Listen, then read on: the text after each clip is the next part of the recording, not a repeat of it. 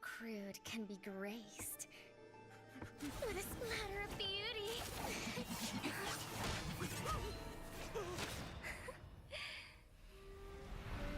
I'll get you out! You finally come to me, Hanabi-sama! This madness ends now!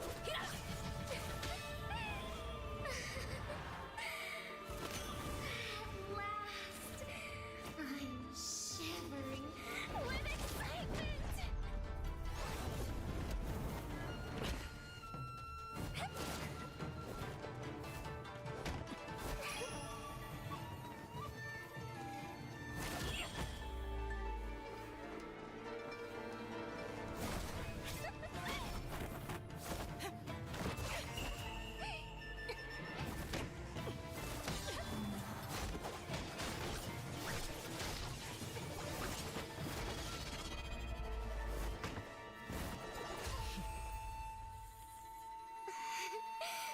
Such killing intent.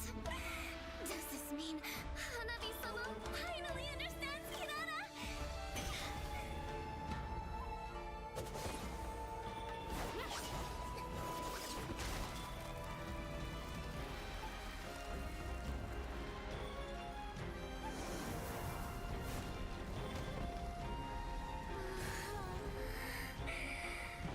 So warm. So beautiful. We can finally embrace eternity in hell. Just the two of us. Allow me to release your eternal bloom.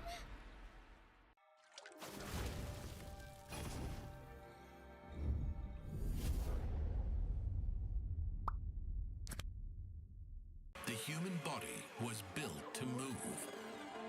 Not trapped at a desk in one singular posture for 12 hours a day. It's time your chair evolved. This is Secret Lab Titan Evo. Ergonomically engineered for you, gamers, hybrid workers, artists, backing your every move.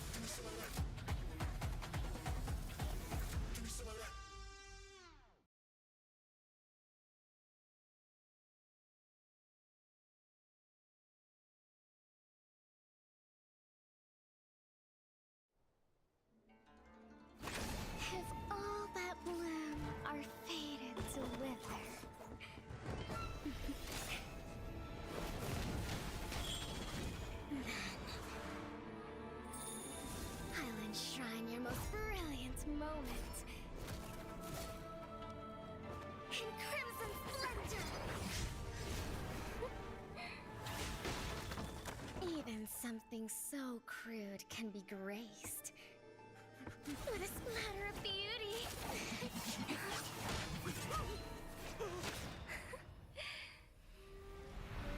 I'll get you out! You finally come to me, Hanabi-sama! This madness ends now!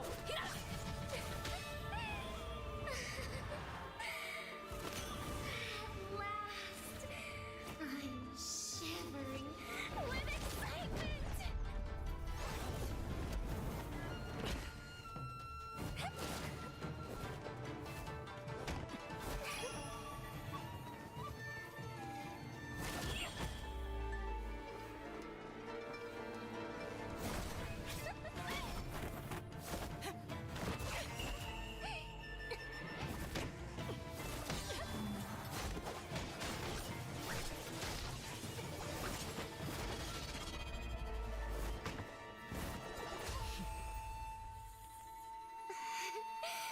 Such killing intent. Does this mean Hanabi-sama finally understands Kirara?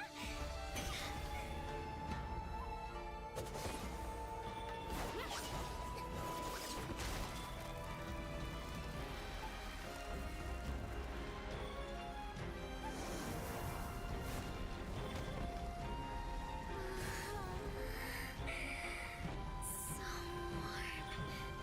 So beautiful. We can finally embrace eternity in hell. Just the two of us. Allow me to release your eternal bloom.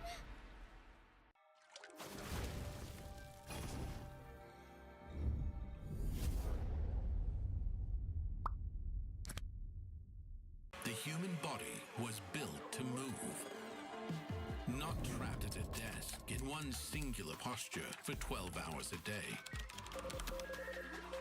It's time your chair evolved. This is Secret Lab Titan Evo. Ergonomically engineered for you, gamers, hybrid workers, artists, backing your every move.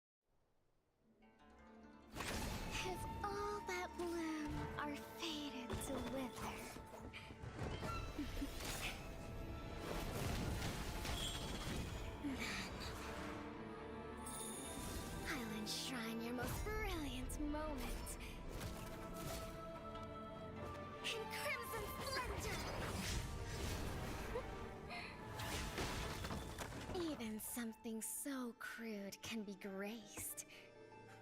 What a splatter of beauty!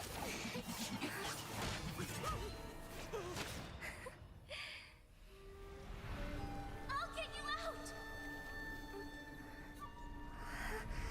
You finally come to me, Hanabi-sama! This madness ends now!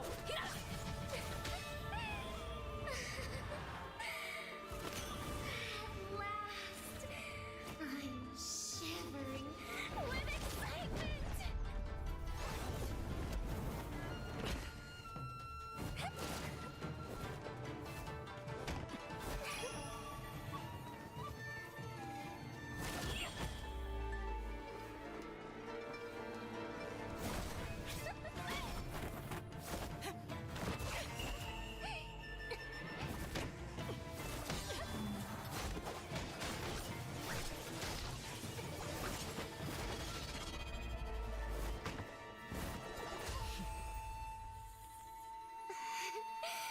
Such killing intent.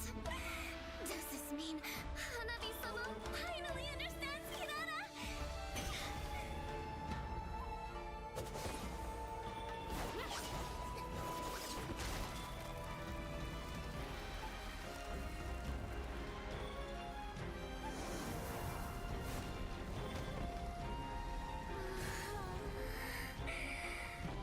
So warm. So beautiful. We can finally embrace eternity in hell.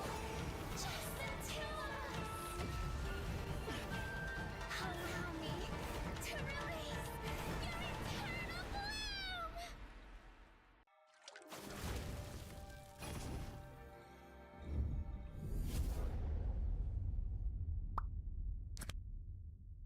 The human body was built to move. Not trapped at a desk in one singular posture for 12 hours a day. It's time your chair evolved. This is Secret Lab Titan Evo. Ergonomically engineered for you, gamers, hybrid workers, artists, backing your every move.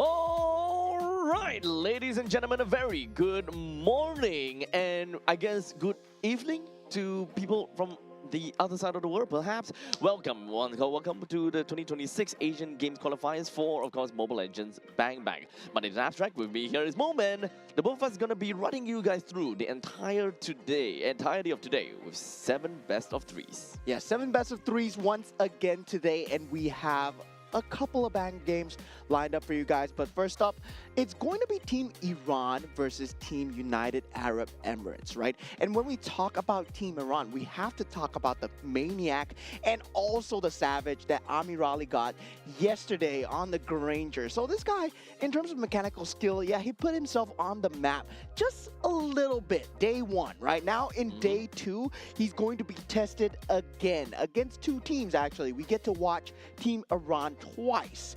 After Team UAE, they're going up against Team Jordan. Honestly, a back-to-back games from the side of Team Iran is definitely going to sound marvelous. But before we even jump in and talk about the games and perhaps, find out a little bit more about the players and the competitors, I'd like to take this opportunity to say that the 2026 Asian Games Esports events Mobile Legends Bang Bang Qualifiers is proudly co-organized by the Singapore Esports Association and Zenway Productions, whose commitments continues to drive the growth and development of esports both locally and across the region. We would also like to acknowledge the invaluable support of the Sports Singapore in advancing sports and esports promotion and development, and of course helping create opportunities to compete on the international stage. A special thank you to all our official, or rather not all, but our only official integrated resort partner, Resorts World Sentosa, for supporting with a 5 venue and hotel towards the historic journey towards the 2026 Asian Games. We are also proud to be supported by our official partners Moonton Games, My Republic, and Secret Lab, whose continued investments help elevate the esports experience for players, fans, and communities all throughout Asia. Yeah, and thank you guys for being here as well as the audience.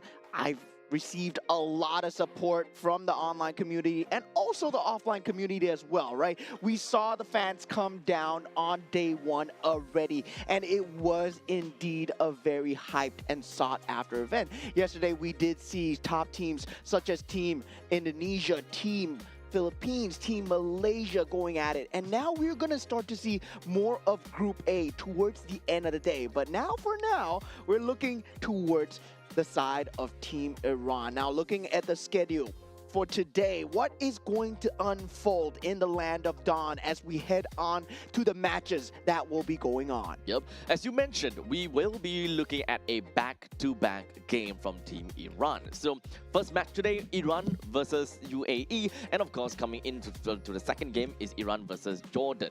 Coming into match number 3, we do have got Sri Lanka that's going up against Hong Kong, China for match number 3. Yeah, and a lot of first look at all these teams as well. And once again, a headliner here, match number 4 is Team Uzbekistan versus Team Kyrgyzstan. Both teams that have not played yesterday. So today we will be getting a first insight into them. And then we have it here. Team Singapore going up against Team Indonesia. So yeah, I mean, I'm kind of torn here, but now Team Malaysia going up against Team Myanmar as well for match number 6. This is going to be one banger of a series. Oh, that's for you. That's for me. That's for me. And Team Philippines going up against Team Cambodia. Man, oh man. Today, we have pretty stacked games right off the bat. But I would like to believe that the next few days are even scarier because we haven't yet seen the Titan going up against the Titans, such as the Indonesia versus Philippines, which is something that, Jason Churros would have the opportunity to see very likely. Oh man, but currently looking at the standings so far for the side of Group A, Team Indonesia stands at the top with the most matches played, 2-0, 4 points. Team Philippines also following very close, 1-0 with 2 points. Team Cambodia, Team Vietnam, Team Laos as well. They will be the 3rd, 4th, and 5th seeds. Now, in danger of elimination from Group A is Team Myanmar, Team Malaysia, and Team Singapore, who have already played 2 games and are at -4 points. No. Oh man, this is just, okay. Today we are gonna win against Team Indonesia. That's what's gonna happen, right? That's Yes, the we are culprit. totally But- gonna win. But now looking at Group B, Team Saudi Arabia standing at the top 2-0. Of course, they are the most experienced team in terms of this bracket as well. Team Yeah. Iran 1-0. We did see them perform extremely well yesterday. We're gonna see them today again. Team Jordan 1-1, standing at the third place. Now Team United Arab Emirates, Team UAE, they will have to prove themselves against Team Iran if they want to move up further in this group. And Team Oman, sadly, at the bottom at 0-2 with -4 points. Now, of course, as we move on over to Group C, that is where things start to get a little bit, slow, I would suppose. But today we'll start to break even because the only game that we saw from yesterday is Team Kazakhstan going against Team Tajikistan.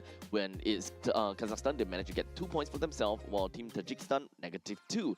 Uzbekistan and Kyrgyzstan is going to be playing today, so we will get a better idea how Group C is going to look like. Yeah, and for the first look into that Group D as well, right? We're going to start to see Team Hong Kong China play for the first time today on match number 3. But looking at the top, Team Mongolia standing 1-0, Team Nepal as well, and Team Pakistan followed by Team Sri Lanka, and lastly, Team Hong Kong China. But this is still day number 2, right? Things are starting to heat up. There's a bit of consistency here in terms of the match placements and how the teams want to play as much as possible. So standing for Group A to D have been settled, but only a few slots available. Group Yep. A, 5. Group B, there will be 2, C, 2, and D, 2 as well. But for B and D, there's a special case. Yep.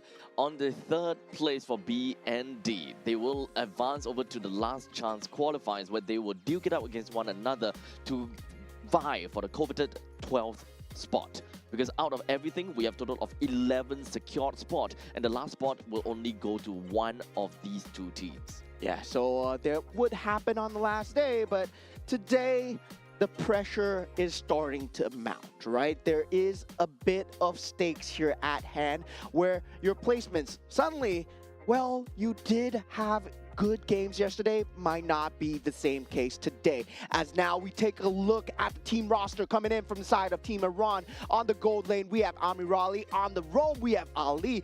On that mid lane, we have Poria. On the jungle, we are going to have Mahdi. And also on the EXP lane, we have Abu Fazl. And this guy's good.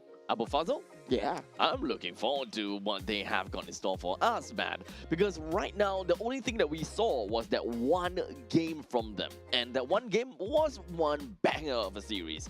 So this is going to give us a better idea how they're going to be faring in their own groups. And yesterday was kind of like a no pressure kind of game. But today, the early standings truly will start to matter. Now looking at the side for Team United Arab Emirates, for the first time here on the main stage, we have Saeed on that gold lane, Hamdan on the roam, Mohammed on the mid lane, El Merzi. Yeah, I would. El Merzi. Yeah, El Merzi El on that Merzi. jungle, and we got Abdallah on the EXP lane as well. First look into this team, so definitely trying to find out where they place in the brackets itself. I was trying to see whether we pronounce it correctly. El Merzi? El Merzi. Yeah, El Merzi. El Merzi. Yeah, I think we got to roll our tongue a little bit. Yeah, It yeah, kind of yeah. sounds like that. We try our best. We're definitely try trying our best not to butcher your names. Yes. So perhaps just popping up onto the chat, I suppose. Perhaps they will be able to help us at some point in time. If you are, of course, residing in United Arab Emirates, for example, and you know how to pronounce the names, please do help us. Do help us. We will want to do our very best to pronounce your names correctly, as accurately as possible. And now we have the map veto of the day. Maybe today the theme is going to be water, because expanding rivers. Yesterday it was broken walls, right? Yeah. Where every walls are broken, and even I'm broken at that point in time. Yeah, and for expanding rivers, we do see a lot of gameplay where the gold Yep. laner is able to join into these objective fights, especially to the second turtle fight. Yep. And also we do see the resurgence of the Harif as well. Of course, still very top tier in terms of the meta. Now, looking at the bans coming through, we identified yesterday that Marcel is going to be a problem. But, however, the top tier teams, Team Philippines, Team Indonesia, they didn't really care too much about the Marcel. And feels like they know their way around the Marcel because they've been playing it so much in their region. But a lot of these newer teams, they need to learn how to play against the Marcel as well. Now, the Guinevere, the Eve, Freya, Zusin, and Yuzong ban as well. And an immediate pickup coming in from the side of United Arab Emirates. From now on, we will call them UAE for the ease of communication. The UAE will go for a pickup on the side of Baxia. So that is going to enable them with really fast communication, or rather a really fast rotation all across the map. However, that will also mean that they will be given away that Pakido early game dominance in the XP lane, which is something that UAE definitely need to start to identify. How do they want to settle this Pakido down and keep him in lane? Yeah, Pakido currently right now sitting on that EXP lane. It is just extremely dominant in terms of getting that macro pressure and also the threat in the jungle, right? When you put him into a bush anywhere, I'm not saying he's a jungle hero, I'm saying that when he's in that bush, you don't want to invade the enemy jungle. You can't play towards the other side of the map, especially if you're alone. And now going for the Harif as well, so Team Iran looks like they're going for the best of both worlds here. Yep, so they have very strong lane presence coming in from both sides. Gold lane and XP. It's now up to UAE to identify how do they get themselves a win on both of these aspects. And if they don't, what do they want to do here? Perhaps now they have the opportunity to kind of take a look at their mid lane. Perhaps it will help them better understand, okay, maybe we take down the mid lane, we have better priority in mid lane, that will give us more of an arm extension where we can move on to the XP or gold depending on what's available to us. Wait a minute, this is an Esmeralda in the top 3 picks coming out from the side of Team UAE. Okay, I do see the vision here. Esmeralda takes away the shield value from the Pakido and also the Harif, but you do need a way to lock them down because as a Pakido and Harif, you see an Esmeralda coming. What do? You just run away, right? You don't really need to be in the presence of the Esmeralda.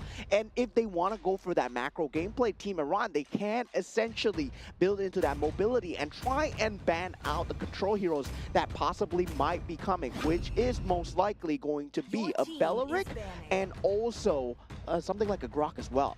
So the Valentina being picked up from the side of Iran very likely is just a way to echo towards a UAE that, look, you got a way to shred tanks, we got a way to shred tanks as well. With the Mystic Gush that's being stolen away, Esmeralda and Baxia will undoubtedly have a little bit of an issue when it comes down to team fights in general. But the way that Iran have drafted their first 3 picks really just shift themselves towards a way whereby they kind of want to play for team fights. Doesn't necessarily have to play by aerial denial, however, this can actually go towards a front-to-back form of composition. So they definitely need more ways to be able to kind of hold down the fort in the front lines a little bit to drag on time as much as possible. Good Claude ban coming out from the side of Team Iran. The Harif being picked up. The Claude really deals very well with the Harif, especially in that mid stage towards that later stage of the game where the Blazing Duet is able to just shut down the Harif before he even enters his own Dominance Force, right? Now, the Suyo ban coming out from the side of Team UAE, this is kind of suspect because I would say that Suyo is in a weird place right now where he is good, but you have to pair him with very high damaging heroes, and also Suyo does have a lot of damage output, but it's still a glass cannon, right? So teams have found out how to play against the Suyo. Generally, you want to have the lockdown as much as possible. So prioritizing a ban here on the Suyo, I would say, is still a weird decision. There are crazier heroes that you should be banning out right now for the side of Team Iran, where they still have the Fredrin available if they want to go for that utility jungle. If they want to go for a fast jungle clear, they don't have the Guinevere available, however. Yeah, I would definitely agree. Personally, I do want to look more into utility because right now, Pakido, sure, Pakido can kind of deal with himself and Harif can also deal with himself. They are really good in their own respective lanes, but come out of that, break them out of that shell when we are trying to play for team fight scenarios. That is where things will start to get a little bit shaky because they don't really have much to work with. A Suyo in this case would not give any form of utility. It just brings on to a lot more firepower, which the team already has a lot of. Yeah, and the 1-2 piece coming out, it's going to be the Cho and the Paquito. So we got both fighters, one good on the feet, one good with the hands. So that's going to be crazy combinations coming out from the side of Team Iran. And for the side of Team UAE, right? They can potentially look towards a Kalea, especially against the Cho, and we do know how strong the Kalea is, and I can't believe it slipped the entirety of the pool. Right now, if you think about strong priority picks, old school roamers such as Chip and Kalea are still available, right? That shortcut into the Esmeralda, into the Mystic Gush, that could be a combination, that could be a way into these fights. This might be a game for UAE to want to play over to the late stages of the game. As such, getting a Moskov is great. However, the Estes is not what I was expecting. Oh, no. Ube, huh? Oh man, Estes Esmeralda, this is ranked. This is ranked. This is ranked. I mean, for the side of Team UAE, I gotta say, it's a very good strategy when it comes down to sustain, having the Estes and the Esmeralda, very good beefy front line, Moskov from the back line. It works on paper, right? When your enemy team isn't organized. Now, for Team Iran, if they play their cards correctly, right? All they need to do is make sure they don't run towards the Estes. If the Estes ultimate is up, just don't take the fight. Every single one of them has the mobility to disengage, right? If you take a look at Team Iran, every single one of them can just jump away. They can go through obstacles, they can go through walls. Every single one of them can disengage. And now the problem is, how does Team UAE lock them down? Now, I think that this is a very interesting matchup coming in for UAE. I actually, on the contrary, kind of like the Estes. Now, the reason why I say that is because currently Team Iran, they don't have a way to properly poke. One of the best ways that they can poke is actually stealing the Mystic Gush and go for the poke and kind of force a way for Estes to pop his ultimate. Other than that, Iran can go for a bit of a punch and a kick and all the kind of jazz. Most of that is actually up onto Abu Fazl. He has to go for the assassination attempt onto the Estes. He don't have to kill him, he just have to force the ultimate usage. From that point on, things will be great. Because the thing about Amirali playing as the Harif is that he's on a timer. When you bring out the Zaman Force, you actually have a timer within of the Zaman Force that you need to take everyone down and do as much as you can. With the Estes, with the Baxia, with the Esmeralda, it extends an overall team fight timing, which makes things a lot more difficult for a Harif to close things out. Yeah, but I feel that this is only in a 5v5 case, Only right? in a 5v5. You have a Paquito, you have a Cho, you don't take 5v5s. You don't take 5v5s at all, right? You want to burst people down, make it a 4v5 before the fight even starts. You want to get people with the Way of the Dragon, make it a disadvantage battle for Team UAE as much as possible. If you're taking 5v5s as Team Iran, you're doing something wrong. You're doing something wrong. You have the Zayman's Force, yes, but that Zayman's Force is a scam. It's not there to take the team fights. It's there to disengage. It's there to disengage for sure. So at least for the side of Team Iran, they have their very specific, or rather, they have their win condition, and that is to pick off. That's the main name of the game. For the side of UAE, they want to huddle up together, they want to buy time, they want to do containment, they want to ensure that they will literally just draft over to the late stages of the game to enable the Moskov as much as possible. So the question is, which team will be able to execute their own game plan? Which team will find it a little bit difficult to play? That is ultimately the question. So let's take this moment in time and take a look at the side lanes first. Gold lane versus gold lane, XP lane versus XP. When it comes down to Harif versus the Moskov, Harif always have got a lane priority because of the fact that he's got good wave clear and he's got good pokes sort of coming in from the Synchro Vision. Every dashes gives him shield, which is something that the Moskov would not be able to deal with exceptionally. Now, number 2, XP lane. When we're looking at the Esmeralda versus the Paquito, no way the Paquito is going to get very easy kills off of the Esmeralda, but neither is the Esmeralda going to sustain all the way. But the main thing is, it's all about the wave clear. Paquito should still be able to wave clear faster than the Esmeralda unless the Paquito constantly want to go for the kill. Yeah, and definitely, I mean, for that case, it is going to be that lane clear where the lane priority is definitely towards the side of Team Iran, right? Yes. When you have an Estes, your mid lane clear is not that good. Despite the fact that you have a Gord, Yes, but the harass factor, you are relying a lot on the Baxia, as we see right here, and Elmerzi has to come in to help out with that mid lane priority. Meanwhile, Marty, you can just focus on that creep wave, get that level 4 in time, especially on a lower clearing speed hero such as Fredrin. You want to get that level 4 as fast as possible. Now, of course, with them needing the Boxer to help out in the middle lane every now and then, I think that will only come in within the first few periods of time. However, as we mentioned before, whenever you have an enchanted support, that means that you would generally lose control of your own jungle. But it's not that big of a deal, because right now their opponent is a Fredrin, not someone that is super oppressive in the jungle, such as a Nolan or perhaps even a Suyo, for example, which actually really explains why they have decided to take away the Suyo here.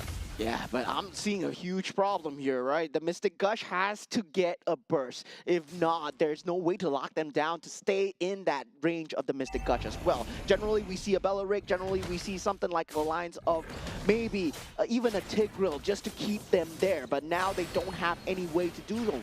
And that Baxia stun will be that main reliance factor. Now with the first turtle fight being taken, Madi does get the retribution off. So far, Mystic Gush being used in that back line, but it's currently not doing enough damage. Elmerzi does eventually go down, and that will be first blood for Team Iran so far. Team Iran having a great start right now, especially being able to take down them one and only front liner being their Baxia. But hold on a second, middle lane Ali seems like he's looking at something. Yeah, Mystic Gush now eventually up as well. Now with the Spear of Destruction jump, Saeed does find a kill on the opposite side. Team UAE, they are going on the offensive here, but Appraisal's Wrath is available for Madi, and Madi is still surviving through this, but Saeed finishes him off with the Phantom Step, and Albo Fazl does get the consolation kill. But now for the side of Team Iran, they do have to respond because Saeed, they got 2 pivotal kills. Yep, seems scrappy, but all in all, the main thing is Saeed. He managed to get kills for himself, and that is funneling that we want to see. Yeah, now that funneling is going to come through, and I'm surprised Army Raleigh didn't rotate, despite the fact that this is expanding rivers. Yep. You do have that Daemon's Force available. If Army Raleigh was able to join those team fights, it would have been changing everything, but Army Raleigh might be in a slight bit of a tipple here. Ali comes in for the support, but Elmerzi is here though. He ran out of mana. That's not something that we hear all very often coming in from a Harris. He ran out of mana to really do anything within of his own Zaman's Force. So it's really unfortunate, but regardless, that is still a Moskov that did a really good job, right? Being able to rotate all the way down to the mid lane, enjoy some of these team fights, gets himself 2 kills. Yes, sure, Amirali managed to, you know, kind of take the lane off by himself, but unfortunately, the only thing that he got out of that was all of that shield plating from the top lane. In fact, not all of them. So all in all, I think the UAE had a way better trade from coming in from their gold leaders. Yeah, I mean, for Team Iran, they were taking the 5-on-5s, and I don't really feel that they are adjusted to take that 5-on-5, right? Given the fact that they stole the Mystic Gush with an IMU, but that's still not enough in this stage of the game. Now, on the second turtle take, we will have that ability once again. Ali now posturing with the Way of the Dragon to the side, and the Mystic Gush as well. Abdallah taken out. That's going to be the front liner. One of them is gone. Elmerzi, the only second one. Now, with one well-positioned taunt, Ali and also Mahdi, they can play around this, but Ali in the back with a concussive blast already. Mahdi does take out the turtle in the end here, but Saeed still dealing good damage. Ali flickers away, and Mahdi lays down the law with the Appraisal's Wrath, but no one is there. Saeed eventually gets taken down from the side of Army Raleigh. Unfortunately, a very sacrificial play coming for El Merzi, as he was really trying to do his very best to kind of take the turtle away from the hands of Team Iran. But in the meantime, the fight was kind of split up in a very difficult spot due to a small little choke point. The main thing is Team Iran, they have a very strong lead when it comes down to being able to kind of force everyone aside. They may have used a lot of outwards in order to take Abdallah down, but he is one of the main contingency plan for the team. Yeah, 3-man concealed play towards that bottom side. Team Iran are finding their pace. Now 3,000 gold advantage, right? Slowly starting to build the macro pressure. While all this is happening, you have to realize this is on the back of a Paquito, and this has been happening all the time. And now Elmerzi still in a slight bit of a tipple, but once again, that Estes healing factor, does it come in clutch here? Because for Team Iran, they've been finding the picks out of the Estes heal zone. Main thing is we also want to kind of find out if whether the blessing of the Moonlight Goddess is gonna do much for the rest of the team. Oh, okay. Almost seeing something very tricky here, but in fact, it will. Mystic Gush has been used. Mohammed will not have that ability right now, and now Team Iran, they know that ability is down. They steal the blessing of the Moon Goddess, and solo kill from Amir Ali on the top with a dragon, and into that Appraisal's Wrath. Just a slam down from the side of Team Iran. They're sure giving us a show on the mid lane. Oh my god. I completely forgot you can just steal the blessing of the Moon Goddess. Yes, you can totally steal that. You don't really have to care about a Mystic Gush at this point in time. Let's just play a healing game right now. They do have a Brethren that allows them to play Upe as well if they really want to. And now they are diving behind that turret. This might be a mistake coming in from the side of Team Iran. They don't have the sustain to take this. Appraisal's Wrath does bring him back to square. Now Amir Ali, he is going to be posturing here. Does have that Zaymans Force. One good one. Might change everything as he takes down Abdallah right now. Zaymans Force still there, and he's just tearing through everyone. Saeed goes down as well. Synchro Fissure after Synchro Fissure. Double kill coming out from the side of Amir Ali. Oh, and even when it comes down to diving under the turret, this is just overkill coming in from Team Iran. And Puria was not even punished from that. Yeah, I mean, looked like a mistake, but once I saw Amir Ali with the Zaymans Force sitting at the back, he's waiting for the perfect time because he's waiting for the heal factor to run out from the side of Team UAE. Yep. And that was just great posturing, right? Once the Zaymans Force was used, there was no way to escape coming in from the side of Team UAE. Those are pretty big plays all the way from the start to the end. Team Iran really seemed like they conducted the entire fight from the start to the end. It feels like they knew exactly what's going to happen, how it's going to happen, and they would just do what they could. So just like that, we already have got 8,000 goal lead in favor for Team Iran at 8 minutes. And in a very early game-centric kind of matchup, or a very early game-centric kind of team, what you want to do to win, oh my god, this is Slaughterhouse. Yeah, Abdallah, I mean, you picked the Esmeralda, and that's the problem with the Esmeralda as well, right? You think the survivability of the Esmeralda is very good, but if, let's say, you face so much oppressive damage as we see Team Iran with an impressive taunt on the 3, Mystic Gush being used on the Mahdi here, he will be just overextending out of his positioning, and Poria will be going down for his troubles as well, and this is kind of a comeback for Team UAE. Don't call it comeback just yet. Abu Fazil still in that push. Oh no, Saeed just gets instantly taken down. Mohammed, he's in trouble as well. This man, this Paquito is so scary to deal with, and this is why he's so oppressive right now. Yeah, this is the kind of thing that a Paquito could do realistically, right? All you need to do is double straight punches and a jab, and you will be able to kill any gold laner. This is the problem when it comes down to giving a Paquito away, but also picking an enchanter support for yourself. You kind of really require that Baxia to go all around the map, which kind of forces the Baxia in a dual role situation. Just for your team to get a lot of that healing factor, your Baxia will be spread out to do a little bit too much, coming in as a jungler and a pseudo roamer, which is really very unfortunate. Yeah, now great taunt onto 2. Saeed in a lot of trouble. Ali with a flicker forward does get the finish onto Saeed. That now that's all their physical damage gone. Appraisal's Wrath towards the back. Mr. Gush, is it enough for the side of Team UAE? No, it's just to disengage. And Team Iran, they're going to be taking no casualties this time. And Abu Fazil still not showing himself on the map here. They don't want to play towards his top side while this Lord is happening. And look at that. This is all towards the bait. Abu Fazil goes in towards Mohammed. But now the blessing of the Moon Goddess just comes in for Abu Fazil, and he has to escape. Does have the flicker available. Stun following up from the side of Almerzi, and now with the Spirit Destruction back up, Lord still in Iran's favor by the Zaymans Force, and Amir Ali stands tall throughout all this. That was a crazy exchange. It really felt as though that UAE was the one that manages to kind of bait Abu Fazil going deep into the fight in order to get an assassination, only to back them up again with the blessing of the Moonlight Goddess. And just like that, you know, we thought that would be a free kill coming in for Almerzi, going in straight to Abu Fazil, but unfortunately, cooldown is over, gave him a jab, gave him a shield, and he got out of that, while Almerzi is the one that overextended in the end of the day. Yeah, I mean, if you're good at team fight, we have a Valentina, we can be good at team fight too. Now with the Mystic Gush being used on that top, do just push out the Lord. Team Iran, they're going for the throw here. Esports has been used. Way of the Dragon as well into the Appraisal's wrath, and Madi just tears down onto the box here. I am the better tank right now as they go for that inhibitor turret on that mid lane.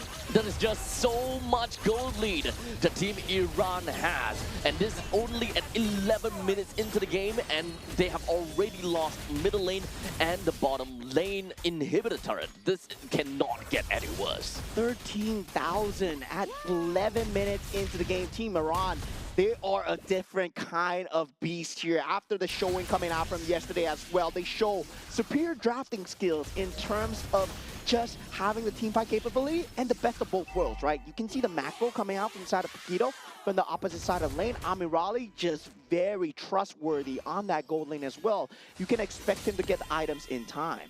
Yo, but for real, who are they? How are they so strong? I really do want to know, if, to be fairly honest, because right now, they are just showing themselves in a way where UAE is just not a competition at all. Yeah, UAE, they have a rough draft. I mean, with the Estes, I don't really like this. Into a Valentina, right? Their Blessing of the Moon Goddess can be given. Mystic Gush can be given as well. So not having the ban on the Valentina, the draft itself, I feel it's a very huge error. Now, for the side of Team Iran, they have that Paquito, right? And not even Abdallah can stand up against the punches, the raw damage from the farm coming out from the side of Team Iran right now. Only one inhibitor turret left on the top side. Creep wave now crashing in. Team Iran look for blood here, but 20 seconds away from the Lord. I think they disengage. Yep, but perhaps Abu Fazl, it might be a little bit deep in, but it's okay. A quick little flicker, go get himself right out of that, which is something that they would absolutely need. Because as you mentioned, the Lord is going to come up in 10 seconds, and that is going to help Team Iran close out the game properly. Yes, they are at 13,000 goal lead, and technically speaking, they can just gatekeep the entire of UAE from not being able to come out, and they can probably just absolutely destroy them. However, that is also going to be playing within of the UAE's hands, because there is still the Estes, and they gotta have to respect that. Oh, that was so close to Spirit Destruction coming through, but luckily Madi was on the case with the Lord as well. Now, concealed play coming through from the side of Ali. Wants to go for the Whale Dragon, gets stunned up. Now, Mystic Gush has been used as well. Abu Fazl coming in for the flank positioning, does get spotted out. Now, with that, Esports has been dropped Synchro Fishes after Synchro Fishes. Amirali taking so much damage at this point. Amirali still not punished as here as Ali. He's soaking up so much damage, has the immortality. Team Iran, they're gonna wait for the Lord. There are no outbursts at all from the side of UAE. It will take some time before they will eventually get that back. And in fact, there we go. Mystic Gush as well as Monostamun, they're already available. But unfortunately, the important one, Blessing of Moonlight Goddess, do they have it? Oh, Esports has been knocked down, and Amirali dealing so much damage with the help of Abu Fazl. Triple kill so far for the side of the Paquito. That's what you get when you give Team Iran the Paquito. It is a big mistake of giving the Paquito away to Team Iran. It really enhances their early game gameplay, and it enabled them to just go absolutely ham. This is just a master class when it comes down to just drafting alone, right? Having that Valentina, having the ability to have the Frederick, the taunt, the capability to jump into the team fight and take a macro battle. If they are losing, everybody can run away because it's just so scary.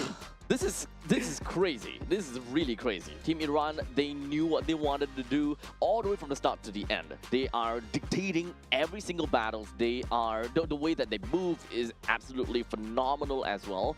Although we definitely gotta have to agree, right? UAE at the start of the game, they have enabled that Moskov really early into the game as well. Yeah. They want to accelerate his growth, and I see where they're coming from, and I do respect that a lot. However, they've just been outpaced by Team Iran solely because of the sheer power of what, number one, a Paquito is able to bring onto the board, and number two, just how often that Valentina can steal that Mystic Gush, and even if they were to find themselves in a team fight that they don't want to be in, Valentina comes in clutch with that Blessing of Moonlight Goddess.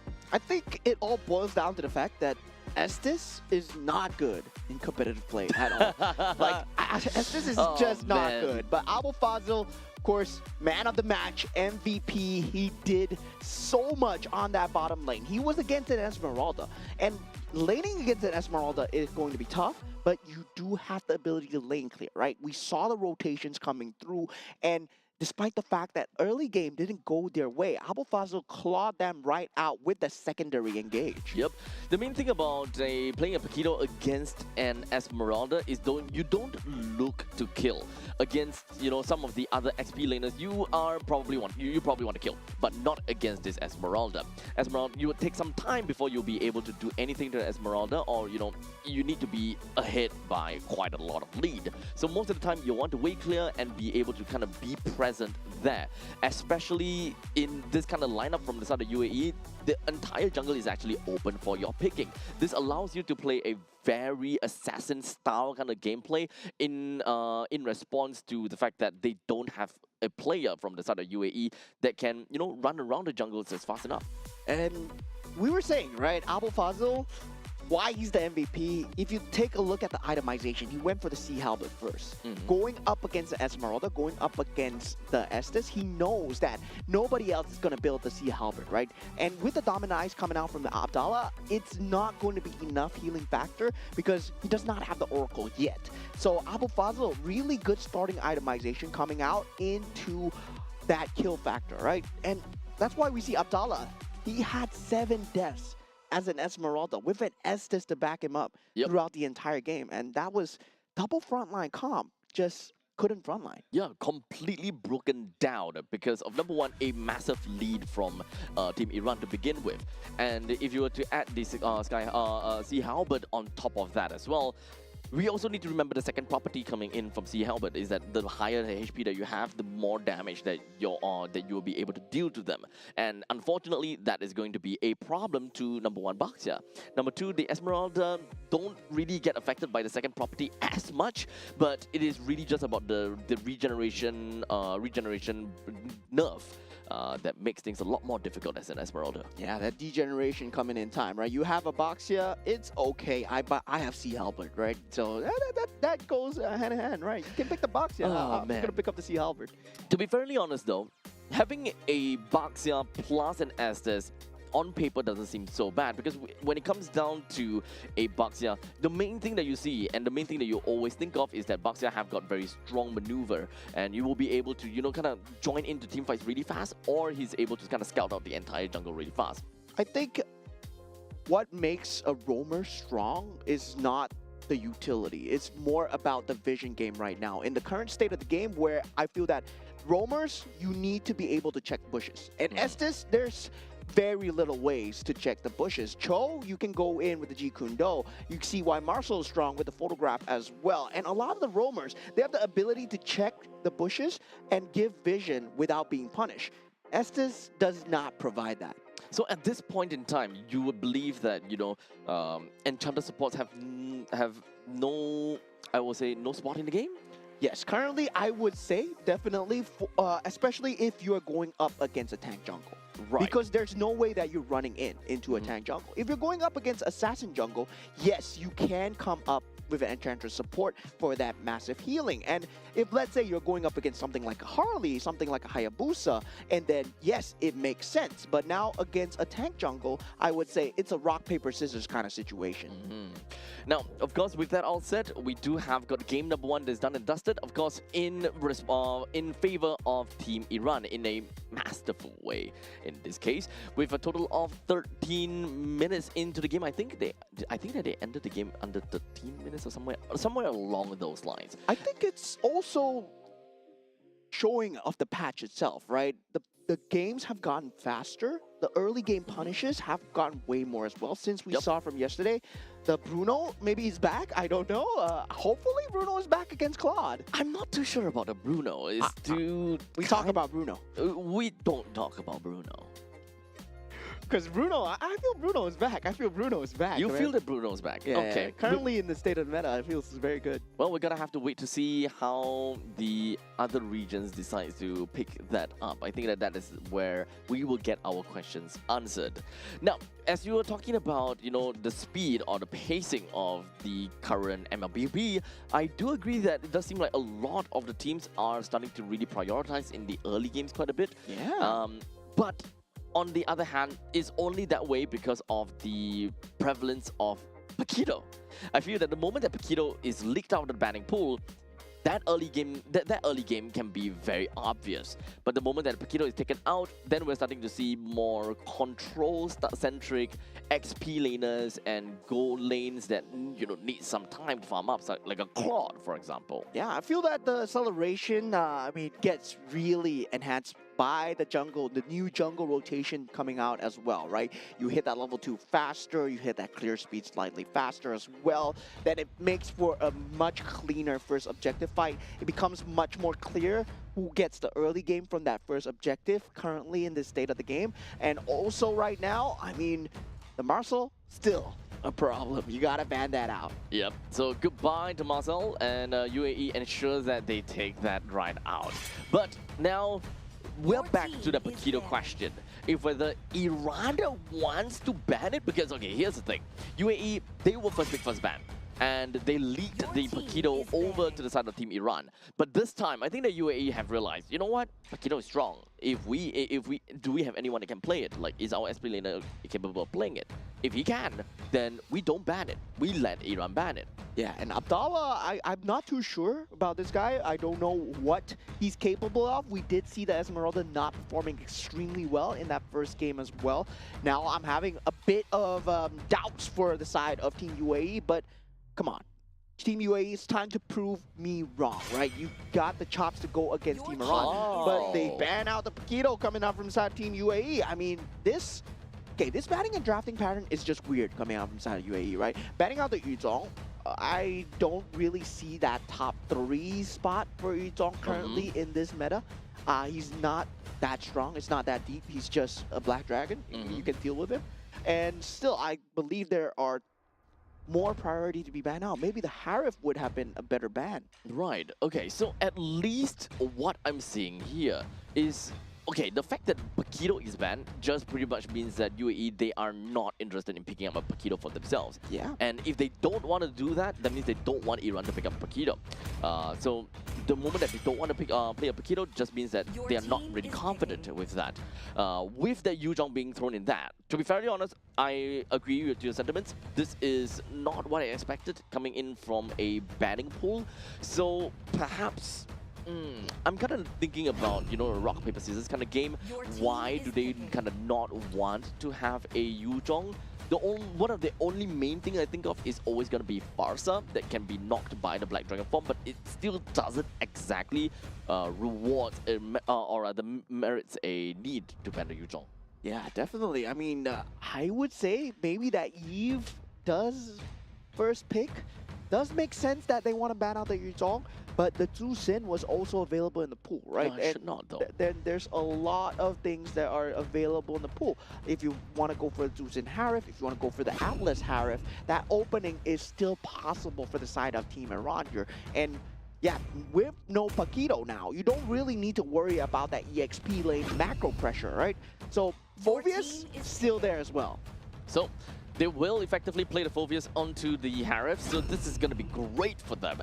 With literally just going to be area denial, and they will be able to play for team fights really strong. They don't particularly need to care too much about how they want to, kind of layer in things, but we also need to remember, right, there's a Yip on the opposite side, so even if they do have a Phoveus, they can actually still play a Gatokacha onto the roam, and that can actually be pretty bad, because that is going to go towards Team Iran's game plan very well, while also disrupting the Yip to a maximum extent. Yeah, now going for that Zhu Xin pick coming out from the side of Team Iran. Now, I do like this coming out from the side of Team UAE, the Leomord into the Claude, but at the same time, right, Claude is... We've seen him do well, we've seen him do bad. And Claude is a character that requires a lot of space.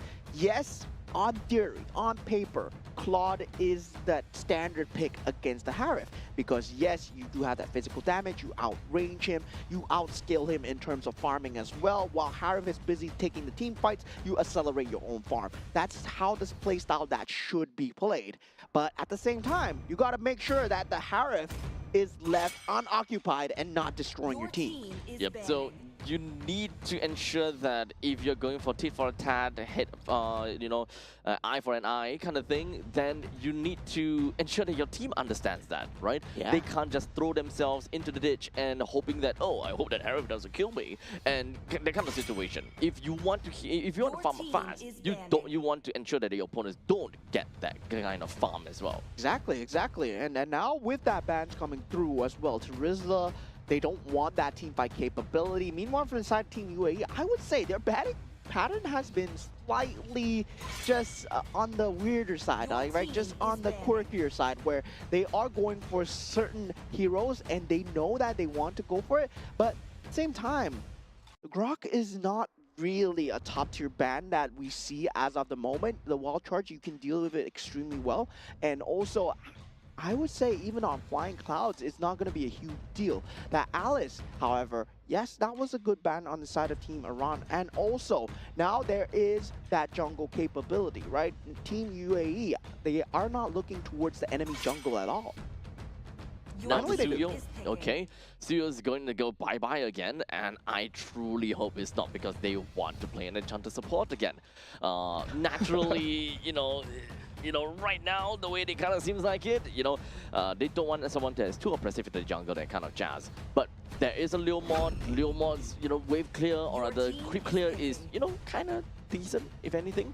Now, Cho is also going to be picked up coming in from the side of Team Iran. They do want to go for a little bit pick off. However, they don't particularly have anyone that can play with the Cho that effectively.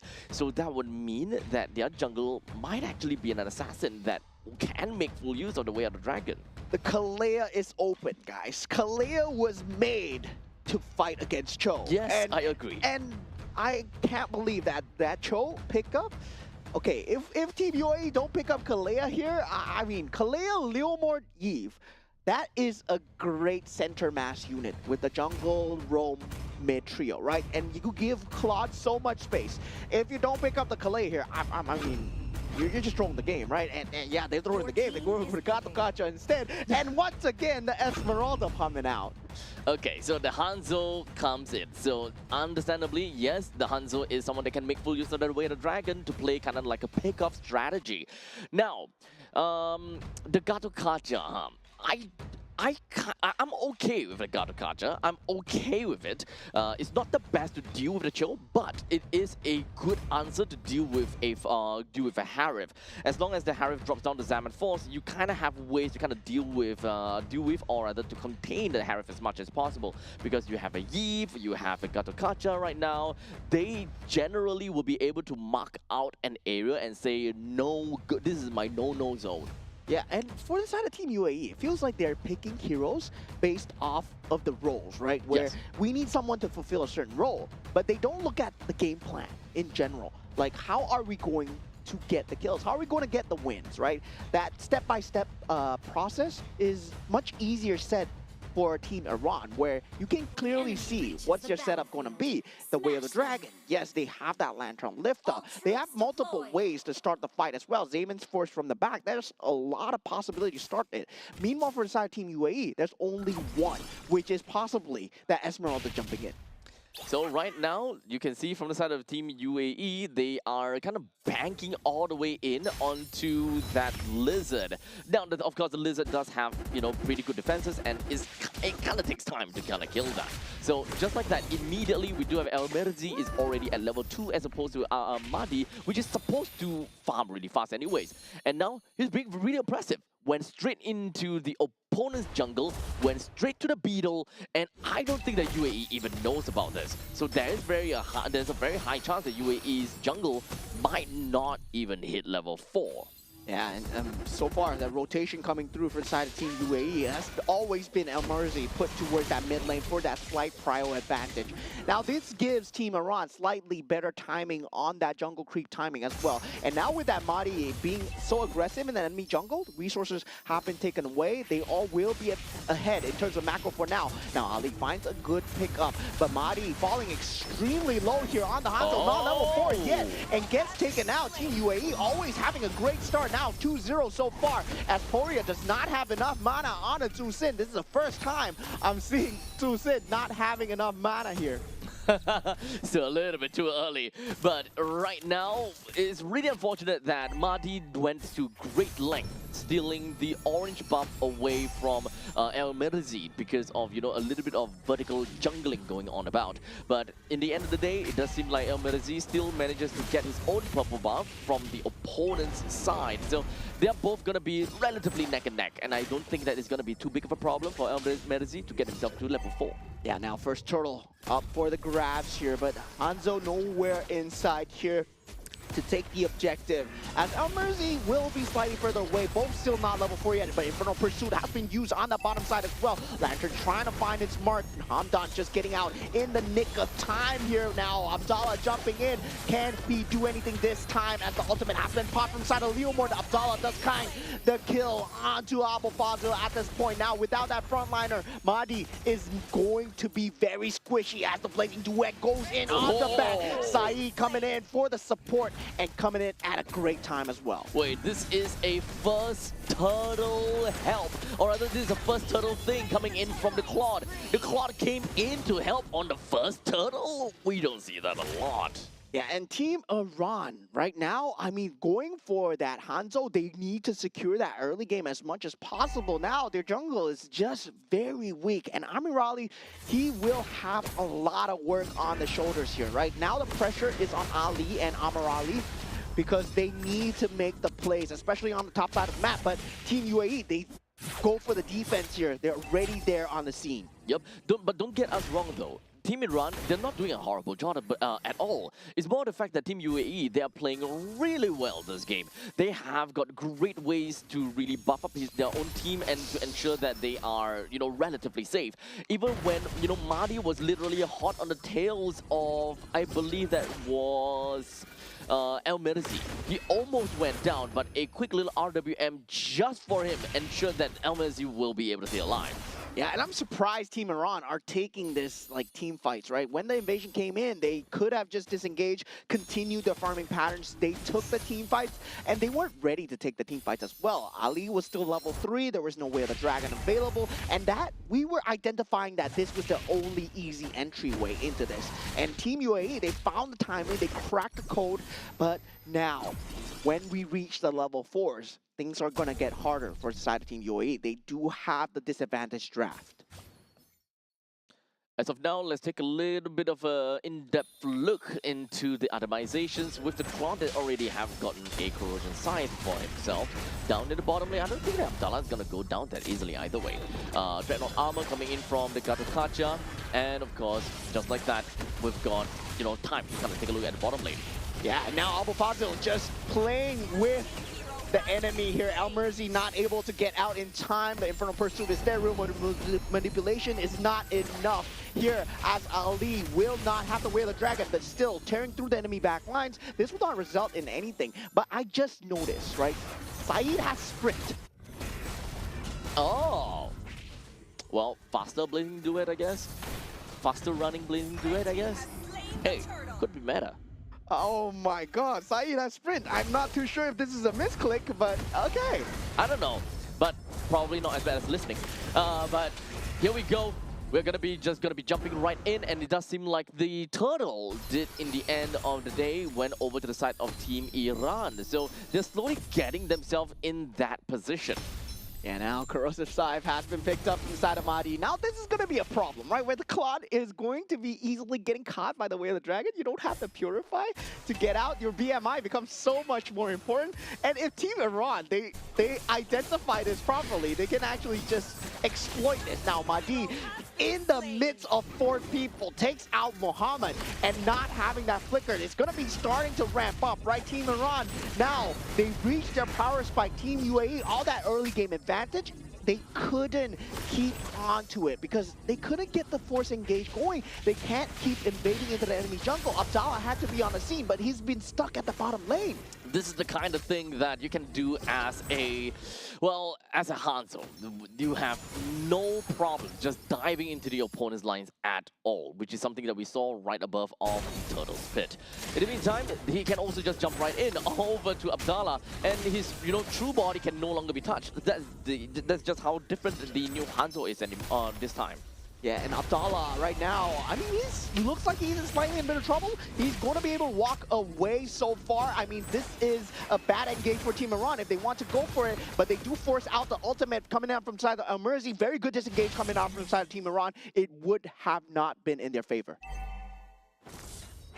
Currently 7 minutes into the game as of now, and Team UAE is slowly starting to lose some of that. Oh, hold it to the second, take a look middle. Yeah, for the pursuit jumping in, but Abdallah being the first person on the scene. This is exactly what Team UAE wanted to do with the Esmeralda in the previous game, but it was shut down by the Paquito. Right now, they have the ability to use that Esmeralda on the front line. Team Iran, they're not used to this level of tankiness coming out from the side of Team UAE. Now, Amadi going in at this point, going up for Hamdan, not exactly the target of his choice. Yep, but it doesn't really quite matter. I think that right now, Mahdi is just kind of testing the damage as well as testing the HP bars of the enemies. But now the turtle is currently under siege. Yeah, Amirali does get the turtle. Zaman Sports have been dropped down with the RWM as well. But Team Iran, they will be taking this team fight as long as Saeed does not connect in time. Where the dragon towards the back. Amirali still on tear through, but now Saeed arrives with the blazing duet towards the back. Body gets taken out, but already 3 members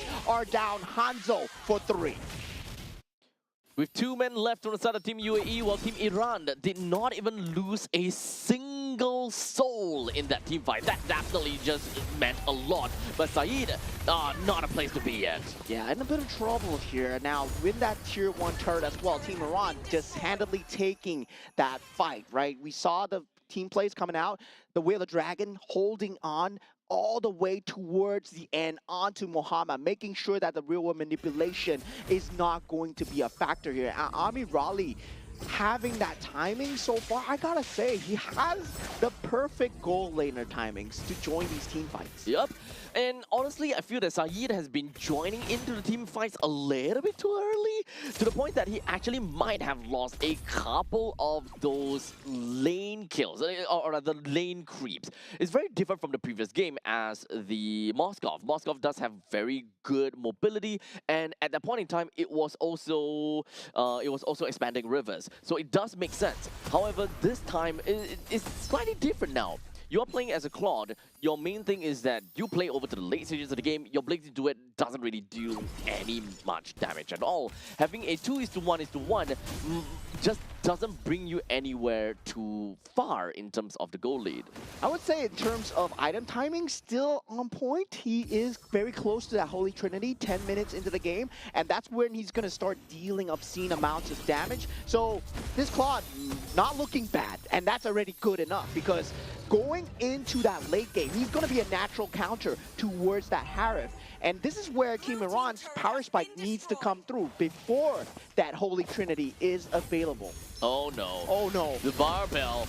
Yeah, missing it out. And Zaman Sports has been used here as Hamdan. He's going ham, trying to protect his team right now. Saeed nowhere in the scene. Real manipulation has been used so far, but the Whale of Dragon is there with Mahdi's attack support here. And Saeed unable to chase Mahdi in time. Amirali still on a tear through the back lane. And Blazing Duet gets instantly shut down from the side of Ali. What a great Cho player. Well, at this point in time, when you're talking about the fact that, Saeed is getting waiting there, but Amirali, he's already there. As what he would want to do as a Harif, the moment that he hit critical mass, or rather the moment they hit his power spike, he needs to make full use of that power spike in order to create the gap even larger and harder for Saeed to eventually pick up.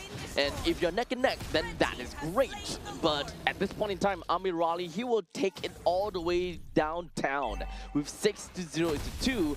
They were originally at what, 500 gold difference in terms of the gold laners to the gold laners, but now I'm pretty confident that Amirali has got so much more gold than Saeed that right now is a little bit out of reach. Yeah, and that's the thing, right? When you don't have that Purify against a Cho, your Blazing Duet is not a Blazing Duet. It can get instantly disrupted. And as long as Ali holds on to that knockup, holds on to the Way of the Dragon, it can get disrupted. Now, once again, Team Iran, they know that they need to force the issue. And now going on to Saeed, because he does not have a Flicker, does not have a Purify, gets instantly taken out. It kind of feels as though right now UAE, they're kind of stuck in the relic of their own actions in the early game. Super aggressive, a lot of movements, but now they're unable to kind of hold on to what Iran is just going to be throwing right at them. Yeah, and of course, Mari just on the Hanzo does not care about any damage at all. He can just pump it back up every single time he has that VAR full. Every single time he has that ultimate. He's doing it again. Yep, it's just going to be very hard to deal with in this late game situation here. Oh, but not too sure. It seemed like he will be able to get himself away, while Team UAE was hoping that they would be able to find that chance to just pounce onto him. Yeah, right now, Abdallah still doing what he can in that front line, trying to front line as much as possible for the side of Team UAE. And now with around 1 minute left towards that Lord, Team Iran, they can't force the issue here. And Abu Fazil, he will, as it goes with the Infernal Pursuit. Once again, Amirali's dealing so much damage. RWM, is this enough? I don't think so. As Amirali, he is still dealing damage in the back line. Triple kill. Can he get a Maniac? Once again, as he does for the second time in the second game, in the second day. Dude, this guy is just collecting trophies left, right, and center.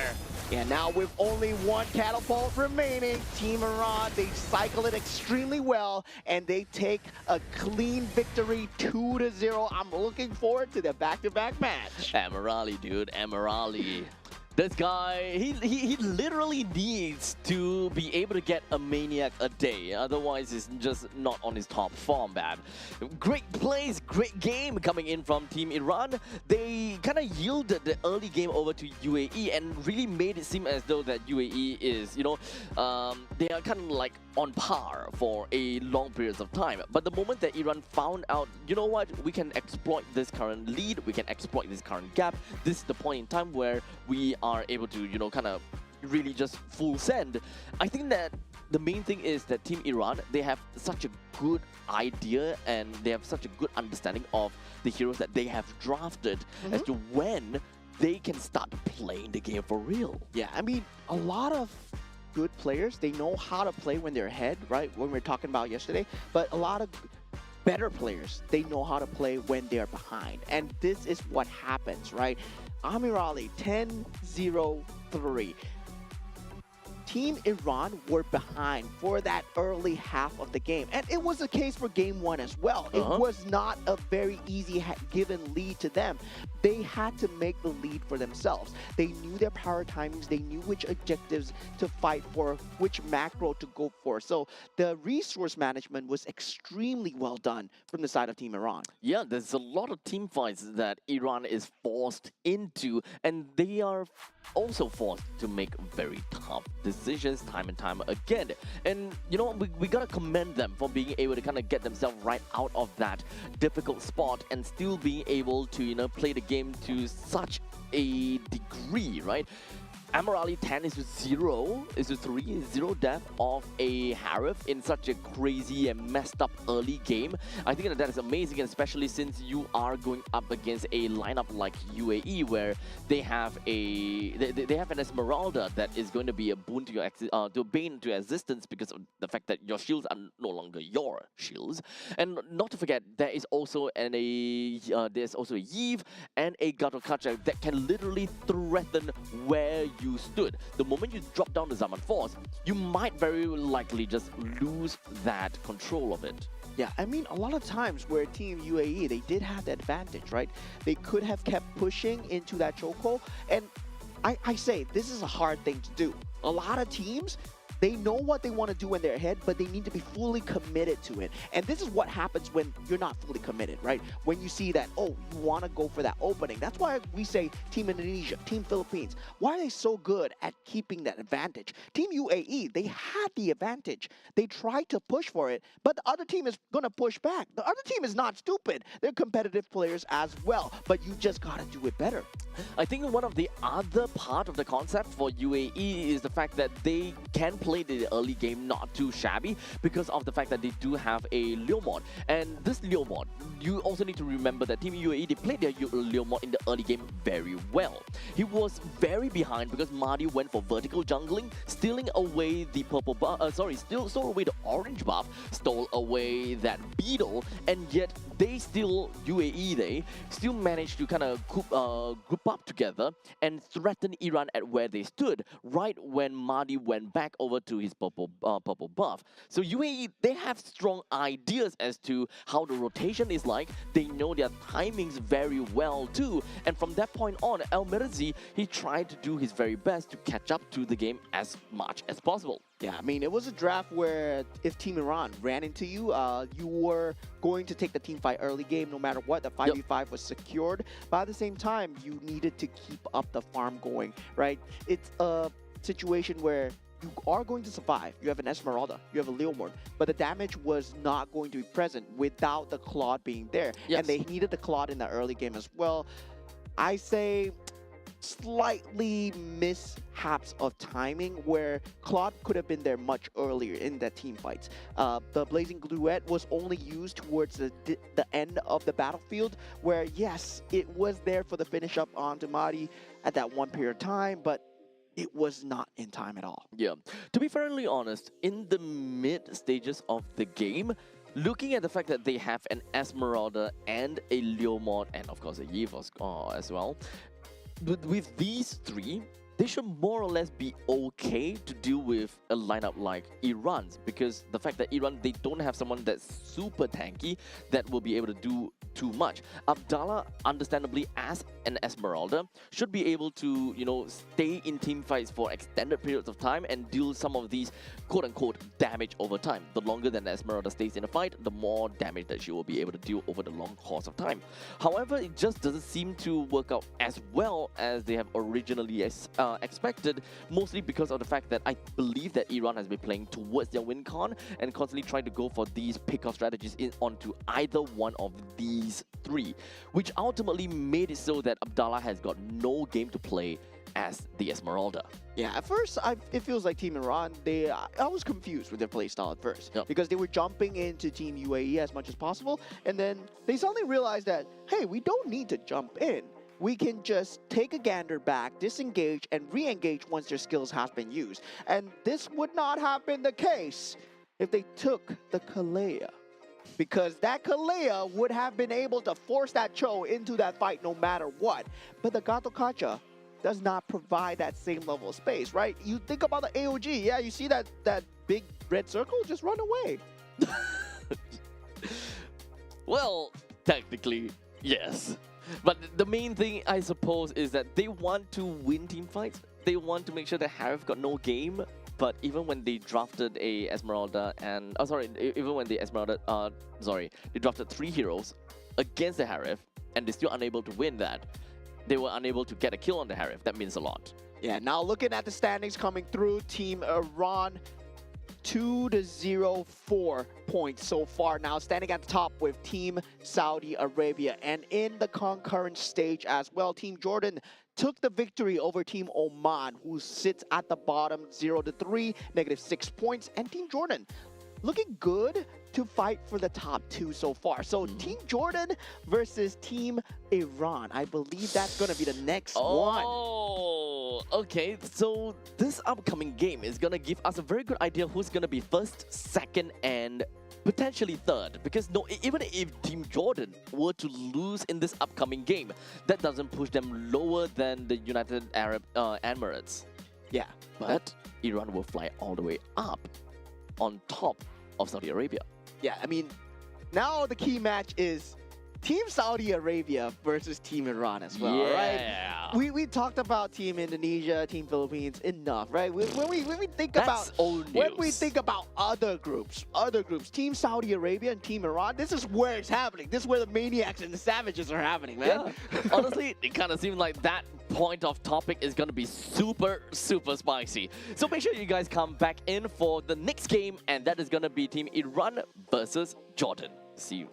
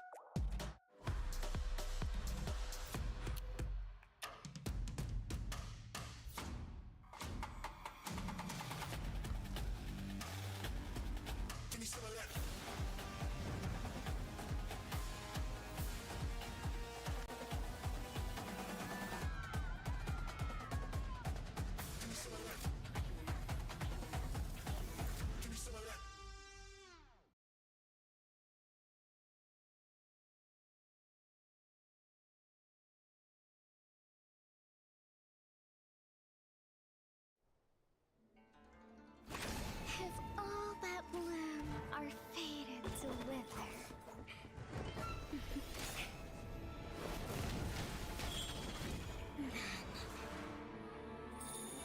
I'll enshrine your most brilliant moment in crimson splendor.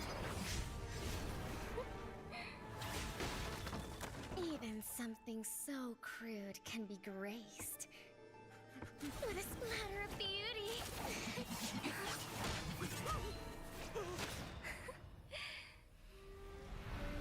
I'll get you out! You finally come to me, Hanabi-sama! This madness ends now.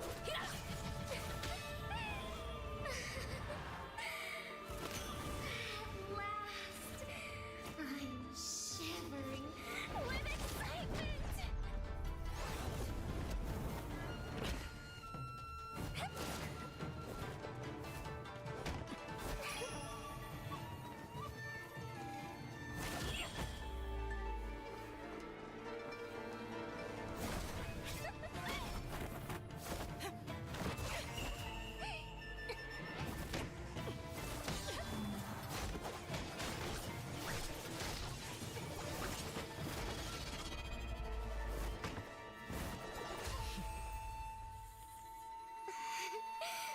Such killing intent. Does this mean Hanabi-sama finally understands Hinata?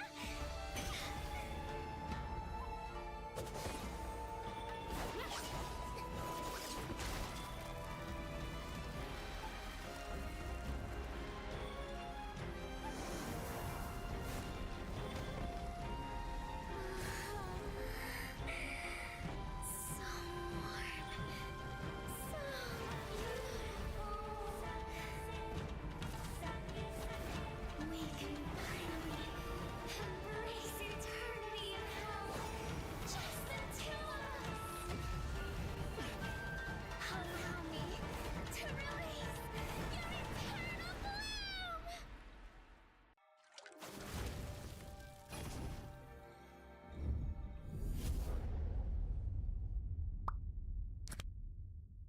The human body was built to move, not trapped at a desk in one singular posture for 12 hours a day. It's time your chair evolved. This is Secret Lab Titan Evo. Ergonomically engineered for you, gamers, hybrid workers, artists, backing your every move.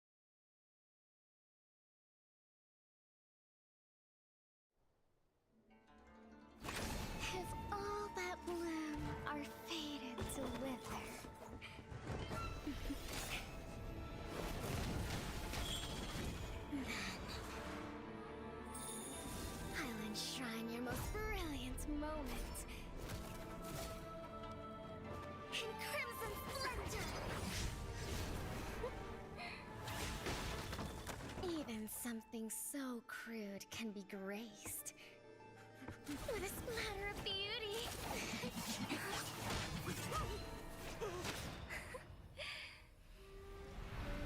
I'll get you out! You finally come to me, Hanabi-sama! This madness ends now. At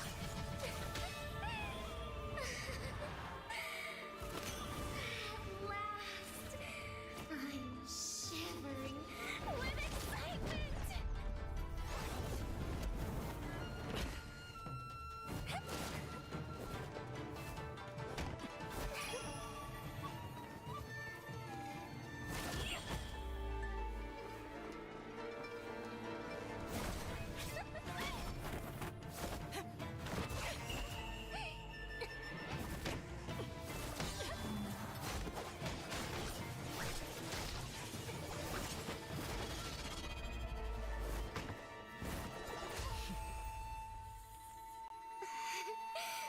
Such killing intent.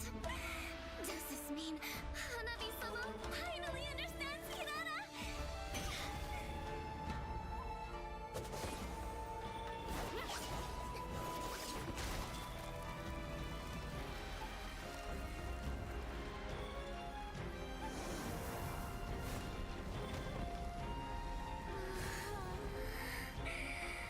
So warm. So beautiful. We can finally embrace eternity in hell. Just the two of us. Allow me to release your eternal bloom.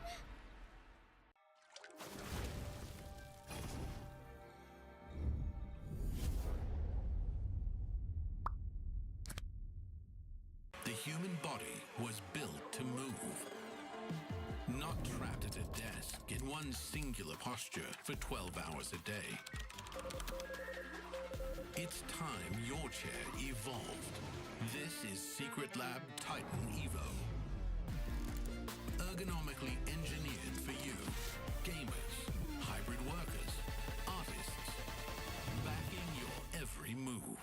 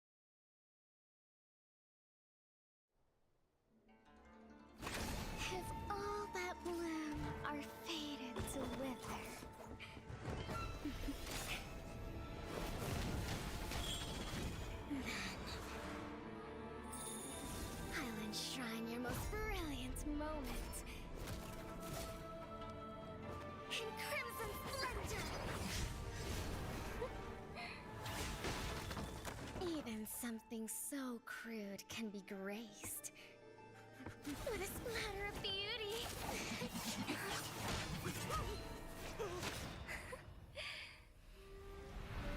I'll get you out!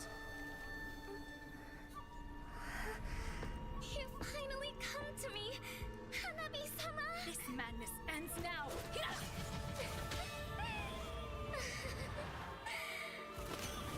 At last, I'm shivering with excitement!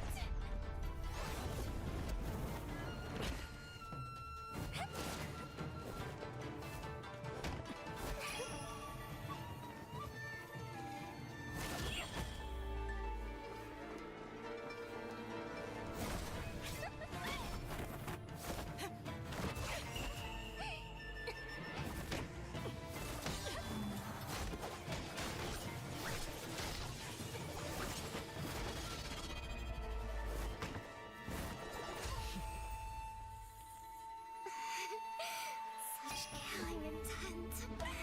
Does this mean Hanabi-sama finally understands Kirara?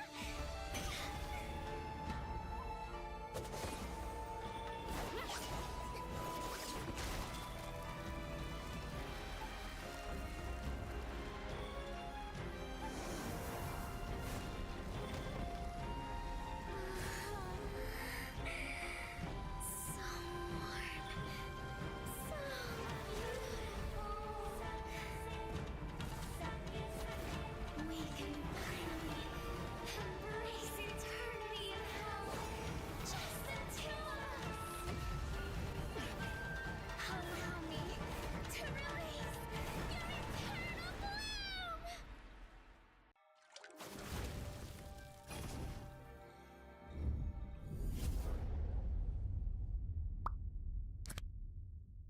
The human body was built to move. Not trapped at a desk in one singular posture for 12 hours a day. It's time your chair evolved. This is Secret Lab Titan Evo. Ergonomically engineered for you, gamers, hybrid workers, artists, backing your every move.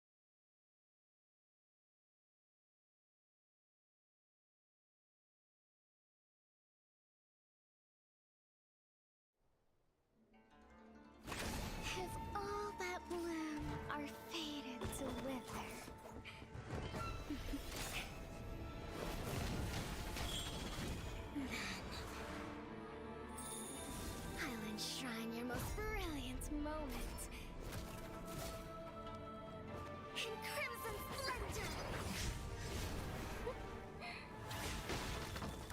Even something so crude can be graced with a splatter of beauty.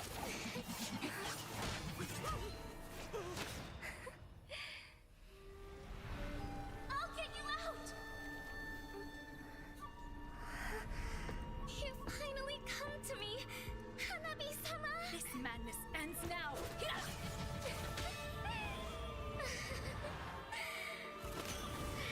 last, I'm shivering with excitement!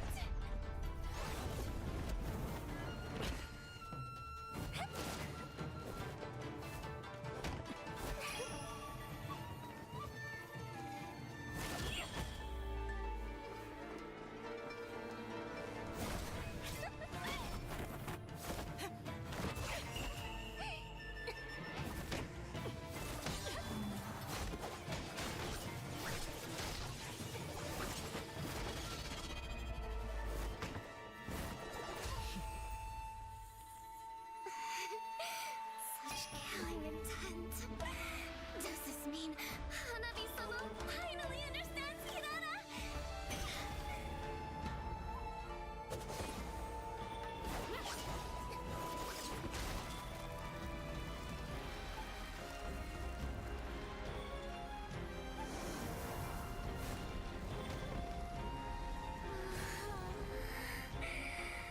So warm. So beautiful. We can finally embrace eternity in hell. Just the two of us. Allow me to release your eternal bloom.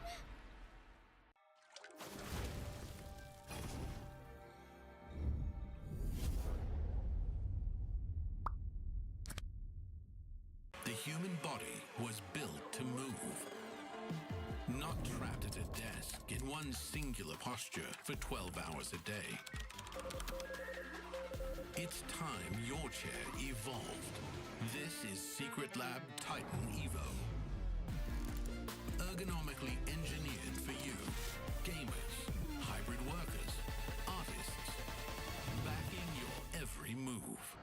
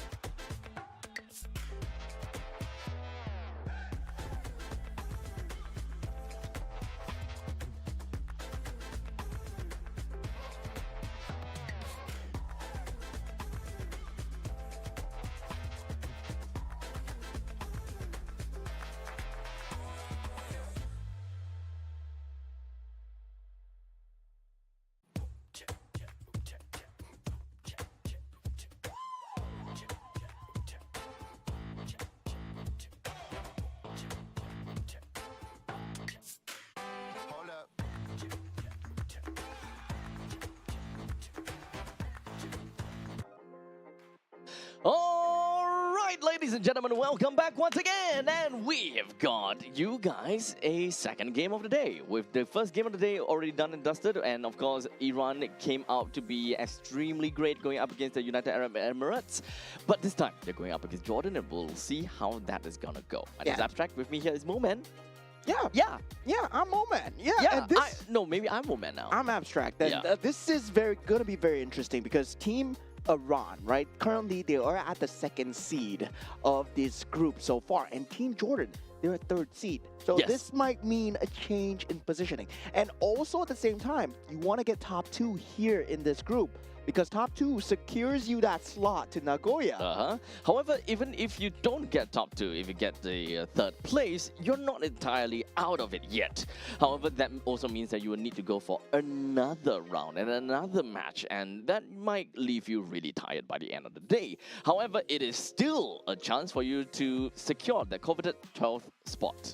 Yeah, and definitely every team here wants to make it to Aichi Nagoya. Who doesn't want to go to Japan? Who doesn't want to go to Japan? Yeah, I mean, the sushi. There's MLBB. There's sites. Yeah, I mean, there's a lot of things to do. There's a lot of things to do. Yeah, but the main thing here is all about MLBB, right? It's all about MLBB, and we've seen Team Iran do so spectacularly, especially in the first 2 games, especially versus Team UAE. Team United Arab Emirates, they did have a good chance.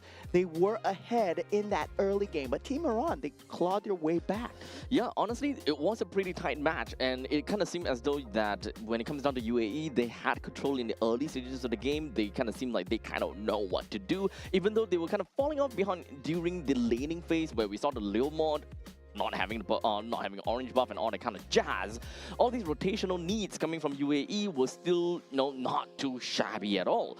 But of course, when it comes down to the mid stages of the game, that is when Team Iran, they definitely knew when they start to pop off. They know when are they able to kind of go ham, go crazy, and they just ride the wind with it. And so far, gotta say, stats board Amirali, this man has gotten He's a glazer. One maniac a day. Yeah. One maniac a day. I mean, look at this guy. Team Iran right here. On the gold lane, Amir Ali. On the Rome, Ali. Super good on the Cho, by the way. Poria on that mid lane. Mahdi in the jungle. And Abu Fazl, that Paquito in the first game. That was impressive. So right now, I think that the main question that we have is if whether Amir Ali can get the Savage. Yeah, he usually is. Yesterday he got a maniac and a savage. Yeah, he got a maniac and a savage, man. And now it's he got a maniac waiting for the savage. Yeah, there's a lot of expectations on this guy. Is the pressure gonna mount up, maybe? I don't know if whether he will be able to get that or not, but he's going up against Jordan at this point in time, and I would definitely say in terms of the ranking, I would like to believe that Jordan is slightly better than UAE. Yeah, definitely. And this is going to be a very competitive match indeed. In the gold lane, we have El Sawaris. And on that Rome, we're going to have another Abdallah. And this is not the same Abdallah as Team UAE. And we have El Ali on that mid lane. And also on the jungle, we have Marzouk. And on the EXP lane, we have Abua Te. Okay, so just like that, Team Jordan, they are going to be right on their spots and ready to rock and roll. Knowing that their opponent being Team Iran, they gotta have to take some time, and I hope they did take some time to kind of take a look at the VODs, how Iran played in yesterday's game and the game before this one. Because that is more than enough information that Team Jordan will be able to get for themselves. In the meantime, Team Iran would not have much information onto Jordan themselves. Yeah, and this feels like a very bloodthirsty bracket so far, right? We've been seeing kill after kills. We've been seeing brawls after brawls. Doesn't feel much too intentional on the macro side of things where, they can be playing for the macro. They had a Paquito, but they choose to ignore that and they went for the team fights instead. So definitely it's guts over glory here. Yeah, I mean, this time I think the draft needs to really show what both of these two teams are capable of, and I'm pretty sure that we don't want to give the Paquito over to Iran. That is definitely not something to work. And to a certain extent, you know, even the Harif, I think that all of those Savages and Maniacs were all done with a Harif, if I Granger recall. yesterday, Oh. Harif today. Ah, okay. So you can't just ban out the Harif and hope that he would not get a Maniac here. I mean, if he can play a good Harif, I'm pretty sure he can play a good Claude as well, right? Clarity of yesterday, and we're still kind of figuring out if Claude really has a spot or not. With Definitely still has a spot. the way that sure. the game is going is so fast. Can Claude really keep up? I believe yes. I believe it's a yes. And we are having expanding rivers once again. Today the theme is water. As yesterday it was all broken walls. And today now we're going to have expanding rivers once again. Expanding rivers. Now with that banning and drafting underway, once again we see the side of Team Jordan taking out the Yuzhong. And it feels like Abu Fazl has made a name for himself with the Yuzhong somehow. Because everyone is banning out the Yuzhong. Now, with that respect ban on the Paquito, nah, that's not a respect on Abu Fazl. It's on the respect on the character, man. You don't want to let this guy out. Yep. So honestly, I kind of like Jordan's ban. First pick, right? Their first pick, so they can kind of go for bans that are respective to the opponent's side. So no more of the Harif, no more of the Paquito. I think that's relatively nice. That will mean that they will open up quite a bit of heroes that is available for Team Jordan to pick up, while Team Iran, they threw away the Marcel, the Guinevere, and the Freya. Yeah, right now, Zusin still available in that pool. The Boxia as well. These are very strong openers. And the Boxia will be that pick of choice coming in from the side of Team Jordan. Tanky utility does have that stun capability for the initiation and kind of non-committal as well. Yep. So at least on this case, I don't think that it is a very surprising thing to see how Boxia is first pick. But we pass the ball back over to Iran, where so far their first and second picks has always been very Harif related, very gold lane related. They want to lock it down. So I'm not too sure if whether they actually want to go for the Granger immediately for Amorali. I hope not though. There is many other situations that they can go for, such as the Yve in this current situation. It's either the Yve or the Jusin, which will still work very well. And we got it, Zusin Claude opener, right? The standard 1-2 piece that we see a lot of the other regions they go for. And I really like this draft coming out from side of Team Iran so far, right? The top two, Zusin having the capability to fight, having the capability to disengage. That's what makes Zusin so strong in that mid lane as well. You can choose the best of both worlds. And now going for the side of Team Jordan, they pick up the Valentina. Now the Valentina comes into question, right? What are you trying to steal? Because there's still nothing that Team Iran wants to give away. If they go for a Suyo here, suddenly, I mean, Valentina, you don't have anything. Yep. So at least for a immediate pick of a Valentina, not only that you do not have anything to steal, but you also kind of lose in lane priority because of the short range of a Valentina. You don't have skills that allow you to shoot from range to poke out enemies, nor do you have something that, you know, kind of clears away fast enough. That is why you actually need your roamer to help out a lot. In this case, it is going to be Atlas. They are definitely going to be a lot slower. If we are throwing a Jusin right into the face of Atlas or the Valentina, Iran undoubtedly will have a really good time in the mid lane, and they just need to choose a roamer that has got a relatively decent clear, a Cho back in here because of the Hanzo pickup. It sounds to be good. With Cho plus the Concussive Blast, I think that Iran will have got it. I mean, Team Jordan, most likely, if they did study the previous games that are coming out, Ali was playing a monstrous Cho. They would be batting out in this current stage of the game, but let's see whether that happens or not. Meanwhile, the ban coming up for the side of Team Iran will be the Moskov. Just pair for pair in that late game, I would say Moskov can match the pace of the Claude really well. And also the ability to just traverse the map with the Spear of Destruction. Yeah, that is going to be a key ban coming in and securing that gold lane, right? The Harif is already gone, so now the Moskov already gone. The next one that you can probably think to ban out for Team Iran, I would say maybe the Granger. Maybe the Granger. I think that is fine, unless we want to look at Bruno. Or maybe we don't talk about Bruno. Yeah, the Bruno. We don't talk about Bruno.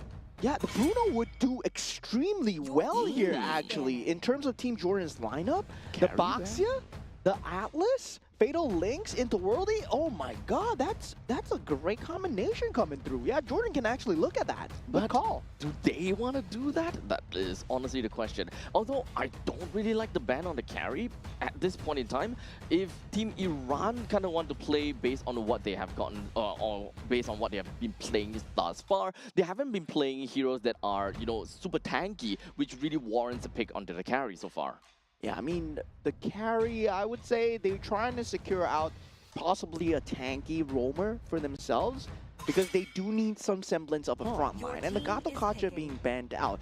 Yeah, I think you go for Cho right here, right now. It's either the Cho or the Kalea, right? You want to pick either one of these two. I mean, if you can play a good Cho, you can play a mean Kalea as well. Yeah, but I think that the only reason why Khalil will lose to a Cho right here is mostly just because of the wave clear capability in the middle lane. Like, yes, you can still go for Concussive Blast, but you want it to be a little bit faster that will enable the Juicin to really just beam down the opponents as much as possible without the need to shift that lantern back over the creep waves. Yeah, definitely that's going to be the case.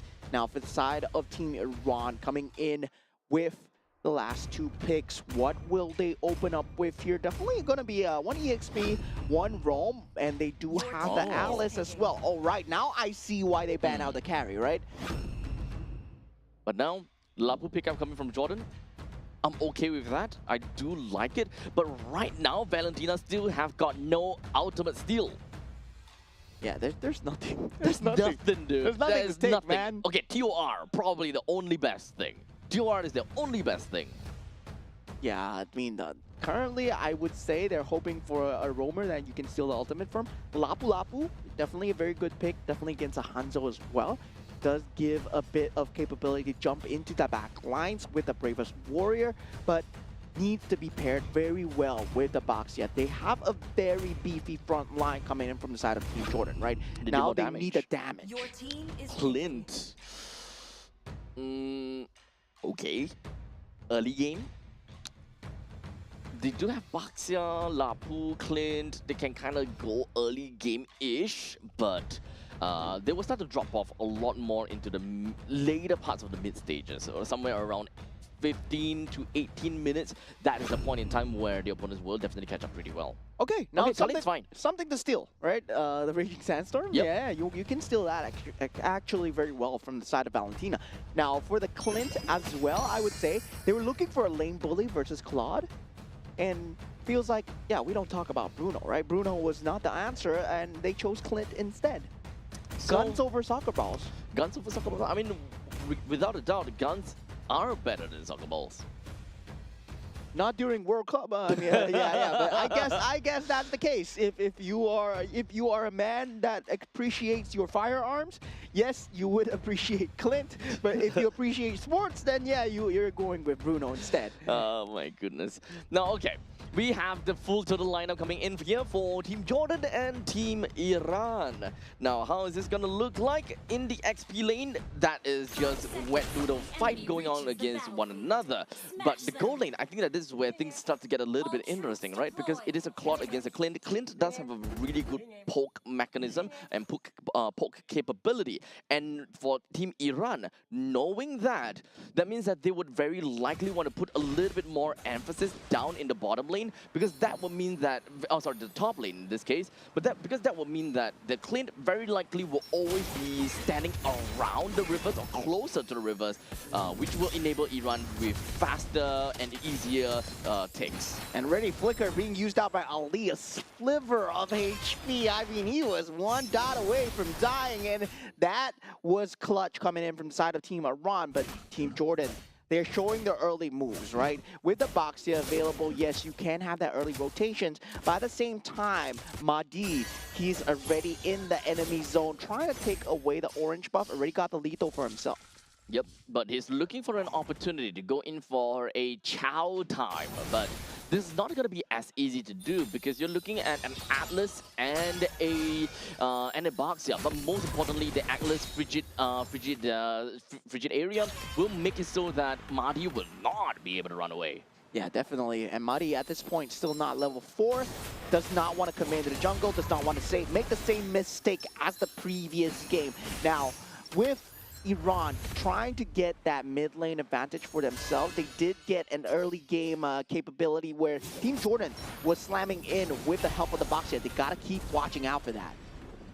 At this point, Team Iran, they're playing things a little bit on the slower end. They do not want to overcompensate, or rather, they don't want to get too far into the faces of Team Jordan because they don't have the power spike that they needed as of yet. There's really nothing that they can do right now.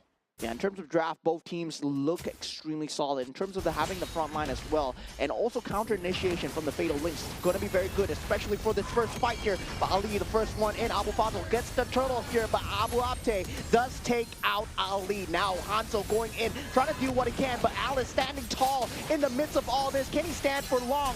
And Poria just being taken out. That was really rough for Team Iran. 3 members were at the closest HP to death, and they were not being able to find a way to close that fight out at all. It would have been a lot better for Iran if they actually killed all those 3 members, but in the end, it went over to Team Jordan with 2 kills for themselves, and the 2 kills, one of them goes over to the Valentina, and the other one to the Lapu Lapu, one of the second and the third best heroes to go to. Yeah, not having much damage there. Poria actually using the ultimate to jump in, and that was to his own demise. Could have ended well, but sadly for him, did not go too well. But despite all this, right, Amirali, he's been farming 2 lanes. He's been going on the top and the bottom as well. This is what's expected of a Claude to accelerate his play style, especially when we talk about the game style being faster and faster, right? Your farm needs to get faster as well. And Team Iran, they're making space for the Claude just to come online. As now, both teams looking for opportunities. They're going at it pretty darn slowly, but we don't really see too much fights coming from Iran going up to the top lane as of now. Perhaps they realize that they don't have a way to really deal with the Clint, and they don't have a way to deal with these speed coming in from Team Jordan. Yeah, forcing the ultimate out from Poria, but the counter engage coming through. Fatal Links will be used here. Amirali has to BMI away, but Mahdi's here on the case, takes out Abdallah here. It's going to be a 1-for-1 as both teams disengage. Damn, El Sawaris came in the nick of time, and Jordan, they were expecting that fight to happen. The Clint was already on his way down below, or rather down to the mid lane the moment that has happened. Yeah, Abu Fazl not able to get out in time, just uses the flicker, but the ultimate coming through just locks up El Ali, and now Mahdi, he might be able to get the finish onto El Ali, as Ali does come through as well. Poria here on the case. This is still going to be a 1-for-1. Trades are going left and right. Poria still in a lot of danger, does not have the Purify, does not have the ultimate to get out. They are really tanky, and they being Team Jordan. So whatever that Team Iran is throwing at Jordan, there was just no answers at all. As you can see, the power is just not there as of yet. Mahdi, he needs time to get up. He's a lot more item dependent, and this is not about the game of rotation anymore. Because you can see Mahdi, he tried to play a little bit of that vertical jungling, but you're going up against a Baxia that does move around the jungle really fast because of the creep clear that he has, and of course the mobility that he has from Shield Unity. Yeah, and Abdallah doing a great job in this early game skirmishes so far. Fatal Links have found quite a lot of value, but now going into that extended team fight, now we do have them setting their eyes onto Amirali. He is going to be a problem in that mid stages. In terms of the macro, still 1,000 difference, right? Despite the kills going the way of Team Jordan's favor, it's anyone's game now. Bravest Warrior has been used so far. Ali does not have the Raging Sandstorm anymore to help Poria as he gets taken out. Mahdi going for that consolation, and Amirali actually gets taken out solo by El Sawaris on the top side. That's not what you want to see, unfortunately, but it is you are going up against a Clint after all. At this point in time, Clint should have decent amount of items to be able to do quite a number to you. As long as he does have an endless battle, Amirali would fall prey to him pretty early. Yeah, now Raging Sandstorm just to disengage here. Very good initiation coming out, forcing out the flicker, and Ali will eventually go down.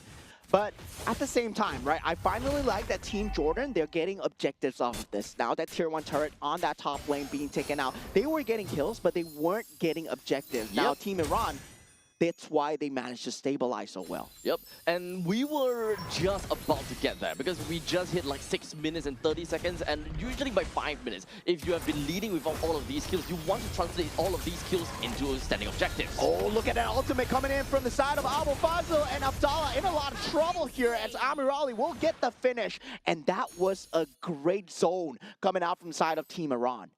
And however, that's not going to be the end as of yet. That is the best of what Team Iran is able to do.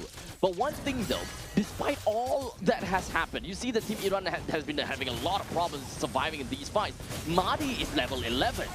And now Alphavazzo gets taken out, unable to jump out in time, and Ali is down as well. Those are the two frontliners that Team Iran has. They have to put on the cross-map pressure. Mahdi, he's trying to go for that retribution snipe, but definitely very good dance coming out. Mahdi actually gets it in the end as well, and Poria will be in no man's land, trying to protect his jungler as much as possible. BMI out into the enemy team as Amirali will be going down for that turtle. Yep, very strong aggressors coming in from the side of Jordan. They know very well that they have actually kind of a timer onto them. They can play in the early games very, very effectively. But once again, oh, good spot. But yeah, they have a timer onto their hands for Team Jordan. By about 15 to 18 minutes, they will start to have diminishing returns, and Team Iran would really start to pop off. So if anything, they need to get a lot of goal lead by 10 minutes. At this point, maybe 6,000, 7,000 is good enough for them to secure. Yeah, 6-7. And Abu Abte at that point, with that bravest warrior, able to jump in towards that back, right? You saw that BMI being placed down. It was of no use, couldn't escape at that point. Going over the terrain, well, Team Jordan has a way to catch you over the terrain. Yeah, Valentina pick, not making a lot of sense, but the rest of the team, they're gelling extremely well together. Now, a lot of damage, Fatal Links coming through, and Poria has been the main object of the hate, and Mahdi so far unable to do anything towards the back line. Trying to focus down on El Sawaris, but Ali has to get out with the flicker as well, and Bravest Warrior lands onto Amirali, a huge jump coming in from the side of Team Jordan as they go for more, and El Sawar is still alive, able to do damage towards the back. Alphavazzo has to watch out as they have to disengage. This is amazing plays coming in from Jordan, very methodical, and they literally know how they can weave in and out in the middle of the battle. So they have very good distancing. They know how much they can take in each of these fights, and they just kind of trading HP for HP. There's a lot of resource management coming in from Team Jordan, and I love how they took every single one of these fights. Unfortunately, the ball is currently in the court of Team Jordan.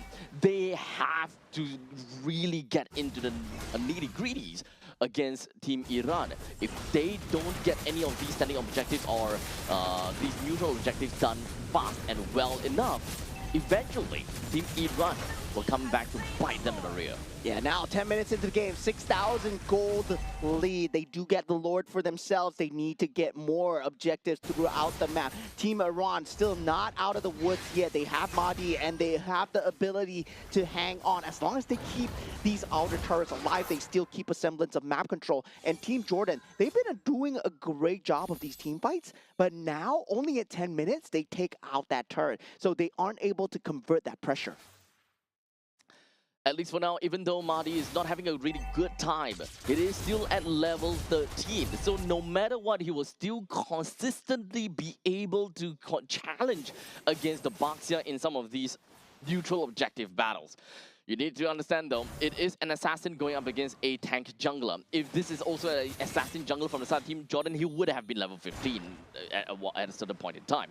So this is a great thing about being an assassin jungler for the side of Iran. You are still going to be in the fight. And Abu Abte finds Mahdi out of his form, but now jumping into that tier 2 might be a mistake here as he does go down, and El Sawar is actually taking out someone too in that back line.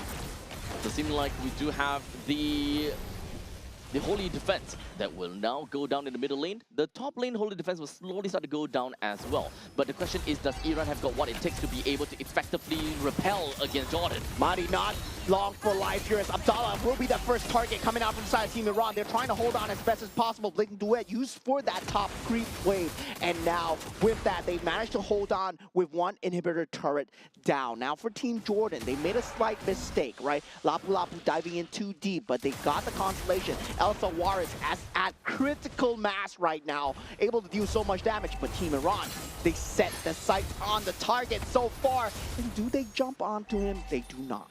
Honestly, they're still on a pretty decent spot, right? With the first Lord. Oh, hold on a second. Ali! Raging Sandstorm coming through as Abu Fazil takes out Ali for his greed. Oh! But Abu Fazil gets answered in kind by Elsa Juarez. And this is not a good look, right? Clint dealing so much damage against your Alice. And he's currently got 10 kills. So he's got a Sky Piercer. Stacked up. He is maxed out, buddy. He is so maxed out. So I do love the fact that Jordan is really pushing their advantage as much as possible. But there is still a ticking time bomb over to the side of Team Iran. As Claude currently, he already got his 3 items that he absolutely needed. So it's only a matter of time for him to be able to do a decent amount of damage throughout the team fight. But unfortunately, right now, Alice is having a lot of difficulties trying to stay alive to even find that opportunity or that space for Amirali to just go in and blazing duet. Yeah, now 8,000 gold advantage coming in for the side of Team Jordan. I believe once that Wind of Nature is out, the tides are going to turn as well. You talk about the ticking time bomb. Yes, it's going to rear its ugly head really soon, but Team Jordan, they have a timing to avoid all this, especially if they can go in aggressive. They can take out Amirali before the fight even starts. Now, if they can't, Team Iran, they have that 50-50 chance, especially if they can sacrifice Furia. He has been the object of hate for the entire time that Team Jordan, they're just jumping on Furia the entire time. Yep, honestly, it's really unfortunate for him, but he's playing the juice in after all. One of the main targets that Jordan has to go for. The only, and of course, Furia also do have a lot of very annoying escape mechanisms. In this case, he does have the Purify, he also got to have the ultimate, so you gotta have to do what you gotta do. Yeah, now base defense coming in from the side of Team Iran. Team Jordan might be going for the throat here. Wind of Nature being picked up from the side of Elsa Juarez. Will this be enough? Abu Fazil going in, but gets Fatal Links down, and Elsa Juarez able to deal the damage down. Double kill coming out for the side of the Clint so far. Team Jordan are doing it. 3 members down for the side of Team Iran so far, and Elsa Juarez might be able to answer back with a Maniac off its own here as Amirali and Mahdi, they're only 2 members. Blazing Duet not available, and great effort coming in from side Team Iran, but congratulations to Team Jordan. What did I just watch, dude? We saw how Iran was so dominating against UAE, and now Jordan is so over the top against Team Iran. At this point in time, I don't even know how that standings look like. I don't even know the power rankings anymore. This is crazy. Yeah, I mean, at the side, Team Jordan, I would say they had a very good game plan going in. They knew that they wanted to bully out the lane. Yes, there is that critical mass Claude that they need to worry about. But at the same time, Team Iran, they don't have a frontliner. They don't have a proper frontliner, especially when the Alice is melting to a Clint, right? Yep. That was the story of the entire game. And the true damage coming out from Clint, oh my god.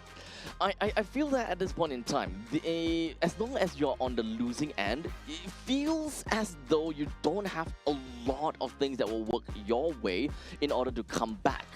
That has been the case for the past few games, and I think that the meta has shifted in a way whereby somehow it's really difficult for you to climb back.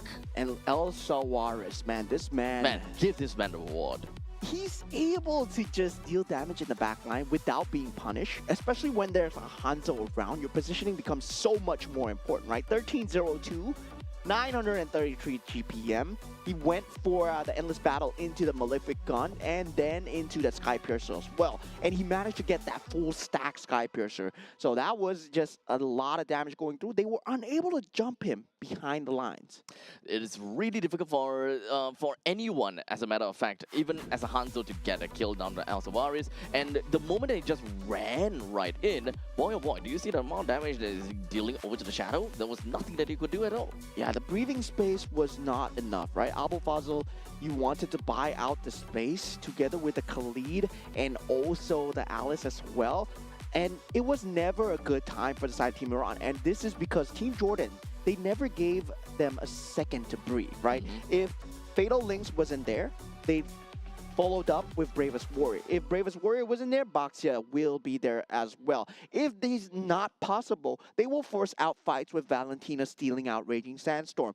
And you see them just consistently applying the pressure, making sure that the ultimate combo never comes through from the side of Team Iran. And that was their win condition. So Team Jordan, they got that on lock, just to cycle and make sure that Team Iran, they never got a combo through. Yep. This is the kind of situation where Team Jordan, they have their frontliners that have true good stats, right? Literally, the hero have got really good stats, and of course, very reputable for their clear speeds. In this case, gotta be the Baxia. And of course, Atlas, when it comes down to Atlas, it's just really darn annoying. There's not a lot that you could do, and as a Hanzo, you looking at an Atlas, you're just thinking, wait, the whole point about me being a Hanzo is that I need to be sticky on the opponents, I need to keep slashing away. But if that Atlas is constantly just gonna be around my Shadow and slowing me down, there's really no longevity on that Shadow at all. Yeah, and I would just say, right, it's the Hanzo pick that really came to bite them back.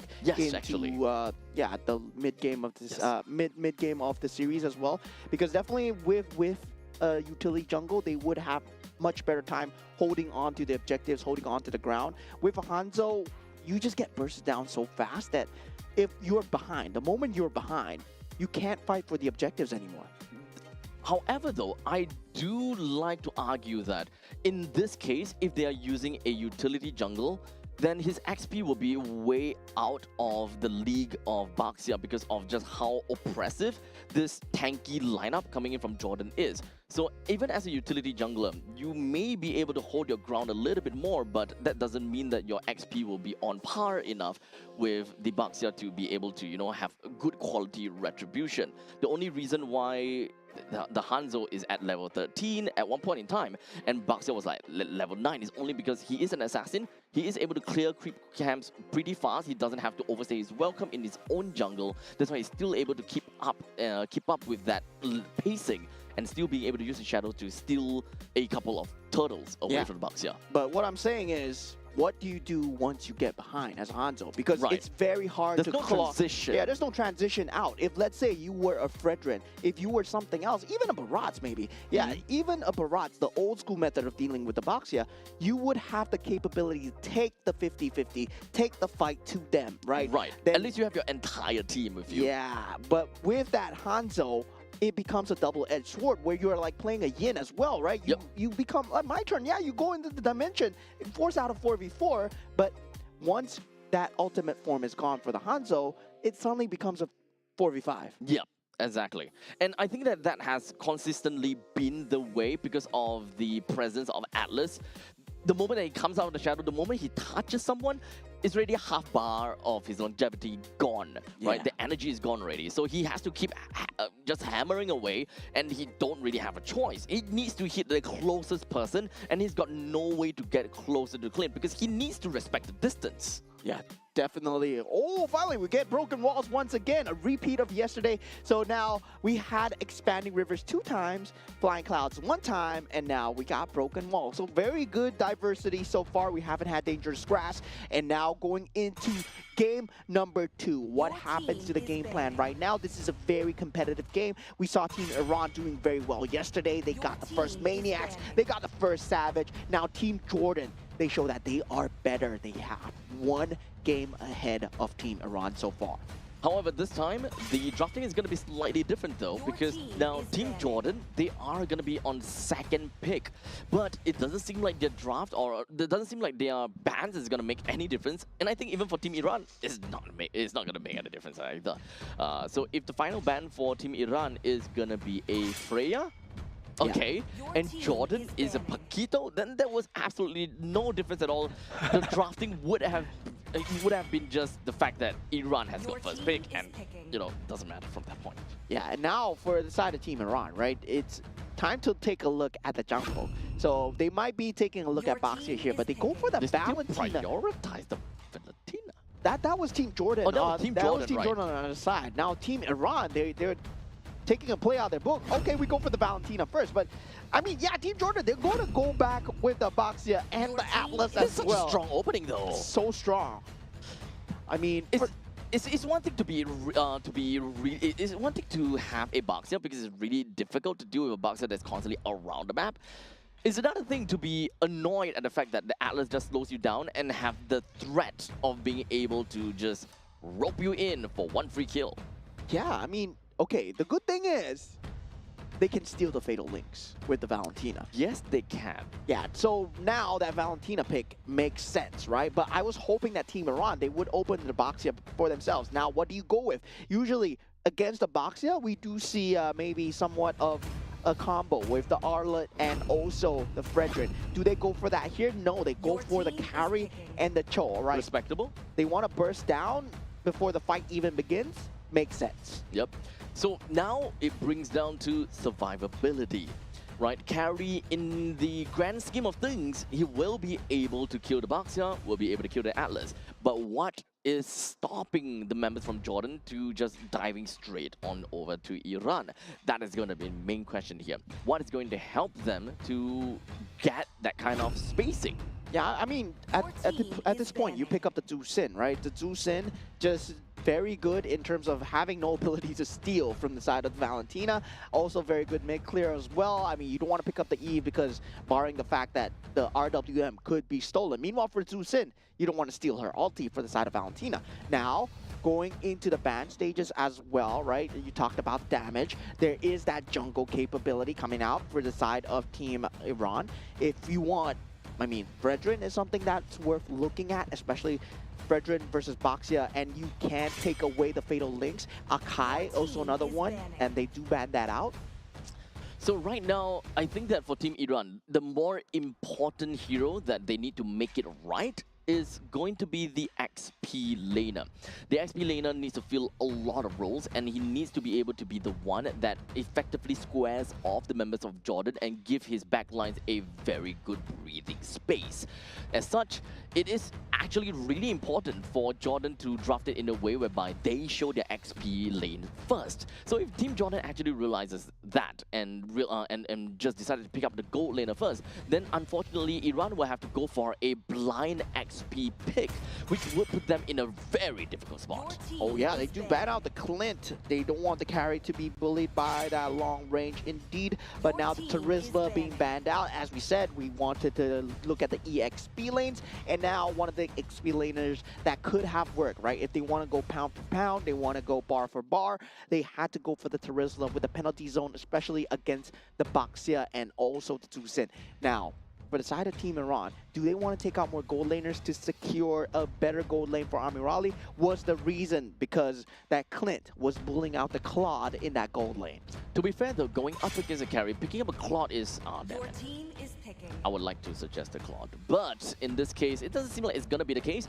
But with a Boxia, with an Atlas, with a Juicin, it does seem like you have a very strong Your early team game is presence. picking. So if you want to shift your attention over to the gold lane and get a snowball potential from there, then in this case, picking up the XP lane first, just so Your that you have a team winning is lane in the picking. gold lane after looking at who the jungle is going to be pretty good.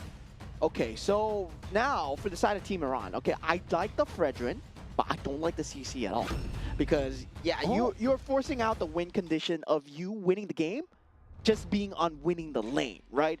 Every single one of them, they need to win the lane. Because when you go into the team fight, CC does not do much in terms of team fight. You want to segment it away. You don't do well against that 1v4. You don't have that AoE damage. And now they pick up the Granger for Jordan. Now, for Team Jordan, I gotta say, Granger, really good pick here. Yep. So each of these two teams, they have their very strong lanes. So for Jordan, they want to capitalize on the Granger. They want to win by Granger and move on from that point.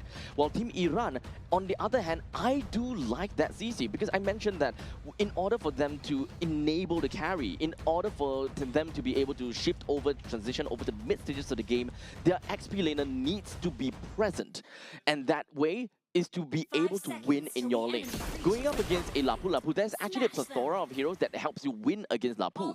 But the main thing is you need to have someone that wins against Lapu post level 4, which is something that CC is able to do, number one. And number two, you don't particularly have to don't particularly have to kill anyone as a CC during team fights. You need to be able to zone and be the threat to the main people that initiates.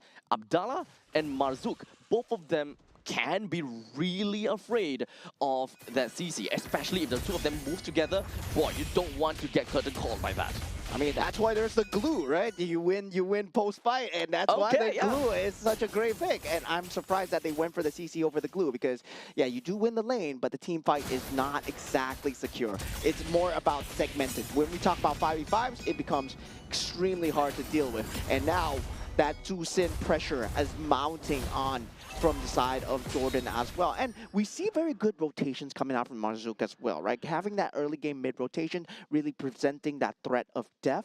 And Mahdi so far has not been able to match that.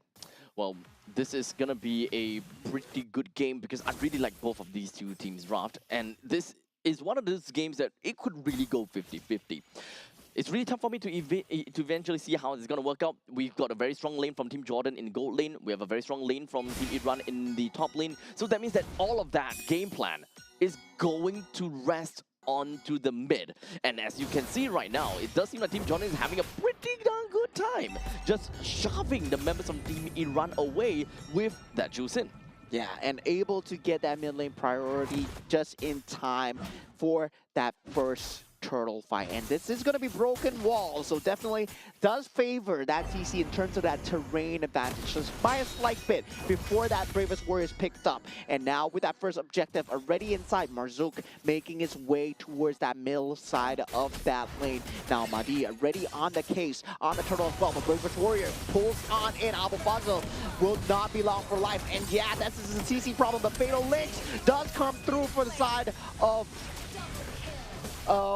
Team Iran, as they do get the double kill coming through for the side of Team Jordan. But now with that turtle still alive, Team Ali not able to do anything, and Mahdi with the taunt, Appraisal's Wrap is there, but ouch!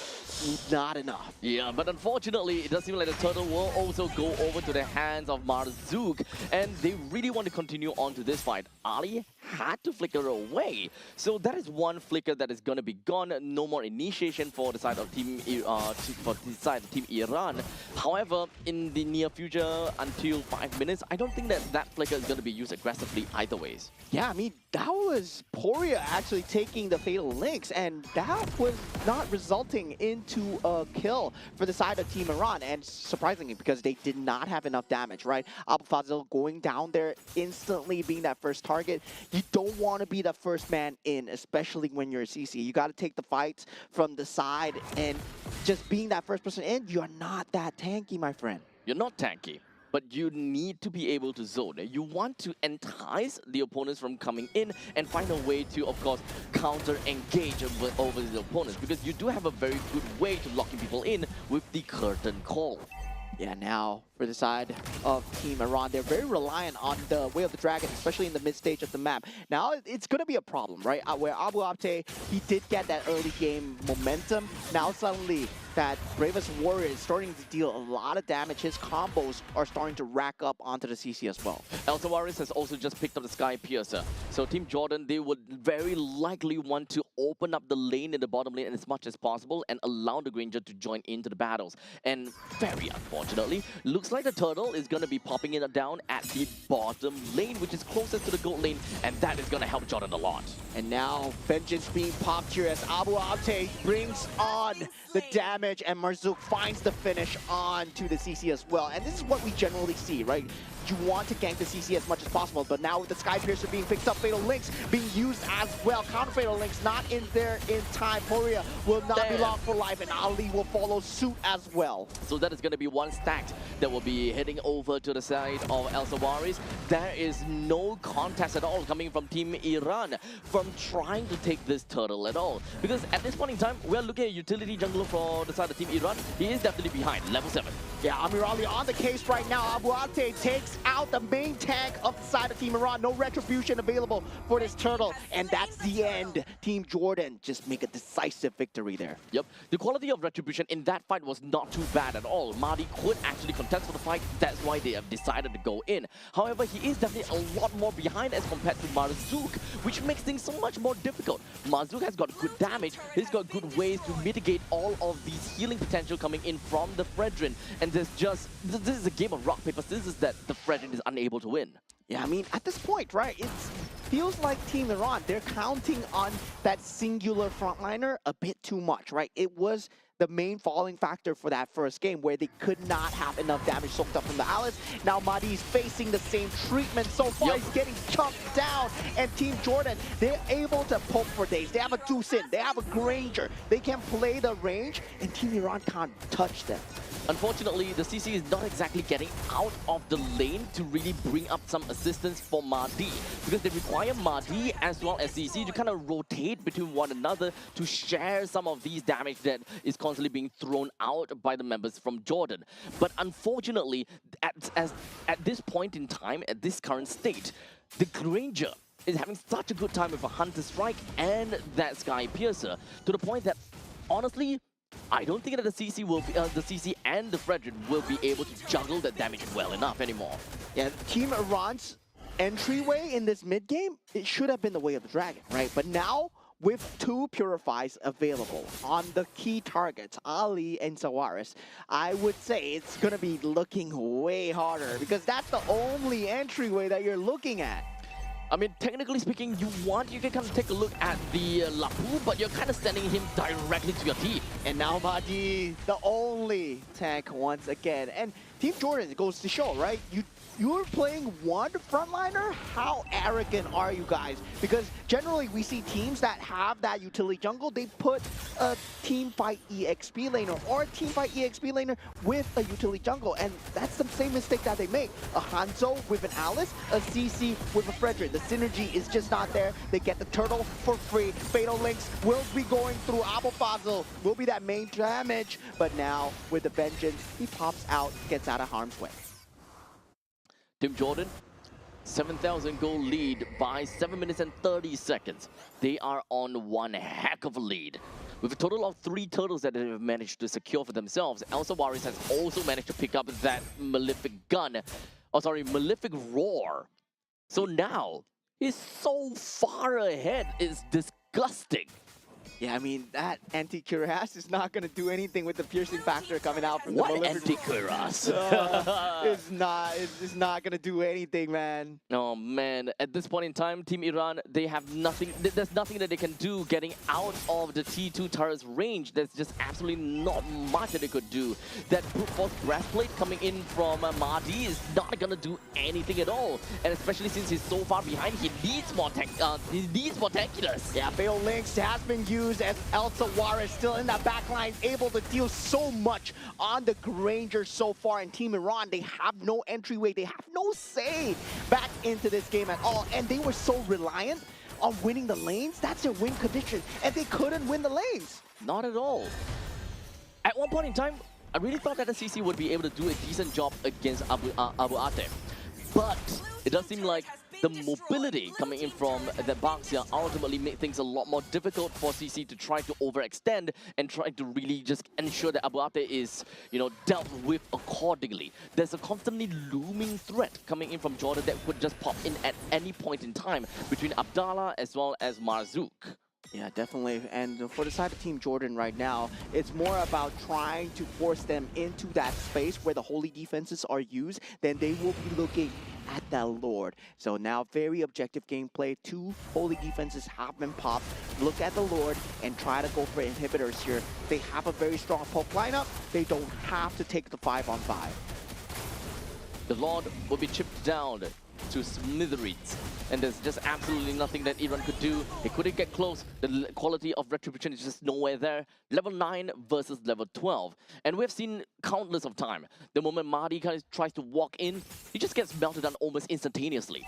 Yeah, the draft looking extremely good. And Team Iran, I would say they did have a very good draft in that game one, but they picked the Hanzo. And now once again, I gotta say that CC is that weak link coming in for the side of Team Iran, right? They really needed to win the lanes because this is a hero that does well when you're ahead. But when you're behind, it's so hard to play this character. Indeed. It kind of baffles me at the fact that Abu Fazil is really far behind despite playing as a CC that is focused on winning the lanes itself. Oh, Fatal Links might be coming through, but no, Abdallah just takes that engage and pulls the rest of the team away. Now, Team Jordan, they are going for the objective plays here. One turret at a time. Catapult does go down, and Abu Abte, he's in no man's land where the dragon finally lands, and Amirali gets a consolation here, but 10,000 gold ahead. Now, Team Jordan, the 4v5, if Team Iran wants to force this, they can potentially still win. They have the Granger still up, and El Sawaris, they're not letting go of the momentum here. But you want to also keep your eyes on the Puria as he does have got the fatal links. At any point in time, if he's looking for an opportunity, he can go for it. But what happens afterwards? They don't really have anyone that does have very strong AoE damage, and the Puria has took an ultimate that is more for utility, not for damage. No one else have got that chain reaction or that kind of AoE damage to realistically be able to take anyone down post fatal links. And the thing is, right, for Team Jordan, they can fatal link one person at a time because they know that the 5-on-5 team fight is not going to happen. So right now, they fatal links Abu Fazil, and then they get the inhibitor turret. It's going to take that trade any day, and Amirali just gets sniped from just a mile away from El Sawaris as Team Jordan, they're going for the throats here, and now with that, El Ali still in that back line, and triple kill coming out from the side of El Sawaris. Abu Fazil, what can he do? And now we have another Maniac coming out from the side of Team Jordan, and that's going to be a savage for the side of El Sawaris as Team Jordan wipe them out 2-0. Oh my goodness, what a group, dude. What is this group? I love this group so much, man. I love this group so much. This is such a crazy group, dude. Team Indonesia, Team Philippines, whatever. I'm here for Team Jordan, Team Iran, man. We saw a savage yesterday in this group coming out from Amirali. Now Team Jordan, El Sawaris, pulling out another savage as well. Man, oh man, oh man. You know what? The West Asia region, they are cooking. They cook differently, dude. Oh, what is that? We see Iran in the previous game getting Maniac. We saw Iran yesterday playing, getting like Savages and Maniac. And for Team Jordan in the middle of the pack, by the way, they lost one match, huh? They lost one match, and I think that the match they lost to is probably Saudi Arabia, if I'm not wrong. Yeah, they wait. Hold on a second. Let me double check real quickly. For Team Jordan, no. Okay, yeah. Team Jordan, they have only played in the side ARE. Yeah. Oh and wait, they won. Okay, yeah. Okay, MVP of the game, El Sawaris, as expected, man. This guy, he was given the tools to perform well, and I feel that the rest of the team, they really complemented his playstyle perfectly, right? First item, Sky Piercer, it was enhanced very well indeed, and the rest of the team, they played it like a T. I was expecting this already. With the Zhu Xin pick, that Granger could have been something that was next. I mean, the Claude, the Clint, yeah, you can ban that out, but he can play crazy Clint. Why not a Granger? Yep, they essentially have got almost similar levels of power spike. So honestly, El Sawaris is going downtown with this. Team Jordan, they are absolutely crazy, getting himself that savage yet again, or not say yet again, but yet another one for the side of West Asia. Yeah, I mean, this group, man, this is crazy Oh, group. I would man. love to see one of them go up against Team Saudi Arabia. I believe Team Jordan Jordan already went through. Yeah, Yep, but they they lost lost against Team 2-0. Saudi Arabia. So yeah, I mean, Team Saudi Arabia, they are going to be that top tier in that group. But looking at the other teams going in, right, going for that top 2 spot, that's where it gets scrappy. And this was indeed extremely scrappy. I would say, though, Team Jordan, they had that edge all along because CC bad. Honestly, CC is not bad. CC bad. CC is not bad. It's this current situation where he's pitted up against the Lapu Lapu. I don't get it. I don't get how he lost the lane. He didn't lose the lane, though. He didn't lose the lane. He was winning against Abu Abde. Is it really just because of the looming threat of Mazouk and Abdallah that forced the fact that Abu Fazl is unable to really make full use of the fact that he got the lane control, Yeah. he's got the gold lead, he's the one that will be the transition, he's supposed to be the one that transitions the team from mid-game to late game using the carry later on. It's supposed to be. I think, right now for Team Iran, the jungle has been the main source of the issue when it comes down to getting the momentum, right? It feels like the jungle has been that weird slot where if they swapped the Hanzo into this game and the Fredrin into previous game, then the matchup would have been crazy. It would have been good. You think so? Yes, because they're relying on that mobility coming out from the CC and also the Hanzo taking the segmented team fights. Meanwhile, the previous time with the Claw, they needed that front line from the Alice and also a Fredrin. So they were going for the best of both worlds and it ended up biting too much more than they can chew. Right. So what you're suggesting is that sometimes too much balance ain't no good. You know, Yes. sometimes it's not about a yin and a yang, but sometimes it's about the yin. Yeah, or the you can't. yang Currently, kind of I thing. feel that in this meta, you can't be a jack of all trades and a master of none. No, you gotta be a master of one. Yeah, that's why Ah. even when you see the top tier teams, they go for the drafts. When the enemy team is playing a Paquito, they forsake the macro. They're going damage. Yeah, they're good. They're going team fight. Paquito, Yeah. Harif, Suyo, Yeah. Cho. That's why you gotta be a master of one. You can't be a jack of all trades. And a lot of these teams they think they can get the best of both worlds because they see this draft and they're like, oh, this works for this draft, this works for that draft. But there are things that make that particular draft work so well. Well, this is one heck of a transformation, I suppose. You know what we are used to, having nice little balance where you gotta have the good balance between your utility, your tank, your damage dealer. You know, they have to be in a pretty nice equal circle so that you can deal with most teams altogether. But right now, I guess the main idea is you don't have to deal with most teams. You just need to deal with the composition right in front of you. Yeah, and the main suspects are right here, right? Group A, we're going to see them later today. The people that have changed the scape of the meta. Coach Zephyr himself, Team Indonesia. What a landscape, oh, dude. man, this guy, he changed the scape of the game indeed. And also, Team Philippines, they are going to be playing later on today as well. So there's going to be a lot more scrappy matches. But for the next match, actually, we're going to have a team that we have not seen before. I believe it's going to be Team Uzbekistan and Team Kyrgyzstan. But looking at Team Group B, the standings coming in.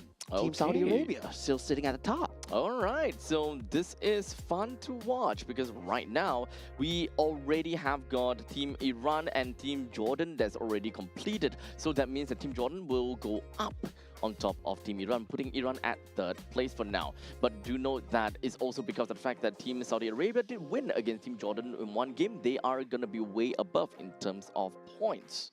Yeah, and I believe that top 2 will be decided by Team Iran versus Team Saudi Arabia, right? Yep. So Team Saudi Arabia in these in the second stage, they have fought against Team United Arab Emirates, and they have already won, I believe. It's either already won or they're winning. So that's why they're definitely gonna go a lot higher from from this point. Yeah, I mean, I'm kind of doubting the Estes coming in from the side of Team UAE. I believe Estes bad, but yeah, I mean, this, You know, if not care about Jack of all trades, but Master of one, right? Why don't we just go for a full healing team? yeah, I mean, I would love to see that. I would love to see that. That would have been a crazy team. Huh? Florin, Estes, Angela. I will beat you. I don't know how that's gonna work out, but hey, if we're looking at like a Ruby Gold, Lapu Lapu, Estes, who else in the who else in the Fredrin? jungle? Yeah, sure, Fredrin. Maybe they sound good. Yeah, Maybe we'll see that. I don't know. Well, you guys gonna have to tune in order to find out, as we are gonna go off for a break, and we'll see you guys in a short bit.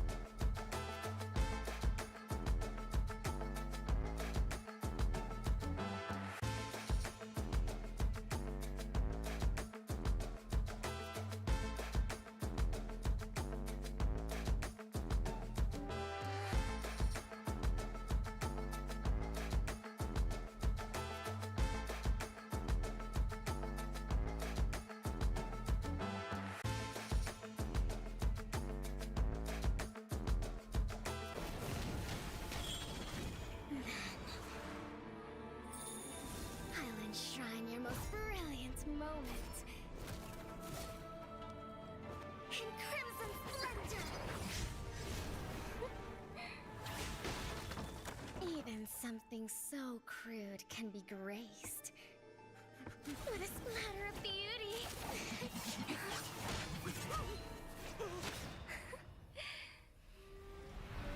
I'll get you out! You finally come to me, Hanabi-sama! This madness ends now. At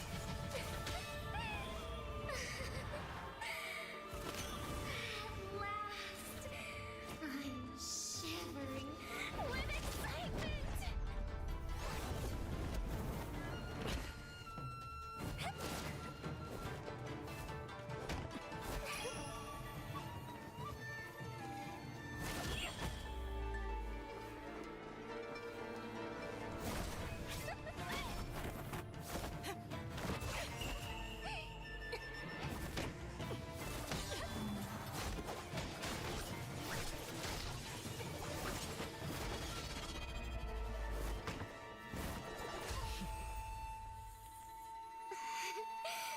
Such killing intent. Does this mean Hanabi-sama finally understands Hinata?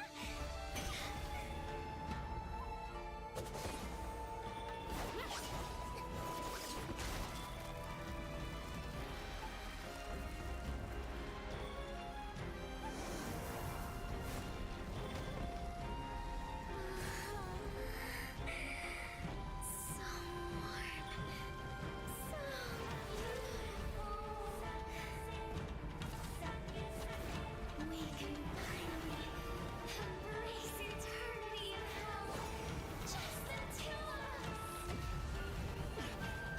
Allow me to release your eternal bloom.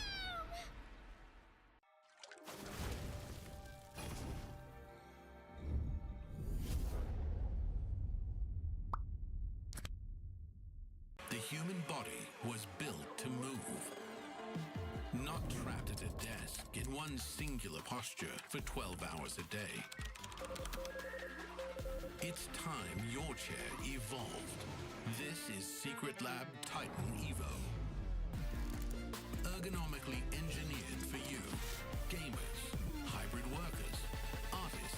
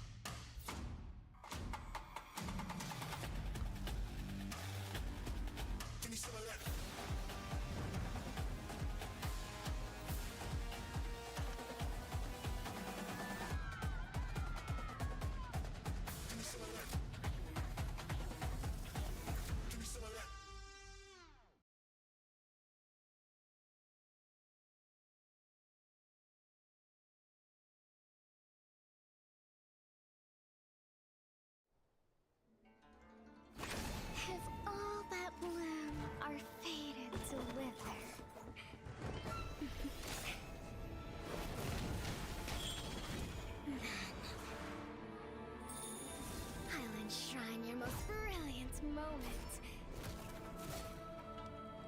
In crimson splendor!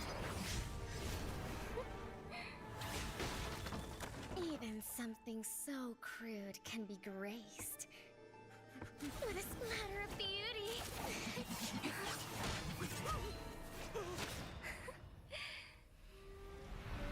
I'll get you out! You finally come to me, Hanabi-sama! This madness ends now!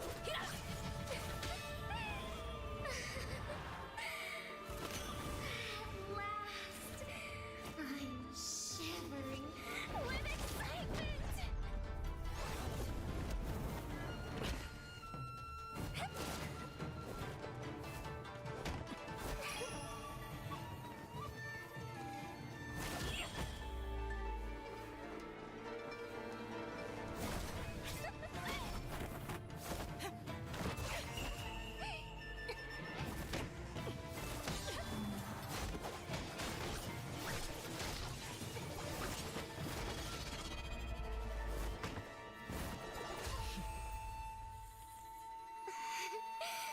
Such killing intent. Does this mean Hanabi-sama finally understands Hinata?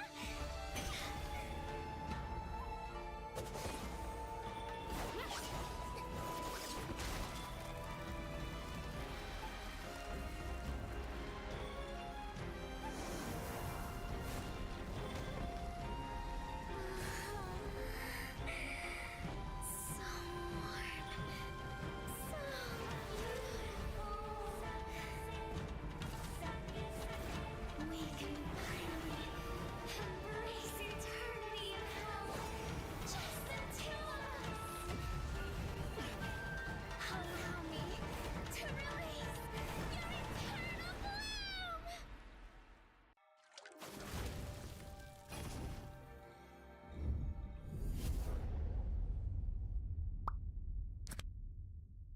The human body was built to move. Not trapped at a desk in one singular posture for 12 hours a day.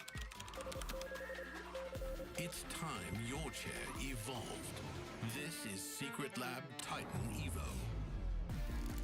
Ergonomically engineered for you, gamers, hybrid workers, artists, backing your every move.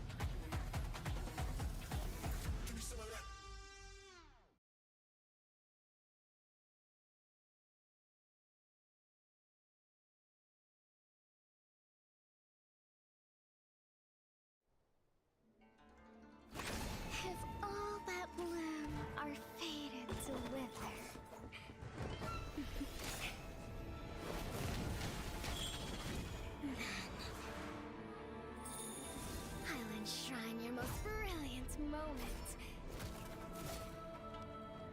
in crimson splendor. Even something so crude can be graced with a splatter of beauty.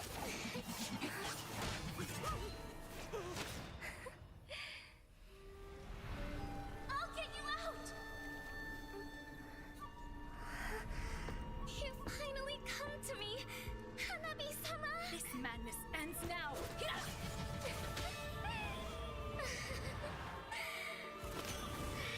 last, I'm shivering with excitement!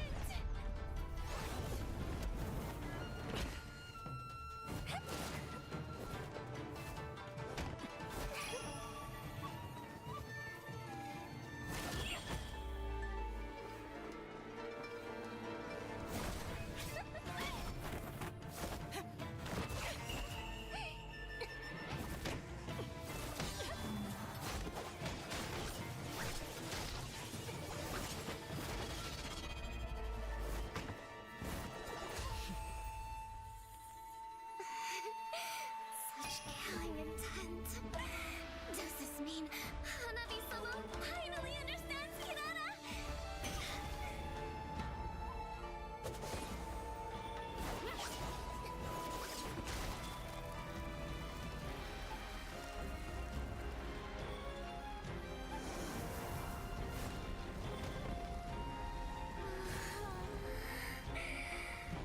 So warm. So beautiful. We can finally embrace eternity in hell. Just the two of us. Allow me to release your eternal bloom.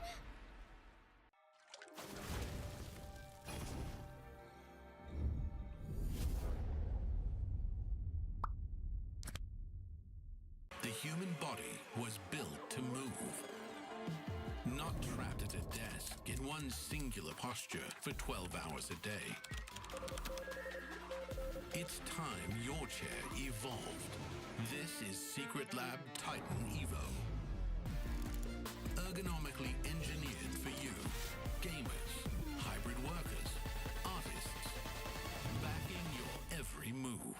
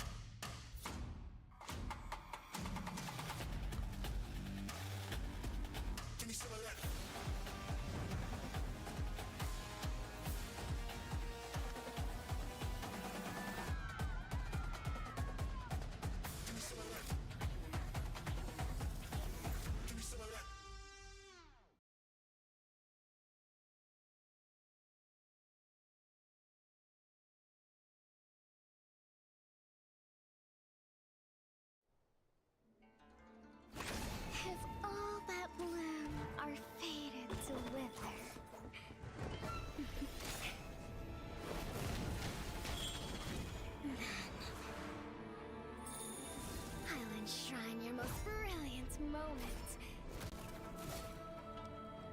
in crimson splendor. Even something so crude can be graced with a splatter of beauty.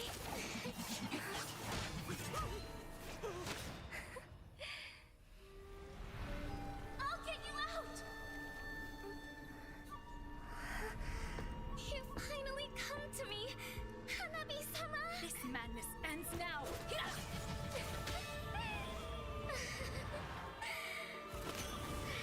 last, I'm shivering with excitement!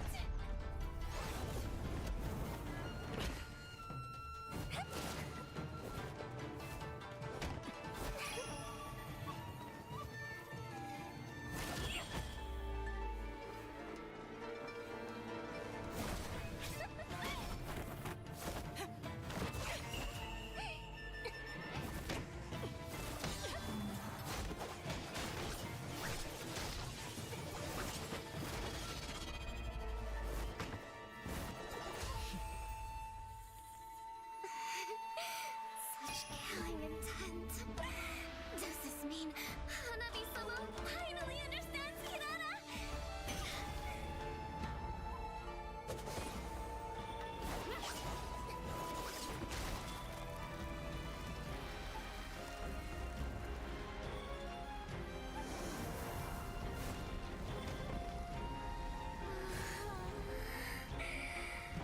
So warm. So beautiful. We can finally embrace eternity in hell. Just the two of us. Allow me to release your eternal bloom.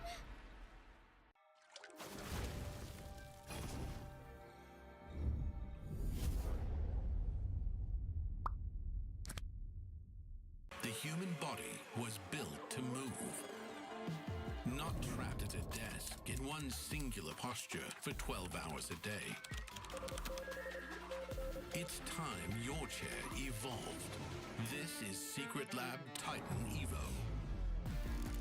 Ergonomically engineered for you, gamers, hybrid workers, artists, backing your every move.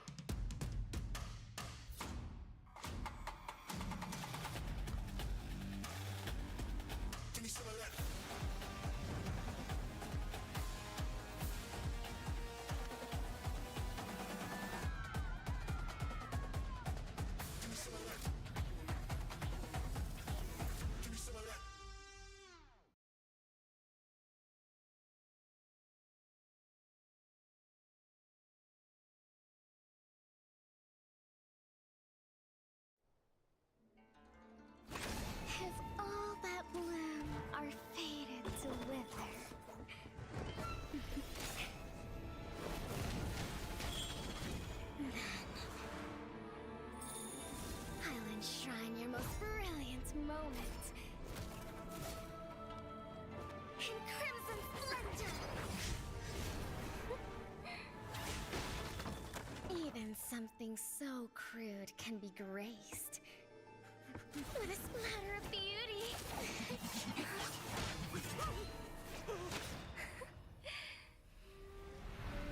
I'll get you out! You finally come to me, Hanabi-sama! This madness ends now! Hira!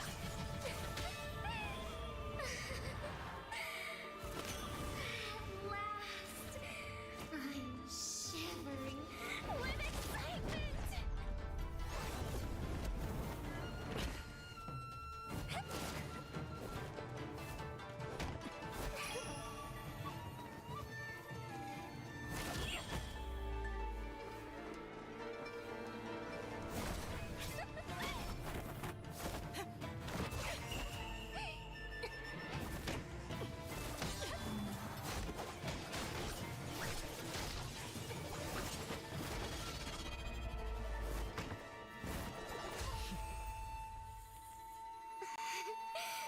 Such killing intent.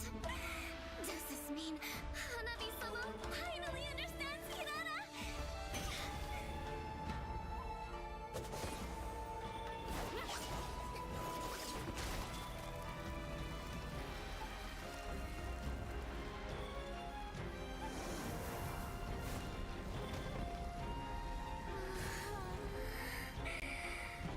So warm. So beautiful. We can finally embrace eternity in hell. Just the two of us. Allow me to release your eternal bloom.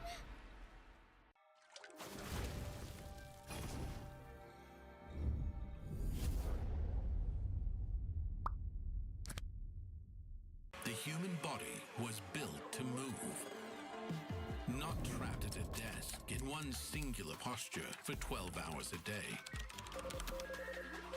It's time your chair evolved. This is Secret Lab Titan Evo. Ergonomically engineered for you, gamers, hybrid workers, artists, backing your every move.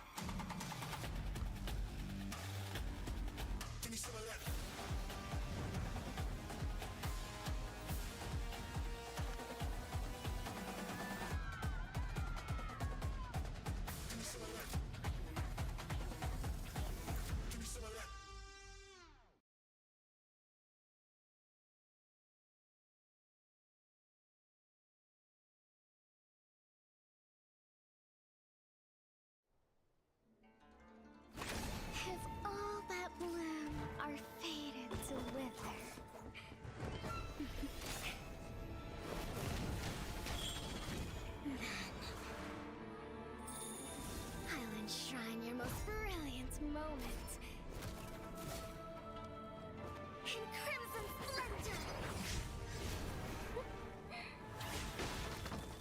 Even something so crude can be graced with a splatter of beauty.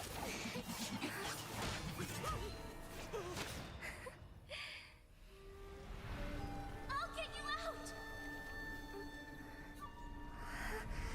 You finally come to me, Hanabi-sama! This madness ends now! Hira!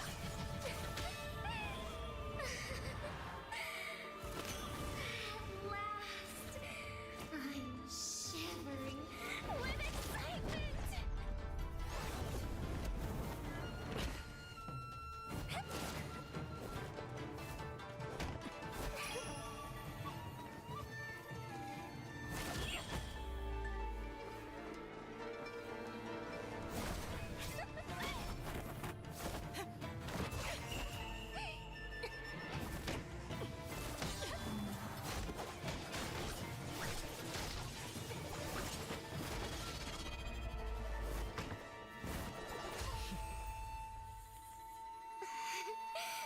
Such killing intent.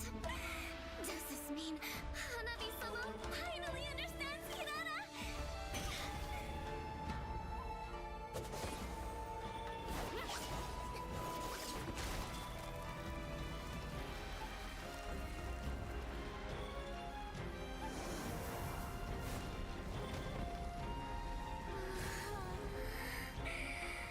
So warm. So beautiful. We can finally embrace eternity in hell. Just the two of us. Allow me to release your eternal bloom.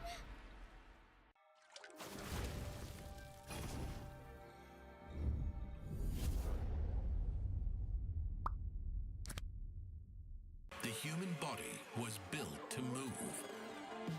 Not trapped at a desk in one singular posture for 12 hours a day. It's time your chair evolved. This is Secret Lab Titan Evo. Ergonomically engineered for you, gamers, hybrid workers, artists.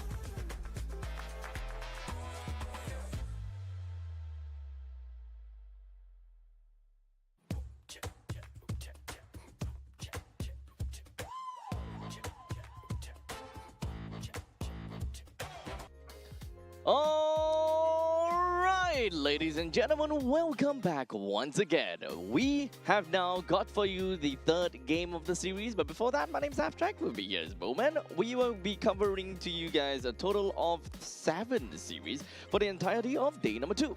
Yeah, and I believe we have game 1 and 2 already done. We saw a great show from side of Team Iran and also Team Jordan coming out with the Savage as well. Yeah. Just amazing bracket so far. Now we take a look at the other side, right? We take a look at the further end where one of the teams where we have not seen before as of day 1. So Team Hong Kong China will be going up against Team Sri Lanka. Now, Team Hong Kong China, they're in a position where they're sitting at the bottom of the standings in the group so far, but now they have a chance to prove themselves. So honestly, at this point in time, we gonna have to find out how this game is really gonna be like. Because to be fair, we haven't really quite managed to see much of a game, or we don't really know how it looks like when it comes down to Hong Kong China's game.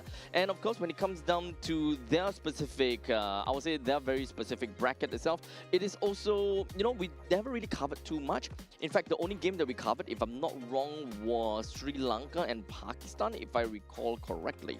Yeah, I mean, Team Pakistan took that victory 2-1, I believe, right? Yes, 2-1. So, yeah, that was the first best of 3 that we saw in that day 1. Now, going up against Team Hong Kong China, right? Coming from a region where I believe Mobile Legends would still be relatively newer, and for Team Sri Lanka themselves, they're also exploring now more towards the community scene for Mobile Legends Bang Bang. So they're developing and making the names for themselves in the international community here, and we get a first look. So we're like early bird, right? This is early access into the server. So this is kind of like the infancy stage of Mobile Legends Bang Bang within of their region, the East Asia and the South Asia region at the very least. But before that, let's jump right in and take a look at the standings that we've got so far for Group D, which is the East Asia and the South Asia region. We've got Mongolia that is at the top of the list with 2 points to their name, and Nepal with a total of 1 point to their name. And the reason that that is the case is because they went 2-1 in their game against who is that? Pakistan. Against Pakistan. Yes, that is right. Well, in the meantime, Pakistan themselves, they got 1 win, 1 losses. Win against Sri Lanka, loss against Nepal, 0 points. Unfortunately, they kind of tally each other out. Well, for Team Sri Lanka, -1, and Hong Kong China, -2. Yeah, so only 2 teams will have a guaranteed spot in the playoffs here for Group D. So if we take the standings as of now, Team Mongolia, Team Nepal, they're secured that spot if this were the last day. Now, this is not the last day, however, and that third place match is also going to be taking place on the last day for that final slot to go into Aichi Nagoya. Yep. So at this point in time, we just really need to understand how, you know, Sri Lanka and Hong Kong is gonna be, because right now, yes, Hong Kong does have got -2, while Sri Lanka -1. They still have only played a single match so far. However, this matchup between the two of them essentially helps us understand who is, well, unfortunately at the most bottom part of the leaderboards as of now. Yeah, I mean, I'm not going to discount them yet, right? Maybe they can climb all the way up to that top 2 as well. They've yet to play against Team Nepal, and I've yet to see their power standings here. And the top team here, Team Nepal, I don't even know how well they can do well in MLBB. Now, taking a look at Team Sri Lanka, once again, we got Praveen on that gold lane, Hashen on that roam, Nisal on the mage role in the mid, Kavindu on the jungle role, and Ramanayake on the EXP lane.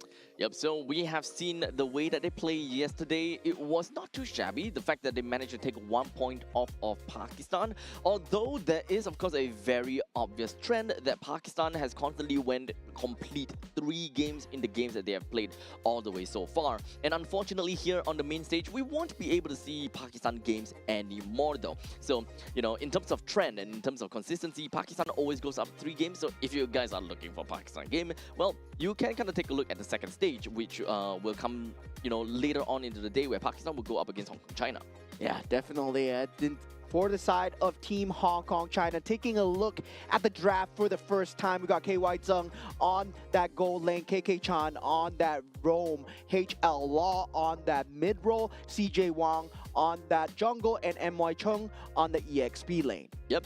So it's the same thing as, okay, at least for the entirety of the East Asia and South Asia region, we don't particularly have got a lot of information about any of these teams. When you kind of drop right in and take a look at the Wikipedia, the Liquipedia page, some of these teams we can tell, like for example, Team Mongolia, we can tell who they are. Well, in the meantime, for Hong Kong, China, it does seem like the only one that we can kind of look at things. Okay, never mind. I don't. Okay, so this guy, Wang, which is a jungler, apparently he is known as Wolf. Yeah, I mean, not From the wolf, Guangzhou not the wolf Gaming. that we know, right? Yeah.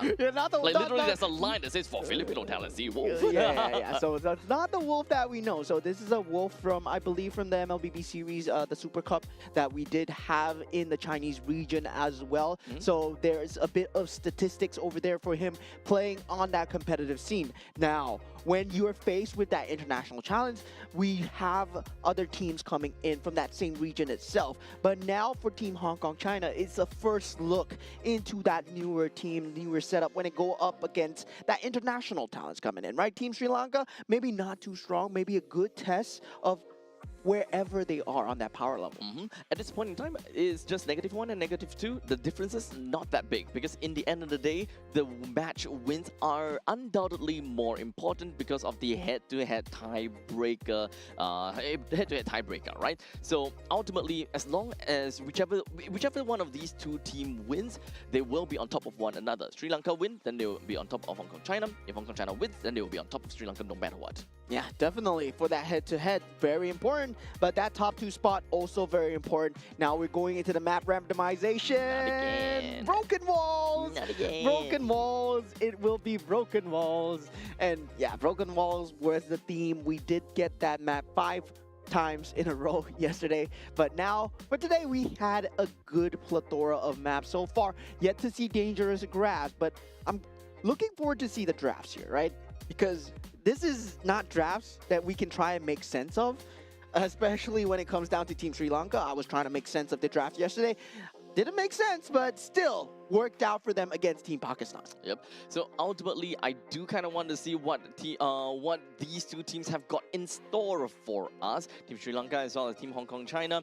Understandably, we did talk about Team Sri Lanka before. We also don't have any information on any of these players. Now, in terms of the staff, though, at least from what I see, I don't see that there's any coaching staff for the side of Sri Lanka. While from Team Hong Kong, China, they do have a coaching staff. So I think that is going to make a bit of difference. But as you can see, right behind of Team Sri Lanka, they do have someone behind after all. Yeah, I mean, possibly someone to... I'm not too sure whether that's a coach or maybe that's one of the players. But now for this side, I mean, there he is. There he is. That's Evangelon. Yeah. Evangelon? Evangelon. Evangelon? Yeah, I mean, it's Evangelon with an I. Yes. Yeah. Yeah. Yeah, there we go. There we go. We got it settled. But okay, you know what else is not settled yet though? The bandits. As we do have a carry, Guinevere, Baxia, and Marcel that will be thrown into the batting pool. Have yet to see the Paquito being thrown in as of yet. Yeah, the Paquito still very strong here, but Team Hong Kong, China, they do throw out that Akai ban, and this opens up quite a lot of premier picks into the pool, right? If you talk about the Harif that's available, Tusin available, Paquito, Phobius, all there still in that pool. And yeah, Phobius, we see it being one of the priority picks here, and Team Sri Lanka actually going for the Fredrin ban here. I mean, if this was a draft that makes sense, Team Hong Kong, China, you go for the Paquito here. Without a question. Oh, okay. I mean, Harif is not bad. Harif is great, but if you were given the situation whereby you gotta choose between Paquito and Harif, I without skipping a heartbeat, I'm going for Paquito. Yeah, and Your team is looks like picking. Paquito is totally ignored here. Yep. So maybe both teams, they don't feel confident in playing the Paquito. Probably. Probably. That might be a comfort thing because, I mean, we're talking about people that, yeah, you're just coming into that competitive scene. You might not have the biggest pool of heroes. Exactly. And learning what's to play in the meta is also pretty difficult, I would say.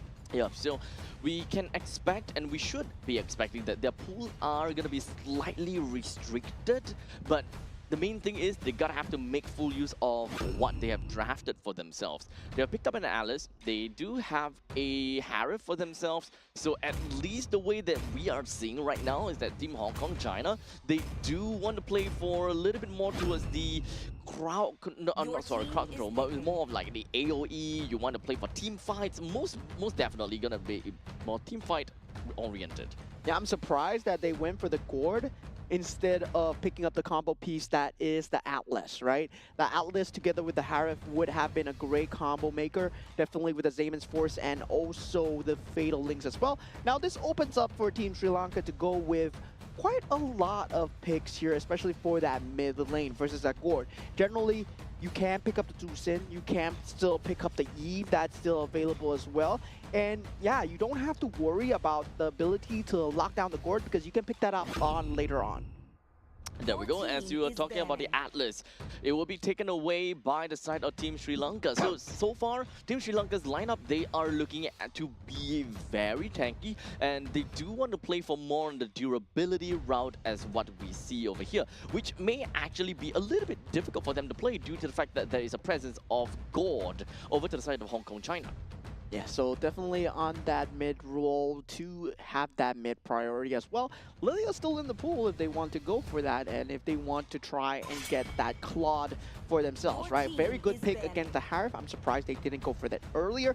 Now they banned out the Suyo. Now for Team Hong Kong China, what do they respond with, right? Generally, we see teams, they instantly look at the Claude as an answer towards the Harif.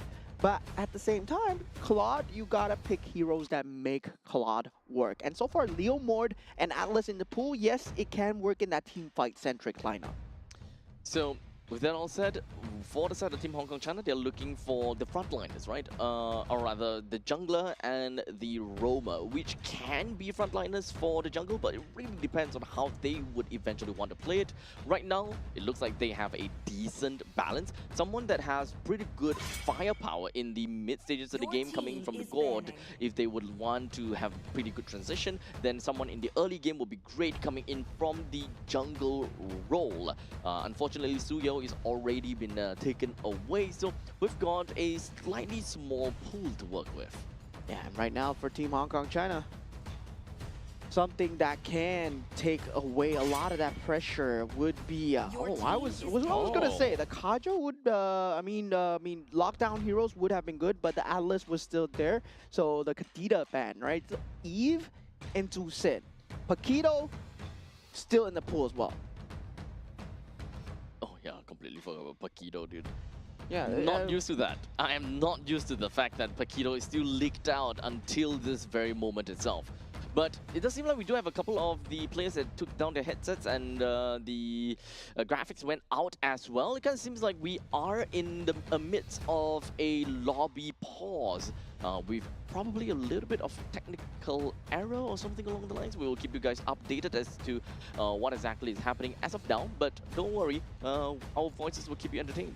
Yeah, hopefully. maybe this is the players thinking that, oh, this is a rehearsal and this is not the actual draft. Then that would make a lot of sense, That would right? make some sense That to would that. make more sense because you leave Paquito out. I mean, after the performance that Mr. Vinuya Sanford had yesterday, you leave the Paquito out. Man, oh man, that's just blatant disrespect towards the hero itself. Honestly, I don't know how this is gonna work, but you know, we'll get back to you guys if whether the Paquito is actually gonna be part of the problem or not, if whether we're gonna see a bit of a difference with the Paquito or not. But don't worry. This is still relatively early into the drafting phase, so if there were any form of rewinds, I wouldn't be too terribly surprised to a certain extent. But, well, regardless, we will jump in when we get the information. But for now, we do want to address the elephant in the room. We're not saying that you are the elephant, but, you know, for every single one of the audiences out there, welcome. And in the event that you just tuned in, this is, of course, the 2026 Asian Games Esports esports stage for Mobile Legends Bang Bang Qualifiers. And every single one of the teams that you see right over here, they are playing for qualification to go to the 2026 Asian Games held in Nagoya, Japan in September. Yeah, definitely. there's a lot of national pride, a lot of team pride here on the line as well. And yeah, I believe we're going back into the banning and drafting phase right now.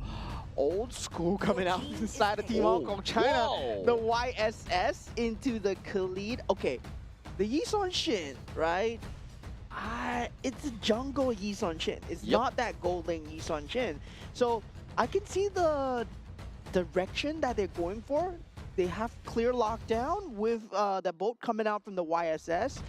But for Gord, is that going to be enough peel, right? So they're banking on winning their lanes. And now for Team Sri Lanka, they go with Zetian and the Moskov as well. So at this point, this is literally a blast in the past, whereby at one point in time when Zetian was just released, there was this meta where as long as a team picks up a Zetian for themselves, the opponent automatically picks up a Yisun Shin, just kind of like an eye for an eye, tooth for a tooth, vision for a vision kind of gameplay. Yeah, I mean, that YSS, I'm not seeing the value here, but of course, a scary scaling YSS is indeed in late game going to be extremely hard to deal with. They have a very good front line, but I'm just seeing that early game scaling problem, right, coming out from both sides here. Meanwhile, for the side of Team Hong Kong, China, Team Sri Lanka, I would say Team Sri Lanka has an easier time executing, especially when you get that level 4 with the Fury of the Phoenix into that Fatal Links as well. I mean, Learmore just wreaking havoc.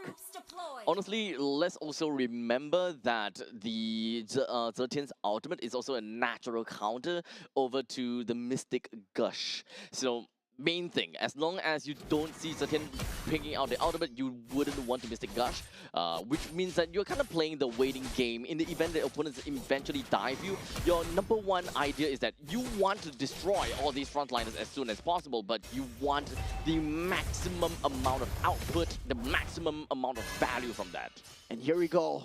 The first game for the first time ever on the main stage. Team Hong Kong, China versus Team Sri Lanka. Game 1 here, as now both teams coming up with their drafts of their own, right? Not too meta, but not too out of the ordinary. But already an early flicker being used by Shen, trying to get a bit of damage onto HL Law, but just walking away. Yep. It kind of looks a little bit more like an accidental press, to be fairly honest. It's not really an escape tool, it's not really a engagement tool as well. It's more of like a, oh crap, I pressed wrong. But to be fair, it's not that bad. Currently only at 90 seconds left, and there is still time before, you know, anything is too important. Because by the first turtle, it's very likely that it doesn't have the Fatal Link, so you wouldn't need it for the first turtle either ways. Yeah, imagine first minute, right? Flickering in, oh, I don't have Fatal Links. Oh, okay, I'm not level 4 yet. Still first minute into the game, my friend. And now Praveen just facing down the Harif. And Harif naturally just deals, is a lane bully, right? Yep. That's why Harif was so strong in that gold lane for such a long time. And with Zayman's force, well, you can fight for the objectives extremely well as well. Well, we gotta see how the rotation is gonna be, because right now, Team Sri Lanka seems to be putting quite a bit of emphasis down over to the XP lane. And unfortunately for Ramanayake, he's still only at level 3, which actually enables the allies to be a little bit more aggressive in roaming around the opponent's jungle. And this would be able to push Kabindu backwards. This is not great, by the way. Yeah, great combination coming out from CJ Wong and HL Law, but now looking at the side here, the Alice, it's going to be a problem here. Kabindu going down as CJ Wong gets first blood. Now, Spear of Destruction does not land with the Spear of Despair as Praveen is here on the scene. Turtle still not down at the moment, but you can look at MY Chung just going crazy at the side now. We have the Harif KY Sung just coming in and able to try and zone away members of Team Sri Lanka as they get the turtle. Not too shabby. Team Hong Kong China, they made a full rotation down to the bottom lane turtle, just like what Sri Lanka did as well. KY Sung was that close to getting a kill down on the Hashan, but to be fair, not getting a kill is not that big of a deal. The main thing is that they are able to get a collective amount of gold and experience to everyone through the means of that turtle. Yeah, now 2,000 gold ahead at 3 minutes into the game. That's a very good lead coming in from side of Team Hong Kong China. They did lose a lot of valuable time, right? And at the same time, creep priority was not in the way of Team Sri Lanka. Team Hong Kong China actually pushed out all those waves before connecting into that turtle. So they lost a total of 3 creep waves, and that's 1 for each lane. It is still relatively early in the game. However, Team Sri Lanka doesn't seem like they will be able to play in the early games as well because Team Hong Kong China, they're doing a very good job right now. Just take a look. Yeah, now Kavindu in a lot of trouble here, but Mystic Gush has already been used. They gotta worry about CJ Wang. He deals a lot of damage at this stage in the game. He's level 7 over Kavindu's level 5 here. He can pop the ultimate here, but that counter initiation will not end well for Team Sri Lanka. I think it is really important for us to take a look at CJ Wang, currently at level 8. Now, of course, CJ Wang, he does have a lot of experience to his name, which would definitely make some very good sense that he is pretty well above of the opponent's jungler, Kavindu, which is only at level 6. So the quality of a retribution coming up for the upcoming turtle in 20 seconds is going to be extremely important. And the very fact that Hong Kong China, they have that lead on the jungle, it helps. Fatal links into that Mystic Gush combo, not able to find a finish, but they do get the finish onto KK Chan. Now 2 members, Hashen and Praveen, going down as Team Hong Kong China. They come in with the collapse, CJ Wang on the scene. That's a big play. As long as Team Hong Kong China is able to get a couple of good kills for themselves, with CJ Wang with 2, KY Jung with 1, this is a step towards greatness. Even though the Mystic Gush was not the one that gets a kill, but hey, doesn't matter. What we want to see in the early stages is some great farm from the side of CJ Wang. With 2 kills to him, consistently getting enough XP and being able to take down these turtle, early game is secured. But it's all about a transition from the early to the mid game, where we need to see HL Law start to pop off with some of these items, at least 2 items, and KY Jung, if he's able to accelerate his growth well enough. Yeah, now forcing out 3 flickers from the side of Team Sri Lanka, right? They won't have it for this next objective fight. If Team Hong Kong China wants to collapse onto this, CJ Wang is going to have a great time. Level 10 currently on the YSS. 5 minutes into the game. That is a lot of macro advantage. And also Praveen in a lot of trouble in that top lane. Gets solo killed. And with that, Nisal takes out the turtle as well. They want to go for the collateral, but Nisal goes down for the trouble. 2 members for KY Sung, and he's still surviving here, able to deal so much damage. Eventually does go down, but at what cost? Yep. Honestly, that KY Jung has been alive throughout the entire battle a little bit longer than expected. So right now, Kavindu, he really wants to get away. Yeah, CJ Wang coming with that snipe, and KK Chan with the flicker as well, but Spirit of Destruction and Spirit of Despair. Team Sri Lanka, they might have turned things around here, and now they do take out CJ Wang and KK Chan a bit too deep in enemy lines. Oh, it's so unfortunate that HL Law did not have his Mystic Gush there. So both teams kind of overstayed their welcome in their own respective zones, and for the side of Hong Kong China, they were on a pretty good spot until the fact that Praveen just joined back in. This is the moment where they kind of overstayed their welcome a little bit, and it's really just the point in time whereby they saw Praveen. By the time they see the Moskov, it should have already been too late.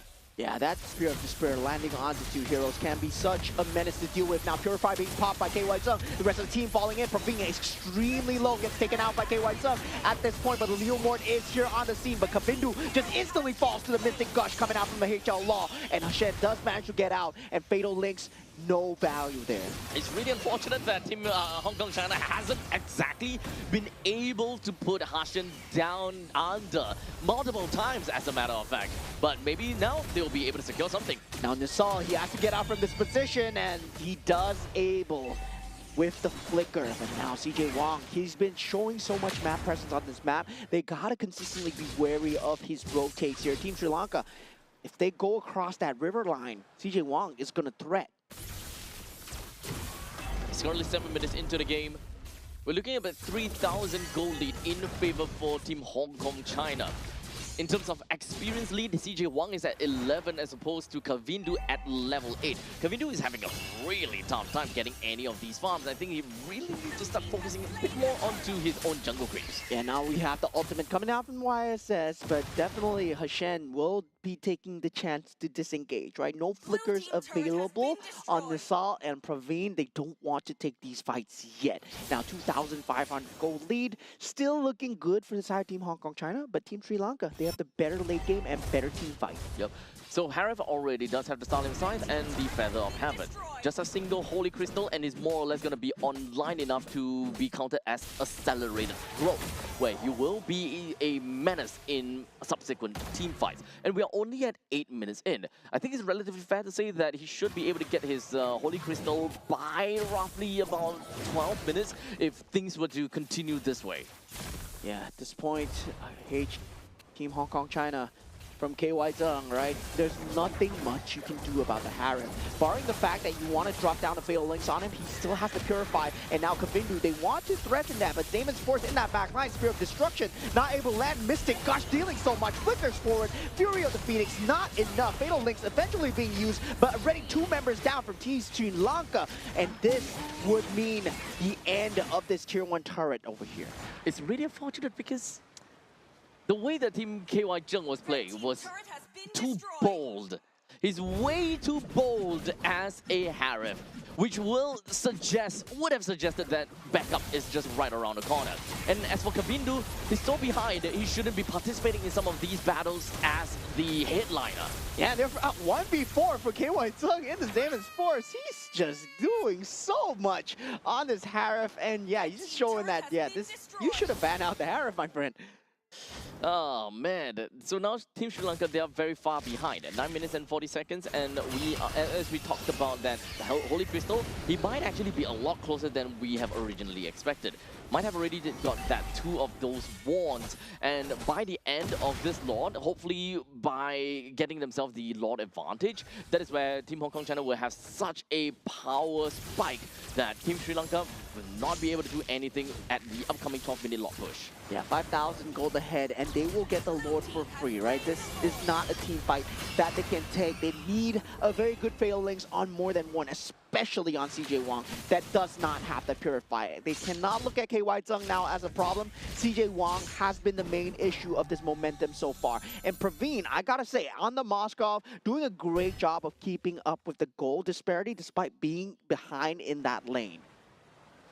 So at this point, we've got waves up in the top lane that's pushing pretty much, but now we've got the Lord that will be marching in down to the bottom lane. The only one that does not have a T2 turret. Team Hong Kong China will want to focus a bit more on the top lane and the middle lane, because the main thing is this upcoming Lord, their #1 objective is to be able to bring down all of the outer turrets. To be able to get the inner turrets, well, that will be great, but it is all just bonus. Yeah, right now, both teams still posturing for position here. That Fatal Links always being kept an eye out from, popping the ultimate out from Kavindu. And Kavindu, gotta say, right, he's been not having the greatest of games so far, and still not finding any opening. All 4 members, they're moving in tandem, wanting to look for the best way possible to defend their homes. But they still do have got the Holy Defense though, so they don't particularly have to be too afraid to a certain extent. That will be the Lord that will be taken down in the bottom lane. Sri Lanka now faces a push from the top and the bottom at the same time. Yeah, popping out all the Holy Defenses. Team Hong Kong China now, they don't want to dive too far in, right? Making that mistake crucial to this point might mean a turning point for Team Sri Lanka. They're not that far behind, and this base defense becomes key here. And this is where Zilkin actually shines, right? Because you do have that range, you have that clear speed as well. So, but they're very reliant on Zilkin staying in that middle of that zone. So, at this point, Team Hong Kong China, I really want to look out for a win condition for them. What? Oh, sorry, not Hong Kong China. For Team Sri Lanka, look out for a win condition for them, right? At this point in time, early game, mid game, completely out of the picture.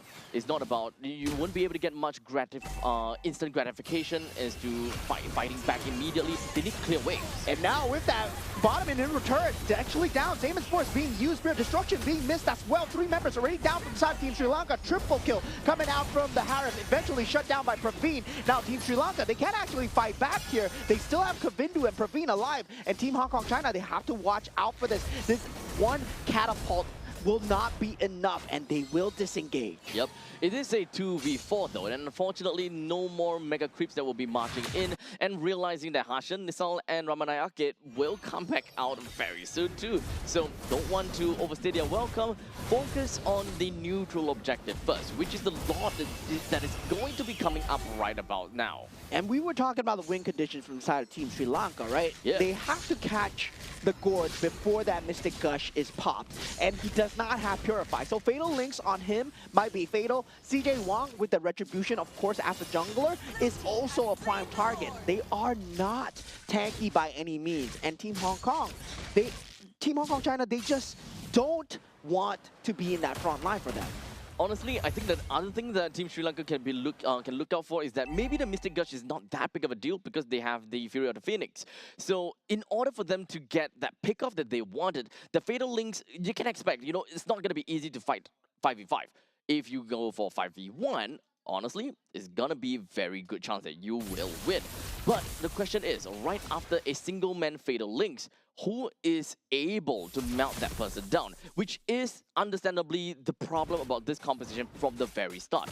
Whenever you go for the Fatal Links, no one is able to fully utilize that space that is created by Hashan and that timing that's created by him as well.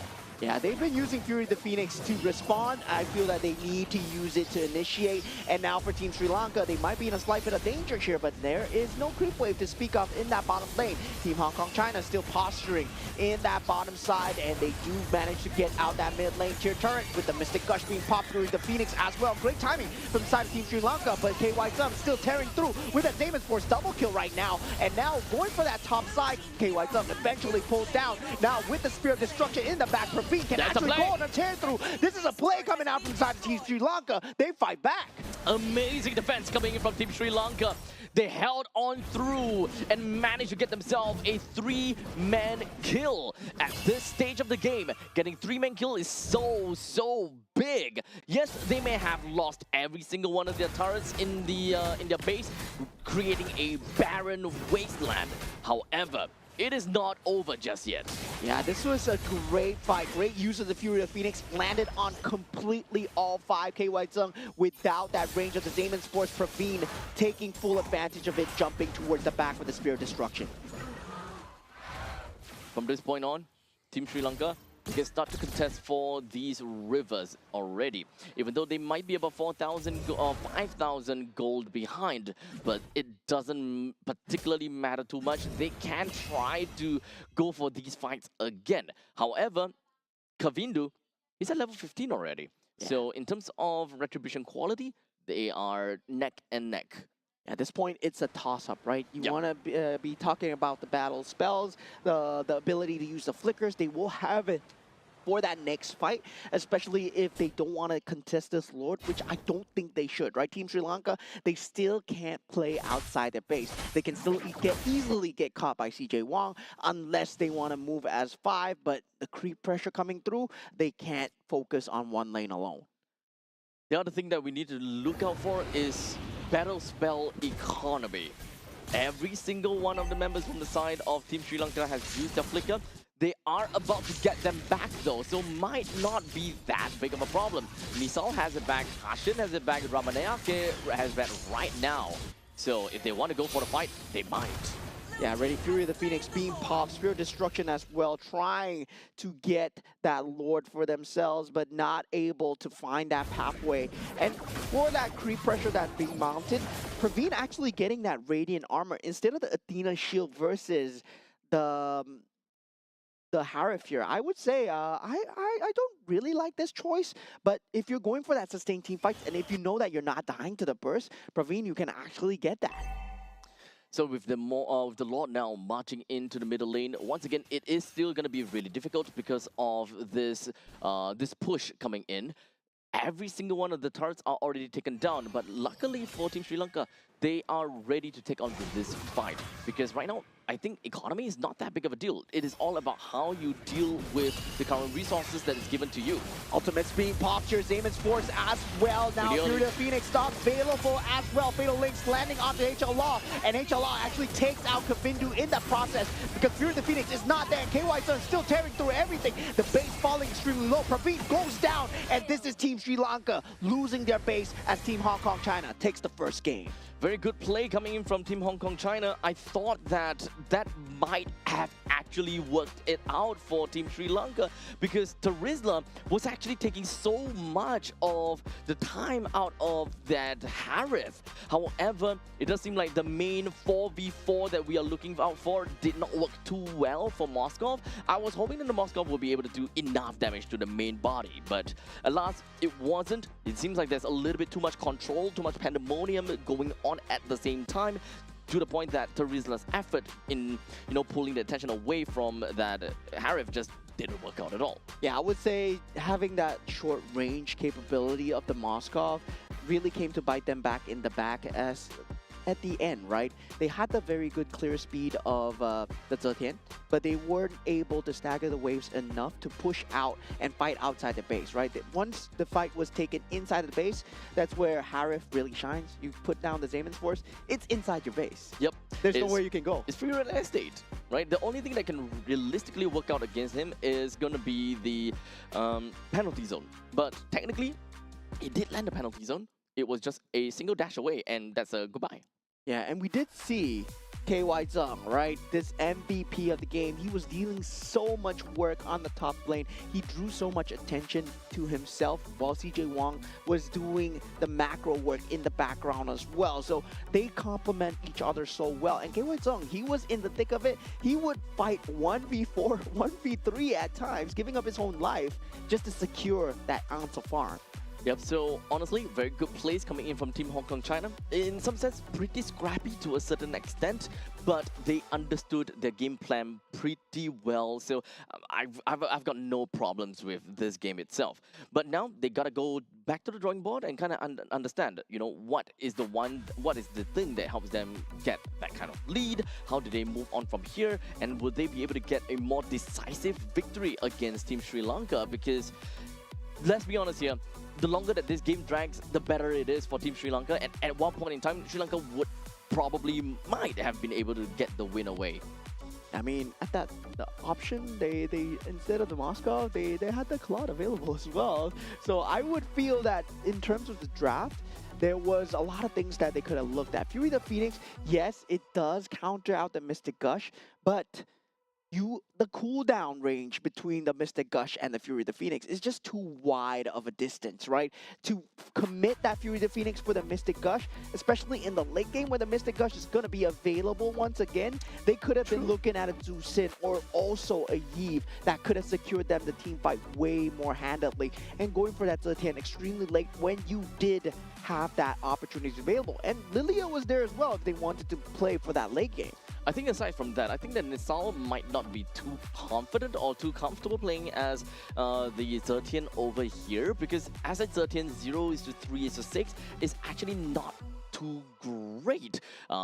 Although we can't see exactly how much damage the Zetian has been dealing thus far, but Zetian as a pretty strong artillery mage who has a massive range in a built-in skill 1 kit, she should be able to be a massive pain in the rear for many of those players from the side of Hong Kong China due to the lack of proper front lines inside, aside from the Alice and the Khalid, for example. Yeah, I mean, the front line was actually kind of lacking, right? Yeah, as we said, for the side of Team Hong Kong China, they felt like they did not have a lot of beefiness to tear through. And feels like also, for the same time, from Kavindu as well, I feel that his confidence was shot. After CJ Wong got that early game momentum, there were a lot of times where he could have collapsed into the fight and try and just be a disruption factor for the team to get the damage. But sadly for him, that Mystic Gush proved to be his undoing. Too much catch-up game coming in from the team of Sri Lanka. Yeah, quite literally too much. Leon have to play catch-up, that Zetian needs to play catch-up. The Moskov at one point also needed to play catch up, although we gotta agree there was one really good play that did accelerate the growth of the Moskov to a certain extent, but not quite enough for them to continue on from that point. In fact, sorry, I think that Moskov had two great plays that managed to single-handedly save the team. Yeah, I mean, I would say Praveen did a very good job of holding on, especially for the side of Team Sri Lanka. And I'm looking forward to see what they have in store for us in Game 2, right? Game 1 feels like, yeah, mistakes were made. They had to fight outside the base, and they couldn't proceed onwards from there. Win conditions were not set clearly for the side of Team Sri Lanka. Hopefully, they can make the adjustment now. For the first time ever today, we're going to have dangerous grass. So, dangerous grass, huh? Okay, so nothing too out of the ordinary. I'll say that this is not going to change too much either. So, going in between these two teams, we are starting out the draft immediately, with Akai already slapped into the banning pool immediately. Something that we should expect to go into the banning pool should be Freya, probably Jusin, Paquito, Marcel, all that jazz. Yeah, definitely. And I mean, when we talk about the other groups, right? This is a ban and pick that always slips through for other groups. I'm not too sure whether they have that player that can do it, but the Fanny itself, we have not been seeing much of a priority here for any of these teams. And is just Fanny not in the meta anymore? But no, we did see that ban out from Team Philippines and Team Indonesia yesterday. I do think that Fanny is a little bit too high mechanic for maybe either of these teams, which are still in their infancy stage within of their region, to pick up the Fanny and go completely ham with it, especially with being in the 2026 Asian Games. 2026 Asian Games. So they gotta have to play something more, I would say, easier to pilot, something that is a lot more straightforward in order for them to, have a more proper idea of what the game plan is. And now for the side of Team Sri Lanka, a respect ban on the side of the Harif as well. Generally not being seen in the top 3. Now they do eventually ban it out. This leaves Marcel and also the Paquito in that pool, right? For Team Hong Kong China, if they wish to take one of them out, that's a possibility. If you think about strong openers, that Freya, that Phovius is still there as well. Honestly, the banning pool is actually going down pretty darn slow, as both teams, they are really looking into it very, very carefully. Guinevere is already taken out. Due to the fact that the previous game, no one played the Paquito, no one banned the Paquito, might just mean that, we might not need to care about Paquito in this entire game at all. Yeah, probably. That's going to be the case here. Now, opening for the side of Team Hong Kong China. Paquito's still there, but they go for the carry opener. And yeah, carry as an opener, I can see where it's good, but it's not good enough to warrant that first pick, right? You essentially reveal your play style as you're gonna play to protect the carry. And once again, carry has the same problem as Moskov, where the range is short. So meanwhile, for the side of Team Sri Lanka, if they want to lean into this, where we see the Granger coming in, right? You play with that range, you play that Rhapsody, you can play also that Bruno to try and get that bullying along that way. So, with carry from the side of Hong Kong China and now Team Sri Lanka, they have decided to pick up a Yi Sun-shin for themselves. So, literally ripping a page out of Team Hong Kong China's. Okay, I give up on this draft officially, because we see Min Sitar and Yi Sun-shin coming out for the second pick. Doesn't make sense at all, right? They're not responding to each other. They don't have a play style. They're just going with whatever they feel like. And yeah, for Min Sitar, I mean, at this point, at this juncture of the game, you're revealing so much by going into that Min Sitar. It's not like your opponent is gonna pick Min Sitar right now, right? You could have picked up the Zusin. You could have picked up the Yves. There is so much priority in that pool for that good mid laner to come through. And yeah, picking up that Min Sitar right now just reveals your hand just very early. Uranus is gonna be picked up from the side of Team Hong Kong China and followed up by a Hilda. So honestly, I don't quite understand what they're trying to do here. So they do have Hilda that is really strong in the early stages of the game. In the meantime, the Minsita comes out for the side of Team Sri Lanka. That is an R1 pick. You can kind of shift that over to R5 and it would be perfect because, you know, you'll be able to bait out more of these, you know, blink style heroes so that your ultimate will be a lot more useful. Your team Yeah, is I mean, banned. at this point, right? At this point, it's like, yo, Dangerous Grass, maybe Hilda, maybe that's what they're going for. I would Your think that, team but is yeah, they banning. ban out the Gourd coming in from the side of Team Sri Lanka and for the side of Team Hong Kong China as well, right? In terms of that pool priority, where that meta is extremely strong towards that Paquito, Your team is towards banning. the Phobius as well on the EXP lane, picking up the Uranus and also the Hilda. Oh my god, they better have a good game plan here because this is going to be a very interesting game, completely off from the current meta that we've seen. Guys, don't try this at home, and Team Hong Kong China and Team Sri Your Lanka, team is they're banning. doing it for you so that you don't have to do it yourselves. So we've got then team Hylos, is picking. Atlas taken away, while the God as well as the Juicin is taken away from the side of Team Sri Lanka. Now, R4 pick. At this point, we don't have very strong frontliners from the side of Team Sri Lanka. I'm still really positive about Minsita, gonna be real honest. Valir is, of course, a pretty good answer if you want to deal with, you know, fast-moving heroes, single point dashes that, you know, get close to you. But honestly, for Hilda as well as Uranus, they don't really quite care about the fact that you kind of throw them away because they can just kind of walk back to you. Yeah, so this is very confusing to me. I've tried to make sense of the draft, but at this point, right, we are gonna have to admit that this draft is not gonna make sense.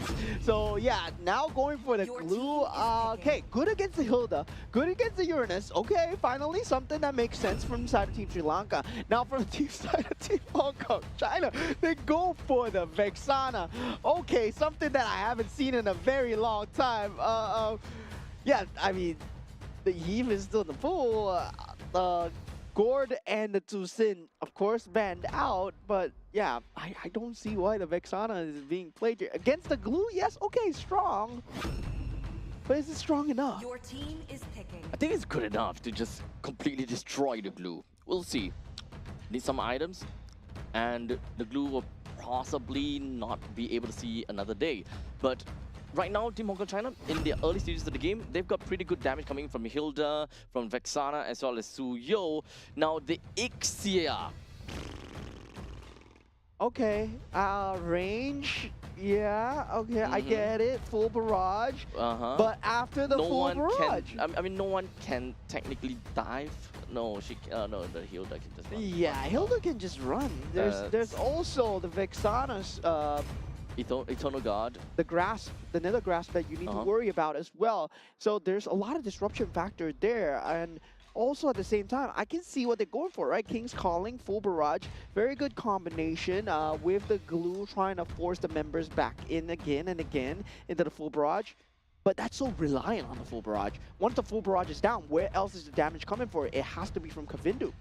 So Kavindu, he needs to farm like crazy in the early stages of the game. 5 seconds Technically, till the the enemy pokes reaches can the come from the Valir, Smash them. and those pokes from Valir are gonna be, you know, very very invisible impact. You don't realize that you're actually taking a lot of damage out of the Valir, but the moment that he gets a glowing wand for himself, oh boy, you really need to look out for him.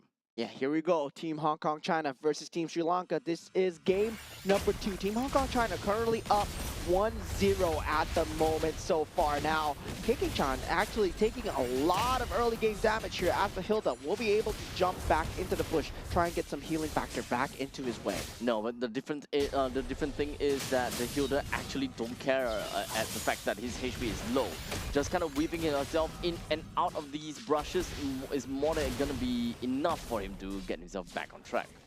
Yeah, definitely. Early game Hilda, very hard to deal with. Indeed, Kavindu has to watch out from the rotation coming out. CJ Wong and Hilda, Mr. KK-chan, they're looking to try and invade as much as possible. We do see the defense coming through, but it's not going to be enough when the Uranus joins the fray as well. So at this point, we're still in the early matchups. Team Sri Lanka, They're trying to kind of have a feel of how the game is going to look like and how the game is going to be like as well. We do have KK-chan that has made all the way up to the top lane. Unfortunately, doesn't have got a glorious pathway that allows her to just run super fast right in the face of Ixia. No, unfortunately. She does have her own speed boost though, but I don't think it would be enough to help them secure such an early kill. Yeah, 2 minutes into the game. Still, both teams still posturing for position here. Now we do see an early advantage coming in for the side of Praveen as he gets taken out. KY Zung still on the task with that carry. Will eventually trade it out 1-for-1. First blood going the way of Team Hong Kong China. But this eyes should be on the turtle right now as both roams, they are trying to make their way back to the turtle, where CJ Wong will be starting already here. And now with the flicker, it's not going to be enough with the King's Calling. And that's the thing. King's Calling wasted. What you going to do now? And yeah, you picked the Mincy Thars. First pick. To be honest, right now, I do want to see that the Mincetar will be able to do good work against some of these, very blink style heroes such as KY Zheng, but in the early stages, that Mincetar is just not gonna do anything at all. While in the meantime, we just finally see that the Valier hits level 4, but right now, all the way up the top lane, Hassan. Yeah, in a bit of trouble, but definitely will be able to get out. He does have the flicker available. Team Sri Lanka does have no flicker usage left for that next 2 minutes, and that means that Team Hong Kong China, they can't ramp things up. And KK-chan having that flicker as well, right? Ability to chase, it's going to be there. And not having the ultimates available, I believe at this stage, even the full barrage would not be a good answer to anything that Team Hong Kong China are going to throw at Team Sri Lanka's way. Now Hashan in a lot of trouble, and we see the flicker usage. Yep, that is goodbye to Hashan, as the Team Hong Kong China has finally managed to get themselves the 3rd kill of the game. Although we are only 3 minutes into this game and MY Cheng is already proxying the waves, which is great because this is the kind of lineup coming in from the side of Team Sri Lanka that doesn't necessarily have got a very good control of their own jungle, and they're just not particularly fast enough to catch up to MY Cheng's proxy results. Yeah, I mean, both sides, I would say, Team Sri Lanka now in trouble, right? You picked up the Ixia for yourself, and the thing is, Ixia does not have very good survivability. If you get dove under the turret and you have no teammates, there's no way you're getting out. As KK-chan now walks himself right into the midst of team fight. Yeah, now with the King's Calling, surprisingly, HL Law is going to be the target of choice here. He was just collateral damage. The hook wasn't even in his direction. He just walked into it, and sadly into that King's Calling. And now for the side of Team Sri Lanka, they get a lucky kill going for themselves right now. Now they have the ability to fight for this turtle, but HL Law already back on the scene. We'll have that Eternal Guard up very soon. Just take a little bit more time before we'll be able to see possibly a big fight, because now we are only at 4 minutes into the game. CJ Wang is already tackling down over to the turtle. In terms of retribution, quality doesn't really matter because Kavindu has long forgotten about the fact that they need to go for this turtle. Went for the retribution already onto the orange buff and will be on his merry way. Yeah, definitely very quirky play style coming out from the side of Team Sri Lanka here. And now with that, Hashan being the only source of initiation, I would say, King's Calling not exactly reliable. That stick much more reliable as the source of initiation.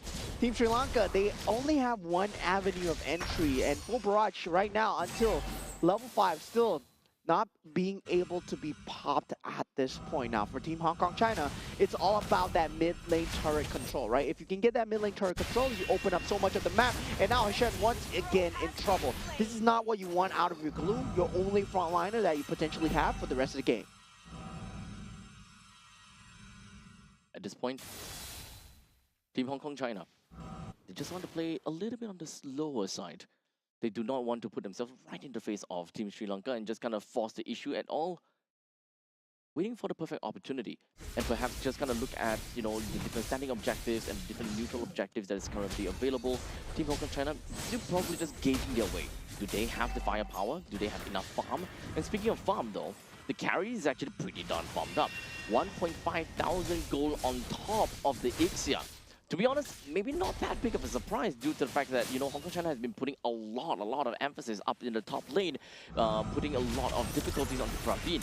Yeah, now Shen once again able to land the stick combo here, but full barrage not available. KK-chan actually in a bit of a tipple here, just flickers into that push. Now Shen in a slight bit of trouble. KY Zung does find the finish here. Rest of the team of Team Sri Lanka, they're coming in here, and HL Law will find himself in no man's land. Kavindu eventually popped him off just instantly, and HL Law did have that flicker available. So both teams making blunders of their own. Now Team Hong Kong China from that 3,000 lead, now still keeping it even.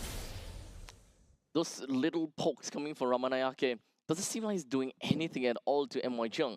But this is what a Uranus is capable of doing, right?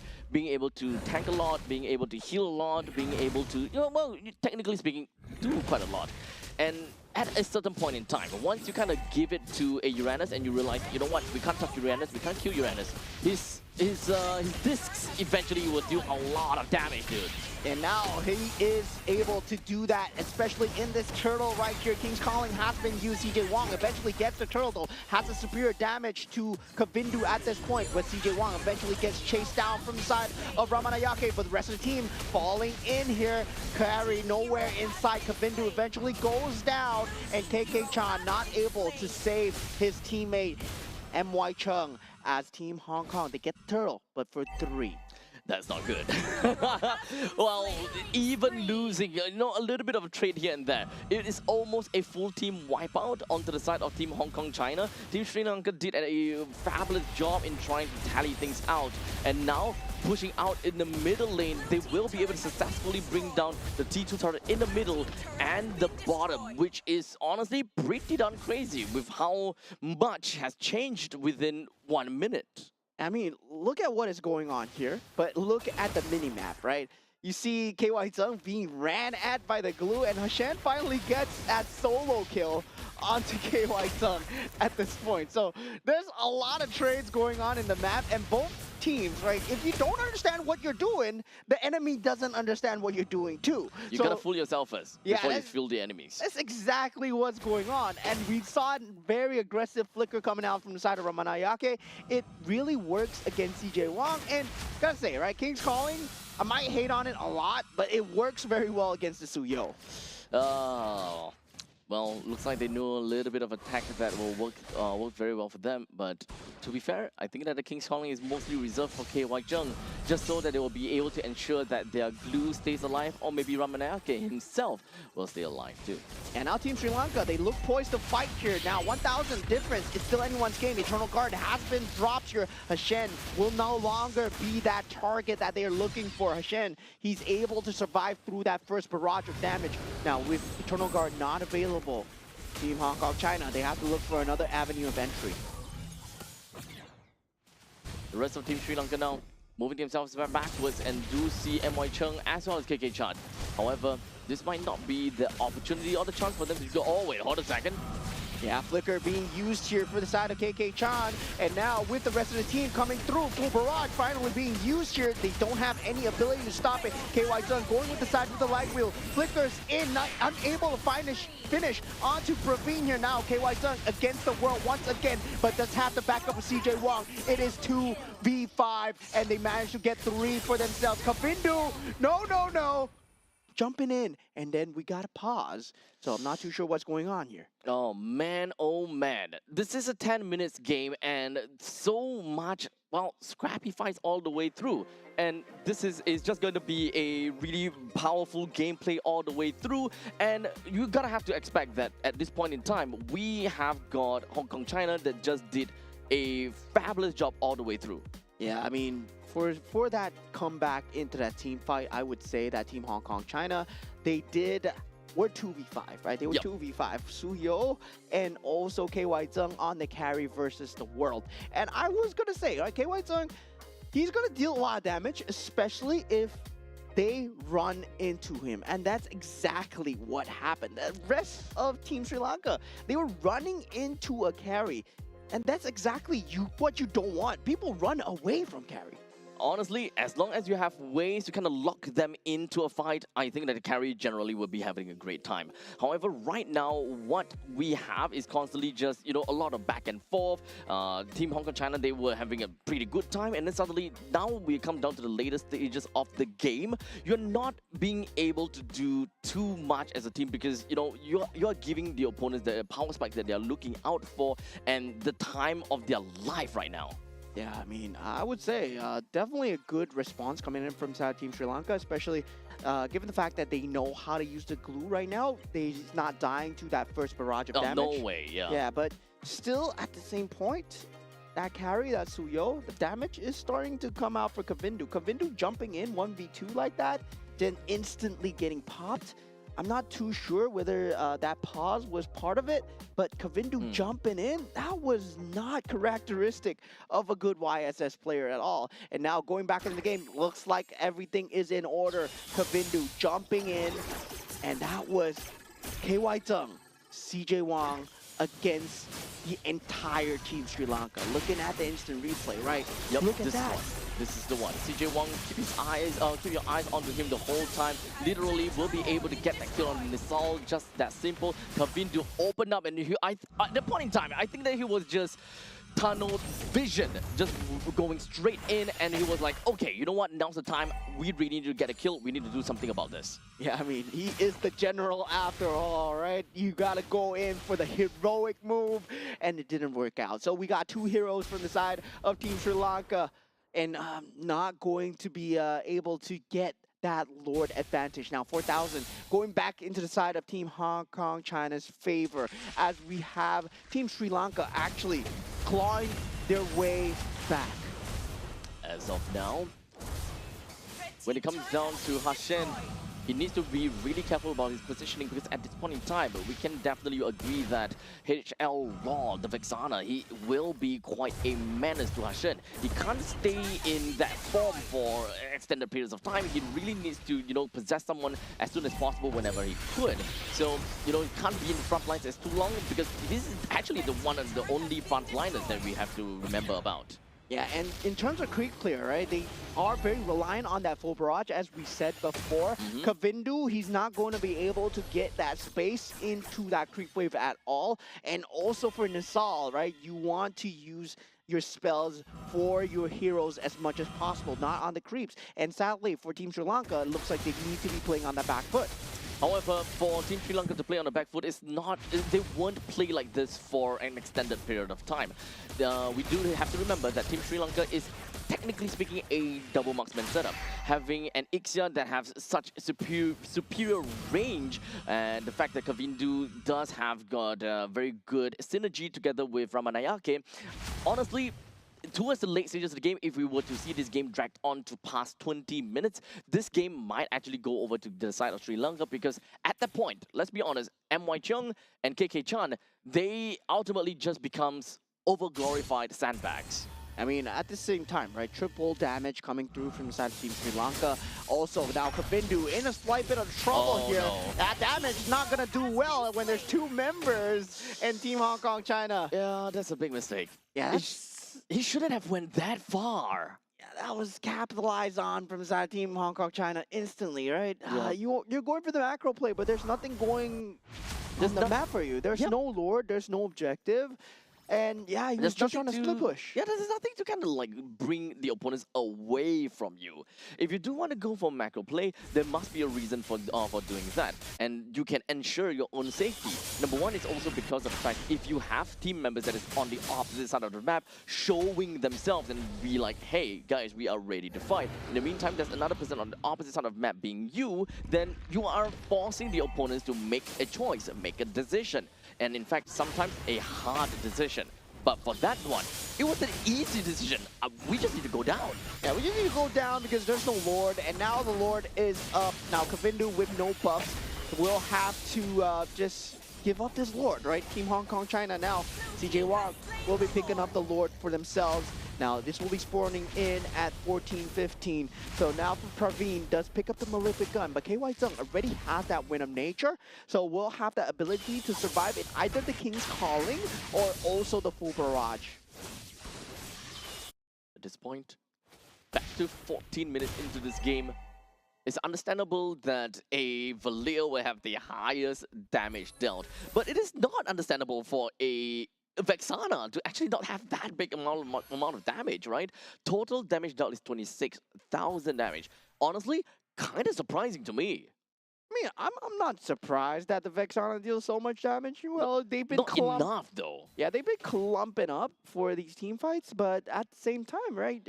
We talked about the triple damage setup coming in from Sri Lanka, so that's why they're on top as well. Now, they're forming that tri-lane push in. Full barrage will be available as well. That 6-stick also there. This is going to be a concerted effort coming in from the side of Team Sri Lanka as they try to hold on to the inhibitor turret on the top side. No initiation coming out from either side so far. They both don't have tools to initiate.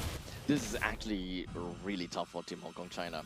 They have a lineup that is really great for the early game, having that Hilda and all, but they have already reached the late game territory, being at 15 minutes. So the tankiness of the front lines, the fact that the squishy back lines are going to be pretty far and out of reach for KK Chan. KK Chan has already come to the point that he is an overglorified sandbag now. But MY Chung, he can still be a pretty good sandbag, because as long as you're just kind of like going back and forth and exchanging hits between you and Hilda, then maybe you will be able to find some ways and find some avenues for the Suyo to come in to do decent amount of damage, or perhaps open enough space for KY Chung to do some of these, damage over to the front lines. But if you're just right in front of the enemy's turret, none of these can be executed. You need to pull Sri Lanka out of their base for you to be able to execute your game plan. Yeah, and they're playing on the opposite sides of the map. Meanwhile, for the side of Team Hong Kong China, it looks like they want to go for that next objective, right? And this time, this breathing space that you actually give over to the side of Team Sri Lanka, this gives them a lot of breathing space. And once again, Kavindu gets instantly shut down. This is dangerous grass. Every single bush is dangerous, my friend. Kavindu, not again. Unfortunately, this is kind of what Hong Kong China wants, right? Pull them out of their base, and unfortunately, that is discipline. Now 4v5, there is great control coming out of Shen. Full barrage has been popped so far, unable to stop it, but KY Zung focuses down on that turret. Light wheel has been popped. Shen eventually does go down, and this might be coming in for the side of Team Hong Kong China, and HL Law lands that snipe onto Ramanayake here. This might be the end for Team Sri Lanka. Only Nisal and Praveen left remaining. No full barrage left inside. No ability to clear out the creeps. Coming in from the middle side now, Kavindu, he is back. And now the creep waves is handled. The Lord is up. Team Hong Kong China, do they go for the throws here? Full barrage is available. It's not doing enough. It's not. They just need to run away from the range. Oh no! Here we thought that it might be possible, but to be fair though, the Lord is now available, then they can have a very, very prominent push that is upcoming to the upcoming base, because it is a barren wasteland already for the side of Team Sri Lanka. They are not that scared of the turrets anymore, because the main thing that is stopping any of the members, like for KK Chan or for MY Chung, to rush in and be a very annoying person to the backlines is really the turrets. But now that none of these turrets stands here anymore, the only thing that they need to look out for is Praveen's full barrage. Yeah, so they need to watch out for that. They need to watch out for King's Calling. That's two things, right? You need to watch out for a circle and a triangle. So once you avoid those shapes, you're done. And now with the Lord coming in, now with the King Calling being set down, HL Law pops that Winter Crown. Full barrage is there on him. HL Law eventually goes down here, but Light Wheel at the side here. KY Zung unable to finish onto the crystal, going greedy there. And Team Sri Lanka, they hold on. They weren't able to avoid the circle and the triangle. As CJ Wong, Hashen, he's taking them out for a walk here. Yeah, I mean, Hashen won't go down. That guy is a little bit too tanky. And unfortunately, that was maybe Hong Kong China's best effort at trying to make up for a push. And now, they lost 2 members. Team Sri Lanka, they are finally out of their own shell, and that's great for them. Yeah, that full barrage, right? That full barrage just soften down the entirety of that creep wave. And meanwhile, KY Sung just took the full fury of the crystal. Now they do have one more defense left into them. And there is that split push coming in from CJ Wong that they need to consistently be worried about, right? You don't want a case of minions here, as the minions are now super from the side of Team Hong Kong China. Now, Team Hong Kong China, the main thing that they gotta do is a sacrifice. They need proper sacrifice. They need to force Praveen in a spot where he needs to make very difficult decisions, such as, do I full barrage now? Do I full barrage later? KK Chan literally has to run his face right onto Praveen at the exact and the right moment, so that the upcoming Lord and the upcoming push coming in from these creep waves would not be halted by a single ultimate. Otherwise, that is just way too much value out of a single full barrage. Yeah, this is a dangerous grass after all. They can't go for that 3-on-3, that tri-lane push, especially with such a creep clear tool coming out from inside of Team Sri Lanka. They have found a way to hold on for now. But still, both sides, they don't have a clean engagement tool, right? That's why you don't see them jumping and brawling against each other. It's more like a wave going against a wave. And they're unable to latch onto each other because they're just liquid. And now Team Hashan, right now, going in Sri Lanka, they're going for that stick, but KK Chan just dragging him away. And now the Lord is up. And Hashan just able to get out with the split, and also the flicker coming through from the side of Team Sri Lanka. Now, there's 3 flickers being used from the side of Team Hong Kong China. They go for the Lord here, and this is going to be the enhanced one. The damage reduction is there. You want to stick to the Lord, but it's so counterintuitive because the full barrage is there. Yeah, so same thing as always. Bait out the full barrage, find a way to make sure the full barrage does not stick. Now, it's a lot easier to be said than done. KY Jung, where does he stand in this game? Where does he go in? When? Because it's gonna be so difficult. The main thing that you want to do is you want to kill Hashan, right? However, the moment that he's attached to someone, you can't kill Hashan. You shouldn't, because you'll outright just like kill your own teammate instead.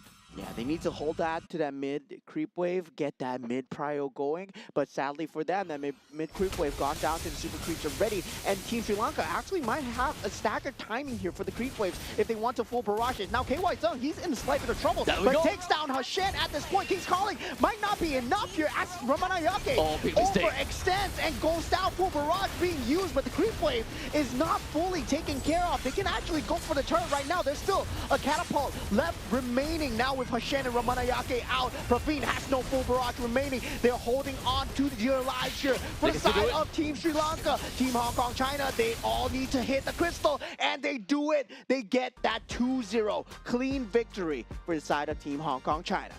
Congratulations over to Hong Kong China, as this game between these two teams, this is a situation where none of these two teams, as you mentioned, right, it's not about a very initiation-heavy composition, nor a counter-engaged composition. This is all about overall execution. The moment that you get into a fight, the moment that you get into a battle, you need to capitalize on the opponent's mistakes. And that is exactly what Hong Kong China did. They actually, look, the defense coming in from Team Sri Lanka should have been very much fortified. They have a single full barrage. As long as Ixia is constantly just behind the core, there is hardly anyone that can just jump right in and get a kill down on Ixia or force the Ixia to go for full barrage. Unless, you know, the ball is going to be onto the court of Hong Kong China, they are the one that needs to make the play, not onto Sri Lanka. So the moment that Glue went a little bit too far out and he did not manage to latch onto someone, that's game. Yeah, I mean, Ramanayake as well, right? Unable to cut his losses, jumping in with the King's Calling. Well, you picked that Min Seedar first, right? You were expecting great things out of the King's Calling. And yeah, there were times where they were able to shut down the Suyo because of that. But when it boils down to that 50-50 fight, KY Zung, he had a grasp on it, right? Where he's able to deal the damage on the Harith in the first game, on the second game as well as the carry, as well as positioning really very good in terms of just trying to force out these objectives. Well, there's no catch available because both of these teams, they went for non-meta drafts. And this is very non-meta drafts. This is why these drafts are not meta in the first place, right? Because the lack of catch is so obvious, right? When there isn't Cho, when there isn't Kalea, when there isn't a Paquito. Like a clear win condition. Yeah, there is very little weird win conditions. You're going up against 5-on-5 and 5-on-5 every single time, and that's why teams like to stick to the meta. And this is what happens when, well, you see a Hilda, you see Uranus, you see a Vixana. Yeah, I think at least for Team Sri Lanka, the idea that they're trying to go for is to bank onto the hook coming from Ramanayake, right? And that is probably their entrance, their way of bringing someone from the side of Hong Kong, China onto them. But once that is done, what happens then? You probably will want to go for, at that point in time, King's Calling? King's Calling just so that the rest of the members from Hong Kong, China, they can't just run right in that easily with a simple dash or not. But Team Sri Lanka, I think that the main problem is they were too quick or too eager to make a play. They constantly have the idea, you know what? In order for us to defend well, we need to have we need to kill KY Zheng. We need to ensure that the carry goes down, so let's send the Minsita and the glue after her.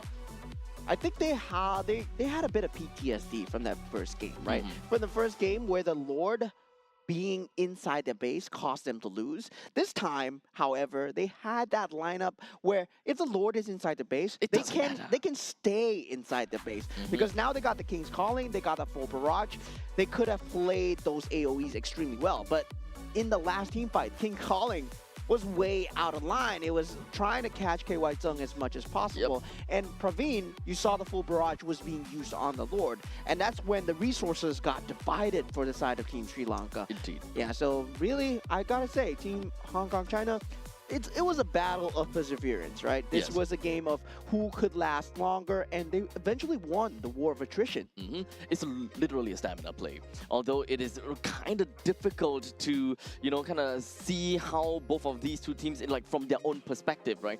From Team Hong Kong, China, what do they have to do? Team Sri Lanka, what do they have to do? At that point in time, everything is in a mass hysteria, and they are probably just really desperate because they know that this is the battle of the lower seed. How else are they supposed to go up any higher if they do not get to win this game? Yeah, I mean, in your bracket itself, there's Team Pakistan, there's Team Nepal, and these are all newer teams as well. Team Mongolia in the bracket is also doing extremely well. But in the group itself, right now, it looks like Team Hong Kong China is no longer at the bottom of group number D, right? So we'll be taking a look at Group C next, which is, it's going to be Uzbekistan versus Kyrgyzstan. Yeah, Team Kyrgyzstan. I'm looking forward to see, because Team Kazakhstan had good stuff to say about Team Kyrgyzstan. And Team Kazakhstan was extremely good yesterday. Yeah, honestly, they had great showing. As such, we actually do have quite a lot of expectations coming up for the teams that is upcoming here. In fact, so far, every single one of these games that has been, kind of showed to us, they have been either entertaining or they have been really strong competitors all the way through. So when it comes down to this upcoming game between the Central Asia region, I'm just watching it. I'm gonna keep my eyes completely peeled and open to see what Team Kyrgyzstan and Team, what was that again? Kyrgyzstan and Uzbekistan. Uzbekistan, yes. What these two teams has got for us. Yeah, and currently the standings. So Team Sri Lanka, with that loss, they find themselves at the bottom of the barrel at -3 points. And Team Hong Kong China move themselves towards that top 3. And now they're tied neck and neck with Team Pakistan. They do need more points though, because I believe head-to-head favors Team Pakistan at this point. Now for the side of Team Mongolia, they pulled themselves forward 2-0, 4 points so far, and Team Nepal now down on that 4th place. And of course, well, just like that, we have got the entirety of the standings from Group D. We have -3 on Team Sri Lanka. We really had hope a little bit more from Team Sri Lanka, to be fairly honest, because we talked about that, right? Game number 2. They could actually bring the game all the way to game number 3. Yeah, and definitely, I feel that for the next few games going forward as well, it's going to get even more exciting. It's getting tighter. Team Uzbekistan, Team Kyrgyzstan, we have not seen. And we're going to have a team that we're familiar with, but we have not seen yet, which is Team Singapore, that's going to go up against Team Indonesia after that game as well. So after Team Uzbekistan and Team Kyrgyzstan, we're going back to Group A. Oh yes, you're right. And then within of Group A, we have Team Singapore versus Team Indonesia, and I think the Team Malaysia versus Team Myanmar. Yes. Oh yeah. Okay, so we've got a lot of games to look forward to. So for every single one of you guys that are tuning in from home, or perhaps you are here in Resorts World Sentosa, you guys have got a full day lined up for you guys, and we truly hope that you guys will be very excited for what's about to come up. Yeah, definitely looking forward to what's going on for the rest of the brackets here today. And I have a soft spot for Group B that we saw in the first two games. I mean, Team Iran, first Maniac, first Savage. Then afterwards, we got a Savage following from Team Jordan. Yep, that lineup or that group was great, but maybe this upcoming group will be greater. So make sure you guys come back and take a look at that game. See you guys.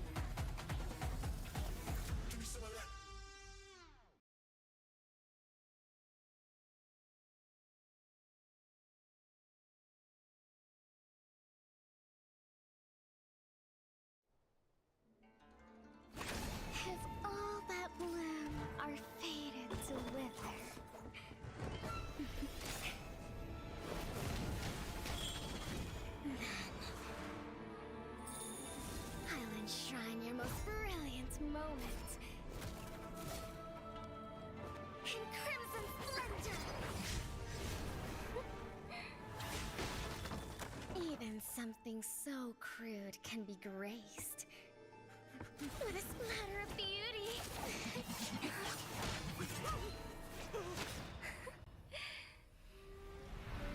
I'll get you out! You finally come to me, Hanabi-sama! This madness ends now. At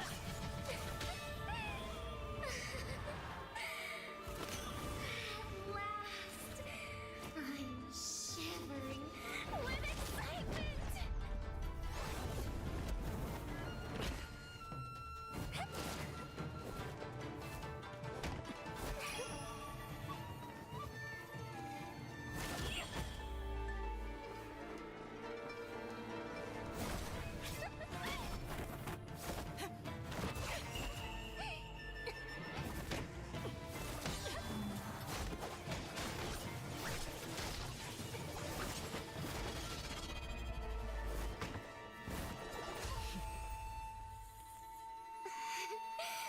Such killing intent.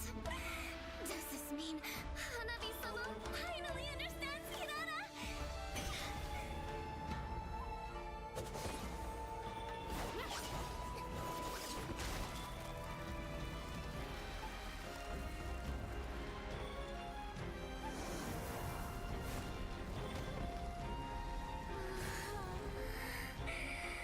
So warm. So beautiful. We can finally embrace eternity in hell. Just the two of us. Allow me to release your eternal bloom.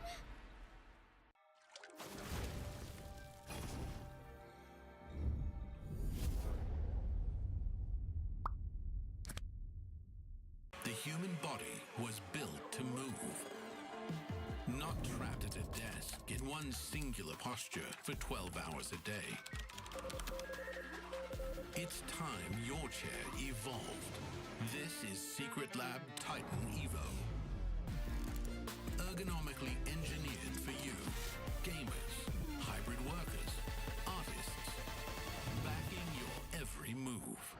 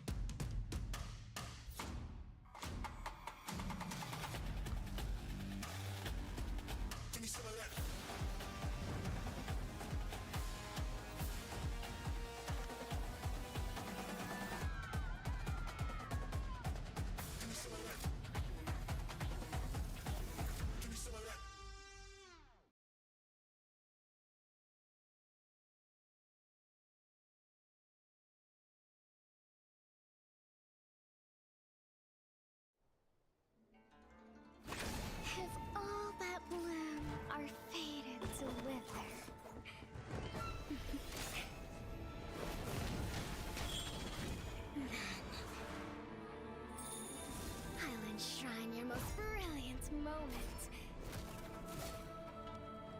In crimson splendor. Even something so crude can be graced with a splatter of beauty.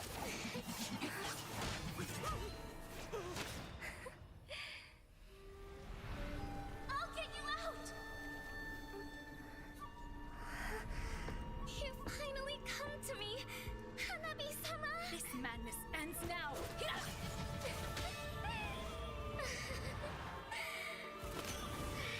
last, I'm shivering with excitement!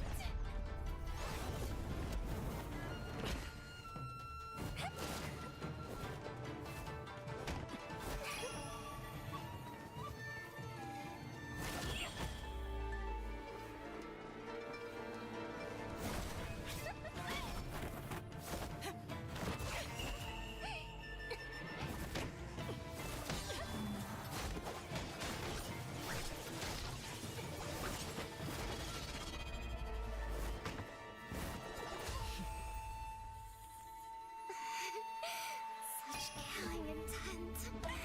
Does this mean Hanabi-sama finally understands Hinata?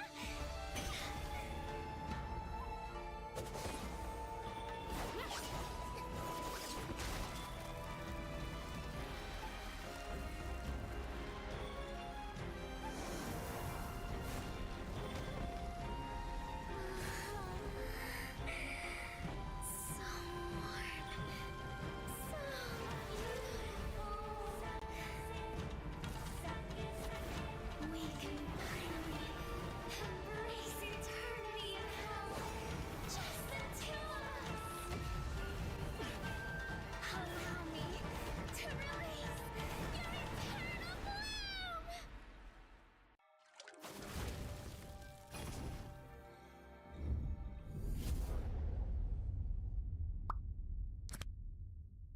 The human body was built to move.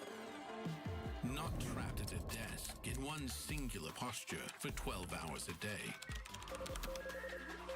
It's time your chair evolved. This is Secret Lab Titan Evo. Ergonomically engineered for you, gamers, hybrid workers, artists, backing your every move.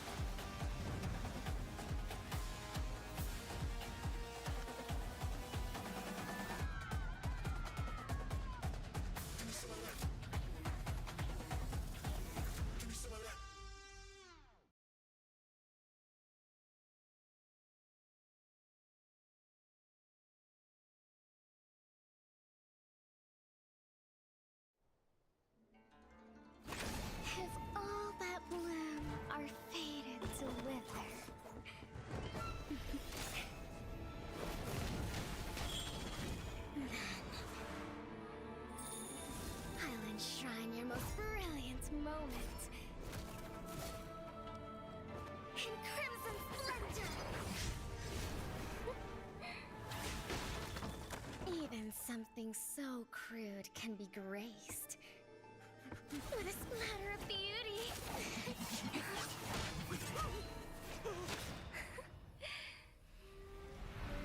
I'll get you out! You finally come to me, Hanabi-sama! This madness ends now. At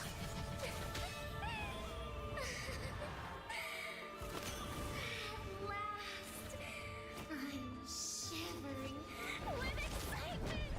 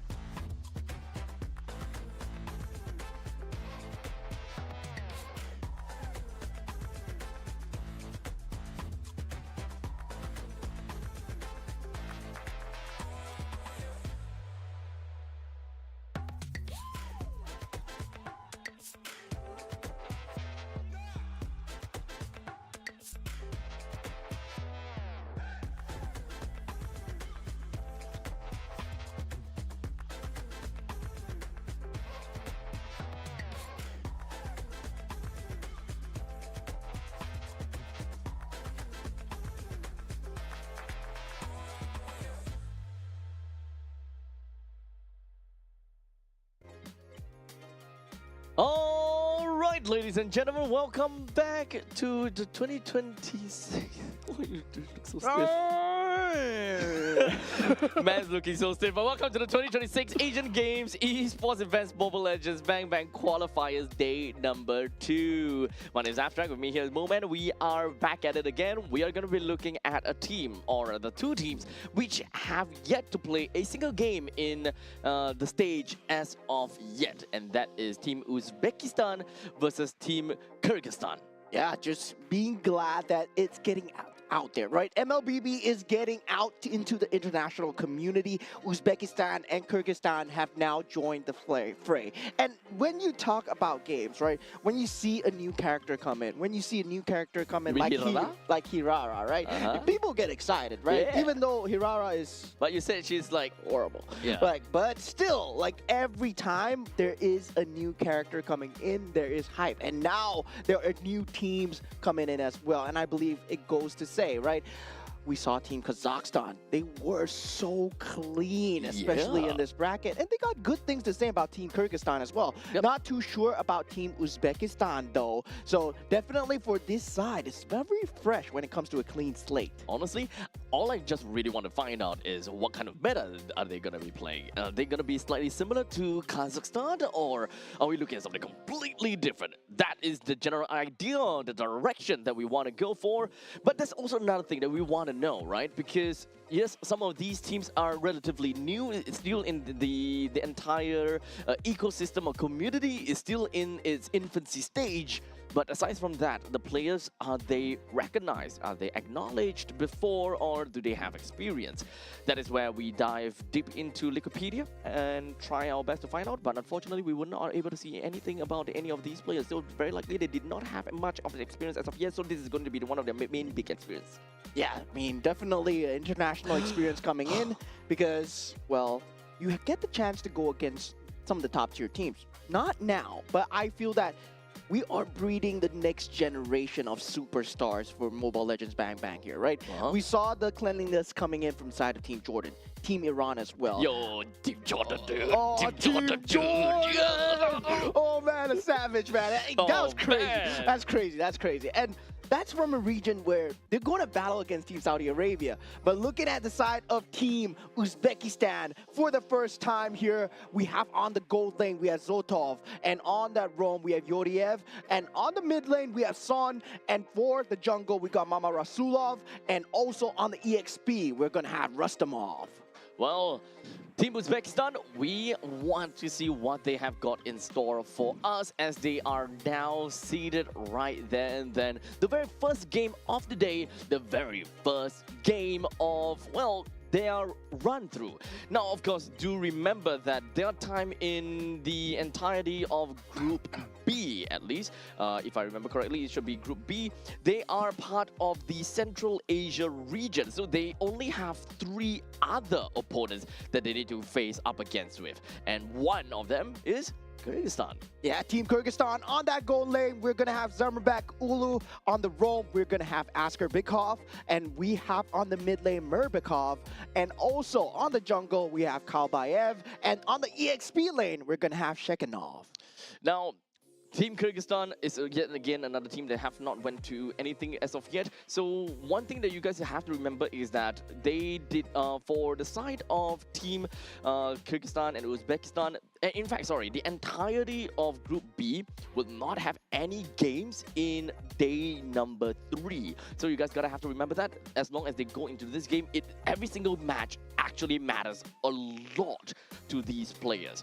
Because only in day 4 we will start to see more crossovers, and Kyrgyzstan will go up against Kazakhstan, and Uzbekistan will still have to go back and fight against Kazakhstan as well. In fact, day number 4, that is where we'll have a convergence of almost every single one of these teams fighting it out against one another. And this is one of the groups where only the top 2 is going to make it. They're not going to have the last chance qualifier because there are only 4 teams in that entire group, right? I believe this is Group C, because Group B, I believe, you're right. was my favorite group. Yes. Team Jordan and Team Jordan, Team Iran and Team Saudi Arabia are there. Uh-huh. So yeah, definitely, they are amazing. But Group C as well, right? We saw Team Kazakhstan going up against Team Tajikistan yesterday, and Team Kazakhstan are very surgical when it comes down to the drafts, when it comes down to the gameplay as well. They know what they're doing, and I hope for this region, Team Uzbekistan and Team Kyrgyzstan as well, some of that players, they rub off on each other.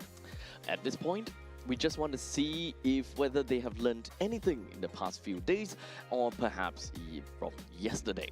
I do want to see what they're going to come up with, but for now, we are going to be looking at flying clouds.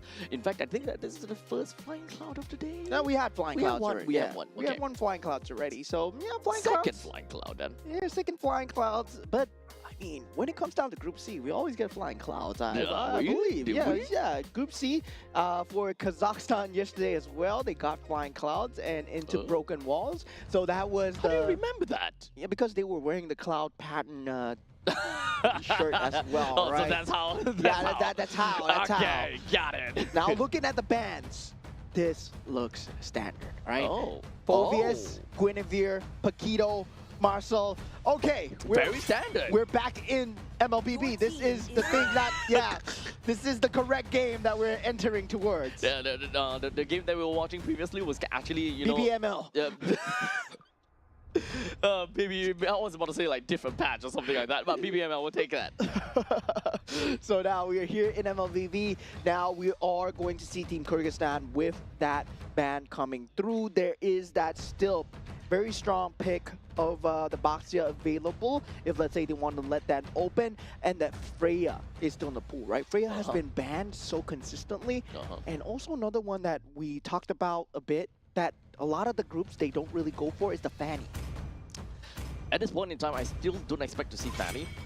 It's more of the point where you leak the Fanny for game 1 and see whether they are willing to pick it up. If they actually do, then okay, lesson learned, we need to start banning the Fanny, because the last thing that you kind of want is that you don't know anything about the opponent's team. You don't want to kind of waste a ban slot just to assume that they know how to play it. Yeah, you're just hoping that the cables are bad. But Your now team looking at is Team picking. Uzbekistan for the first time, making it through from the ban stages. We have Freya. She arrives into the land of dawn. Let's go. The first Freya that we have seen in this stage. As of yet, we haven't seen any. So nice to see that Freya has now joined into the fray. Team Kyrgyzstan followed up with a Yves and Glue pickup. So nothing too out of the ordinary for now, but they are absolutely purple. Yeah, definitely. So there is that possibility of that Zusin that is already banned out. So we yes, do have that unfortunately. Gourd available as well. If, let's say, you want to go for that ability to fight into that Yves in terms of that mid lane control alone. And now for the Harif, Arif still looks good. wait a minute. Then where is this Freya going? XP Freya. It's very likely going to be XP Freya, and that's something that still will look really good. Like, when we put Paquito in the XP lane, these kind of things definitely matters. And having an XP Freya pretty much means that you more or less win the lane pretty darn hard. Yeah, definitely. I mean, gotta say, right? Okay, it's gonna be an XP Freya, so the jungle is gonna be the Harley as well. Yep. So the core 3 just straight pick up from the side of Uzbekistan, right? Gold laner into EXP, into that jungle as well. Yeah. So right now, Uzbekistan's lineup is really good because of the sheer amount of firepower that they have. So any roamer at this point in time that can allow for pickoff is ultimately very important, where that ball will be passed over to Kyrgyzstan, where there are two main roamers that needs to go. Cho and Kalia. Yeah. They have to go. Cho, Kalea, I mean, at this point, right? If Team Uzbekistan go for old school, they could go for the Jawhead as well, right? Yeah, that's something that we haven't seen in a very long time. But Jawhead Harder to hardly. execute though. Yeah. Definitely harder to execute. Okay, maybe not now because the Baxia has been picked up as Yeah. well. Okay, so the thing about Baxia, I'm kind of surprised that it has leaked all the way until R3 to be picked up, but it is still a very fabulous pick. The way that Team Kyrgyzstan can go, this is a battle of firepower from one side and attrition from the other. So for Team Kyrgyzstan, just gonna go a little bit more hammer with how thick that they can be. Very likely the glue is going to go over to the robe section. So Team Uzbekistan, in order to kind of make sure that Team Kyrgyzstan doesn't go too crazy, they need to kind of handle the XP lane a little bit, right? Or actually, do you want to handle? Yeah, maybe handle the XP lane a little bit. Actually, if let's say you want to flex out the glue pick, put him in the team is EXP lane banning. versus the Freya. Because the Freya is not going to be able to destroy the glue as hard, right? And in terms of that mid-game power team spike as is well, banning. glue on that Freya, it's something that you consistently want from Team Kyrgyzstan. Yep, so at least in level 1 to level 4, glue more or less will do a better job than a Freya, because you're generally just healing off of the gluings that you kind of drop on the floor, and you can do pretty decent damage on the Freya as well. The main thing what Freya wants to do is she wants to stick close to you and just keep on hitting away. But the main problem also comes down to the point that Freya can be very slippery and agile, where it might not be that easy for glue to land some of these S1s. And now, wow, they ban out all that mid lane pressure that could potentially team come is through. Now picking. gold lane pressure being banned out from the side of Team Uzbekistan as well. I mean, Bruno is back, man, so back there. Now Bruno definitely getting banned out. Claude as well. Now Gord, Lilia. So now they don't have a lot of choice for the mid lane. We did see Honestly, like Clint Kadita, Ranger. we did see Kagura yesterday, where the cheese picks do come through. But if they want like just standard pure clearing speed, you can still go for the Farsa, right? You can still go for that feather airstrike into the team fight. Yeah, this one, it seems like a 4 protect 1 kind of team is situation. picking. They've decided to pick up an R-Lot for themselves for more of that setup for Team Kyrgyzstan, which will actually lead to a pretty good pickup for their gold laner eventually. Can be a Clint, can be a Granger, or literally anyone that can play very early in the game. I'm not too sure whether they are too open to playing a fighter gold lane. It might be a little bit too all in without any form of insurance policy. Yeah, and now left with the roamer coming out from inside of Team Uzbekistan. They They need can catch. Yeah, they can go for the Cho, like we said, right? Cho, the Kalea, the catch will be very strong, especially with combined with the Fury of the Phoenix as well. But if they want more AoE, the Atlas is also available as well. If, let's say they want to pair that together with the Harif as well. Right. Yeah, but Okay, there we they go. want to go with the Cho instead. Yep, I think it's relatively understandable. You do have got lower cooldown of the Weighted Dragon. You have a lot more setup capabilities. They can play around with Harley and Freya. And most importantly, as a 13 plus Cho combination in the mid lane, you can clear waves extremely well. Yeah, now with the gold lane selection for the side of Team Kyrgyzstan, right? I would say right now, Ruby looks extremely good, but they go for the Granger instead. Yeah, but that's Too just all me. in, yeah. Yeah, that's just me being a super gambling player, right? Optimistic in some sense, yeah. But I would look at it that way as well, because from what I know, damage Ruby is actually pretty nutty at this point in time, but no Yeah. one have really experimented too far into it in a professional tournament as of yet. Yeah, definitely not now. I would say we might Sooner or see it later. We might see it later. We Yeah. might see it later because I know Team Malaysia versus Team Myanmar. Maybe they might want to experiment with that. But now going in so far, looking at the drafts, looking at what the players have picked up for themselves, Granger will be that last pick. In terms of that poke damage, Eve, Granger, R-Lot, very good setup, but Uzbekistan, right? Team Uzbekistan has so much entryway to start any fight as they wish. Yep, and of course for Team Kyrgyzstan, even if the initiation were to happen, they do have a lot of ways and means to kind of peel for the team. This is a very tanky lineup where they can just literally just crash their heads in over to the members of Uzbekistan, and they probably don't even care too much. And here we go for the first time on the main stage, Team Uzbekistan versus Team Kyrgyzstan, as we see what they're made of in Group C, and already an early skirmish as Rustamov wants to go for the proxy, but he's not being allowed, getting chased down, does not have the flicker, has a vengeance, and goes down to Team Kyrgyzstan. Okay, so this is uncalled for, especially as a Freya going over to XP, I did not expect him to want a proxy like that, especially since with the current patch, the way that the junglers kind of path around now is this is either a very all-in pick or a very safe pick to all-in play or very safe play, because he's either going to go all the way to the lizard or he's going to be right by the beetles. Yeah, now Yuriev on that scene here, forcing out the flicker from the side of Shekinov as he has to bail out on the Arlet so far. And I would say, right, despite the fact that he got the first blood down, really doesn't matter in terms of that creep priority. Now the catch for Team Kyrgyzstan coming through, Rustamov will be that main target, and Yuriev with the Jikundo able to get out. Doesn't really quite matter. Still very early into the game. Most of these farm that you want to funnel into is either going to go to Kalbaev, or you would want to kind of throw it over to Zemirbek. Other than that, everyone else is not exactly too important. Maybe Midabekov is the other one that you will want to give the farm over to as the mid laner. The more farm the mid laner gets, the better it is for the mid game. Oh, here we go in that mid lane as well. Fury the Phoenix being popped so far, and now getting knocked up onto Shekinov. He will be the target coming out from side of Team Uzbekistan as they do go for the turtle after that mid skirmish. Now with Kalbaev on that scene, he will be trying to go for that retribution here, but real manipulation has been set up from the side of Murbekov. But now with that being going the way of Team Kyrgyzstan, the turtle does go the way, and now Team Uzbekistan, they will be trying to get out as Rustamov extremely low. Team Kyrgyzstan, they have to play together as a team. It requires them to really huddle together a lot in order for them to find any form of substance on top of the opponents. They can't just stray away from one another, because that is exactly what Uzbekistan wants. One way of playing is Team Kyrgyzstan's way of playing is a absolute bane to Uzbekistan's win condition, because as long as Kyrgyzstan constantly just huddles together, it's actually really difficult for Uzbekistan to find a way to kill.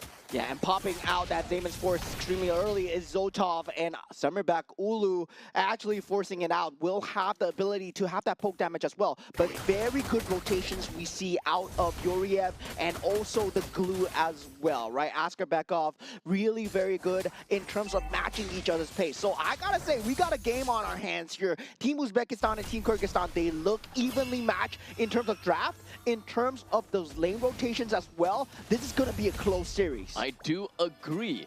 Does definitely seem as though they know what they're playing for and what their team composition really requires them to do. So at least for now, Team Kyrgyzstan, they're still slightly, kind of far apart from one another, because this is still, the laning phase. You definitely need to get as much farm as possible from each of these lanes. But hold a second. Way of the Dragon being popped, and Shekinov just goes down to an easy pick off from the side of Team Uzbekistan. And this is going to be the story of the game, right? You don't have purified, non-purified targets, especially on the Shekinov, and also Murbekov might be a target for the Way of the Dragon. And Zamirbek, well, he was going to be pretty much left untouched. That's going to be a 1-for-1 trade, I would say, on the macro side. Hunter Strike now being picked up.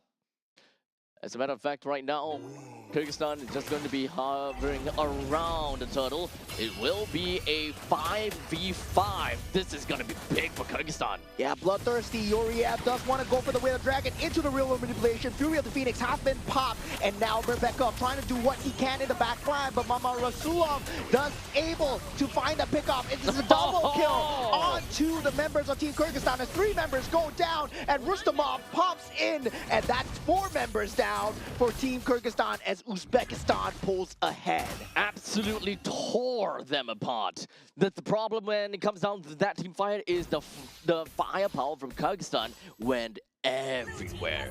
And literally, when I say everywhere, it goes a little bit here, a little bit there, and not everything to one person, which is exactly what Kyrgyzstan wants to do, you see?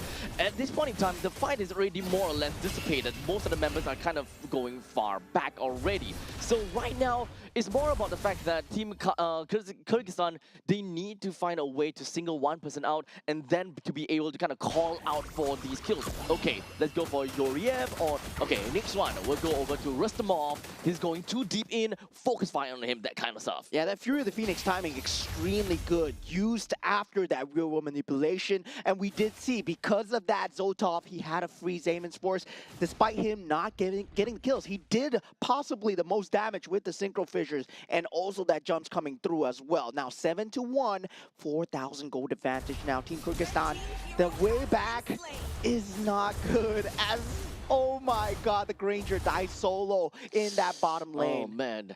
Now that we kind of seen everything together and now we are going past the laning phase, that means level 4, we are looking at players that are way past level 8. This means that level 2 ultimates are going to be big and going to be strong. We mostly look at Rustamov now. Rustamov and perhaps Son as well, because of the splash damage that they can deal in an entire AoE kind of situation. So even if Team Kyrgyzstan would kind of move together in tandem and they will want to 1v5 one person, as long as Team Uzbekistan have got really good answer and really good reaction to it, Rustamov plus Son, they should be able to deal a bunch of damage to a really big party. And Team Uzbekistan are playing the map so perfectly, right? They have to watch out for the burst damage that comes through from the Harley. At the same time, Zoltov, he's going to be farming reliably behind, and this is exactly where they excel at, this lineup, right? They don't want to go for an honest 5v5. They want to take the skirmishes while they are ahead. And while they're ahead, they want to make sure that, well, Team Kyrgyzstan, they're playing great. They're playing the death ball style. But Team Uzbekistan, they're not going to entertain that chance. They're not going to take the 50-50 here. Yep. However, reaction time from Kyrgyzstan is important too. Now, with that Way of the Dragon and the real manipulation being popped, they do get that turtle on the side of Team Kyrgyzstan. Now, Zermerbek Ulu does go down here. This is not good enough. Real manipulation, not enough from the side of Murbekov. And 3 members from the side of Team Kyrgyzstan are falling. Shekhinov, he's in a bit of danger here. Yoriev on the scene does not have the flicker to reinitiate onto Shekhinov. It's largely a positioning problem right now from the way that I see from the side of Kyrgyzstan. So for the Mamarasulov, he's got easy openings to just make his way over to the back lines. It is way too easy for him to just go in onto Zamirbek, and it's really unfortunate because as an assassin, that's what you want to do. Look at the damage coming through from the side of Zoltov. He pops the Zayman's Force and dives the Granger behind the turret. Zamirbek Ulu not having a great time, but look at this. Final Slash being used to try and save Kalbayev as Yoriev falls extremely low. And Kalbayev, he's still surviving for now, but 3 members already down as Rustamov eventually shut down here. Team Kyrgyzstan, they're finally trying to fight back, and they do have damage on Zamirbek Ulu, so they gotta watch out for that.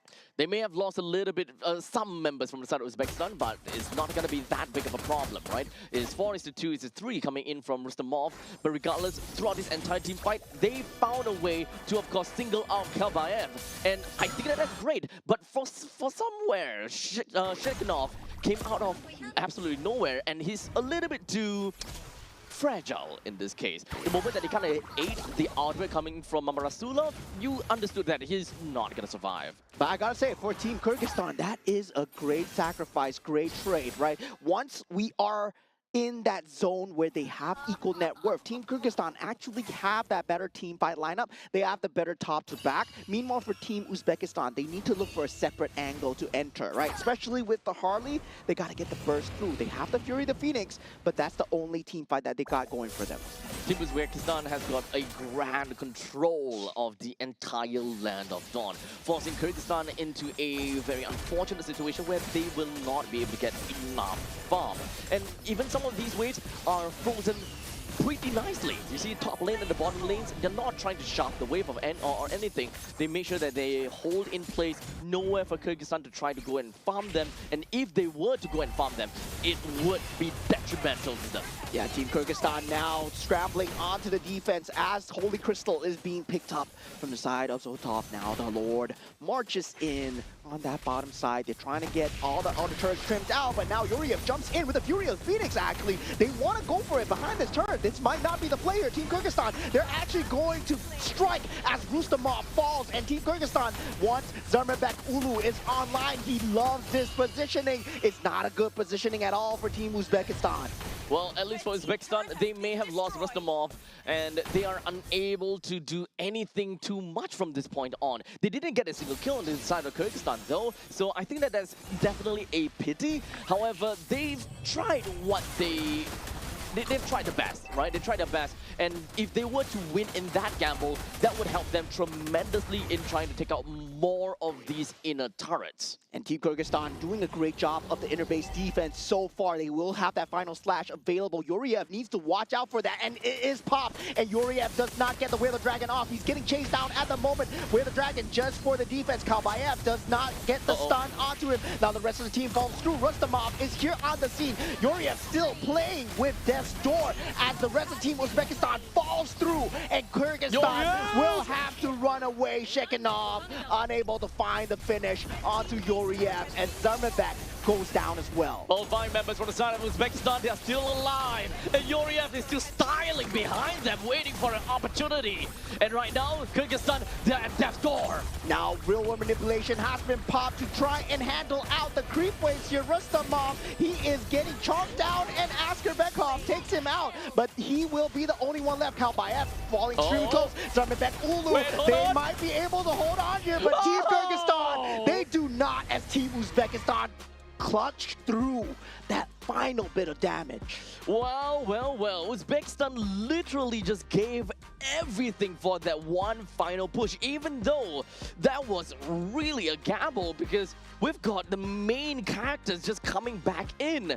But you know what? They don't care. Uzbekistan knows that if technically speaking, even if they kind of lose at a team fight, they can kind of go for the push again. They're so far ahead. 9,000 at one point in time, maybe even about 9,000 goal lead by 11 minutes in.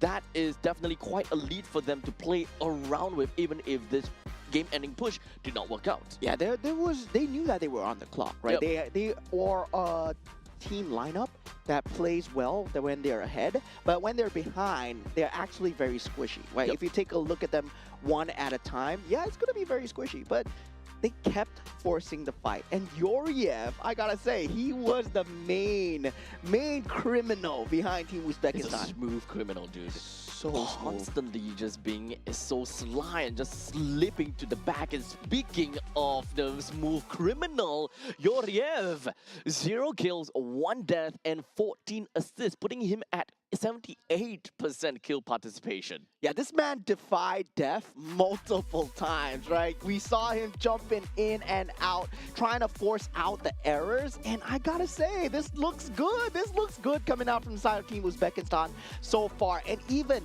for the side of Team Kyrgyzstan, we saw the response. Their disengages were extremely clean. I gotta say, it looks like a competitive series that boiled down to a few mistakes that Team Kyrgyzstan made. Honestly, it's really hard to pinpoint mistakes from either one of these two teams. In fact, it really just boils down to them in a micro within of team fights. To be fair, we did definitely mention that Uzbekistan's lineup is technically slightly easier to execute because you are mostly reacting to what Kyrgyzstan is doing, because Kyrgyzstan, their lineup is a lot more of a higher skill ceiling, because you need to coordinate with your team to understand how do you want to macro your way around that team fight. If you don't land a right final slash, for example, or if Kalbayev were to crash onto the wrong person with the shield unity, there is so much that could go wrong. Yeah, definitely. We did see flickers and moments of brilliance coming out from inside of Team Kyrgyzstan. It looked like they were going to be able to hold on, especially once the stick came through, once the item build came through from the side of Askerbekov as well. If he had a bit more magical resistance, it would have been great against the Harley and also Zoltov as well, right? I believe during a lot of these team fights, Zoltov was just left free reign in that back line, able to just chunk down whatever amount of damage. And not to mention Rustamov. He was dealing so much peel as the Freya, and this is why Freya is so good, right? It's completely banned out from almost every single game because he's good on almost every lane, and on the EXP lane as well. He's just able to just bring the fight to them. And despite the fact that he gave up his life so many times, it bought space for the team. Yeah, honestly, all Freya wants to do is to duel. She is literally a Valkyrie and just don't care about anything, fight to the death. Even though the only thing she lacks is like a horse or a unicorn or a pony or whatever it is. She will fight to the death and do whatever that she could. So much shield, so much damage, and the moment that you overstay your welcome, say goodbye to your health pool, even if you are a tank hero sometimes. According to the mythical lore of Valkyries, it's a Pegasus, the horse with wings. Thank Yeah, you. that you're welcome. You're welcome. You're welcome. Welcome, guys. Thank you, thank you, thank you, thank you. All right, so guys, that's why we see Freya banned out so much as well. So definitely, when we go into the next match as well, Team Kyrgyzstan, I feel that they have a fighting chance when it comes to this. We might see a 3-game series here. Honestly, I would not be surprised because game number 1, I feel that it's slightly dictated based on what kind of draft that they had. If in the event that Uzbekistan would have a draft that is slightly simpler to execute, I think that that game would be a lot more back and forth. With that all said, game number 1 for who was that? Uzbekistan, or is it? For Kyrgyzstan. Okay, sorry. Kyrgyzstan. Okay, so if the match for Kyrgyzstan were to be a little bit more easier, rather, if their competition is a lot easier to play around with, it would have went through, it will be back and forth a lot. While in the meantime, for Uzbekistan, all they need to do is just execute the skills. They just need to have their own specific tags. Like for example, the Harley just needs to tag onto the Granger, for example. As long as you see the Granger, go for it. It's as easy as that, right? You don't particularly need to, let's group up together as 5. Let's go together. You see who you jump on this person, blah, blah, blah. But for a Harley, I see a Granger, go, go.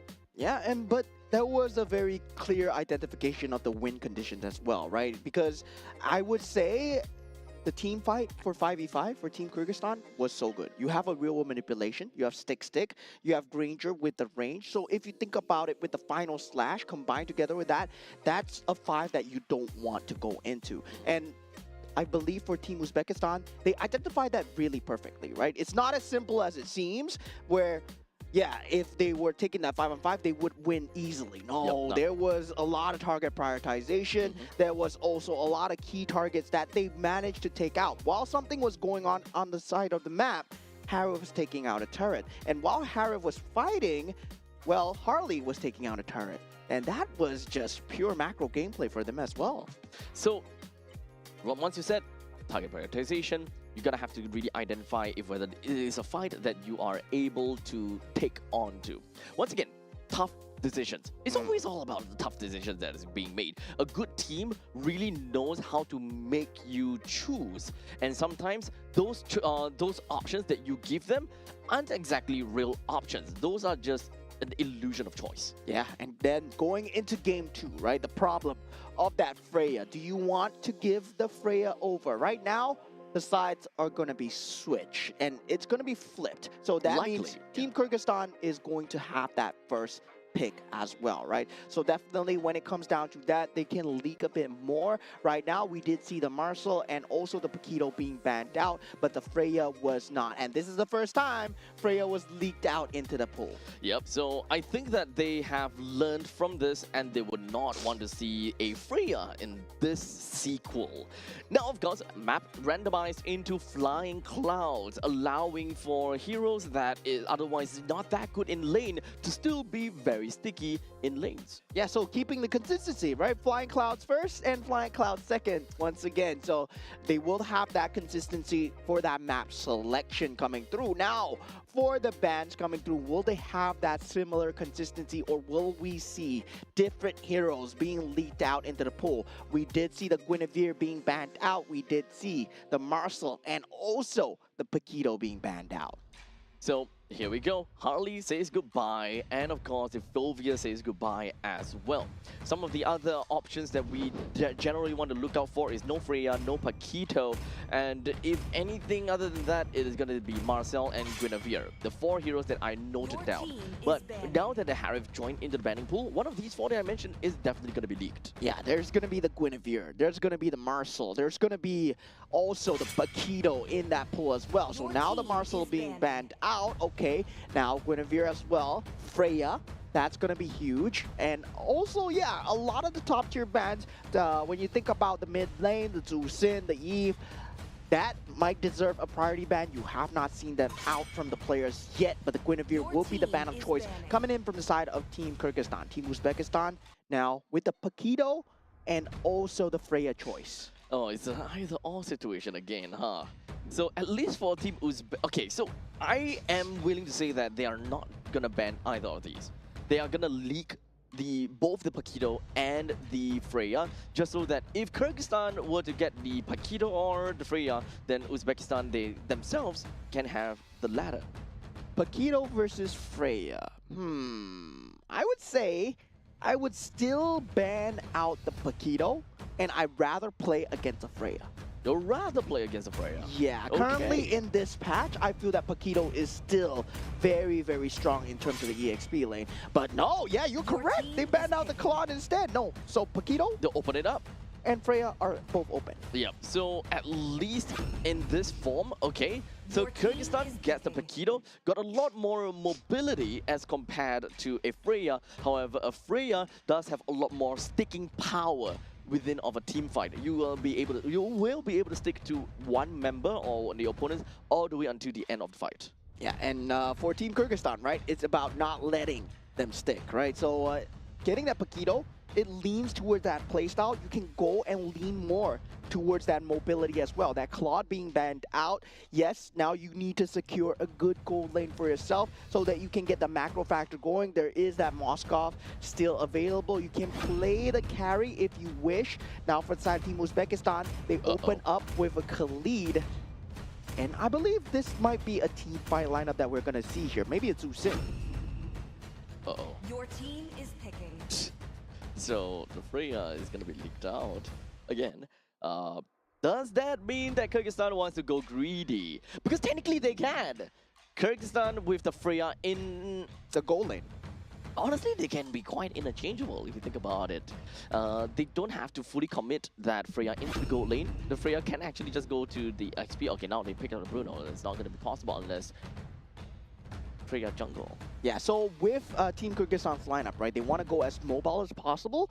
I would say Freya to them is not too big of a deal. It's detrimental. And meanwhile, for the side of Team Uzbekistan, right, they want to go for the team fight with that capability coming out from the YSS, having that vision, and also having the ability to go on people solo as well. Now, the Valentina being picked up, Raging Sandstorm will be available for Team Kyrgyzstan. All right, so what is going to be the play over here for the side of Uzbekistan? They already have Aroma, they have... Okay, they Your pick up a team Juicin. is So this is actually quite a standard opening pick in the previous meta before. This is counted as one of the golden ways that you can start the game with the Yi Sun-Shin. Normally, back then, you know, being top prio, followed by Juicin, and then you pick up a Khalid after. And really good ways of being able to zone the opponents. You have good ways of conquering the entire river lines itself because of how strong Juicin and Khalid is able to control the mid lane and wave clear. Yeah, now Team Uzbekistan, they ban out a Hill, a very good ban coming out from the side of Team Uzbekistan because Team Kyrgyzstan, they want to play very individual, right? They want to play into skirmish units. Divide and conquer is the name of the game when it comes down to Paquito gameplay. If not, you can go 4-1, which is definitely you play with the Bruno, Valentina, and then you go for that team fight as well. So definitely for Team Kyrgyzstan, there is an option of you going the Hylos. You can go the Atlas as well. The Cho is also a possibility because it is a very individual unit if you want to go into that playstyle as well. And for Kyrgyzstan, I think possible because of Paquito. Or solely because of the fact that you have Paquito, you can play into these kind of pick-off strategies with the Cho or the Kalia in this case. They do have a Valentina though. So bringing in the Valentina, you are understandably gonna have, you're gonna be at the back and call of Juicin and will have a little bit of difficulty reaching out to Juicin unless you have someone very, very committal. Khalid versus Cho is gonna have a really tough time. If you want, and most likely, you want someone that is able to stick in lane a little bit better, Kalia would beat Cho in this situation for Kyrgyzstan. And for Team Uzbekistan, right, YSS, currently I think as of this meta, gold lane YSS is no longer viable. So it's going to be that jungle YSS, and yeah, banning out that Moskov, banning out that late game capability, just securing that early game bully coming out from the side of Bruno, right? And we talked about the meta shifting towards that early game centric playstyle where you want to win the lanes and bring the snowball in, win the game as hard as possible. We see it way more possible now with the jungle rotations coming through. Team Your team Uzbekistan, is picking. they rely more on the team fight and they go for the Terizla instead. Yep, Terizla is still a very decent pick because every single swing actually does a heck a lot of damage. You can still be quite a menace over to Paquito, especially since you have very naturally strong defenses, which will ensure that the Paquito don't just wipe you out in an instant. And now Team Kyrgyzstan, they go for that team fight route, right? They Belleric. go for the Belleric into the Leo Mord as well. Belleric Bruno, still a very old school combo. Yes, you don't really have that much of a setup, but when combined together with Valentina now, Penalty Zone, and also Raging Sandstorm becomes a key opener on that table. Now, for the side of Team Uzbekistan, they answer back with a Granger, going poke for poke here. And now both sides, they have the best of both worlds here. So looking at this, at least for Team Uzbekistan, they do have a double marksman composition that allows them to play early into the game. This is the kind of things that, as long as they get a snowball, they will run they'll run away with the game. You won't be able to have a very good chance to kind of play around with, and you wouldn't really be able to do too much. Because the moment that, yes, there is a Paquito, you can go for assassination on either one of these marksmen, but it requires you to be very, very committal. The moment you do that, you might just very well be caught out by a counter-engage from the Terizla or the Khalid, allowing you to either allow the either Yusufin or perhaps the Granger gets some farm. That's a very good word. The counter-engage is going to be the name of the game as we head on into Game 2 of Kyrgyzstan versus Team Uzbekistan here. Team Uzbekistan currently ahead 1-0. And yeah, speaking of counter-engage, we have a great counter-engage tool, right? Valentina, IMU. He can counter-engage all you want. He is the counter. And we have Belleric Wrap for the Dryad as well. So right off the bat, as we take a look at Gold Lane, it's going to be Granger versus a Bruno. Both of them can actually kind of look at, lane bullying to a certain extent, and I'm not particularly too afraid for any one of them. Most likely, it's all about a poker game. They just want to play around with one another and just kind of, test each other out. Theory on paper, Granger wins against Bruno. So sadly, Granger was led to the downfall of Bruno and when it comes down to that meta sunrise sunset. Oh, now, so yeah, Zotov is going to have a great time, especially if he plays this perfectly, because there's no way that the soccer ball lands onto Zotov at this point unless he makes a spacing or positioning mistake. Well, we shall see about that. Of course, it also depends on what kind of items that oh, okay, he's going to rush straight for the boots. Okay. At a certain point in time, some of them choose to not run or rush for boots. They go straight in for the Heart's Claws in order to get more domination in lane, in order to get yourself to be a lot more sticky in the lane. But of course, there could be a very high probability that it decides to go for that because of Flying Clouds. Yeah, now with the rest of the team falling in here, this bottom lane looking like a bloodbath. Leomord pops his ulti, Kalbayev. He is there on the scene, taking out Rustamov. That will be first blood. And Team Uzbekistan, they cannot respond. Terizla is already down, and they won't have that frontline body. There's a fast kill, very decisive out of the members from Kyrgyzstan. And just like that, we do have the turtle that's currently available, and Uzbekistan at this point in time will have a slightly tough spot because of, well, the looming threat of Shekhanov. Yeah, and that's the problem right now with Team Uzbekistan's lineup, right? When you pick up the YSS, you're hoping for a damage, you're hoping for that pickoff going through, and you're relying on so much other else to rely that setup for you. And for Team Kyrgyzstan, they have a jungler that can set up for himself. He can just run in with a horse. Yep, literally just summons Barbil, and we'll see how from that point on he's going to play around with. Now, in the XP lane, we have more or less had a very good idea how it worked out because there is just so much mobility and movement coming from Kyrgyzstan and just punishing down to the bottom lane. Oh, popping the ultimate out of the side of Mirbikov as he is forced to use IMU away with Sun's ultimate as he was in slight bit of danger, did not want to force out that flicker. I would say IMU versus flicker, IMU way less committal. Yep, especially since the cooldown will to kind of wear off a lot faster as well.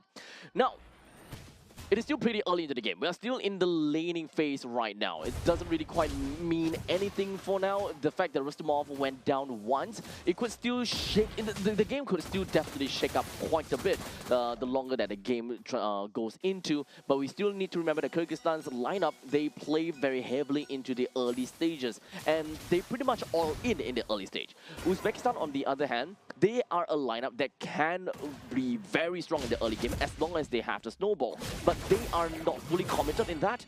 They are still a lineup that can be a monstrous duo with that Granger and Yisunshin in the late stages of the game. Yeah, early game has been secured though, right? They went for that gank going on to Rustamov at this point. They want to secure that space onto Shekhinov so that he can start making plays throughout the map now with that matchup, right? Once you hit that level 4 on the Granger, Yep, well, no way. Bruno is not going to have a good time. And yeah, that's where the fall of Bruno came. The Granger came and the Bruno went bye-bye. Yeah, so as long as it reaches past level 4, the Bruno kind of will have quite a bit of difficulty from this point on. It also, I would love to see that old part whereby you play the Berserker's Fury into the Bruno, you go for fast item build-up, and immediately just kind of force Zoltov in a really tough spot. But that's not going to happen, unfortunately. But regardless, we're going to be looking at the Turtle up in the top lane, and Uzbekistan, they're looking for a probability.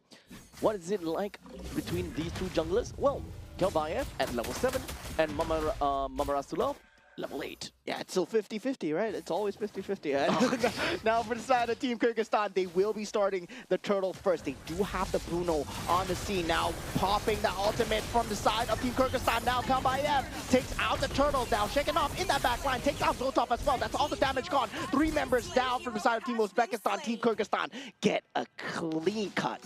3 men down from Team Uzbekistan just like that.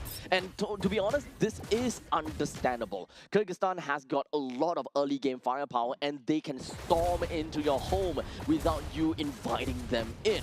And by the time you see them, your door is already broken through. Yeah, take a look at the replay right there. Shekhinov going into that back line into Zoltov, right? So much value from Shekhinov.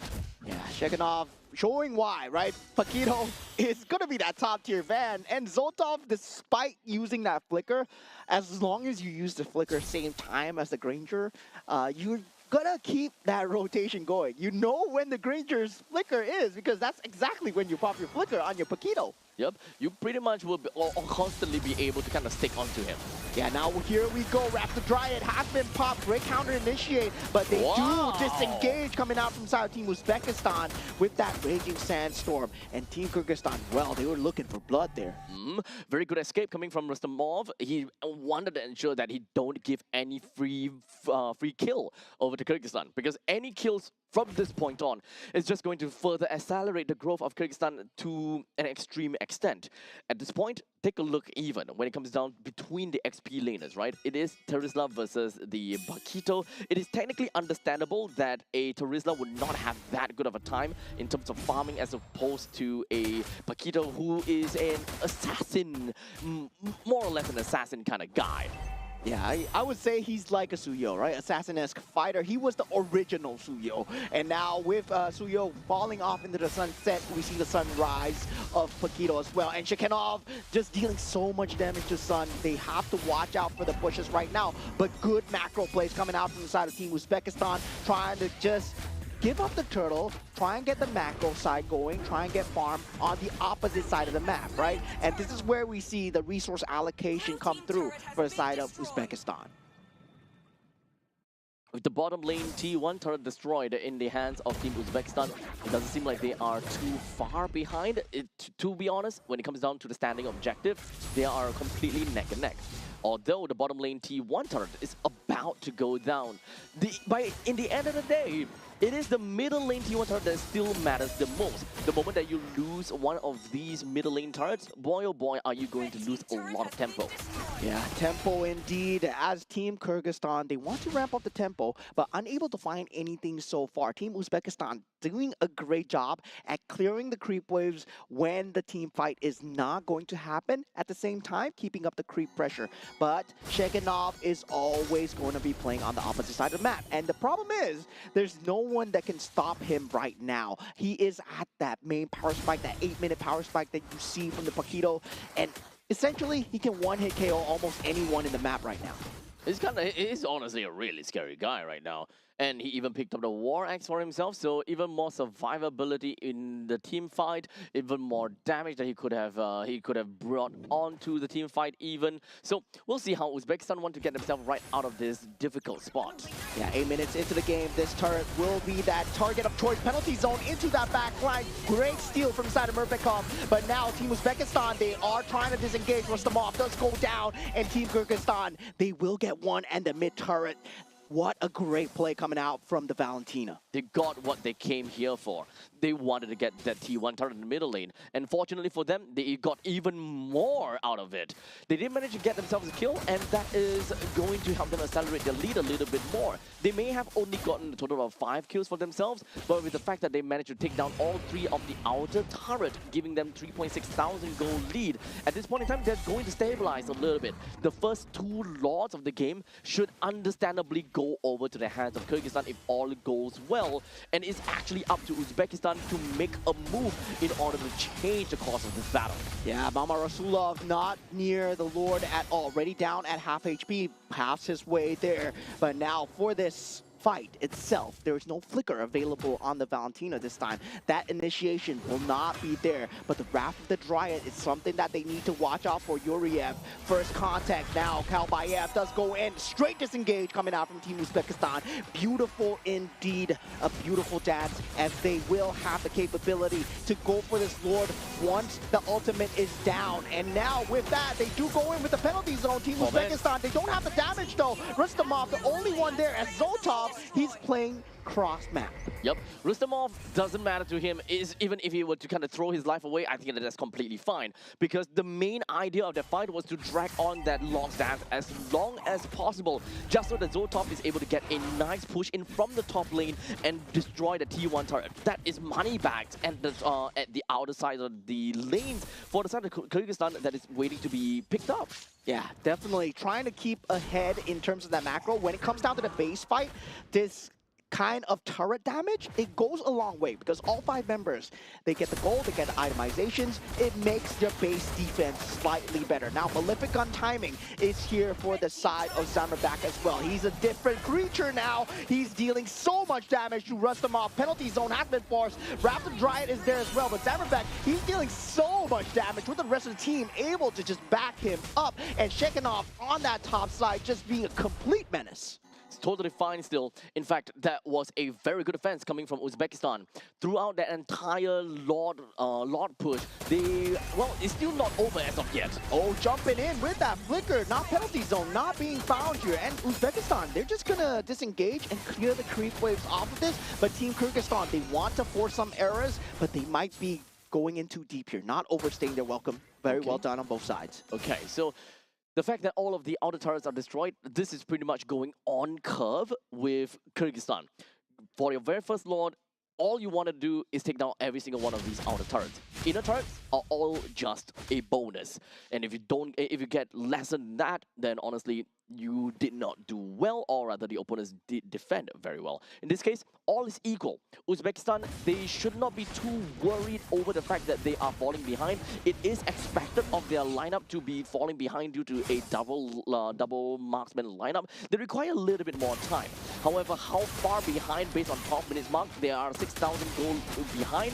I think that they can come back. Oh, what jump in by Shekinov. That is not going his way. Zotov finds himself extremely low, but Zamerbak still in that back line, able to dish out the damage as Zotov is forced to run away. Still has that flicker available. Uzbekistan, they can't go for the re-engage. They know that Shekinov is low, but they don't know where he is. So they will take one and leave for now. 18 minutes. Give Uzbekistan until 18 minutes, and there is going to be a lot more probability for Uzbekistan to really be a lot more powerful. Right now, we are mostly looking at 3 characters: Zotov, Mamarasulov and as well as Goriev, or maybe Rustamov. Because right now, we don't have someone that is really strong in terms of holding on to the Lord, and holding on to the Lord is actually really darn important. Rustamov mostly has been that sacrificial lamb, right? The moment you jump in, penalty zone, do a little bit more damage, and you've done your job. While for Yoriev, he does have a kit that allows him to survive a little bit longer with that quick sand guard. So hopefully he can get tankier from this point. Yeah, can they survive and can they hold on here? They're trying to force out the lower dance as much as possible, but that top and bottom lane priority will eventually go the way of Team Kyrgyzstan, and they know that. They're playing it extremely slow. They're forcing out the lower dance, taking their time here, and Zotov with a great movement towards that bottom side alleviates one side of the pressure, but does not handle the other side. There's no one there for the moment. And if Shekinov starts making his way towards that top lane, he can threaten both sides, but he will choose to play with his team for now. Yoriev still forcing out that vision. Yep. So now, as you mentioned, I think that Shekinov might be trying to... Oh, actually, it's a very difficult choice right now. Yeah, to jump onto Shekinov at this point, Team Uzbekistan, they will take that non-committal fight. The poke is coming through. Team Kyrgyzstan, they are going for the conceal, running in. They are spotted. Good. And Team Uzbekistan, very good disengage. Very good disengage, one thing. Number two, very good decision from the side of Uzbekistan. They're constantly just taking quite a bit of presence down to the bottom lane and then back up to the middle lane while still kind of dancing with the Lord. They don't need the Lord. They shouldn't take the Lord, as a matter of fact. They shouldn't try to whittle down the Lord down to half HP, because Kyrgyzstan, they have the firepower to be able to burst down this Lord and take the Lord for themselves. What Uzbekistan wants to do is to drag on this Lord's dance as long as possible. Raging Sandstorm going in with a Rapid Dryad. Kalbaev does get the Lord, and this drag might be the end of them as Rustamov does go down. They don't have the penalty zone available. They have to run away. Team Uzbekistan trying to disengage as Yoriev will be able to escape. Only one. That was great. Wow. Only a single death out of that fight. I think that is the best case scenario for Team Uzbekistan already. Even though we're looking at 7,000 gold deficit for the side of Uzbekistan, but I think it's fine. A total gold economy of 38,000. Just a little bit more, I will say. Although the lead is definitely growing a lot more than I would have wanted if I am rooting for Uzbekistan. From 18 minutes, I think we're gonna have to drag it out to 20 minutes. Yeah, Lord going in, destroying the inhibitor turret. That is on that bottom side of the lane. Team Kyrgyzstan, right now, they're feeling it as they don't have Kalbaev. Rapid Dryad has been used, time has been fought. Now Kalbaev is here, Mepekov takes him out, and also Yoriev goes down. Only 3 members left from the side of Team Uzbekistan. They still have a creep wave coming in as the inhibitor turret will be going down. That flicker usage just in time for the side of Zotov as 2 inhibitor turrets are down. It's okay. If it's just about 2 inhibitor turrets, I think it's fine. But if they were to lose the top lane inhibitor turret, then that is going to be a little bit rough for them to deal with. Yeah, and that's exactly what's going to happen. Team members are not out in time. Merbekov falling extremely low, but Zotov unable to find the final ounce of damage. There we go, there we go. All 3 inhibitor turrets taken down. A barren wasteland over to the side of Team Uzbekistan. Very good plays altogether, though. I would say that Uzbekistan was a little bit too stressed out in trying to make a play and trying to push the members from Kyrgyzstan away. To be fair, I understand. They want to ensure that their own backliners is able to secure some of these kills in order to accelerate their growth even more, because the leads is just growing even higher and higher. However, all these lead will eventually become diminishing returns the moment that we hit really late stages in the game. Do we even have enough time? Do we even have enough space for Team Uzbekistan to drag the game until 20+ minutes, where Zotov, Mamarasulov, as well as, or maybe just the entire team of Uzbekistan gets enough damage to withstand this firepower from Kyrgyzstan? Yeah, I mean, at the same time, they don't have any semblance of control other than the Raging Sandstorm, right? Sure, penalty zone is a form of pseudo-control, but it's more for the damage than anything. And meanwhile, the Wrath of the Dryad has been the main factor coming in from the side of Team Kyrgyzstan, right? Where he's able to drag out so much time before the rest of the team can come in. That's why they can play split so far apart. And Team Kyrgyzstan, they might be splitting for the last time, as Team Uzbekistan, right now, they don't have any base turrets. Having no base turrets, ultimately it will always mean that you will have macro disadvantages when the opponent is trying to take the Lord down. The opposite lane will constantly be pushed out, and you will always need to apply a single resource someone down to the bottom lane to deal with the pushing wave. And the timing has to be now. Ultimates have been popped from both sides here, and the Lord goes down to Asker Bekov. Now Uzbekistan, they have to disengage from this. Rustamov is down, Zotov is down. There's no damage coming through from the side of Team Uzbekistan. They're on the run here as Zerbek Ulu on the Bruno, still alive. Worldly connects here as Yoriev falls extremely low. 3 members left for the defense as 3 creep waves will be coming in, and Team Kyrgyzstan will get themselves a draw as we head into game number 3, 1-1. GG, well played to Team Kyrgyzstan. In fact, this is a very strong early game lineup that allowed them to create a massive lead and essentially just ensured that Team Uzbekistan is unable to hit their critical mass by the allocated time. Naturally, in the early stages of the game, if the gold and economy were to be plotted out correctly, or if the game does not increase in terms of the income gap, then Uzbekistan would have gotten max items somewhere around 18 minutes. However, because of the fact that the Team Uzbekistan, Team Kyrgyzstan, they are so dominating and they are constantly just shoving out the opponents to ensure that they don't get much farm, then understandably, getting max farm will have to move on to later on from 18 minutes back to 19 minutes, back to 20 minutes even. I think it was one player in particular, right? MVP of the game, Asker Bekov, that really led to them just trying to run around like headless chickens, because Wrath of the Dryad, man, oh man, the one that he used in the mid lane where he bought time for Kalbayev to come in on the Leo Mord and then just force out these team fights. 134k damage taken. He was a solo frontline and he did not go down. Oh, not a single time. Yep, not a single time. He's got so much items on himself, and he is extremely sticky in team fights as well. He may have took a lot of damage, but look at that. He does have Guardian Helmet, so he's constantly just going back over and over and over again. It's a really annoying hero to deal with, and he even have got Brave Smite on top of that. I gotta say, a clean macro game coming out from side of Team Kyrgyzstan. Another factor where Team Uzbekistan were unable to recover is because they weren't able to traverse to the outside of the map, right? They weren't able to get a kill even. Yeah, because of Sheganov, because of the Paquito. This is why the Paquito is so strong. The moment you go out of the map, you get caught by accident, well, Sheganov is gonna punish you. Yep. So the only time that you are able to kind of, open up the map a little bit is if, number 1, your tanky heroes were to open up the map and kind of look at the brushes, or in this case, number 2, you send Son over to kind of use the lanterns. But even if you send Son out, technically speaking, Sheganov can reach Son pretty darn easily. Yeah, and also, right, if you look at the damage chart, Team Uzbekistan actually did more damage than Team Kyrgyzstan. And despite the fact the sustain was so strong, the MVP of the game, of course, Belarik, having that revitalized as well, just able to keep everyone up. The fact that they were able to stand as 5, that was just inherently so wrong, right? Because you see him running around with that green circle and just, hey, everybody, take a heal, take a heal. And he's just unfazed, right? Because we are talking about marksman going up against what's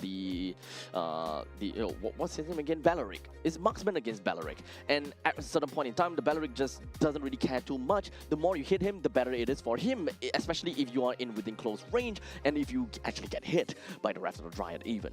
Yeah, definitely. And I would say just a bit of a premature victory coming out from the side of Team Uzbekistan when they wanted to go for that mid lane engage. They thought that with the Wrath of Dryad gone, they could jump in, but they forgot about Kalbayev. Oh my god, what team play coming through. And we really have a game on our hands, right? We saw game 1 where it swung towards Uzbekistan's favor. Now Team Kyrgyzstan, they strike back. We have a game 3 and both teams are so evenly matched. Yep, this is probably, not probably, but this has so far been the only game that gave us a full 3-game series, and understandably so. Both of these two teams are very strong in their own regards, and they have showed their competence in each of the games that they have won with. And even in the games that they have lost, it is not an outright defeat. These are games that they definitely have got a chance to win, given the circumstances are right. Yeah, definitely. I would say both sides, draft-wise, there was no error. Execution, they were both so good. It's just that one team always outshines the other, and this has to be one of the peak MLBB that we've ever seen because it's always about two teams, right? One trying to get an edge over each other, trying to punish each other's mistakes, and when it doesn't become a draft error, I feel that, oh man, this is the best of the best. Yep, this is the power of the Central Asia region at this point. Even though they are less viewed and less popular, that doesn't mean that they are out and running and they are not that strong after all. You know, we still need kind of like a litmus test between the Central Asia region versus the Southeast Asia region, for example. It's kind of tough to kind of compare regions like that. But within of their own region, we can pretty much tell that everyone's power level is actually quite similar. Yeah, I would say if we put this central region in Group A, they will have. Don't say Singapore. They will have a good chance. Not against you. Okay. They will have a good chance of making it the top 5, right? Really, they will have a good chance. Of course, I don't think they can take down the Titans that are to come. Team Indonesia, Team Malaysia, Team Philippines as well. They can't take down Titans, but they can get that top 5. Yeah, maybe they will be able to make some of the Southeast Asian teams, you know, kind of sweat a little bit. You know, Vietnam, Laos, Mongolia, Singapore. Yeah. I'm sweating already. Wait, is Mongolia even? Yeah, no. Mongolia is in it's not. Group D, right? Yeah, Team Yeah, Mongolia I is think Group so. D. Cambodia, sorry. Yeah, Team Cambodia, Team Laos as well. Yeah, definitely. Myanmar, Vietnam. Yeah, definitely. I feel that the way that they play, the way that they approach the game is very similar to how Team Philippines approach the game as well, right? In terms of that macro play style, they play for the resource control. We saw that was a very long game. It was close to maybe 18 minutes game. It is outright a 19 minutes game. Yeah, it was a 19 minutes game, but there were only 14 kills. It was 13-1. And so we did see that, yes, the macro gameplay is still going strong. It was still exciting to watch. You can see that for Team Philippines, they play the same play style, and I can see that rubbing it off in Central Asia here.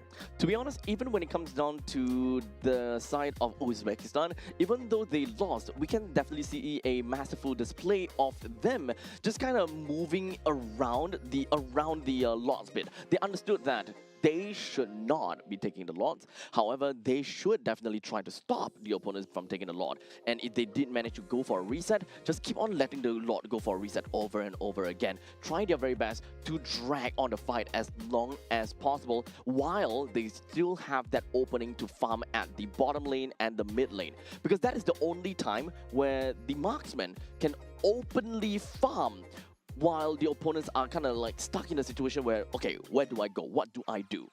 Yeah, definitely. The Lord Dance perfectly executed.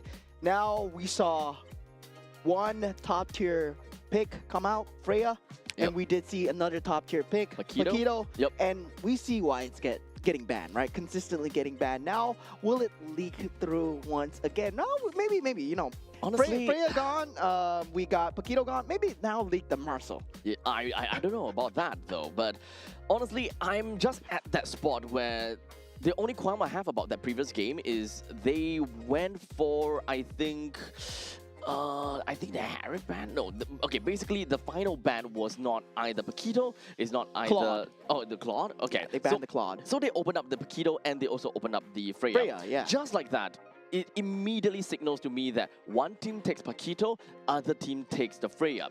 But in the end of the day, that did not happen, which honestly I find it kind of a very unfortunate situation because both of these two heroes can really shape how a team can draft and how a team would want to play the game. It would have been quite a scary game if we were to see Paquito on one side and Freya on the other. I think theory-wise, definitely it puts a lot of pressure into draft, but also on paper, right? I would rather play against a Freya than a Paquito in this current meta. Because in this current meta, I feel that, yeah, Freya is a problem, yes, but it was last meta's problem. And Paquito is new in the patch where it got so strong. Just the last month alone, we saw Freya just go crazy. But now Paquito is on that sunrise. And now we see broken walls away from flying clouds. Okay, so no more flying clouds. We are back at it again with broken walls. I really need to shake away from the fact that, broken walls has been seen a lot, but in actual fact, today it is pretty nicely randomized. Yeah, it's pretty nicely Yeah, randomized. unlike day one. 5 broken walls in a row. Yeah, definitely. Now we do see both the Your Paquito team is and the banned. Freya being banned out. Phobius and Guinevere will not be seeing action in this game number 3 as well, as both teams are now 1-1 in terms of score. Wow. This has been a treat of a series here. 2 regions, 2 teams that we have yet to see grace that main stage, and they're fighting their hearts out in the land of Dawn. So moving on from here, does seem like the Paquito and the Freya will be, both of them be banned by the side of Kyrgyzstan. They do not want to see any of that anymore. Marcel is currently still open, Baxia is open as well. What else are we looking at? Like Harif, Harif is open as well, Claude is open too. Yeah, there's a lot of strong picks, but Marcel, I Your think... team is banning. Come on, man. Team Kyrgyzstan, you gotta ban out the Marcel, man. If you lose to a Marcel here, you're never gonna live it down. So definitely, they ban out the Harley instead. So Team Uzbekistan, they have the choice to go for the Marcel now. Are they oh. going to? Yeah, I mean, Marcel! you got to. Marcel is a problem. So right now, at least, now Kyrgyzstan, they have a chance to respond. Baxia is currently still open onto the field, Your but they're team not going to is be picking that up. So if the Baxia were to go over to the hands of Uzbekistan, that kind of sounds like danger because Marcel is fast moving, the Baxia is fast moving as well. Now that they picked up Bruno, just pretty much means that they want to play for the early game. That doesn't definitely mean that Baxia is still a very good pick. Yeah, I would say for the side of Team Uzbekistan, they know what they're doing, right? Against a Claude, you gotta pick that Bruno right now. I feel that Bruno is extremely strong against the Claude. It's a rock, paper, scissors, where, yeah, the Bruno gets beat out by the Granger, but the Claude gets beat out by the Bruno right now. And without the Harif in the pool, we don't have that all-encompassing magic damage to come through, where Harif just overpowers everyone in that early state of the game.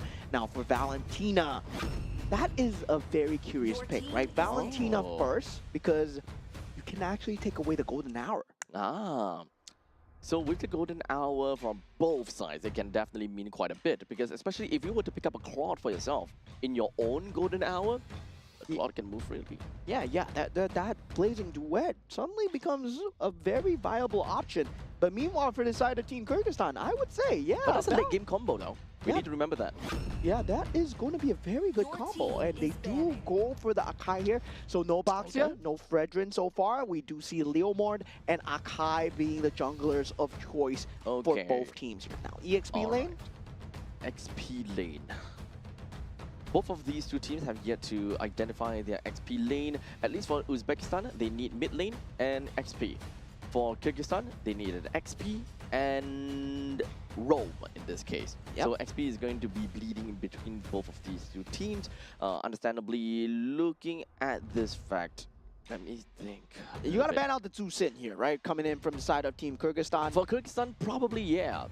Maybe the Lilia and the Jusin right now. Uzbekistan, though, banning out. All right, Your God is team fine is as well. banning. Yeah, I mean, one of the stronger mid lanes as well, so Team Kyrgyzstan will be looking to ban out the mid lanes. Meanwhile, for the side Team Uzbekistan, looking to ban Sora, out team the okay. is EXP. Yep. Sora, Lapu, they are all pretty decent coming in here. Right now, I think that the main thing is Team Kyrgyzstan. They don't have a very good engager per se. Your So team is Uzbekistan want to banning. take away some of these engagement tools, mostly from Lapu and maybe even Yuzhong to a certain extent. I would say for the side of Team Uzbekistan, there is also that Cho that they can look to ban out for the side of Team As Kyrgyzstan. a Roam roamer for okay. Team Kyrgyzstan. For Kyrgyzstan, I don't think that having a Cho on the Kyrgyzstan is that good because they don't have anyone that can really make full use of the Way of Dragon as a form of burst. You can kick, you can single out, but can you actually kill within that window is mostly going to be my question. Okay, Your well done. team is Then, picking. I mean, the Kalea as well. I mean, I'm just surprised we haven't seen my girl Kalea so much, so often, because it is still a very strong pick. And most of the teams, they have been just ignoring it. But Meanwhile, for the other teams, like we see back in Group A, they do actually actively ban out the Kalea in that top 3 as well. So yeah, now right now, it's still open in the pool. So for Rome and XP for Kyrgyzstan, they can actually play very tanky front lines, just so that it's very difficult for them to give free kills over to the side of Uzbekistan and provide some window and farm over to the Claude to play over in the later stages of the game. Heroes that are generally tanky, that doesn't require too much effort, Lapu Lapu are generally good, but if you can just Your team stick is down there, picking. have a very good stats without having to duel, that would have been better. Yeah, so for Team Kyrgyzstan, they're going with what works, right? Very good front line for Claude, Beleric with the counter gauge, Raf the Dryad coming through. Meanwhile, for the side of Team Uzbekistan, they need to find They a want to way fight. yeah, to access that Leo Mord a bit better, especially for the side of mid lane. They need something with good mid priority, right? Having that to Sin is going to be good as well. That Lapu Lapu coming in as a pick now for that mid lane. They will Maybe have to Sertian. pick here, yeah. Maybe Sertian's not too bad here.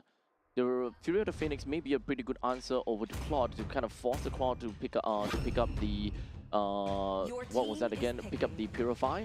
But otherwise, Yves is still okay as well as a form of artillery mage in that section. Ah, I see what Team High ground rather. I see what Team Uzbekistan are going for here, right? You pick up that Yves to make sure that you have the RWM conundrum, right? Whether or not you want to steal the RWM, whether or not you want to steal the golden hour. But at the same time, Team Kyrgyzstan, they go for the Yuzhong to force out that Okay. positioning of the Yves as well. And also, Yuzhong does very well against the Lapu Lapu. Okay, yeah.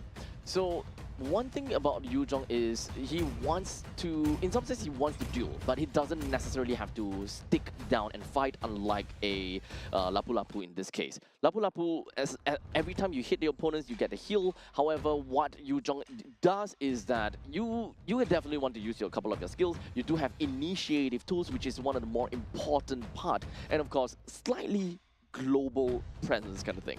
Yeah, I feel that Team Kyrgyzstan, they leak the Marcel, right? But they are also leaking the strats to deal with Marcel right now. Because I can see the vision 5 going in, seconds right? till the You have the enemy Blazing reaches Duet the threat in the back line. You have the Smash Black them. Dragon threat in the back line. And in the front line, you got the Beleric and also the Heavy Spin as well. So there is a lot of possibilities here as we go into game number 3. Team Uzbekistan versus Team Kyrgyzstan. Interesting series so far. They forced us into the best of 3 series. So now we do have got Team Kyrgyzstan that will be starting off at the purple buff side, getting a deal with the Horned Lizard. And for Team Uzbekistan, they will be starting off with the Beetle side, which is going to be the orange buff. Both of these two junglers will finish up and meet up at the XP lane. And if they were to continue doing that, it is understandably going to be Bruno versus Claude, and Bruno is going to have a pretty good time.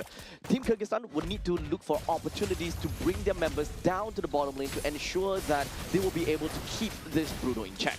Yeah, now the mid lane priority, very key here. Kalbayev will be straight up going for that lead though to try and get a bit of an early game advantage here. And Chekanov is going to have a great time against Rustamov here, especially as a Yuzhong versus a Lapu Lapu. Lapu Lapu all the way until level 4, you can't really do anything to a Yu Zhong. You can only hope to kind of throw your axes out and farm a little bit from that point on. Otherwise, most of the time, you're actually sticking right under the turret.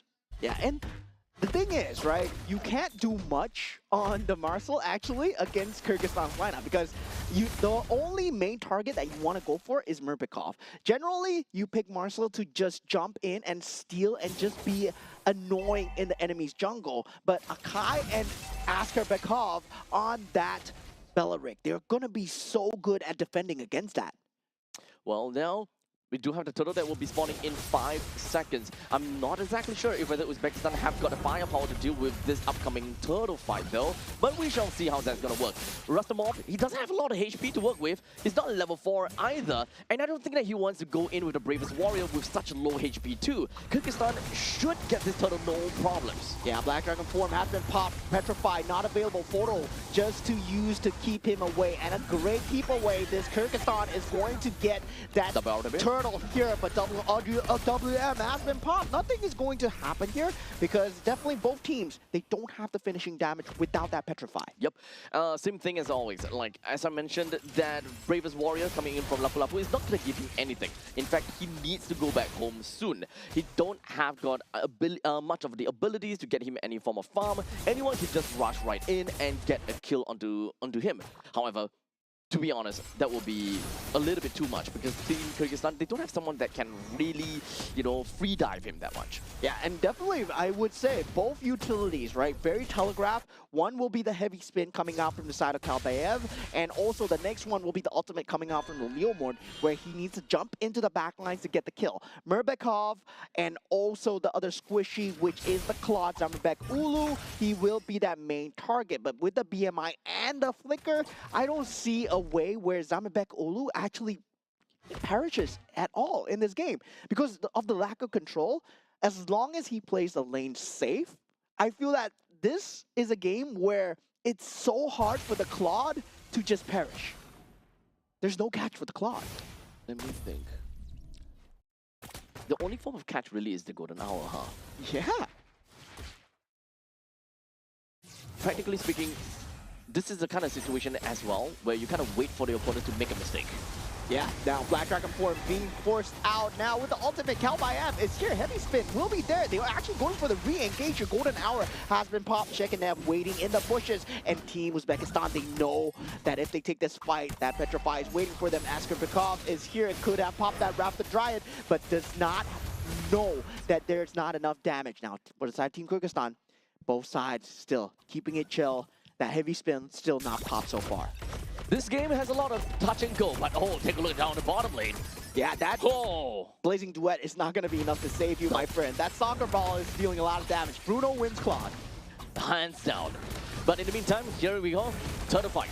Yeah, RWM has been popped so far. Kalbaev with the real world manipulation and also the heavy spin in back-to-back here as Sun unable to find any damage here. As long as the heavy spin does not pin anyone, as long as the Petrify does not catch anyone, there won't be any kills throughout the map. No kills at all for either one of these two teams. The problem that we see right now, at least for Team Uzbekistan, is that they are a team that can actually play early game, and I won't say that they... Honestly, they are a team that can play early game. Yeah, they can kind of pop off in the mid stages of the game pretty well. That is something that Rustamov can do very well, Mamarasulov as well, and Zoltov. So as much as possible, they want to get that advantage over Kyrgyzstan before it goes over to the late game stage, which is ultimately going to be in the territory of Zamberbek. Yeah, both teams are actually very defensive in terms of that composition. I gotta say, it's gotta be on that heavy spin once again, and also for the side of Team Uzbekistan, right? Real manipulation is not gonna result in anything, but definitely for them, they are relying on the timing coming out from the Leomord, especially hoping that the Leomord does get the damage through, but who will be the target? Murbekov might be the only avenue of entry here for Team Uzbekistan. All standing turrets are still available.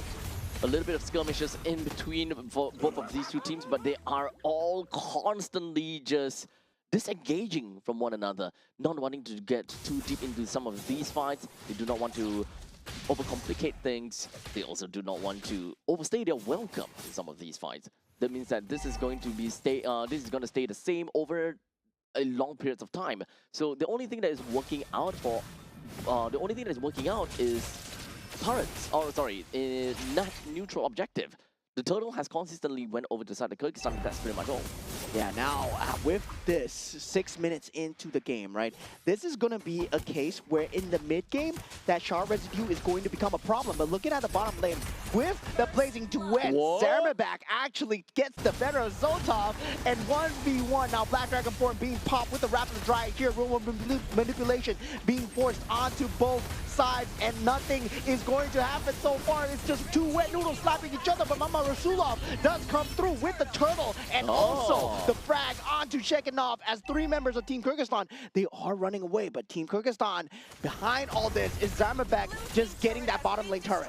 The whole 7 minutes that we have been watching was just a pressure cooker. Just creating such a big pressure. And the moment that we see that fight happen, we also do have Zamibek that manages to take a 1v1 fight against Zotov, which is honestly very surprising to see Zotov lose. But in the end of the day, we finally have managed to see a turtle taken by Uzbekistan. They got a kill of their own as well, and a turret takedown of their own too. Yeah, I would say for Team Kyrgyzstan, right, they made a slight mistake on Shekinov just to go towards Mama Rasulov. He did have that Petrify available. If he was able to pop that, that would have resulted in a much different key timing, especially with the RWM up from the side of Murbikov. Now, inside of that mid lane as well, RWM being popped up, and now we got square on square action as Sun. Well, square on diamond, maybe. Oh, I don't know about this, dude. They're just echoing each other, right? In the meantime, that was a amazing, or rather really nice RWM coming from Mirbekov. He did manage to kind of hold 4 people inside of the box. However, no form of follow-up coming from the side of Kyrgyzstan. They do not want to overstay their welcome as well, and it's all in all very difficult decisions for either one of these two teams to make. Yeah, currently mid-defense will be the name of the game here for the side of Team Kyrgyzstan, right? They want to get the turrets as much as possible, but Zotov already pulling ahead in terms of that slight little macro. As they slowly move on from this point, Kyrgyzstan, they do have a slight push out from the side of the bottom lane. But they're just waiting for the perfect timing here in the middle lane. But here we go, Conceal. Yeah, conceal play, but I don't think this is going to result in anything. That Maybe. Petrify needs to come in onto Zotov, but he still has to flicker away if he wishes to do so, and Zotov does, and the RWM comes through. Shekinov actually goes down here, going in slightly too deep. Kelbayev with the heavy spin, not pinning anyone to the wall at the moment. Damage is not there from Zamibek. Ulu, Team Kyrgyzstan, they have to retreat so far. Rustamov will be that only casualty as Kelbayev does go down. Zotov is still alive, but he's so close to death here. Murbekov finds the finish onto Zotov, and it's going to be 2 for 2. What a result here. It's still so even for both teams. After all that has happened, both teams only lost 2 members? Oh boy, this is all about min-maxing, isn't it? Okay, let's take a look at that, right? So, out of the entirety of the fight, Zotov went down, Rustamov went down as well. Okay, thank God we do have the instant replay. We have a pretty good idea. Shekinov for Rustamov. So, it's both of the XP laners that lost one another. However, Kelbayev did go down coming in from the side of Kyrgyzstan. So, at this point, kind of equal. Yeah, it's still very equal. Okay, I think the only problem is Zotov went down. Yeah, that's going to be a huge problem as well. But the thing is, Team Kyrgyzstan, they've shown that they have different avenues of starting fight, right? Forcing the fight out with the Black Dragon form, having the Rapid Dryad in the back as well. Shekinov can essentially go down as he wishes, as long as Askerbekov is alive for Zamarbek. Meanwhile, Team Uzbekistan, they won't have that same insurance to defend Zotov. That golden hour is going to be so important in trying to just defend out Zotov. Kyrgyzstan, unfortunately, I don't think that they have what it takes to defend this Lord, though. They do have a pushing wave in the middle lane. Most of their HP is really down also. Less than 50% HP, some of them even. Yeah, Petrify is back up for the side of Shekinov though, but Murbekov falling extremely low. The sustain is not the same level as before in game 2, and this is the Marcel problem that we've been seeing, right? There's so much vision, and also with the help of Zotov Soccer Balls, they'll be able to bring it down here. Team Kyrgyzstan though, jump in with a heavy spin. Your Black Dragon form is being used in the back line. There is no flicker. Zotov actually has it, and Shekinov will be going down in the back line. Askerbekov not able to get the Rapid Drive down. Now Murbekov going down as well. Zamarbek has to turn tail and highway it away as Kelbayev will be the last casualty. Team Kyrgyzstan loses 4. Yep, unfortunately, right as the fight ended, Zotov had the biggest power spike. when it comes down to the Malefic gun. The moment that he picked up a Malefic gun, unfortunately, Shekinov is a little bit out of range already. It's really difficult for him to pick that up. This is the exact moment that Zoltov got his Malefic gun. Shekinov can do whatever that he wants. He can drop down from his dragon form into this petrify and hope that he will be able to get a kill down with Zoltov. But whenever he has the flicker, he will find a way to get out. Yeah, Wrath the Dryad has been used here, but there's nothing to follow up with this. They're just trying to just take and chip away the Lord. Will a manipulation pop from the side of Murbekov? This is Team Kyrgyzstan's box. Now the other box has been popped as well from the side of Sun. Rustamov takes out Karlbayev at this point. Golden Hour extremely good. Black Dragon form not enough here as Zemobek falling extremely low. Blazing Duet still not being popped. Rustamov trying to get his HP back up. He's been surviving these team fights time and time again. We're now back over to a solid push from the side of Uzbekistan, but I'm not too sure whether they can even do anything from this point. They manages to bring down the middle lane T3 turret, and so is the bottom lane T3 in 13 minutes in. And that was the pressure cooker. 7,000 gold lead right now from Team Uzbekistan from a single very decisive win. Yeah, and the problem is, right, unable to have any defensive items on the Yuzhong, only the Oracle so far. I believe if he went for a physical defense item, he would have a much better time into jumping into these team fights. Now, that healing factor, not going to be enough. They know that they have two frontliners, but Shekinov needs that tank ability to be able to jump into the back lines. That third item will go a long way here, but can they get it in time for Team Kyrgyzstan here? Unfortunately, I think that Zoltov is currently completely out of reach. We have seen Shekinov try again and again and again to try to catch on to Zoltov. I'm not too sure whether it's about timing right now. I'm not too sure if whether it's about target prioritization anymore, but this Bruno hurts a little bit too much for this Yuzhong to handle all by himself.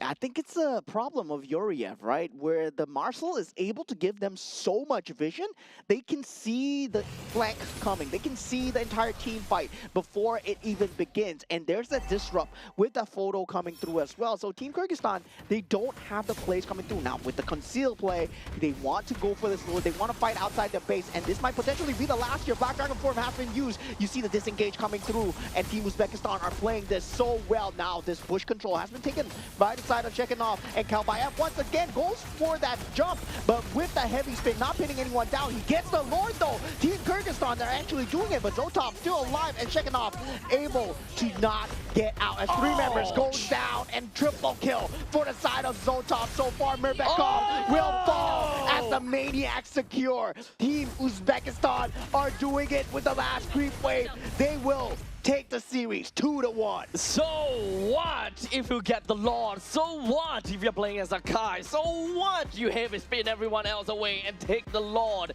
As long as we kill everyone, and as long as we all survive, and as long as every single one of these creep waves marches into the opponent's base, we will be undefiable. Bruno is back, baby. Bruno is so back, dude. Bruno is so back. We are so back with Bruno. Oh man, that was a banger of a series. Indeed, we saw game number 1, game number 2, and game number 3. It was so back and forth from both sides. And I gotta say, right, it has always been that top tier band that really wins the game for them every single time. First game was the Freya. Second game was the Paquito. Third game was the Marshal. It always comes down to something that leaked out that created a composition that, you know, it becomes very pivotal. That character that leaked out became a very pivotal part of the team that allowed another character to work out very well. In this case, of course, Zoltov did whatever that he could thanks to Yuriev with a total of 1 kills, 0 death, and 12 assists. Total of 93% kill participation, by the way. Yeah, we should have seen this coming, right? From the way that he was playing on that game 1 as well. This was the MVP of game 1 as well. Yuriev, he does such a great job of that vision control. 1, 0, and 12. He sees the team fights. If you take a look at the photos that disrupt the team fights that's going on, it was on the Black Dragon form. It was before the heavy spin could have been used. That heavy spin could have come out a lot sooner, but that 1 to 2 milliseconds of disrupt, man, it changed the entire pace of the fight. Well, it's really unfortunate that I don't know if whether this is a part of where it's unfortunate or not, or Kyrgyzstan is just kind of testing the ropes a little bit. They let a couple of them through and like, okay, we give Paquito, okay, we give the we give this, we give that, and in the end of the day, they still gave them Marcel. There's way too much heroes to ban at this point in time. Yeah, really way too much, and this is why first pick first ban actually is so pivotal to the team. Yeah, and I gotta say, for the side Team Kyrgyzstan, right, going against the Marcel, they went with the Yuzong strategy, with the Akai, and also the Belarik, right, the triple tank, the TT strategy, right? And that was kind of a good move by them because they survived through the early game very well. They survived through most of the mid game. But when it comes down to when that matters, that split-second timing, that Marcel is still a huge problem. There is that gap that we were waiting for, you know, that window of opportunity for either one of these two teams to kind of break out of the game. Zoltov constantly has been waiting for that power spike. The Malefic Gun did such wonders over to this Bruno. The moment he gets this Malefic Gun, no one's touching him. This is not a lineup that Kyrgyzstan will be able to touch as long as there's a Malefic Gun onto the hands of Zoltov. I mean, Endless kiting, dude. Bruno is so back. I mean, we're talking. No one talks about Bruno. We don't talk about Bruno at this point, man. Remember in M6 when Malefic Gun was introduced and Bruno just became top tier, right? And we forgot about how well he does against the Claude. And now with Claude back into the meta, well, suddenly Bruno seems like a great idea. Yep. You wouldn't have thought that a simple soccer ball would hit your face so hard, dude. World Cup season, baby. Terminal velocity, dude. Oh boy. But we gotta have to agree. This game, in fact, the past few games, it has actually been very enjoyable. With this being a full 3-game series, honestly, make it best of 5. We'll watch all 5-game series. Make it best of 7. Make it best of 9. Make it best of 9. We'll watch all 9. Both regions, they have been surprising us, right? Group Honestly, B, yeah. Group C, right? We saw Team Iran going up against Team Jordan. Guys, if you have not watched that match, oh my God. Rewind. Chef's kiss. Now, this one as well. Team Uzbekistan versus Team Kyrgyzstan. We've heard good things about Team Kyrgyzstan. Now Team Uzbekistan as well. Oh man, oh man. Group C looks good. Whoever goes up against Team Kazakhstan, Team Kazakhstan's a monster as well. Yo, let's also remember that this is not an easy bracket right now because we are looking at very strong players from Kazakhstan, Uzbekistan, Kyrgyzstan. And just like that, we have one of these two teams that unfortunately will not qualify at all. As a matter of fact, right now, we will probably get, you know, the standings later on, but Kazakhstan is currently at the top together with Uzbekistan, or rather, first place is Kazakhstan, second place Uzbekistan. And unfortunately for the side of Kyrgyzstan, they did manage to get a game out of Uzbekistan, but we will only get a more solidified idea if whether they will actually still stay on third place by the end of day 4. This is going to be tight. This is going to be tight. For Group C, we'll only find out at day 4. This is so tough, dude. Oh, I'm so glad to have got no games on them, you know? So they literally have one entire day just sitting there and just thinking, what do we do? Oh my God, take a look at the bracket standings right here. Now Team Kazakhstan and Team Uzbekistan sitting at the top. I mean, for them, they don't have that last chance qualifier. So top 2 makes it through to the Asian Games in Japan, Nagoya. Yep. Oh. Super cutthroat, buddy. It's so cutthroat. Just by looking at the standings over here. You look at Kyrgyzstan, they got 0-1, and you'll be thinking, I think they won't be they won't make it, but hey, you never know because they have to go up against Kazakhstan. And at this point in time, even I have no idea how Kazakhstan is going to go up against Kyrgyzstan right now. At this point in time, I'm looking up airplane tickets to go to Central Asia just to host the MPL for them. Oh my God, these guys are insane, bro. Oh now God. Looking at the side of Group D, right? Team Mongolia still standing at the top. Team Hong Kong, China now 2-1, putting themselves in the top 2. Team Pakistan going for that last chance qualifier slot. But this is not the last day yet, it's still day 2. So standings have not been decided as we have the bottom 2, Team Nepal and Team Sri Lanka. Yep. So at least for day number 2 games, I don't think that we have seen Pakistan going up against Team Hong Kong, China as of yet, because that will be mark their 3rd game of the day, I suppose. But regardless, it will take some time before we reach there. But unfortunately, we're not going to be watching on this stream. It will be happening on the other stage. Yeah, and today has been a day where we have lost a lot of marbles from Team Iran, Team Jordan, and now with Team Uzbekistan and Team Kyrgyzstan. But you want to see us losing more marbles? Because next match is going to be Team Singapore versus Team Indonesia. We're going to probably go crazy about that. So make sure you guys come back in and watch out how these 2 teams is going to fare.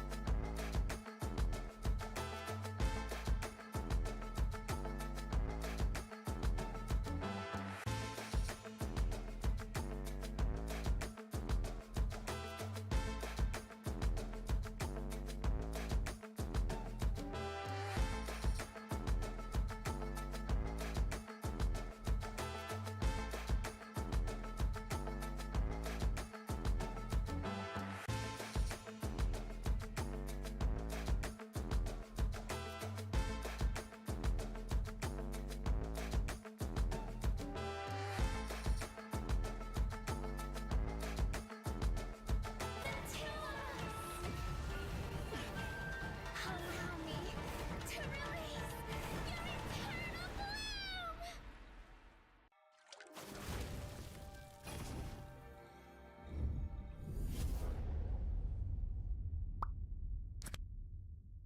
The human body was built to move. Not trapped at a desk in one singular posture for 12 hours a day. It's time your chair evolved. This is Secret Lab Titan Evo. Ergonomically engineered for you, gamers, hybrid workers, artists, backing your every move.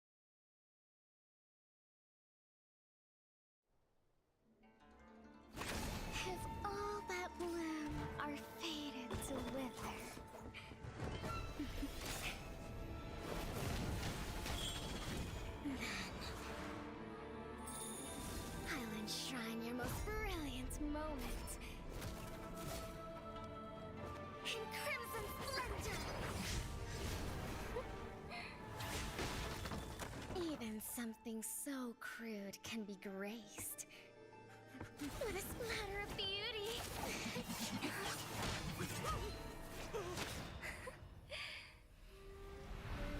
I'll get you out! You finally come to me, Hanabi-sama! This madness ends now. At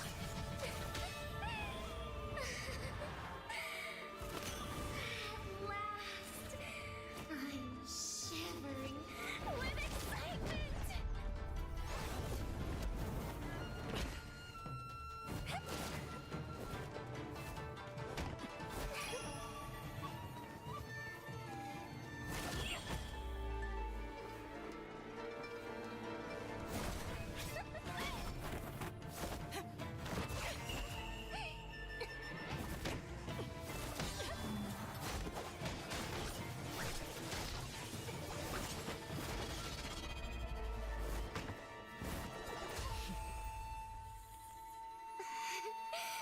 Such killing intent. Does this mean Hanabi-sama finally understands Kirara?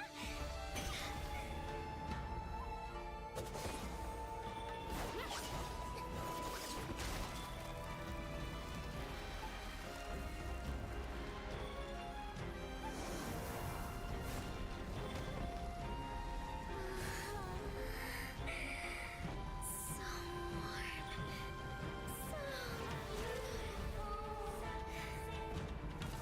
beautiful. We can finally embrace eternity in hell. Just the two of us. Allow me to release your eternal bloom.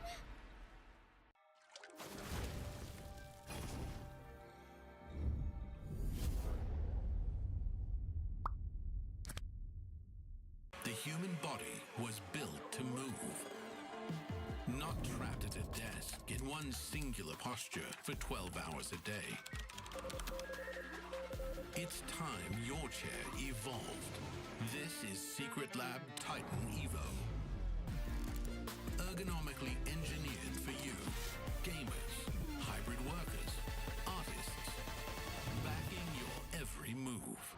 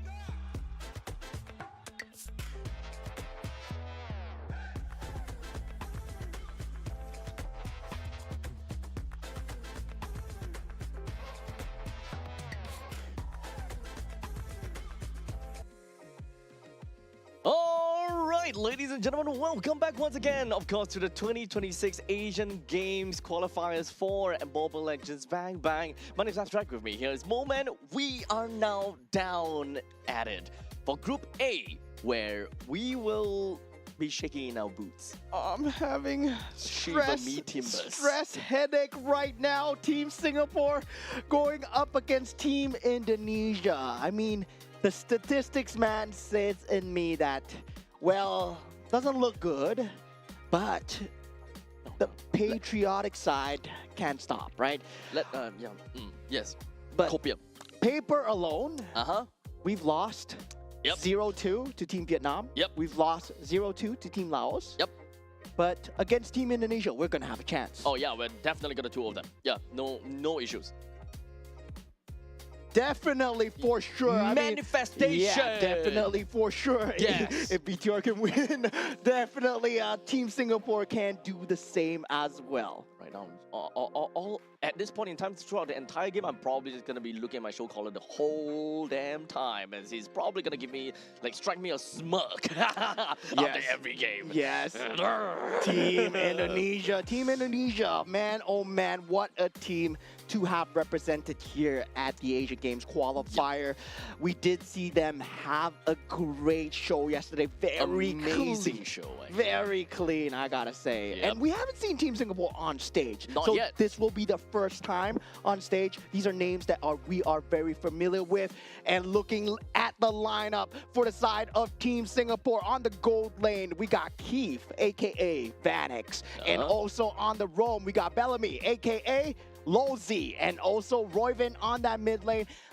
Used to be known as Godzilla, now as Roy. More like Roy than went to Godzilla. Roy then went to Godzilla, then back to Roy again. Yep. And of course, on the jungle, we got Jun Xiang, which is also known as Yon. And on the EXP lane, Tristan, who is known as Gear. Yep. So understandably, when it comes down to this lineup, we definitely know what they are capable of because, we've been casting MPLSG for quite some time now. And when it comes down to their individual performances, they are definitely strong within their own regards. But when it comes down to them playing as a team, well, it's been a long time since we kind of seen them together as one.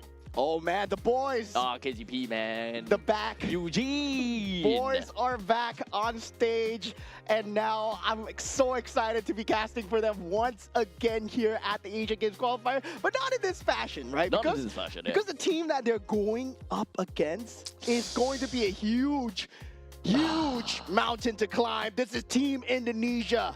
On the gold lane, we got Dingarai, also known as Arfi. On that roam role, Alexander, also known as Alec.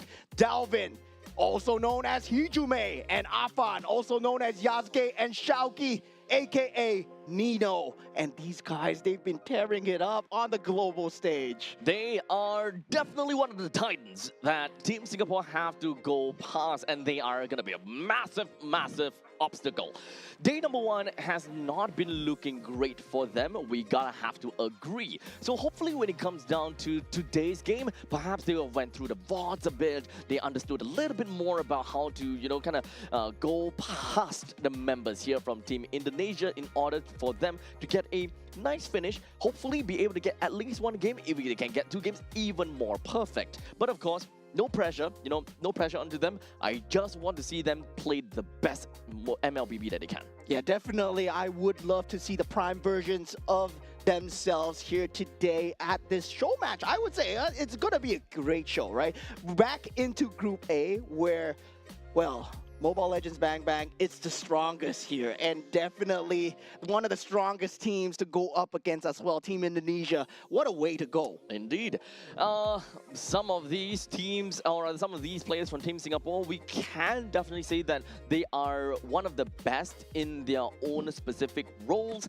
But of course, if we have to look at Team Indonesia, not only are they really great, and if not best in their own roles, they come in from the same team as well. So they do have a lot of chemistry. They do have a lot of, I would say that a lot of time with one another to really practice some of these strategies, some of these plays, but with each other. So in terms of experience aside, Team Indonesia, they are really crazy. Yeah, with Coach Kenny Dio Zephyr behind them as well, the brains behind this team. Well, oh well, they've delivered a great performance in the last international that we see, the M7 stage, and now they are here shedding off their alter ego with their alter ego and coming in with the government-given names. As we go into the map selection now, we are going into Dangerous Grass. All right. So with Dangerous Grass right now, this pretty much have, you know, a lot more, hopefully we'll play a lot more assassin kind of gameplay, a lot more pick-off in this case. Leaking out heroes like Paquito is definitely going to be very difficult. They might very likely want to go out for a full ban of that sort. As you can see, Team Singapore, from second, being in second pick, second ban, they definitely want to take that out. Yeah, and these are bans that I'm kind of used to seeing, right? Looking at the bans coming through, Phovius and also Kalea being banned out. Now the Paquito and also, I believe, the Fanny being banned out from the side of Team Singapore as well, right? So this is back to familiar ground, right? We're seeing Fannies getting banned.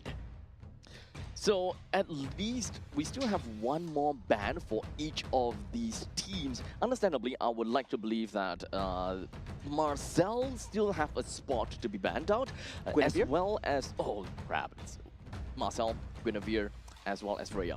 Yeah, these three, one of these three will be leaked out, definitely. And it will go over to the hands of Team Indonesia at one point in time. Yeah, at this point, it's about picking your poison because they do ban out the chip here for the side of Team Indonesia. There's going to be a lot of leaks here, right? And we did see Marcel just being a problem here. Do they give that to Team Indonesia? Yes, they do. They ban out the Freya instead. Okay, so now it is all about either you get a Guinevere or you get a Marcel. In this case, Indonesia is not going to go for either of those. They want to focus down to giving Delvin that juice in for themselves, and now Singapore have the opportunity to choose. Do they want to focus and get a Harif for themselves to secure the gold lane, or do they want to pick up some of these stronger drafts, or rather stronger picks in their own roles, such as getting the Guinevere for the jungle, or perhaps Marcel in the roam, or maybe even both? Yeah, definitely. The Marcel is available as well. If they want to go for the Marcel Harif into that Yves pick, that is also a possibility, especially with a Dusin opener. You do have to think about that mid lane priority as well, right? We know what Delvin is capable of. Yesterday, when he was playing in that Team Indonesia side, his Dusin was extremely scary. But instead, with Dangerous Grass, they go for Hilda and the Baxia pick. Okay, so just from the Baxia and the Hilda, we pretty much know that they want to play early game. Like really early game, they want to storm over in Team Indonesia. And it's not just the fact that they have good firepower on the Hilda, but they also do have pretty good survivability on top of that. With tank jungler as well as a tank roam from the side of Hilda. In fact, it doesn't matter. It doesn't necessarily have to be a tank, a roam Hilda. It can even be a XP Hilda.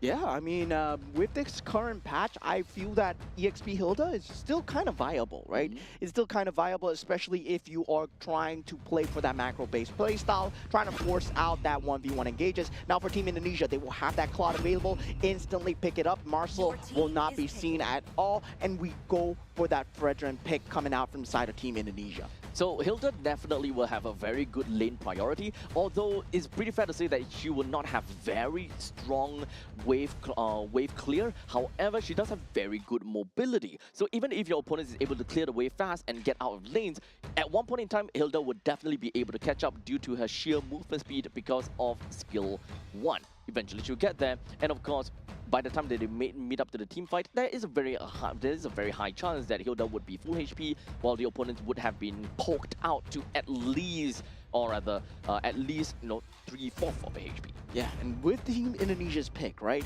Do you go for the Eve here? Do you go for the Harif here versus the Claude, right? You don't want to pick a Harif into a Claude, so they go for neither. They go for the Sora here. They bolster onto that tankiness with that Shifting Skies.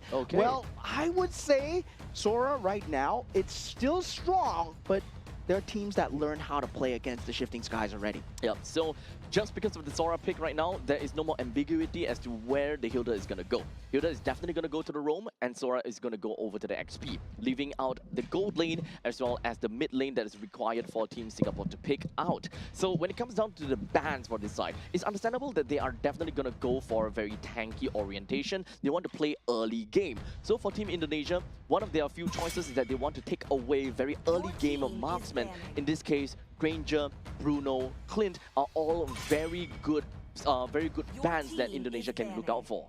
Yeah, very weird ban coming out from side of Team Singapore, right? Going for the Valentina ban, fearing that maybe the EXP Valentina lane, XP, yeah, yes. that might come out. Generally, we do see a lot of the counters when initially Sora was introduced, right? You gotta go Shifting Skies, well, IMU, get the Shifting Skies for yourselves, go into the Cloud Being farm. on par. Yeah, just be on par as much as possible. So yeah, that is one of the early bans that we do see out. And for Team Indonesia, it will be that Eve ban, which is very good against that Zusin in terms of that mid lane priority. Yep. So for Team Indonesia, they have a lineup that really wants to allow them to play control. They want to control the game as much as possible, allow the Claude to be able to move around the map a lot more freely, so they need to have quite a bit of mobility. Allowing the XP to be freed a lot earlier is ultimately very important. So it does seem like for Coach Eugene have decided to take away the CC just to ensure that Team Indonesia don't get a free lane out of XP. Yeah, definitely. Sora giving him an easier time. Well, you do get that snowball going, and then you get to use more instances, right, where the Sora is not kept in lane, especially by the CC as well. That's one of the key factors that we do see the thought of CC going into that EXP lane as well. Now, meanwhile, for Team Indonesia, if they still want to secure a good priority mid lane, they can still ban out maybe the Zetian, and also there is that Gord available still in that pool as well. Gord too. Yep. Okay, Your so team Lilia is being taken away is also one of those heroes that is really good into a dive composition, which is what Team Singapore is trying to do. They want to do target prioritization, which is something we see a lot. They need to be able to call out some of these shots a lot faster and and very well. Hilda is very single target oriented. Baxia is going to be the same thing as well. Sora does have very strong power when he goes over to Storm form. If you do want an edge over the opponents in terms of firepower. Yeah, and going for the side of Team Singapore right now, they will have that choice of gold lane here. Not a lot of gold laners are being banned out. They can go for the Moskov, but they might not want to show their hand not at all. too early, right? They do need to get a semblance of late game versus the Claude. The Harith, I don't think they are going to go for it, but mid lane right now okay. feels like it's going to be the Kimmy. So at least the Kimi will be that part of the insurance policy that Team Singapore is trying to look out for, but that also means that there will be a small little lapse in the early stages of the game where they don't have that bursty firepower in the event they want to play a bit more burst. So right now, Team Singapore, they're very common to Team Com. The moment that they go in, they want to finish it right there and then. So this way, Team Singapore can play a very early game-oriented gold laner, which does mean that having a Kimi in mid lane, you are not limited to playing early game marksmen such as Clint, the Bruno or Granger. You can actually start to play gold lane fighters like Ruby, for example. Yeah, on the contrary though, you can still play the Bruno for that kind Your of team is picking. bully against the Claude, but the Arlot does come out. I'm surprised that it wasn't banned out instead of the CC, right? Because the Arlot and also the Fredrin combo just very oppressive, especially in this current meta as well. Now, combined with that glue, Team Singapore, they have a lot to deal with. They do have a lot, but I can understand why they prefer to ban out the CC over the Arlot. They want to ensure that they take the tempo all the way from the start of the game and do not... Yeah, okay. We have the Leslie pick coming out from the side of Team Singapore, and well, oh well. Leslie, my favorite hero, but I'm not too sure what's going on here for the side of Team Singapore. And yeah, this might be a new strat coming in. We were talking about trying to bully the Claude out of lane. Yes, Leslie good at bullying, but I would say in terms of survivability, not much there. But of course, you can see the Fredrin and the glue coming. So you gotta play such good positioning though. Yeah, okay, so right now, we talk about catch. When it comes down to Leslie, Leslie is great at escaping catch, only to a certain extent. Leslie can go invisible, so these kind of targeting spells will no longer be applicable. So it's technically a good answer over to Alot, so that he's unable to be too sticky onto you, constantly just second skill right into your face. But my question is if whether glue can still attach to you as a Leslie when you're invisible.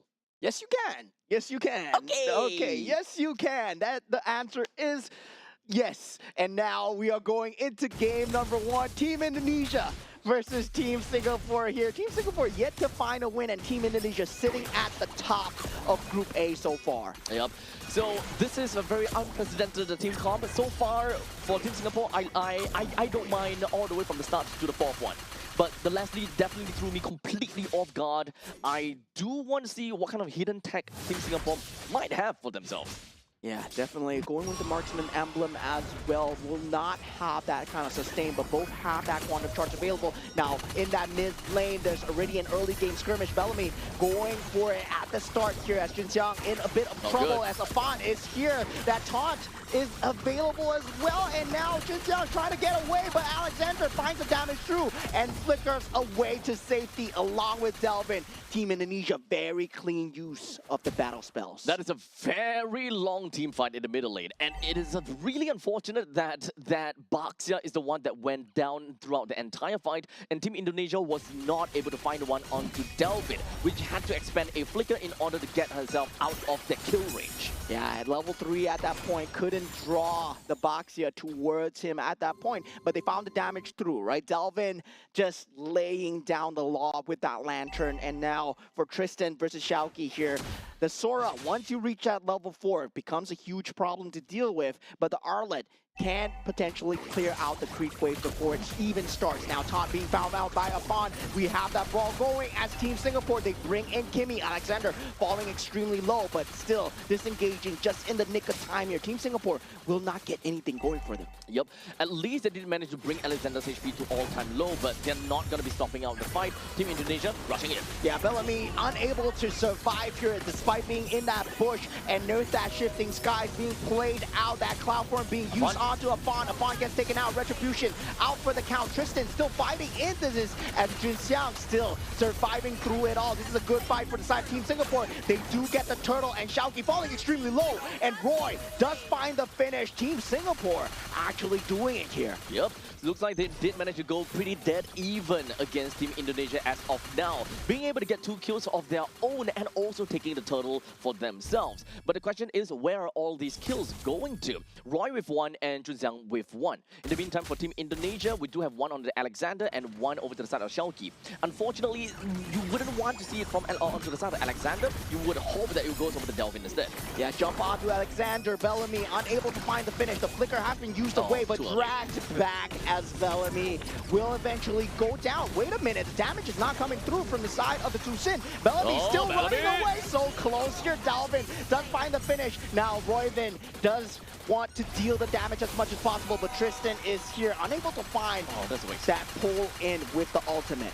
Okay, that team fight, we can see that there was a lapse in communication. One of them was going for, or rather Roy was going in for Delvin, and unfortunately for Junxiang, he was just looking for Afan. They need to get a more steady prioritization going in. Do they want to deal with the front lines, or do they want to deal with the support? Yeah, and really, I would say, still on the gold lane itself, Dingarai still farming up a storm, but now with that going, Junxiang, he's in a lot of trouble here, unable to tank up the damage. Appraisal's Wrath being used, flicker forward coming out from Delvin as well. Team Indonesia, they are going full ham here as they are unable to land the final splash, but they already got 2 kills for themselves. The fight's not going to be over just yet, though. It does seem like re-engage coming from Tristan. Yeah, Tristan here will be able to get out. He does have that storm form available, and now with that, the traction pole is not there as well. We're going back to even grounds. Even though Team Indonesia managed to get quite a lot of kills out of those fights, the gold advantage is only at 1,000 gold.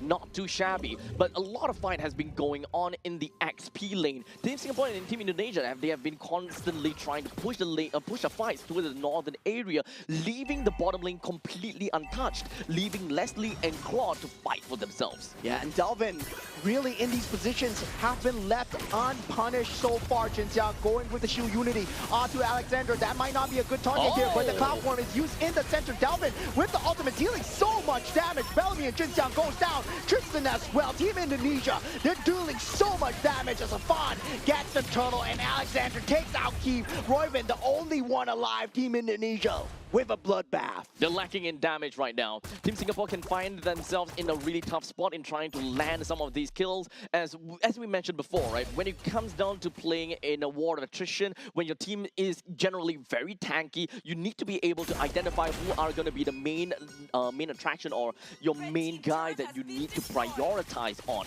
Right now, it's kind of still all over the place. At least for Tristan, he's trying to set up for the team. While in the meantime, the team from the side of Team Singapore, they don't necessarily have got what it takes to be able to melt down a composition like Team Indonesia in a three-man, I guess, if they're all grouped up in three-man, which is what Tristan managed to do.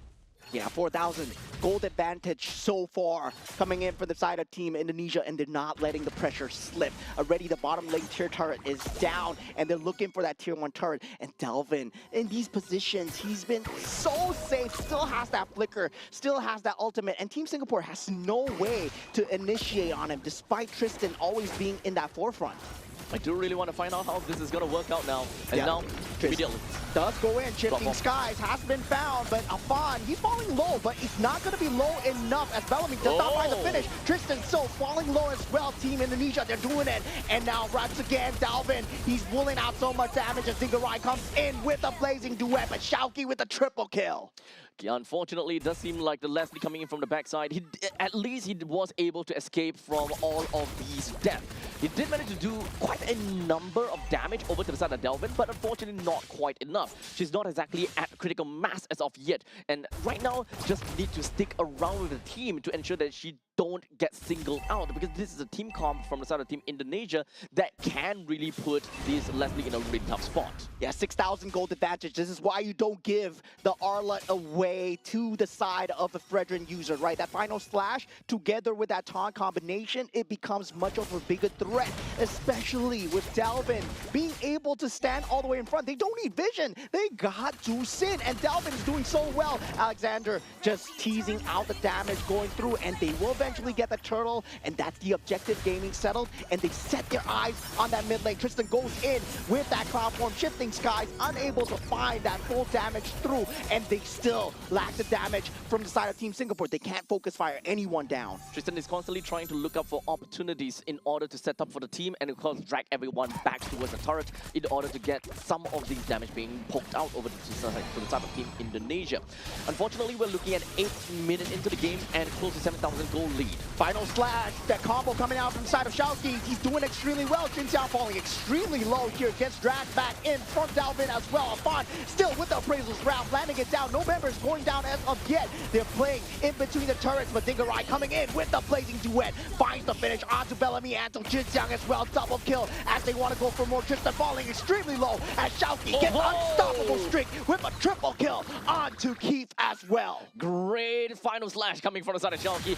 Whenever you weren't expecting, it came out and just literally dragged everyone back down to Naraka. Just kill them as much as possible and just bring them down to the underworld. Team Singapore, they're having such a tough time. And with that all said and done, the instant replay gives us a massive idea, right?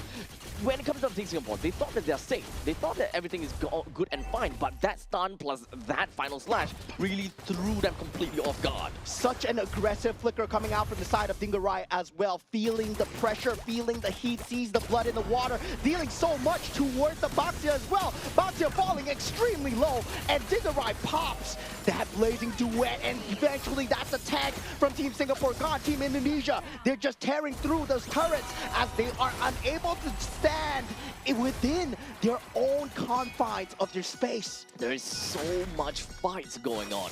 And Team Indonesia, they're constantly just forcing these fights over the side of Team Singapore just so that they will make bad trades time and time again. And this is how Team Indonesia want to create a lead for themselves. 9 minutes and 30 seconds, and we're looking at 10,000 goal lead. This lead will continuously grow higher and higher as long as Team Singapore constantly tries to defend outside of their base. The Lord will be the next site that they set their eyes on for the side of Team Indonesia right now. 3,000 gold ahead is that Claude, right? And once that snowball is going, it is a massive weight that cannot be stopped coming in from the side of Team Indonesia as well. Now Alexander looking unkillable, getting so much map advantage. But I gotta say, Delvin, 2-0 and 14 right now. This man has been present in every fight and left unpunished. I've never seen him use that flicker yet.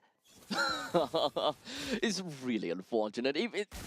Delvin has constantly been in the face of Team Singapore, and he's constantly being hit by Roy even. Roy has been putting a lot of emphasis onto Delvin, but she's just dealing really small little poke damages, and she's not anywhere at a point where Kimi is going to be strong enough. Yeah, it feels like a bubble gun that you're pointing towards the side of Team Indonesia right now as the Lord does go in, and Delvin aggressively goes in as well. Still has the flicker available. Tristan goes down, and Team Indonesia, they get the inhibitor turret. They drag back in the box here as well, and that's a double kill coming in from the side of Delvin. And look at the back here as Shauki is going on a hand streak as Dingarai and Delvin, they clean up the rest of Team Singapore. A clean 1-0 for Team Indonesia. That was way too much for Team Singapore to handle. This is a monstrous play from the side of Team Indonesia where they are just really ferocious at every corners of the map. The moment that they know, of course,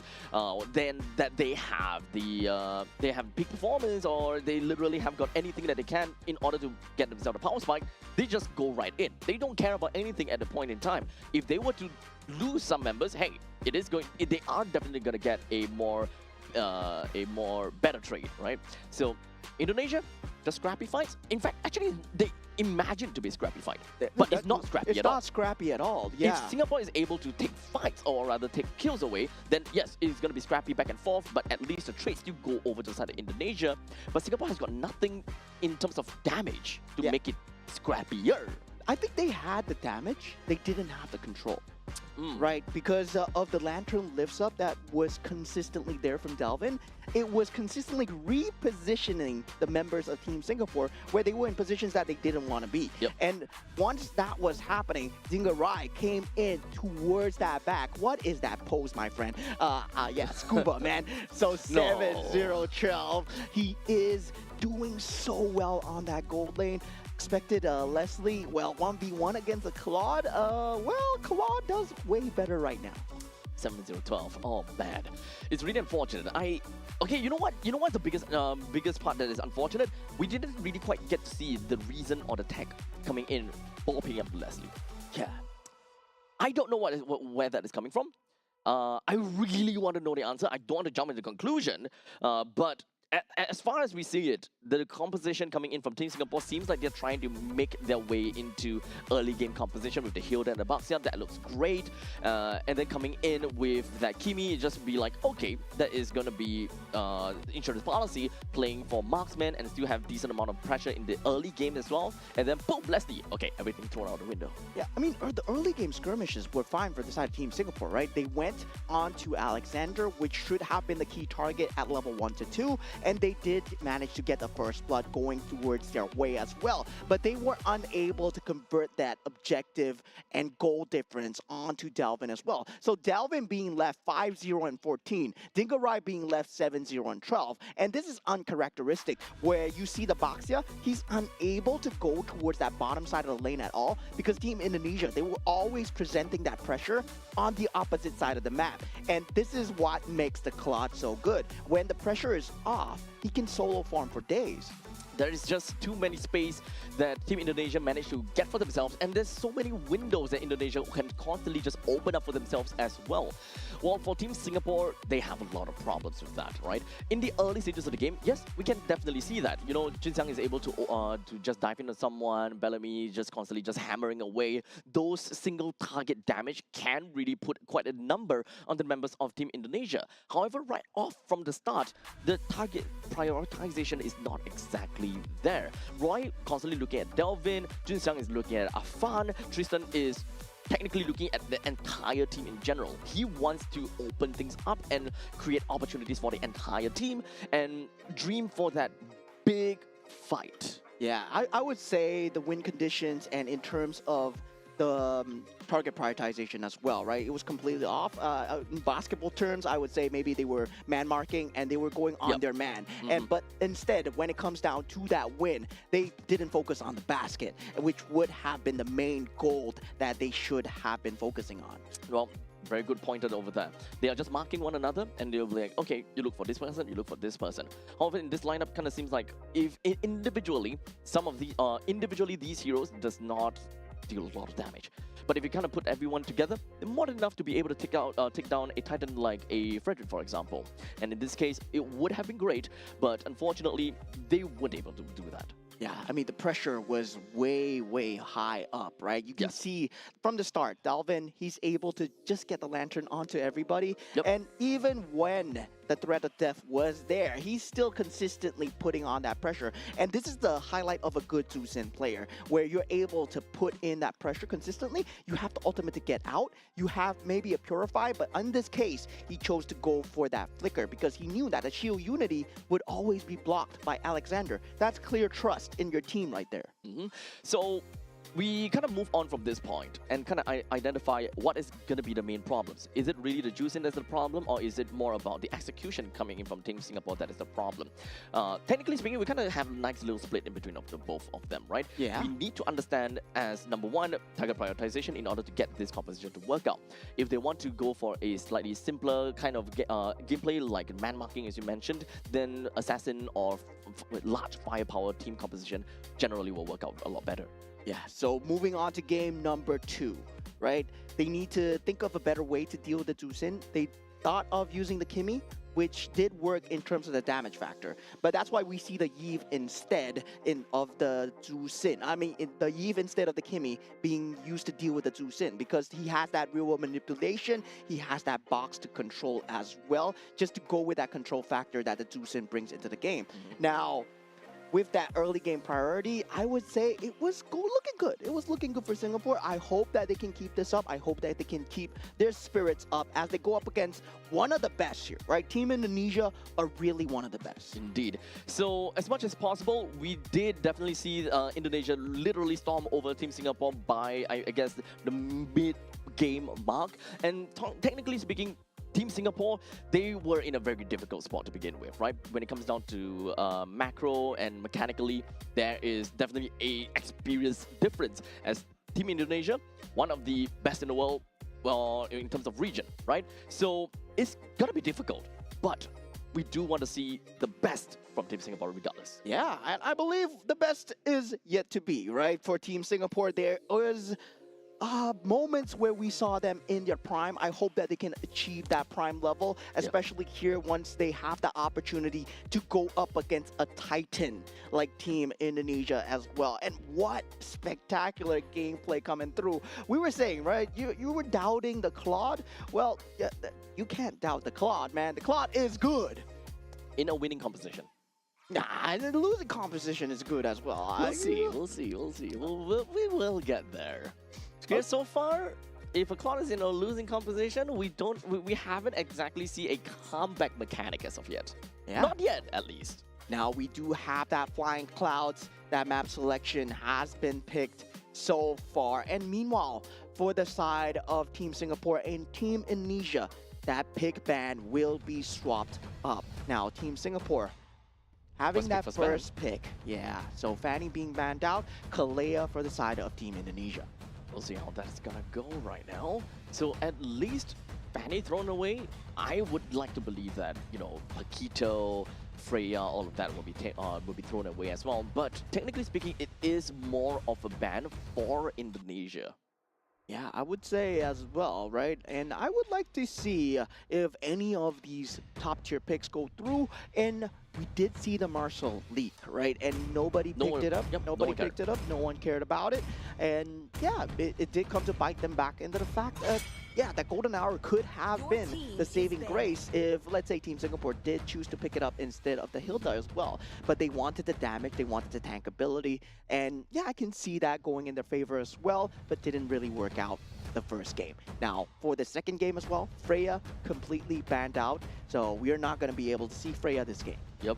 Maybe we also can talk about the fact that they have lack of utility, right? As a roaming trio, we are looking at the Hilda, Baxia, and Kimi. Kimi does have a lot of utility, or rather a lot of crowd control. You gotta have to agree. But however, you don't have a very surefire way to actually lock people down for extended periods of time, as opposed to if you have someone like an Atlas at a roam position, or Your if you have a team Cho is in a roam banning. position, for example. Yeah, and now with the Baxia being banned out, you got to consider, you gave Team Indonesia the combination of the scariest heroes that were possible. I mean, you have the two Sin, you have the Claude, you have the Fredrin and the Arlot combo, and that is generally not given together. And Team Indonesia, if they have that combo, they're definitely going to take it for themselves. Now, meanwhile, for the side of Team Singapore, what final ban do they go with? Do they want to ban out the Paquito, or do they want to use it for themselves and force Team Indonesia to ban out the Paquito here? To be fair, I do think that Tristan can play a pretty mean Paquito, so taking away the Paquito is not necessary to them. However, there are still a lot of open heroes. Your So, okay, team is great that they banning. actually ban out the Juicid. But now it's up to Team Indonesia for what they want to ban. I think at this point in time, they would lick out the Marcel. I don't think that they are too particularly afraid of Marcel. Right now, what they might be looking for is number one, Paquito needs to go, or we are just generally going to be looking out for Harith in this case. Yeah, Harif as well. I mean, Paquito, there is also the possibility that they want to pick up the Fredrin for themselves from the side of Team Singapore, if let's say that's going to be the opener as well. And also for the side of Team Indonesia right now, they also have a lot There of we go. possibilities to go for that Claude themselves. So Team Singapore right now, first pick. Paquito. Without a doubt, they gotta have to choose Paquito, man.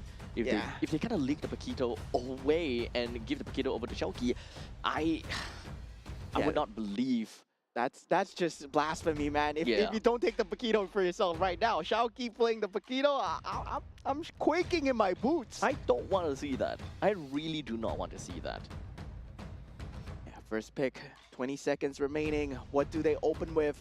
There's a Marcel. There is that Paquito.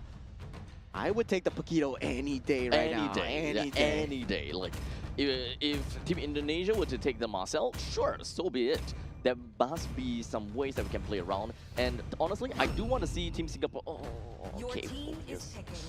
Okay, Phobius does a good job of dealing with the Paquito, I guess. Yeah. In terms of level 4, but you give it to one of the best Paquito players in the entire region, right? So, do they go for it here? They go for the Claude and the Harley. Okay. I mean, because Team Indonesia, they don't need to go for the Paquito right now, right? They can still go for it in third pick. Yeah, because the it's Phobius is ready out. Oh no, now. With the side of Team Singapore, how do they answer back against a Claude? We saw that Leslie wasn't the answer against a Harley as well. You need a tanky jungler. That Baxia has been banned out. You go for the Fredrin here, but you don't have that Armlet as well. So generally against the Harley, you either go damage for damage or you go tank, right? And So they're Fredrin, going tank. yep, they might be the answer. Do they go for the Khalid? Ah, yes, Your it's Yep, cool, team they is do. picking. Okay, so very tanky.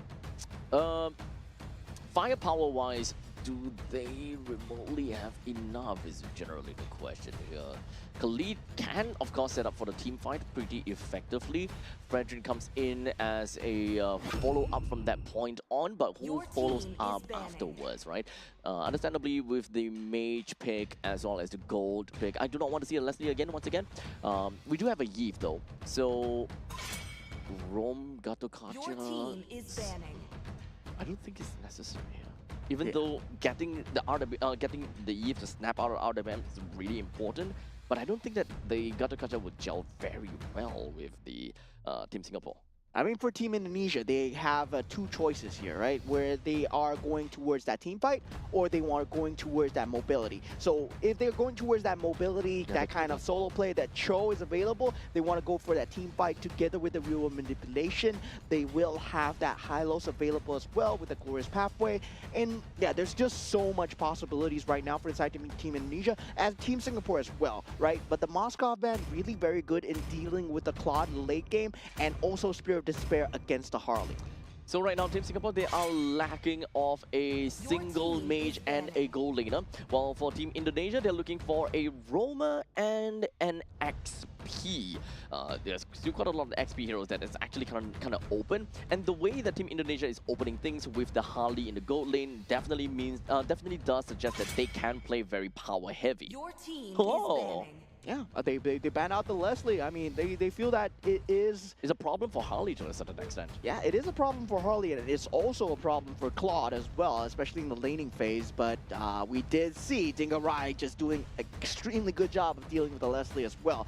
And now, for the side of Team Singapore, their final ban coming through, they might be looking towards that EXP lane. That Paquito is still there. It's still Yep. there. They can still ban a Paquito. Don't give it over to Chowky. Please don't. Yeah, I mean, I'm not too sure it's going to completely leak the pool here because Paquito Claude, on paper, that is the dream lineup there. It's kind of scary. But now... Lapu. Your team is Lapu. picking. I think that... Is this a point in time where it's like a no-brainer Paquito pick? Well, It- you don't need to pick it now. You don't have to. Phoveus is on the other side, so you can pick it on the last pick as well. So they can definitely secure their roam pick right now, especially if they want to go for something like a Cho, and they Your go for the team Hylos is instead. picking. Yeah, Okay. so we have the RWM into the Glorious Pathway combo. Is this a bait for a carry? Could be. Sounds like a bait for a carry. But if they don't pick out a carry, who else can they possibly go for? Because this does definitely seem, for the side of Team Singapore, they do want to play a little bit towards late stages of the game. There's no Harif to kind of go neck and neck together with Bruno. Phoveus. Bruno... I think Bruno would have too much problems dealing with Harley. If you get the Haas clause early, maybe you can kind of out-heal the Harley burst coming through. Yes, that's a possibility. The Harley needs to be very over-farmed here. They go for the Lilia and the Your team is Granger picking. instead. Okay, I like this out of Team Singapore way more than the previous drafts. So, I mean, having a Granger better than the Leslie, in my honest opinion here, sure. But that also means that Team Singapore, they are playing kind of a tempo-based game.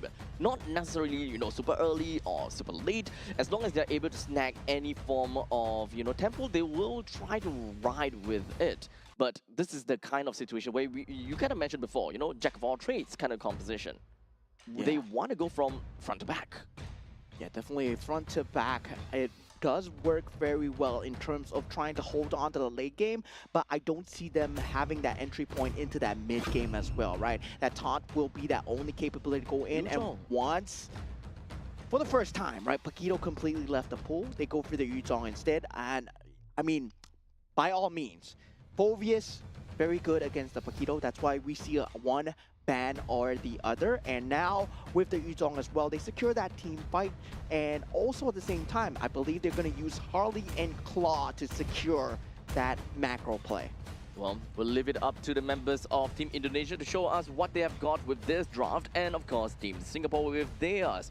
As we jump right in, let's take a look at the overall composition here and talk a little bit more about the gold lane and the XP lane, and eventually down to the middle. So for the XP lane between the Phoveus as well as the Yuzhong, Yuzhong definitely will have a very strong showing in the early stages, or rather the early laning phase, all the way until level 4. Phoveus does have pretty annoying kit coming in when it comes down to Demonic Force, but but nothing too difficult for the Yuzhong to deal with. But in the meantime, gold lane between the Claude as well as the Granger, I definitely do prefer to see a Granger due to the fact that he pops off a lot earlier earlier. Yeah, I see a problem in the objective team fights alone coming in from the side of Team Indonesia, right? Where they have the Harley, they're gonna have to find the flank. But meanwhile, Team Singapore have a vision problem where the Khalid will be the only main source of vision in front to try and source out where the Harley is. I believe in the Hylos versus Khalid battle, yes, they're going to be sticking onto each other, but at the same time, you won't know where the Harley is because there's no one providing that vision for Team Singapore. In the meantime, it's going to be good for Team Singapore as well because of the fact that they do have a very strong pushing lane in middle. They do have very strong priority because of the Lilia as well as the Khalid in this case. In fact, Team Singapore generally have a pretty good wave clear in general. So even if they are playing from behind, they should be able to do a decent amount towards all of these creep waves, should be able to hold out against Lord pushes all the way until the third Lord, hopefully. Yeah, and the ability to dive the back line also coming in from the side of Team Indonesia. That's going to be a problem as well, right? Black Dragon form, Harley himself, and even when it comes down to the Claude. This is a pretty dive-heavy matchup, and with the Glorious Pathway, it's really easy to get in and out. Yeah, so pretty much enhanced, and Team Singapore, they are going to be expecting to be playing from that position of defense. And for Team Singapore, yeah, looks like they don't really have a way to open up into the battle, but meanwhile, for the side of Team Indonesia, they will be able to do so. Now going into game number 2, Team Indonesia versus Team Singapore. Team Indonesia 1 game ahead as they want to secure a clean 2-0 victory, and Team Singapore look to tie things up. As we mentioned, and of course, take a look at the start of the game, look at Alexander. I mentioned that they have a really strong pushing wave in the middle lane, but I was not expecting a very strong Hylos killing wave. Yeah, I mean, you gotta mention, right? Roy, one of the Lilia players of all time, and now him back on that Lilia, I gotta say, I'm impressed. And he still has it and takes down Alexander, does not have the capability to go out with the revitalization, and Bellamy with the support as well. I mean, it's a nice start for Team Singapore. That is definitely going to up their morale a little bit.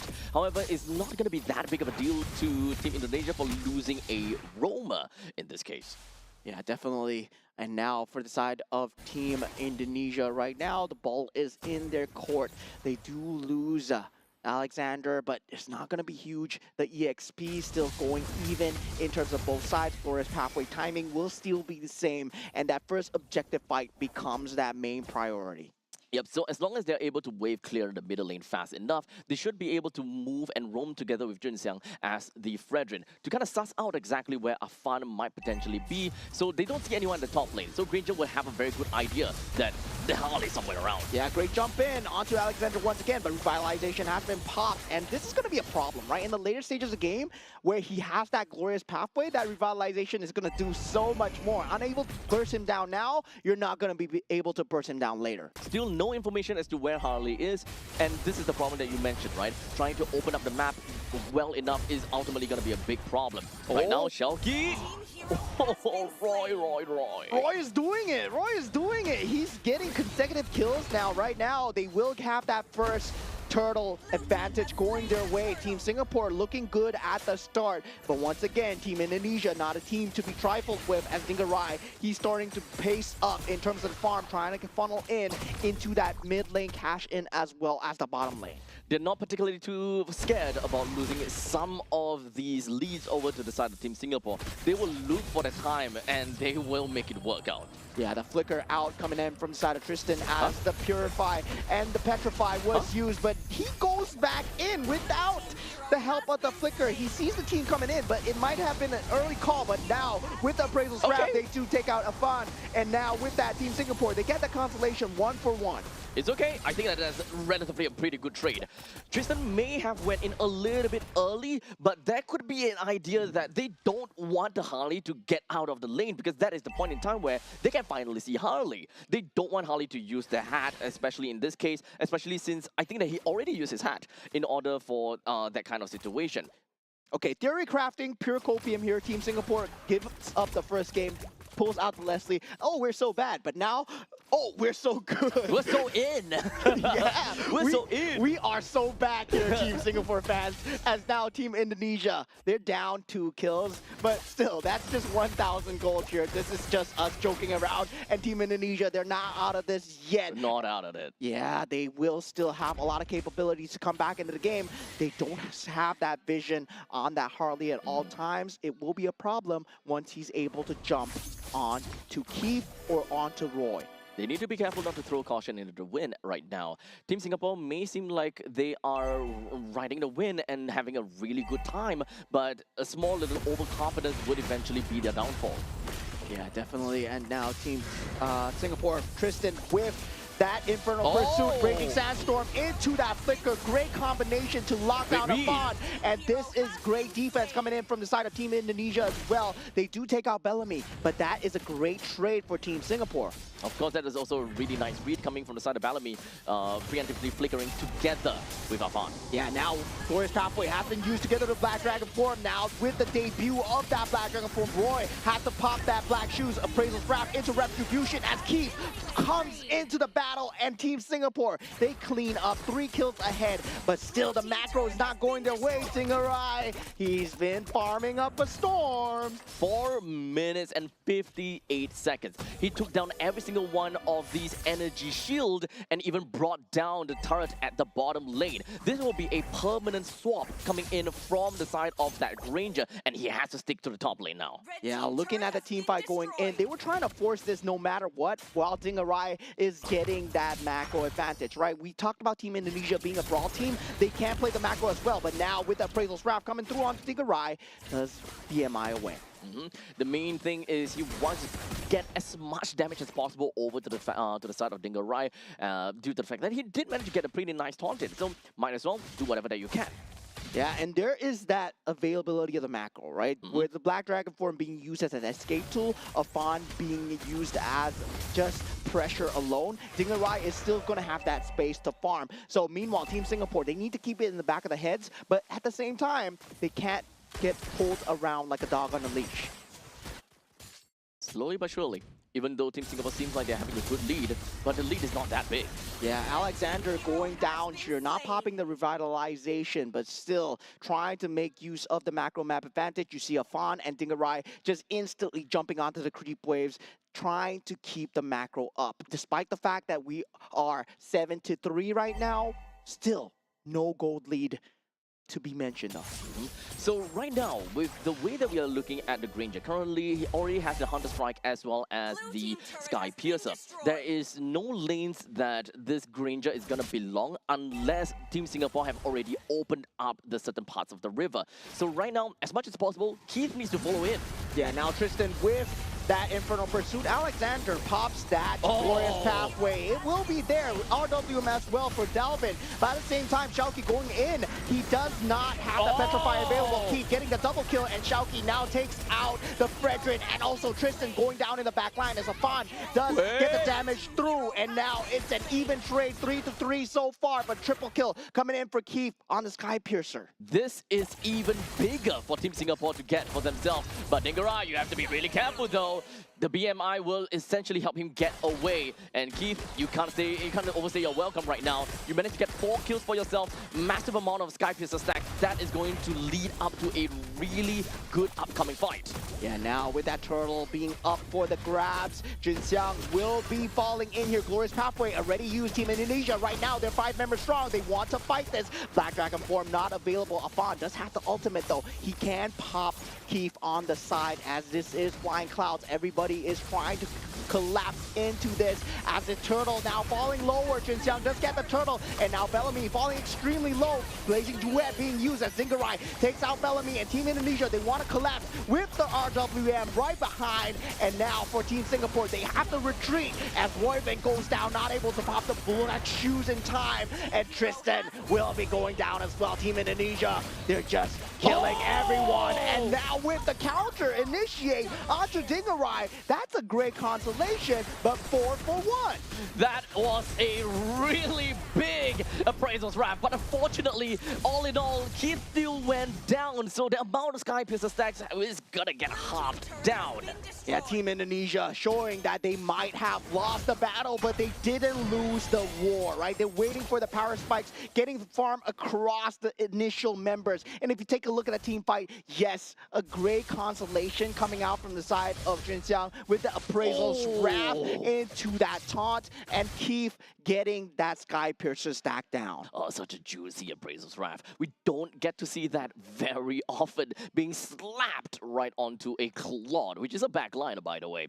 So right now, even though Team Singapore has got a lot of those Sky Piercer stacks go over to Keith, got halved in the end of the day, and now Team Indonesia, they have managed to reclaim control of the land of Dawn, getting themselves a total of 3,000 gold lead. And this is going to be the part where things start to get really difficult. Keith will now have a difficulty in surviving because of the presence of Afan, while Dingarai more or less have got really good farm already and will play for teamfight very effectively too. Yeah, I mean, for Team Singapore, it feels like they are forced to stick together. Meanwhile, for the Team Indonesian guys, right, they can play a part, right? They can play in a singular unit. They have so much survivability, and that is the highlight of their lineup so far. And this is the power of the Claude. You can leave Delvin with Alexander. Meanwhile, the other three, they can just roam around the map. As of now, the Lord is finally spawned, and Team Singapore, they're looking for an opportunity to eventually just ride with it. Yeah, right now they still need to be wary of the Granger. He's dealing decent damage onto the members, but of course he has to resource utility and just cycle that through. With the Glorious Pathway being popped from the side of Alexander, does not get the stun so far. And Team Indonesia, right now, they will be still dancing. Yep, they will have to regroup for now. Tristan has already used a flicker for himself, and right now Team Indonesia, they're releasing the Lord back over to the hands of Singapore in order to play and dance around the Lord. Yeah, with this control though, RWM has been popped. Jinxiang extremely low, appraisal wrap not connecting, but Alexander goes down. But the jungler is gone from the side of Team Singapore. Team Indonesia, they know this, they pounce, they strike Dingarai with the Blazing Duet, doing so much here. 3 members already down, and more to follow as it will be a complete wipeout. Team Indonesia, double kill for Dalvin. And now they'll try to do their absolute best to take down as much of the standing objective. But the mid-wave lanes will definitely crash in, and bottom lane as well. All of the outer turrets coming from Team Singapore will undoubtedly be taken away, while this Lord being taken by Dingarai will not be challenged at all. Yeah, definitely. It is going to be a clean take. We saw the moment the target prioritization was down onto Jinxiang, right? They knew that it was their opportunity to strike. There's nothing to protect them in that front lane at all. Yes, you have Raging Sandstorm. So what? We have Blazing Duet, and currently it's at critical mass. This is a very difficult fight for Team Singapore as they all got scattered around like little ants the moment that they see that Bagon is just sprayed all over them. Team Singapore, they got themselves in a really difficult spot. They constantly want to get themselves the Lord and wants to be the one to be the main power holder. But unfortunately, Team Indonesia, they are way too far ahead now. They know that they can re-engage anytime, and before they even had that previous fight, they have already baited out that flicker coming in from the side of Tristan. Yeah, good teams know how to play when they're behind, and Team Indonesia right now, they aren't behind anymore as they do with that Glorious Pathway. Now with the real manipulation, Dingarai with the Blazing Duet in the back, so much damage onto the side of Team Singapore. Team Indonesia are tearing through the front lines. At the moment, they take out the inhibitor turret. 3 members already down. Shauki might go down here, but the base will not be left standing for the side of Team Singapore. As Team Indonesia, they focus fire down the crystal, and they take the game 2. There's nothing. It was a kind of a lot of a closer game for the hands of Team Singapore. But as per normal, every time when we look at Team Indonesia, they will always regain control by the mid stages of the game. And to be exact, I think it's somewhere around 8 minutes that they start to really show what they are made of, because they know when is going to be their critical mass and when they can really start to extend the lead as much as possible. Yeah, I mean, they understand that the usage of the utility was there for the side of Team Singapore, right? Once they see that the weakness was there for the side of Fredrin, they knew that, identified that one frontliner is only available for the side of Team Singapore. Once that weakness is there, they start to pounce because they were testing it out with the macro plays on the top side, on the bottom side. Let's see how Team Singapore responds. Now, of course, allowing, I'm not sure whether it's allowing, but it feels like it's mini conditioning onto Team Singapore. Like, okay, we're going to give you a little bit of this here, going to give you a little bit of this here, and in the end of the day, it's just allocating resource from the side of Singapore. They are 4-man dive onto one, 4-man dive onto one, but in the meantime, Harley's out there somewhere farming, the split pushing. We've got Claude all the way down to the bottom lane, and in the early stages of the game, just as he reached 5 minutes, he already took down one full turret with a lot of the energy shield taken away as well. And Dalvin with the Eve, securing a 4-0-13 scoreline for himself. The RWM timings on this guy, just clean and amazing, right? We saw them trying to just dive in, trying to take out the RWM for themselves, but for Team Singapore, it felt like Delvin was out of reach. He is actually very out of reach, right? No death at all, and of course, being one of the important players, he don't wander alone in most of these cases. Yes, it definitely seems as though Team Indonesia gave a lot of free kills over to Team Singapore, but it honestly really didn't matter too much because that's the roamer, that's the XP laner, and a little bit of this and that condition, and they got themselves a lot of farm, especially for the side of Team, especially for the side of Delvin. Every time the box opens up, Team Singapore kind of scattered away like ants. Yeah, if you take a look at the win conditions coming through as well, Dingarai, of course, only one death, and that was greed on his part, right? Chasing a very low Fredrin into Appraisal's Wrath, and for the rest of the game itself, it feels like there was so much macro, despite the fact that they were behind. They played that Claude, they played that Harley extremely well, together combined with the Yuzhong as well. And feels like for Team Singapore, yes, they did win the 5-on-5s because they're innate team fight. They're meant to win the 5-on-5s.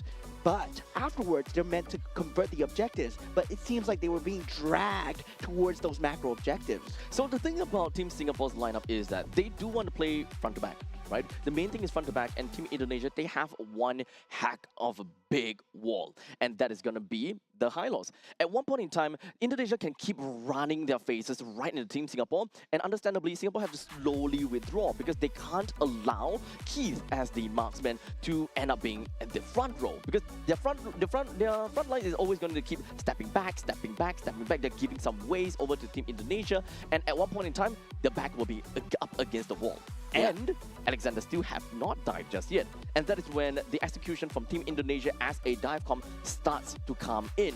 Break up the entire team of Team Singapore. When they have no more way to go back, they have to go left and right, and that splits up the entire composition. Yeah, basic team fight timing as well coming in from side Team Indonesia. They always fight when the creeps are up there to take an objective as well. It feels like for Team Singapore, they are playing with that gaps in the timing very well. They did have the creeps to work with, but at the same time, very good wave clear coming out from Team Indonesia, right? They had that Eve, they used the box to try and just clear out the creep waves, and then suddenly, well, we can't take an objective. It's really hard to swallow at the fact that, you know, game number 2, Team Singapore seemed like they had it. You know, we are all looking at the game. Oh, Team Singapore is getting a kill there everywhere, and even to the point that there is a lot of very good funneling of kills and farms over to the side of Keith. That really seemed as though we are starting to get a snowball out of that Granger, which is something that you really don't want to see, especially since it is a front-to-back strategy. The main part is to lock down onto the Granger so that he do not have enough firepower to just melt down that high loss. Yeah, and that was a very, very ugly time bomb that they were keeping for Team Indonesia, right? The Claude was there. Man, oh man, if you're not convinced that Claude is good, they were behind, right? They were behind this time. They And were now- behind this and time. Claude brought them back in front because they kept them on the back of the minds. Now, Group A, looking at the top, Team Indonesia. 3-0 with 6 points. And sadly for Team Singapore, 0-3 in the bottom so far. We'll be looking more towards Group A today, as I believe the next match is going to be Team Malaysia versus Team Myanmar. But looking at second place, Team Philippines, so far they have yet to play their third match. And Team Vietnam, Team Laos, Team Cambodia as followed. They are getting that top 5 seed so far, but this is only day 2 as we move further into the brackets. So, manifestation. They have to win every single game from this point on. It can happen, especially against Team Philippines, right? If we can, yeah, sure. Team Singapore loses to Team Indonesia, yeah, we grow better and we groom our talents, and yeah, we can fight Team Philippines. They will be going up against Team Philippines on the June 21st, which happens to be the final day. They will also go up against Team Myanmar on that day as well. So, we'll see how that goes. Yeah, we'll see how that We'll see goes, how that but goes. I'm also excited for the next match. It's going to be Team Malaysia versus Team Myanmar. So make sure you guys come back in on over to the stream to watch that game. Don't go anywhere too far, as we'll be right back with you in a jiffy.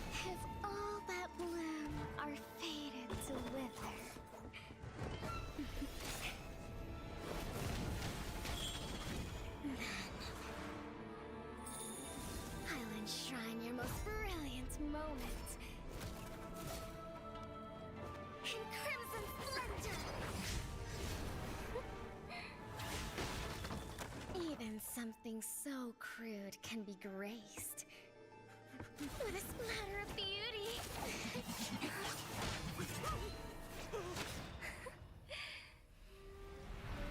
I'll get you out! You finally come to me, Hanabi-sama! This madness ends now.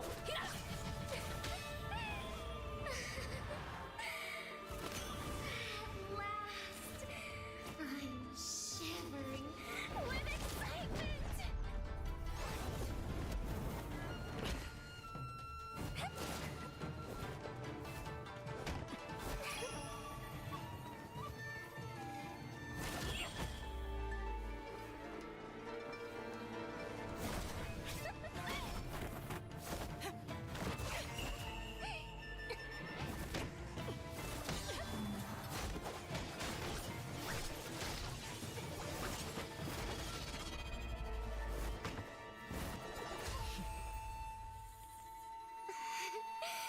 Such killing intent. Does this mean Hanabi-sama finally understands Kirara?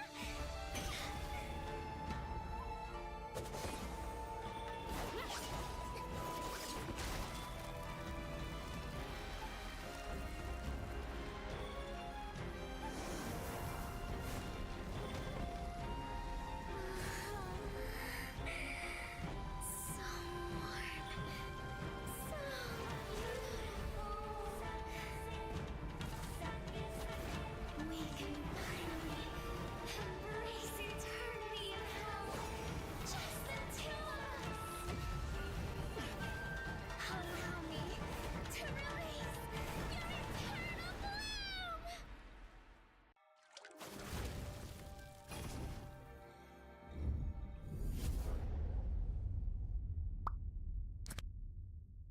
The human body was built to move.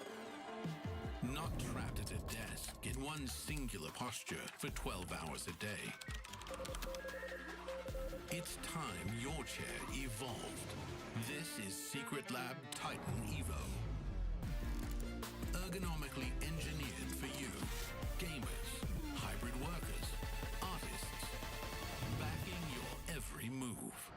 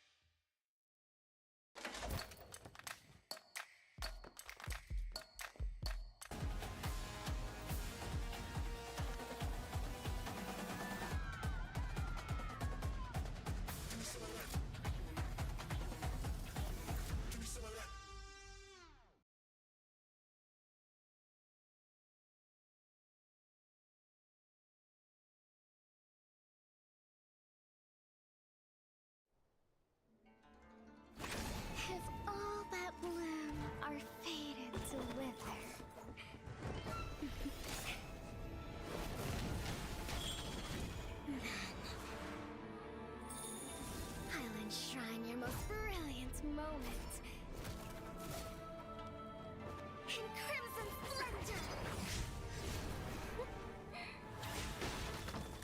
Even something so crude can be graced with a splatter of beauty.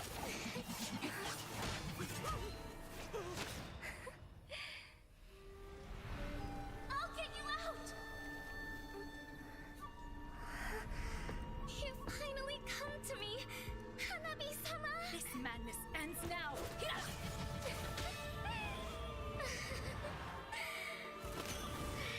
last, I'm shivering with excitement!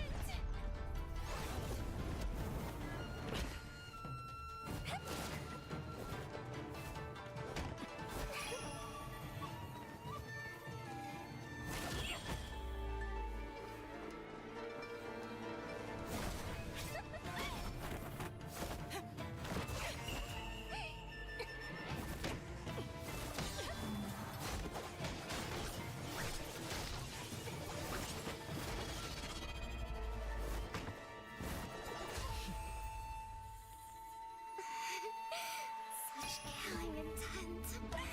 Does this mean Hanabi-sama finally understands Kirara?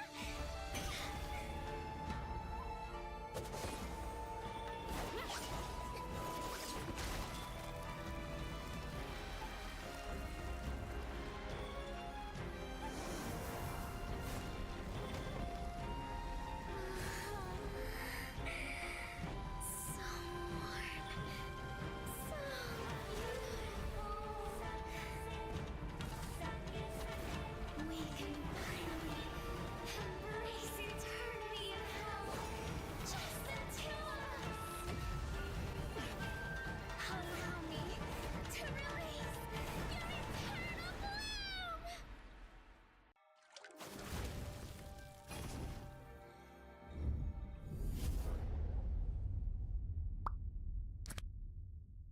The human body was built to move.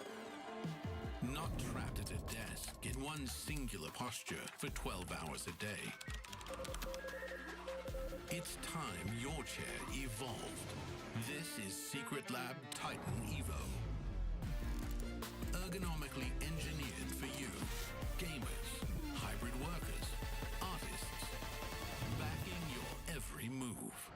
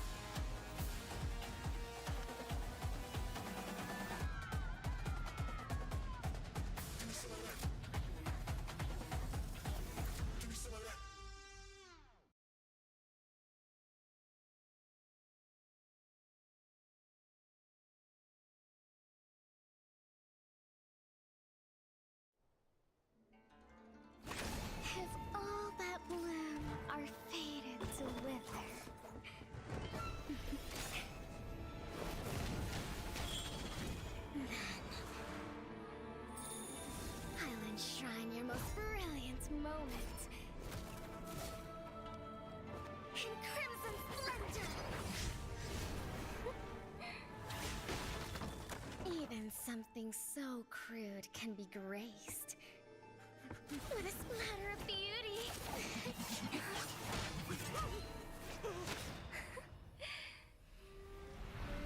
I'll get you out! You finally come to me, Hanabi-sama! This madness ends now.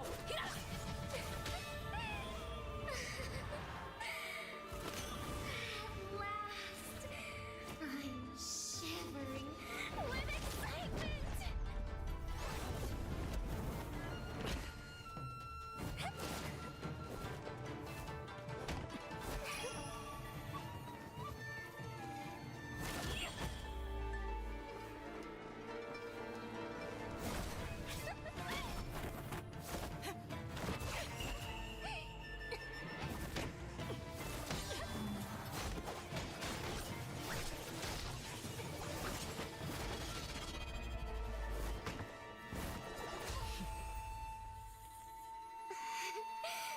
Such killing intent. Does this mean Hanabi-sama finally understands Kirara?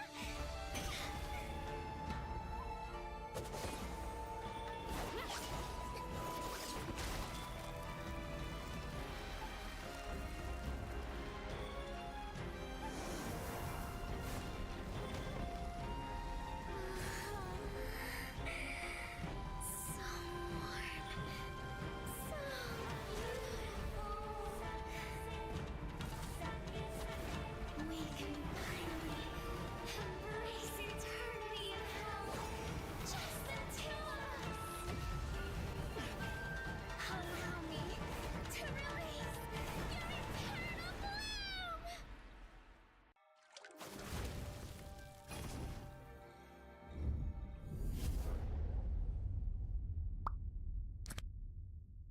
The human body was built to move. Not trapped at a desk in one singular posture for 12 hours a day. It's time your chair evolved. This is Secret Lab Titan Evo. Ergonomically engineered for you, gamers, hybrid workers, artists, backing your every move.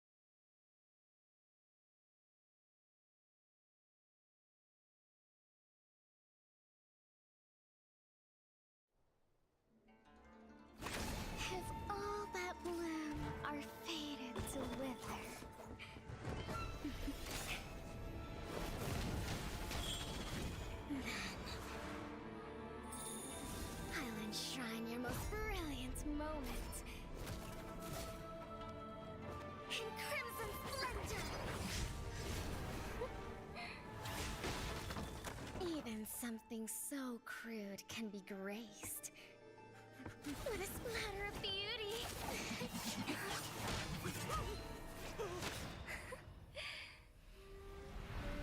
I'll get you out! You finally come to me, Hanabi-sama! This madness ends now.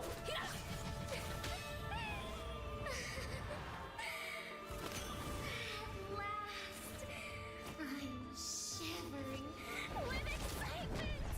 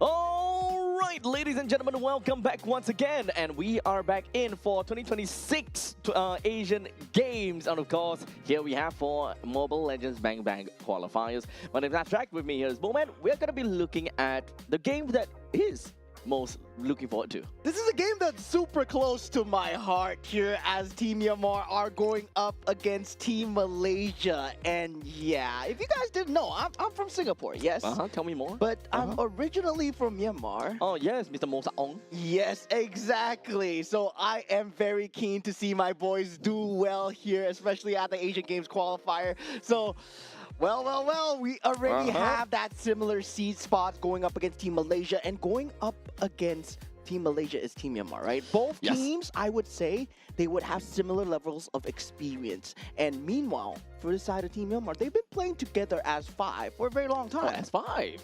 Okay, so definitely when it comes down to going up against Team Malaysia, technically speaking, they do have a little bit of advantage.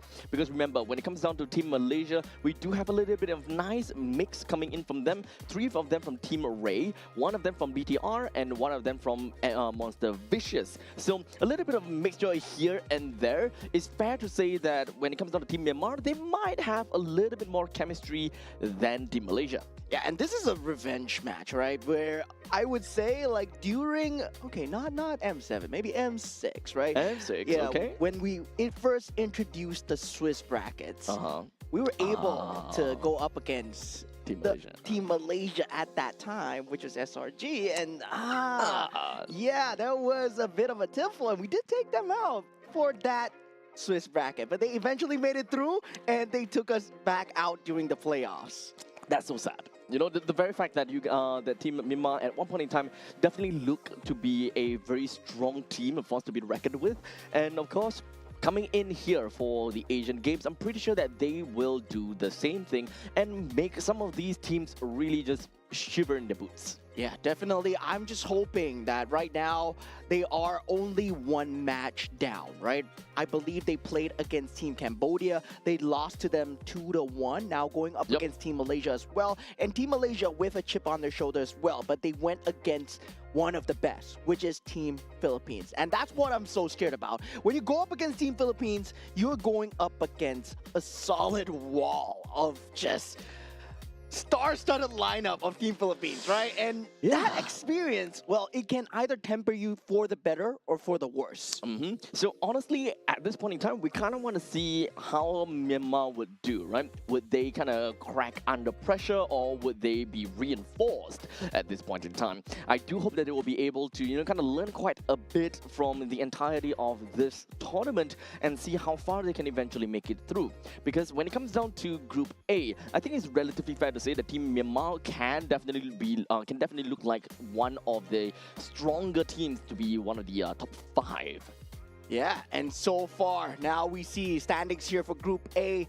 We did see them having Team Indonesia at the top and Team Philippines as well. But right now, Team Laos will be moving up in that bracket with a 1-0 victory right now. So now, they are secured that top 5 as we go into that day 2 as well. Team Malaysia and Team Myanmar. Right now, they will be playing for that 5th slot as well. Of course, they won't potentially get it here. They still have a lot more matches to play. This is only their 2nd match of these group stages. Now, I do want to take this moment to kind of take a look into this stage, because I do believe from what I've heard is that we do have all of these information are correct, except for, I believe, Team Laos. So we do have a bit of a change for that, but we will come back to that in a bit later on. But regardless, once we have come to the end of, I believe, Group A, we'll give you guys a little bit more information as to how that bracket eventually looks like. Yeah, this is by far one of the most interesting brackets to see, the most number of teams, the most number of matches. But looking at the boys coming in from the side of Team Malaysia, we got Ilton on that gold lane, Akif on that roam roll, Amar on that mid lane, Nazan on the jungle, and Razif on the EXP lane as well. Yep, when it comes down to Team Malaysia, the only opponent that they have fought so far was going up against Team Philippines, which we managed to witness yesterday, which went in a 2-0 fashion in favor for Team Philippines. Definitely, it's going to be a tough game for Team Malaysia, and I'm pretty sure that they will want to come back stronger from that game by going up against Team Myanmar. Perhaps they will want to use this game as a way to, pump up the morale. Yeah, second time on this stage here. They do have their in-game monikers, but of course now shedding their in-game monikers, coming in as the government given names, and Team Malaysia as well. I mean, Team Myanmar as well, right? They will have their own monikers, I believe. All of these guys, they have international experience, but when we head into Asian Games qualifiers here, you wear a different jersey. You're no longer representing your organization. You're representing your region, and this is why it is so important for them. And of course, when it comes down to Team Myanmar, I'm not gonna try because I'm gonna just leave it over to my fellow Burmese friend here. All right, on that gold lane, we have Shine Lin Ao, and on the roam role, we have Cho Tu Ya, and on the mid role, we have Myo Min, and also on that jungle role, we have Han Tu Shui, and on the EXP role, we have Hein Te U. Yeah, so going by their in-game monikers, this is Sanji, Kai's, Han, Ying, and Blink, and these guys, Just say Sanji? yeah. Not actual Sanji. The from other team, Sanji. The other Sanji. The Myanmar Sanji. Yeah, the Myanmar Sanji. Yeah. Yeah, we did see a glimpse of him in M7, right? Where they played for the qualifiers as well. But now we're gonna be seeing him on the international stage. Okay, so I'm super excited to see what these two teams have got in store for us, and especially when it comes down to Team Myanmar, they definitely do have got a lot of game in their experience, and as you mentioned before, they play as 5. Now, of course, whenever I take a look at Team Myanmar's game before, it definitely comes down to a lot of mechanical play coming in from them, and it really comes down to, at least from what I remember, they do have got a very general strategy where they love to play 4-4-1, whereby they always group up together as 4, and the jungler just goes completely on the other side of the map and always force tough decisions onto the opponents. Do you want to go for a jungler, or do you want to force that fight? Yeah, generally we're a region that loves the Ling, loves the Fanny. We do have a playstyle of the Harley as well, but now with the meta shifting towards also having that tank jungle available, that Boxia becomes more of a focus as well. And I believe this is a team that has shifted their focus as well. They've been starting to try and hybridize as well. And also for Team Malaysia, now how well do they mesh together given the experience that they had against Team Philippines yesterday? Okay, so without further ado, we're going to be jumping right in and take a look at which map is going to be selected of the randomizer. It is going to be Expanding Rivers. So taking a look at very mobile gold laners is definitely going to be one of the key of the game. Being able to join into some of these team fights early on, like even from the first turtle, can very much be expected, especially in this current meta. It does seem like we are seeing very aggressive plays right off the start. Yeah, definitely, and they do ban out the Fanny, Phoveus, and the Arlott coming in from the side of Team Malaysia. Meanwhile, for the side of Team Myanmar, right, this leaves the Paquito in the pool with the Freya and the Glue being banned out. Now, they do ban out the two Sin, and it's pick your poison, right?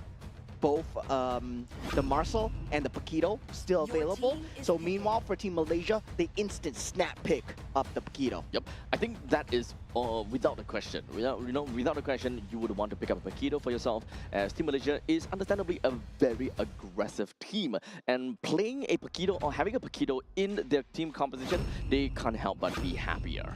Yeah, now going for the Claude and the Gourd here, right? Generally, we do see a roam to follow up with that Gourd, but picking up that Claude will be a priority here for the side of Team Myanmar. And while for the side of Team Malaysia, right? Having that Paquito, you really wanted to go for the Claude. That deny pick coming out from Team Myanmar would be very strong as well. Now, what kind of gold lane would you want to go for to match for the Claude? Picking up the Moskov here is actually not too bad of a choice, given that the Spear of Despair might be good, but they go for the Harif into the Claude with the Frederick. So Right off the bat, it does seem like we do have Team Malaysia that kind of want to play a little bit of the balanced role. They do have very good damage from Paquito, while in the meantime, they want to control with a good amount of tempo coming in from the Fredrin itself. They do have got the mage as well as the roam that they would need to fill out, and eventually we'll get there. Well, Team Myanmar, in the other hand, they do pick up a Cho, so at least Cho and God can play for one another and go for pick-off.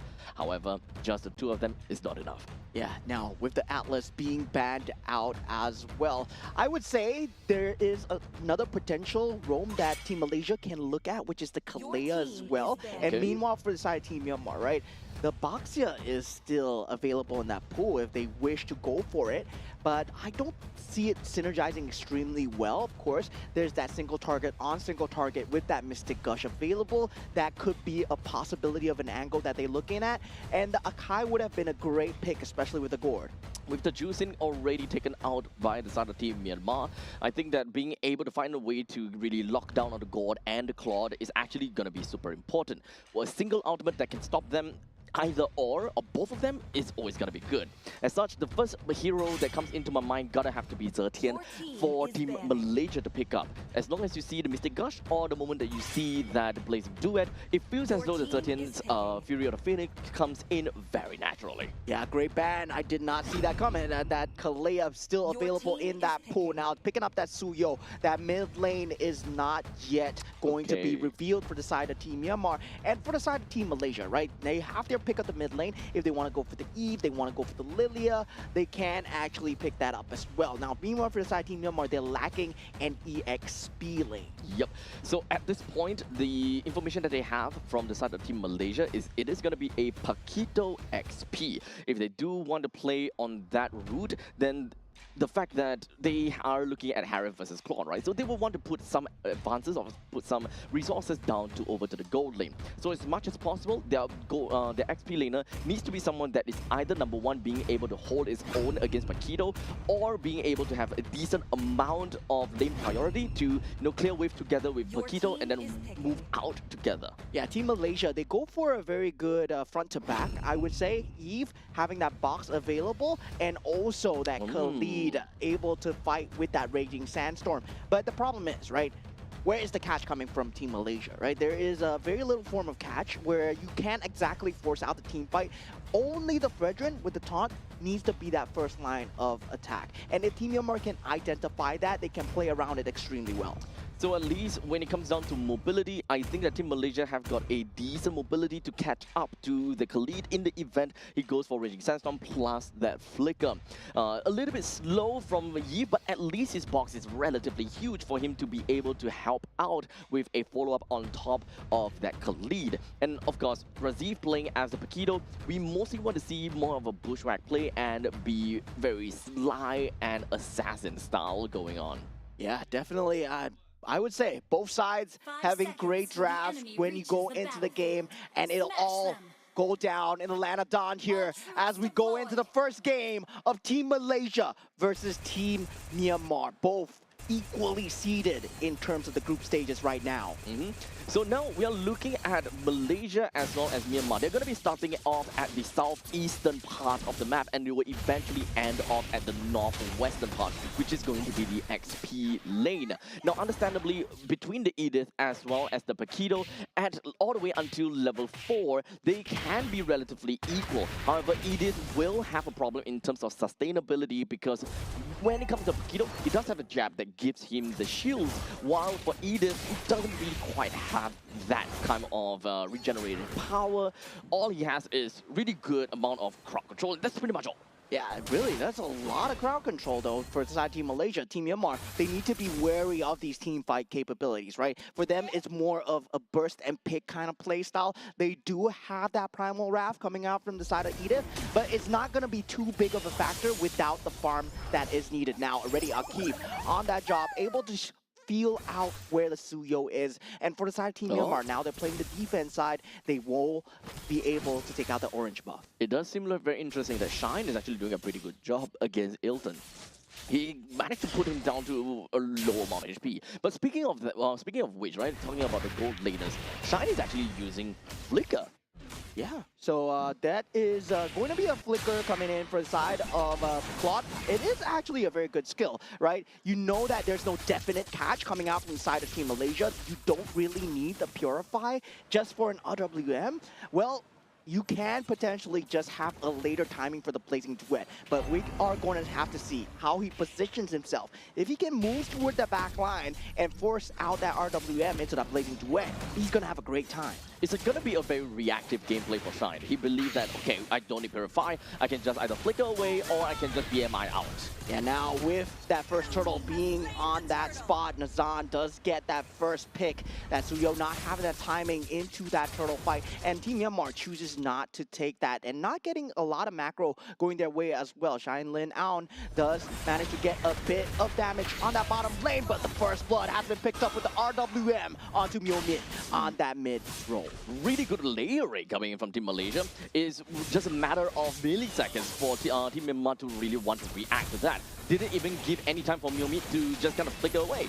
Yeah, now with the Damon's Force being popped out as well, Blazing Duet is available here, but Shanglin Ao needs to play extremely safe here. Now, Tu Shui, he does have the ability to go in, but now being forced out from Akif as well. Mystic Gush does come through from Myo-Min. It's not going to be enough here as Team Malaysia. They just go for the clean disengage. Very nice. Team Malaysia at this point in time, they do have a slight bit of lead on top of Team Myanmar. Just a shy bit of 1,000 gold. Not going to be that big of a situation right now. But here we go. Take a look. Razif does come in, but clean reactions coming out from the side of the Suyo player as well. Now with the Damon's Force being popped on the bottom, does not matter too much here. Skirmish will be here at the orange buff here. The jump up from Akif into that raging sandstorm, and he does find that clean cut kills. Team Myanmar, 2 members down so far. Team Malaysia, they invade successfully. Very aggressive plays from Team Malaysia, and right now Tusue doesn't seem like he's able to do too much because currently only at level 5 as compared to Nazan right now level 7 as a Fredrin. So Team Malaysia, they do have a very good control over the map at this point in time. Is very likely due to the fact that, you know, Team Myanmar, they kind of seem like they are having a little bit of difficulty trying to control out the middle lane to a certain extent. Yeah, consistently popping out the Damon's Force to the bottom side as well, not giving the macro advantage while this is going on, right? They want to take the team fight and get the macro. No, you're not going to get the best of both worlds here. Team Malaysia just slamming their foot down. Now they will have that second turtle available, but this time that Way of the Dragon is available, and they gotta watch out for that. A lot of ultimates is currently still available, and in fact, Team Malaysia has just refreshed all of their cooldowns. Every single one of them can be part of this game. The ultimate economy so far looks pretty darn good for Team Malaysia, and if they ever want to jump right in, they absolutely can. And now we do see that bottom lane. Nobody's rotating in, and Hilton will be going in. But Akif does have that Raging Sandstorm towards the back. Myo-Min in a lot of trouble here, but RWM in the back line, keeping the rest of Team Myanmar locked up as Team Malaysia, they get 2 for nothing, and the turtle as well. Great early game start for them so far. Unfortunately, Akif did not manage to get a kill down on the Myo-Min, but the main thing is being able to lock Myo-Min out of that team fight due to the fact that it is a turtle fight after all. The moment that God is out, one of the main damage dealers of Team Myanmar is going to be out of commission, and Team Malaysia, none of them will die. Yeah, Flicker being forced out in the side of the gold lane here. Macro advantage also not going the way. The recovery here not going Team Myanmar's way at all. 3,000 gold advantage coming out from side Team Malaysia. And they're going to keep up the pressure with the top, mid, and bottom tier 1 all going to be going down soon. Team Malaysia, they definitely do have a very good grasp of this current game, with a total of 3,700 gold lead on top of Team Myanmar. They're constantly just going to be putting themselves right in the face of Team Myanmar, as you can see from Akif. He's always showing himself, and he's always trying to give information to the team. Yeah, they are doing a great job of keeping vision onto the Suhyo. Team Malaysia, Akif, especially onto Han Tu Shui, where this Suyo, he has unable to find any sort of momentum at all. Yep. At this point, he needs to be able to find a way to get himself out of this ditch, right? Because Team Malaysia, they are very aggressive, and Team Myanmar, honestly, I think that the main thing that they want to look for is to play bushwhack and kind of snipe out the back lines. The only one that can realistically go down maybe is going to be the Keto, because he's very powerful in terms of firepower. The moment that he runs out of these skills, that is the point in time where Han Tu Sui would be able to find some of these advantages or these windows to play around. Yeah, and now with the Way of the Dragon not being available as well, they know that Flicker is down for the side of Claude. They push the issue here. Conceal already being used here. They still have Flickers on the side of Team Malaysia. They're waiting to pounce for a slight positioning error for the side of Team Myanmar. And now they will want to take this turn as well. The thing is, for Team Myanmar, they can play pick-off. This is kind of what they are wanting to do, right? As long as for Kyotuya is able to find a good kick onto someone, literally onto anyone, I feel, then the Mystic Gush can come in and followed by a good execution from Tu Sui, then it should be fine. Yeah, now with the rest of the team falling in, Team Malaysia, they might not want not to overextend here. Great knockup from the Earth Shatter so far, but Mr. Gush not coming through as Akif does find the damage onto the gourd, and 2 members already down for the side of Team Malaysia. And now Team Myanmar, they answer back with 1 kill of their own. Unfortunately, the fight did not start off great because the Way of the Dragon from Tuyat just did not land correctly. It did kick onto Amar, yes, however, not in the direction that you wanted it to go. So that is one of their main win condition, or rather their main game plan already thrown into the gutter. And from this point on, they need to look at how Tet U comes in with the onwards plus the Earth Shatter. That is if he's able to layer those in. Yeah, so far, Jia Tuya doing a good job of trying to keep up the vision with that 1 death so far, not letting the chip affect his shoulder as he does go on for more. But 5,000 gold advantage coming in from the side of Team Malaysia at this point, right? Diving in this tier 2 turret, very good idea if they can especially take out the gourd first. But that counter kill onto Akif means a comeback recovery for Team Myanmar. But still, 5,000 gold ahead, it's a long ways away. Hardly any form of recovery, but here we go. The conceal play right over to middle lane. He found one. Yeah, Jaw in a lot of trouble as he gets instantly shut down. And that's what you want to do from the side of Team Malaysia, right? Make sure the Cho is unable to start these fights. Make sure that the flicker is consistently used. The good thing here is that Jaw did not use the flicker at all. So at least for Team Myanmar, they are looking for those opportunity. The Lord is definitely going to be coming out. So at least for Tuya, he understands that, okay, we're just going to be playing it still. He may die a couple of times, in fact, 2 times only. So he'll want to open things up and wait for the prime opportunity to go in for a nice Way of the Dragon. As long as he gets one good one, there is a possibility that Team Myanmar will be able to take away with a good amount of trades. Yeah, Team Malaysia so far very dominant throughout the entire map. They will have that Zayman's Force available together with that taunt capability. This team fight for them is going strong. And Team Myanmar, they have not been able to find a pick-off so far. They need to pick and burst, right? That's their entire crucifixion of that lineup. And that fixation is not going to find them any opening at all. That all said, the Lord will go down and it will be marching down to the middle lane. Do take note that the only turret that is available is all the way up in the northern side. And as long as Team Malaysia is able to get more than that outer turret and being able to touch more of these inner turret, this is going to be great for Team Malaysia. And they will be able to get quite a lot of advantage just from a single Lord. Yeah, the lack of frontliners here as Edith will be that only source of damage. So coming in from the side of Team Myanmar, they have no one to frontline. They still have holy defenses available. But look at that, Han Tu Sui getting caught here. But he is a Suyo, able to get out. And Amar, oh, very premature.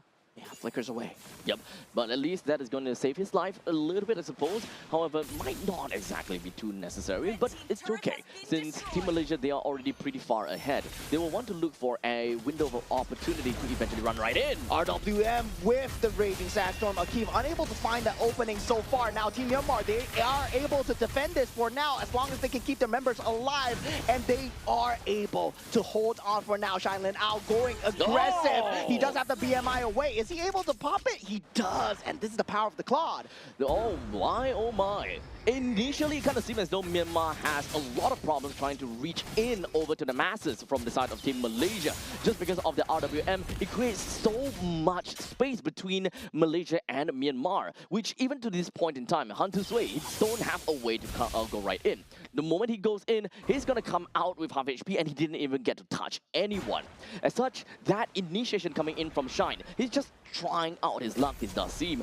It is understandably a very risky play, but it does deal more than enough damage over to Ilton, and that is also a very good initiation over to the side of Milmint to just finish him off with a Mystic Gush. Yeah, that's survival coming out, right? Using that flicker, just popping in. That 50-50 was taken from the side of Team Myanmar, and I gotta say, that really made a change in the game. Right now, he has the Holy Trinity. Now Team Malaysia, they have to respect the fact that the damage will start to poke through. So right now, Team Myanmar, they're very much behind with about 5,000 gold behind.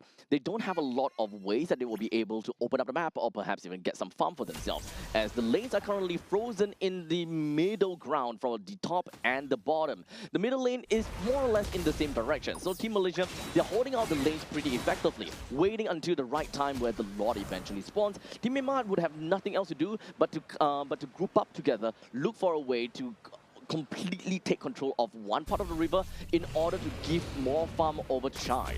Yeah, the good news is no inhibitor turrets down for the side of Team Myanmar, and they can potentially turtle this through, right? Their split push capability is still very strong, but Team Malaysia very good at taking these objectives. Team Myanmar will have to fight for this board here, especially if they want to keep a grasp on that inhibitor turret. Now they are falling in. The Lord Dance will be initiated here. Ilton doing his best to clear out the creep waves. The creep prio at the bottom side, not looking in Team Myanmar's favor at all. Just a quick dance around. For Team Myanmar, the main thing that they want to do is to try to reset this Lord as much as possible, while giving the opportunity for Shine to push in the middle lane and the top lane whenever there are any creep waves that are incoming. However, take a look at the Cho. He's looking for something. Nagoya not unable to find anything now. The creep wave slowly but surely pushing in. A slow push mounting at the bottom side. Team Malaysia, they're playing this macro extremely well, and also with a key being there on the job.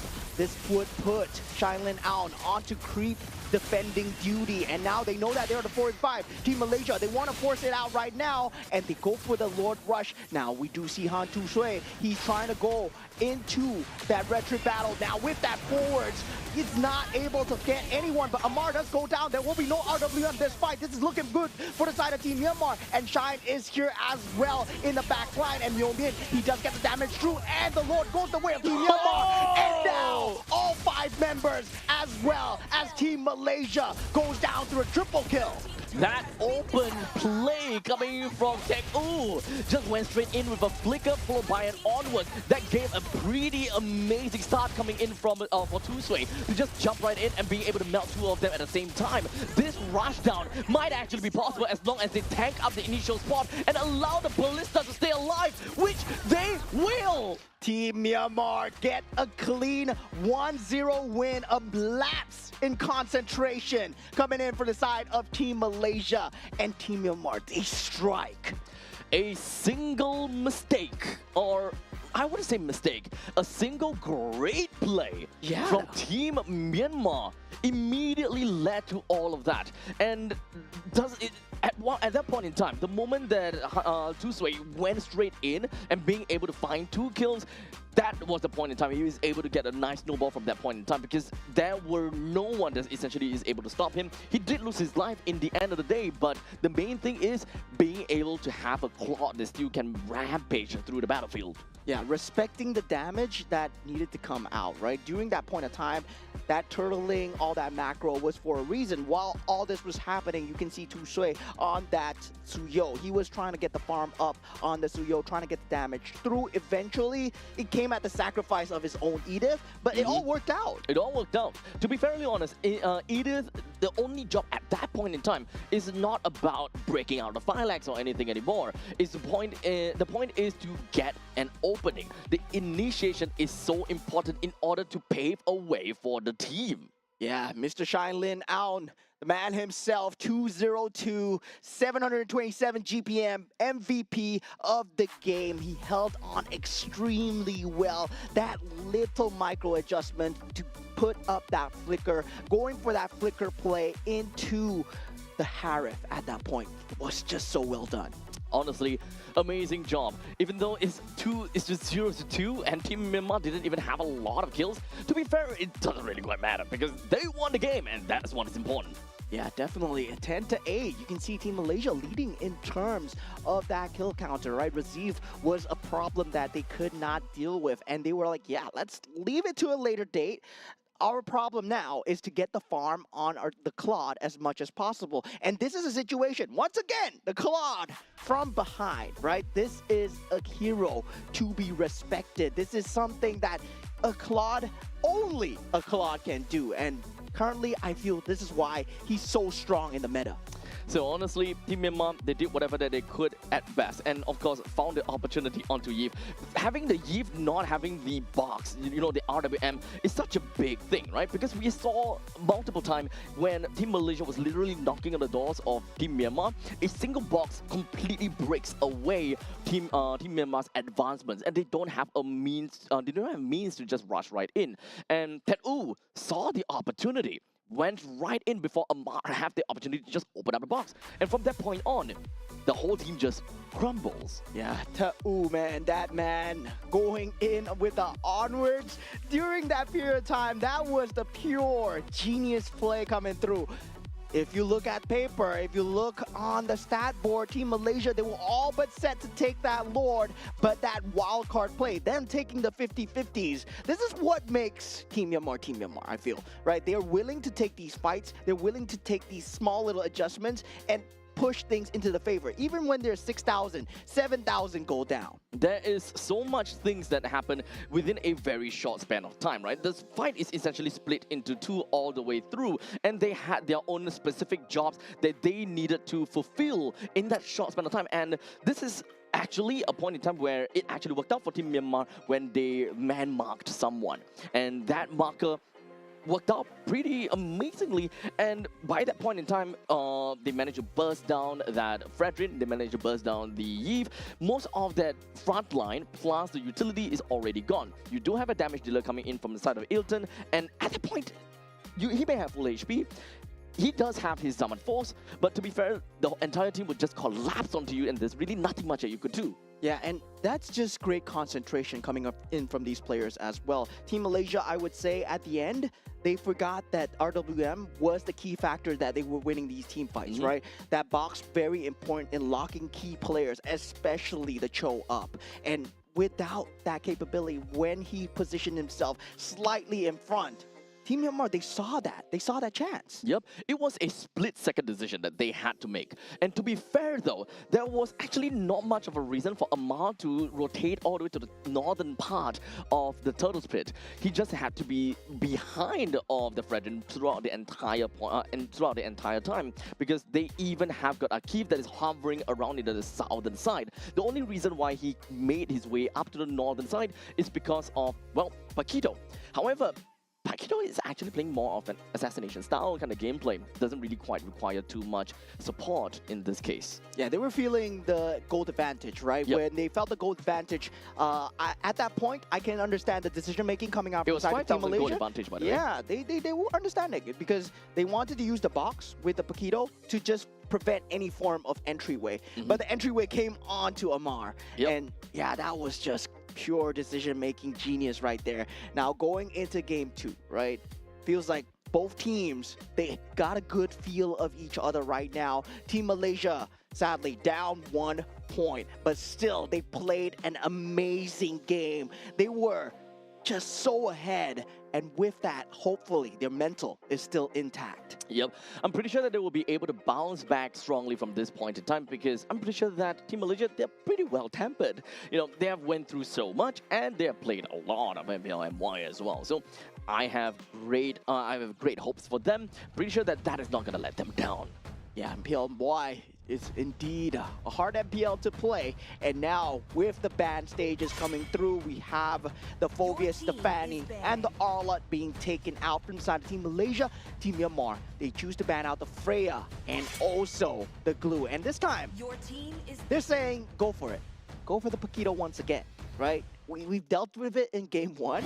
We're gonna deal with it again. And yeah, I mean, letting it out, I mean, Team Myanmar, that's just pure confidence right there. Okay, but it's time Team Myanmar have decided to steal away that Fredrin away from the hands of Team Malaysia and double down with a gourd as well. Oh, this is not good. Team Malaysia is just gonna pick up the cloud for themselves. Claude Paquito, might be a lapse in draft here. There's Harif as well. Yeah. There is a Harif that's available. And I think that Team Malaysia might actually want to go towards that certain direction though. Having a Paquito plus the Harif, they can actually play a very aggressive setup coming for themselves. And oh, they actually went for the Claude and now with an Akai. Your team is Yeah, now it's a very different lineup, right? A Paquito with a Harif versus a Paquito with a Claude. Now, Team Myanmar, they go for a Moskov here, and I really respect this, right? Generally, when you see a Claude being picked up, you want to go for the Moskov because you have slight bit better entryway into the team fight, especially if you land the SOD, you land the Spirit Destruction, you're always one member up. And that's that advantage you have going as a Moskov, but you got to land it. You have to land it. I think that is the main caveat. In order for you to do these kind of cross-map plays and have global presence, landing the SOD is not easy. Let's remember that. Is a long way ahead for a Moscow to land that in, and of course, projectile speed definitely needs to be remembered. So we'll see how that is gonna go. For Team Malaysia, they're lacking of a single roamer and a mid laner, while for Team Myanmar, they are looking at a roamer and an XP. So both sides, they're lacking of roam. They gotta have to ban that out and try to whittle down the pool as much as possible, because Team Myanmar, they do have got the first pick into the second phase, so they can actually snap pick any roamer that, you know, is left over. Yeah, and surprisingly, Team Myanmar choose to stay on that second pick, right? Because they did have that choice to jump over, they did not, and they are staying on that second pick as well. So now for the side of Team Malaysia, they do ban out the Yuzong, and the Yve will be the ban of choice coming out from the side of Team Myanmar. So both the Zusin and the Yve not available to deal with the Gord's lane pressure now. Lilia is still there. They can actually use it well though. Paquito, Claude, Lilia, that is a very, very good individualistic lineup. So now Myanmar, they're gonna have to accept that the God needs to be paired with someone that is, you know, relatively decent when it comes down to clearing out the waves, or at least be strong enough to kind of force the members from Team Malaysia away.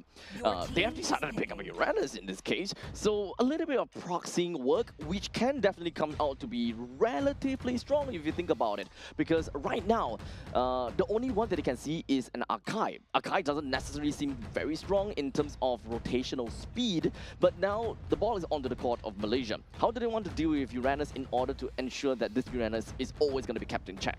Put the Akai on the roam and pull out the Guinevere, right? Because the Guinevere is available. I mean, that's what I would do. But now for the side of Team Malaysia, well, do they go for that pick here? No, they go for the Kalea, the Lilia. Indeed, that would be a good individualistic play. And Kalea, yes, very good at locking down the Gord. That's what you need. Generally, we see a Kaja, maybe a Cho, and the Kalea as well. Yep. So the Kaleas, at least when it comes down to Kalea, she will be able to catch on to frontliners very effectively and allow Lilia to burst them down. And it can also work very well with Paquito. So Team Malaysia, they have got good ways to burst, make full use of these pick-off strategies. And in the event that anything doesn't go well, it will be an Akai that will be heavy spinning the death of the rest. Okay, we got a Hellcurt coming out from the side of Team Myanmar. It's been a long time since I've seen this boy. And yeah, well, I mean, they're feeling it, right? They went Moskov, Uranus, and also Hellcurt. This is what they're known for. I mean, well, I'm just going to look forward to this. How does this work against the Paquito and Claude, right? Because you're playing individualistic, you are playing solo, but once you take away that map vision, the ability to help your teammates, yes, it becomes disenchanted when you have that communication available, because all the players are talking. This is not a ranked game, but in that competitive spirit where Hellcurt is still able to shut people down 1 versus 1, that's just a lot of damage. So just like that, we are going to be looking at that Hellcurt in the roam position, being a very annoying hero that can be a very good harasser as well. So looking at this, with a great power in the roam section, you generally will be able to find your ways into the side lanes very effectively and to kind of help out whoever that would be in need. This puts the goal lane for the side of Team Malaysia in a really tough spot as the Claude, because you constantly have to look out. Is there going to be a Hellcurt here? Oh my my god, that was just so much damage. I have no idea what Myeonbin was doing standing beside there, and the flicker being used as well. Oh no, that's an early blunder. Yep, as I mentioned, Team Malaysia, they're not gonna find themselves in a demoralizing state. They will use that loss as a lesson. Yeah, definitely. And right now, already one member down so early, and that's a huge one as well. A lot of mid-prio loss, and mid-prio really decides the state of the game going into the middle stages as well. This first turtle not looking good as well. Now Razif will be the target of hate here as Jaw Tuya. He does manage to take out the Paquito, and this is why they picked up the Helker. Oh boy, great plays coming in. They did manage to get a very good lead on top of the Paquito right off the bat. Team Myanmar, they definitely know what they can do against Razif whenever he goes to play as this Paquito. So moving on forward here, that means that we can definitely expect that this Uranus will be able to do quite a number in the XP lane, and it should more or less be pretty open. We also need to remember that when it comes down to Team Malaysia, they don't have someone that have instant gratification to deal with this Uranus. You definitely can expect a heavy spin that pins this Uranus to the wall, but that is a lot of resources that will have to be wasted just to take a tank away. Yeah, very good usage of spacing now as Team Myanmar is starting to respect damage coming out from side of Team Malaysia. And with that, now having that first turtle up, they do get the recovery through with that kill onto the Hellkirk as well. But Kalea going into the backline, heavy spin. Azad does get the first turtle for himself. Appraisal's Wrath is there, but it's not enough as Han Tu Shui, he will go down in tandem as well. Team Myanmar, they cannot fight this as they have to get out. Tsunami Slam onto Jaw Tuya as he's trying to escape here. Mystic Gush being used. Razif, he will not be going down here, I feel. He does have the flicker, and Spear of Destruction is there though. 2-1 counter scoreline, and Team Malaysia, they did manage to get the turtle for themselves with a nice little heavy spin to ensure that Nazan definitely will get that turtle for himself. So from this point onwards, Team Malaysia, they do want to kind of take a look into their own win condition, and that is to play towards tempo, and also when it comes down to pick-off. Who is going to be the main contest, or who is going to be the main victim when it comes down to that? Yeah, so far, very good vision game coming out from the side of Uranus, where you're able to feel out the rotates coming out from the side of Paquito. That's why Paquito hasn't been such a huge problem so far, and I believe Team Myanmar have done a great job of dealing with the Paquito as well in that first game. So definitely there's a reason why they leaked that pick through. Now, you can see that is generally going to be at that spot where he wants to open up the XP lane as much as possible to kind of give information to the team. They already know that the Akai is down in the bottom lane, and it will take some time before he will eventually make it up to the top lane. So this is going to open up quite some opportunity for Tuya to find some ways to kind of play around with the top, especially since the turtle is eventually going to pop up in 30 seconds. If they do want to get any form of control or any form of control over the river lines, the time should be soon. Yeah, I mean, I just don't see how this Hellker is going to have the damage. Sure, he's going to have that pick-off capability. Sure, he's going to have that threat of that map presence. But once that mid-game is reached, right, when Akai is going to be heavy spinning the rest of the team, I don't see how he comes into the team fight as well. There's also a lack of utility from Team Myanmar the moment that we advance over to the later parts of the game. Now, ultimate being popped from side of Jaw Tuya. The Hellkirk is there, Spirit of Destruction lands, but the turtle will just be given for free to the side of Team Malaysia. Now do note, even though we're looking at a Hellcut in the roam position, which can be very aggressive, however, we do have two heroes that are generally very greedy, that requires a lot of items in order to perform, that being the Moskov as well as the Uranus. So having the Hellcut really just allows Team Myanmar to breach themselves over to the later stages of the game. However, as you mentioned, the moment that we hit mid stages, this is when the team will have a very big drop in power, while Team Malaysia, they will have a massive raise in that due to the fact that they are a pick-off comp, having a Lilia onto their side, and Razif, they will go downtown. Yeah, traditional win conditions coming out inside of Team Malaysia. Very strong front to back here, but the proxy does come true from the Uranus all the way in that top side. Already starting to begin his shenanigans here as both Oracles have been picked up from both sides as well. Now, they need to start to deal with the macro pressure that has been mounting up from side Team Myanmar. If they do get the farm through, if they put themselves on the even footing, this Hellcurt is going to become a problem. The bottom lane tier 1 turret seems like it's about to go down, and Team Myanmar unfortunately will not be able to answer for that. Team Myanmar, one of the main problems is also when it comes down to initiation and execution. You don't really have a way to keep Team Malaysia in place, as you can't just hold them down right there. You need to slowly play around, you gotta feel it out a little bit, and technically speaking, harass the opponents. And this is where Tet-U comes into play. Yeah, the Kalea is also there for the side of Team Malaysia as well, right? So Tet-U with that just vision game, Razif will be having a hard time. Now going in on the Hellcurt as well, but that's not enough damage, man. You don't have enough farm. Blade of Heptasy is being picked up, but yeah, it's not gonna be enough. Yep, all they want to do is be pretty much just harass Razif as much as possible. But with the help of the Hellcurt, they could actually potentially bring down the T1 turret, which was something that they really wanted to rush down. Because there is, of course, some sort of timer that they will want to reach out for when it comes down to Suya. Yeah, now just putting a lot of utility onto Tet-U, and this is exactly what Team Myanmar want. As you fall into that Mystic Gush, Myomin takes out the Kalea at this point. Now with that heavy spin, Razif just takes out the turtle, but SOD is there, not able to jump in, but Tet-U still being a menace. The SOD managed to land, but unfortunately that was not a fight for them to win. They will want to play a little bit more on the macro ground as he's all the way down in the bottom lane, being able to take the T1 turret. However, Malaysia, they were responding kind and will do the exact same thing by taking down the T1 turret up to the top lane.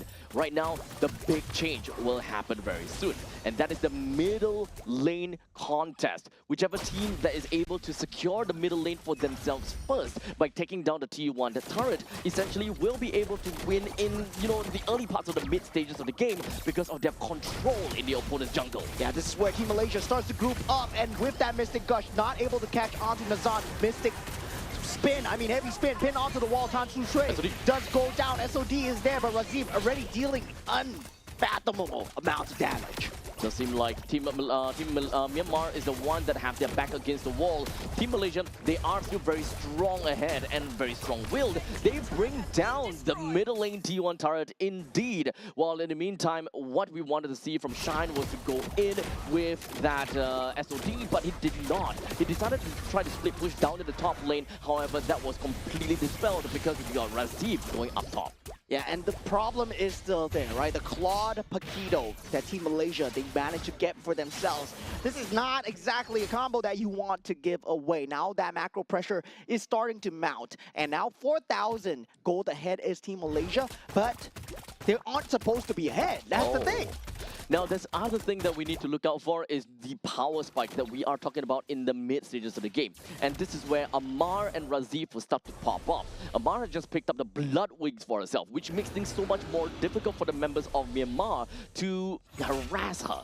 Right now, the only one that can realistically harass is going to be Tet-U. We talked about that, and it's constantly just going to be in their face time and time again with the disc just spinning around.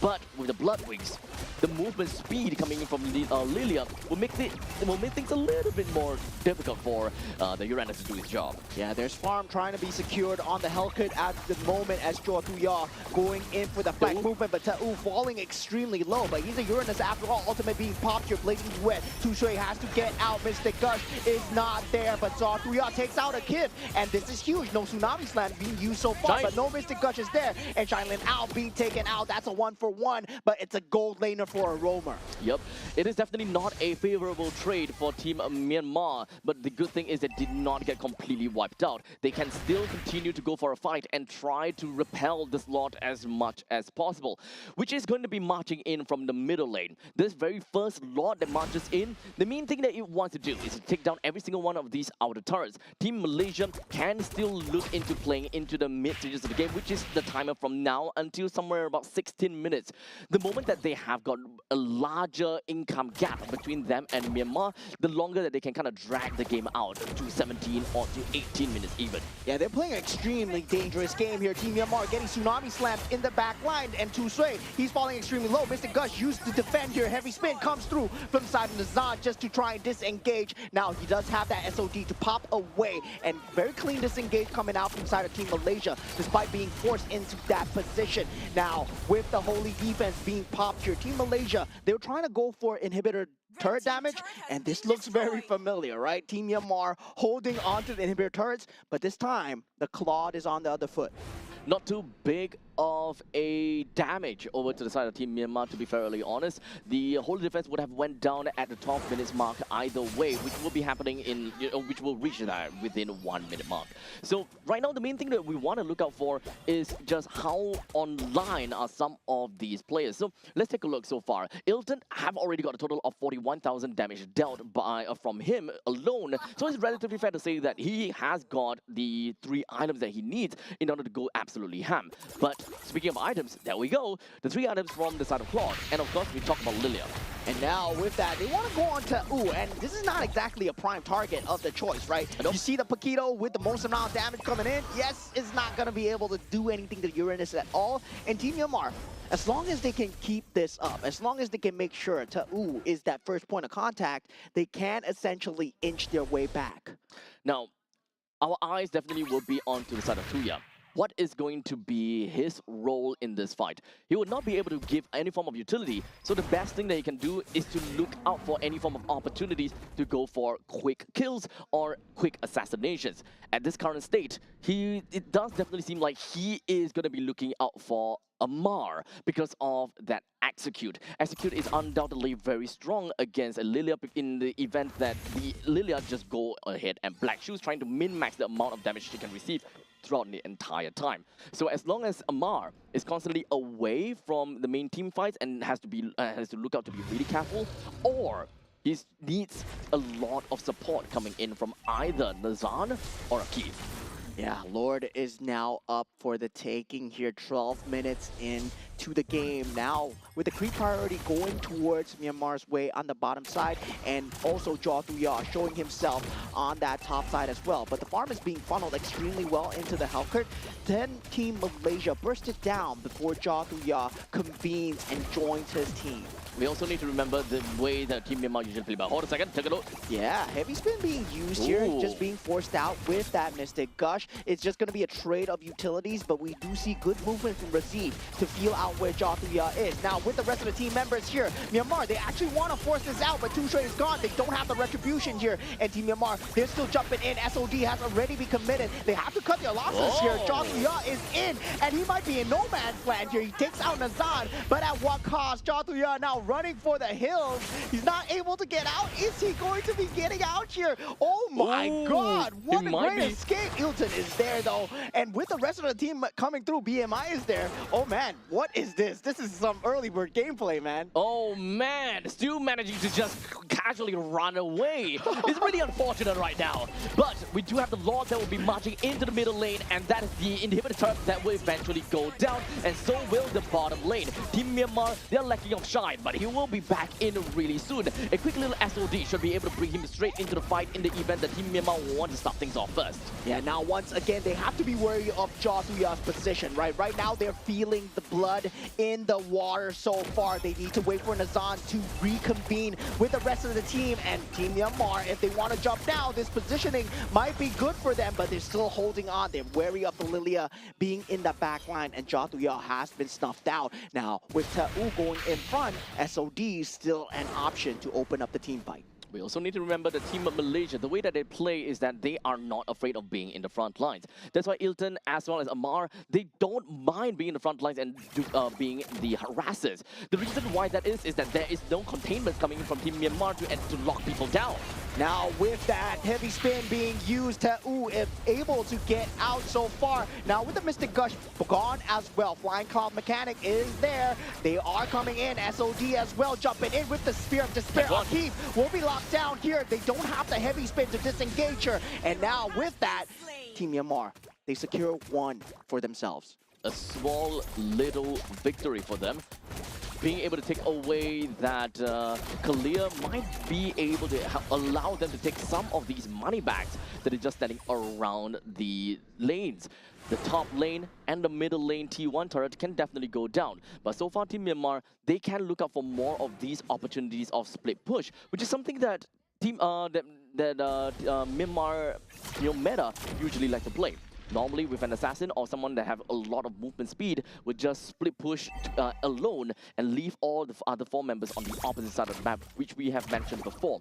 This is something that you will always want to take a look at and be reminded of, that Nagoya, he can come in at any point in time. Yeah, this guy, man, this guy, he made the great escape so far. I would say losing all inhibitor turrets in the process, but still holding on to the game, right? The map pressure that he provides alone, you need to think about the back every single time you're pushing forward as Team Malaysia. So this is why they can't exactly go for the base rush, because their backwards is always exposed. Now with the Lord up though, I don't think that Team Myanmar will be able to control this Lord, however, though. It is always going to be a 4v5 because the Hellcat will always need to take some time before he reaches the main fight. Well, in the meantime, this is all about juggling, and this is all about the macro game. As long as a team of Malaysia realizes and sees that, hey, Hellcat is all the way to the top, there could be a possibility that they would want to be able to jump into a fight. They don't have a composition that can burst down the Lord, though, so they will want to prime this Lord as much as possible to burstable HP. yeah, Jotuya making his way here. The knockup coming through from the Lord here. Mystic Gush in that backline. Team Myanmar, this looks like a fight that's going well for them. Team Malaysia, they get the Lord. They're gonna disengage her. They shouldn't be fighting this. Yep, so the Lord was primed indeed, and Malaysia was looking for an opportunity to eventually go in the moment that the darkness, the blanket, or the darkness clears up in here. But it doesn't seem like that opportunity came up. And that's why Team Malaysia, they have decided to focus down onto the Lord and look for a easier way to win, and that is to crash right in over the core.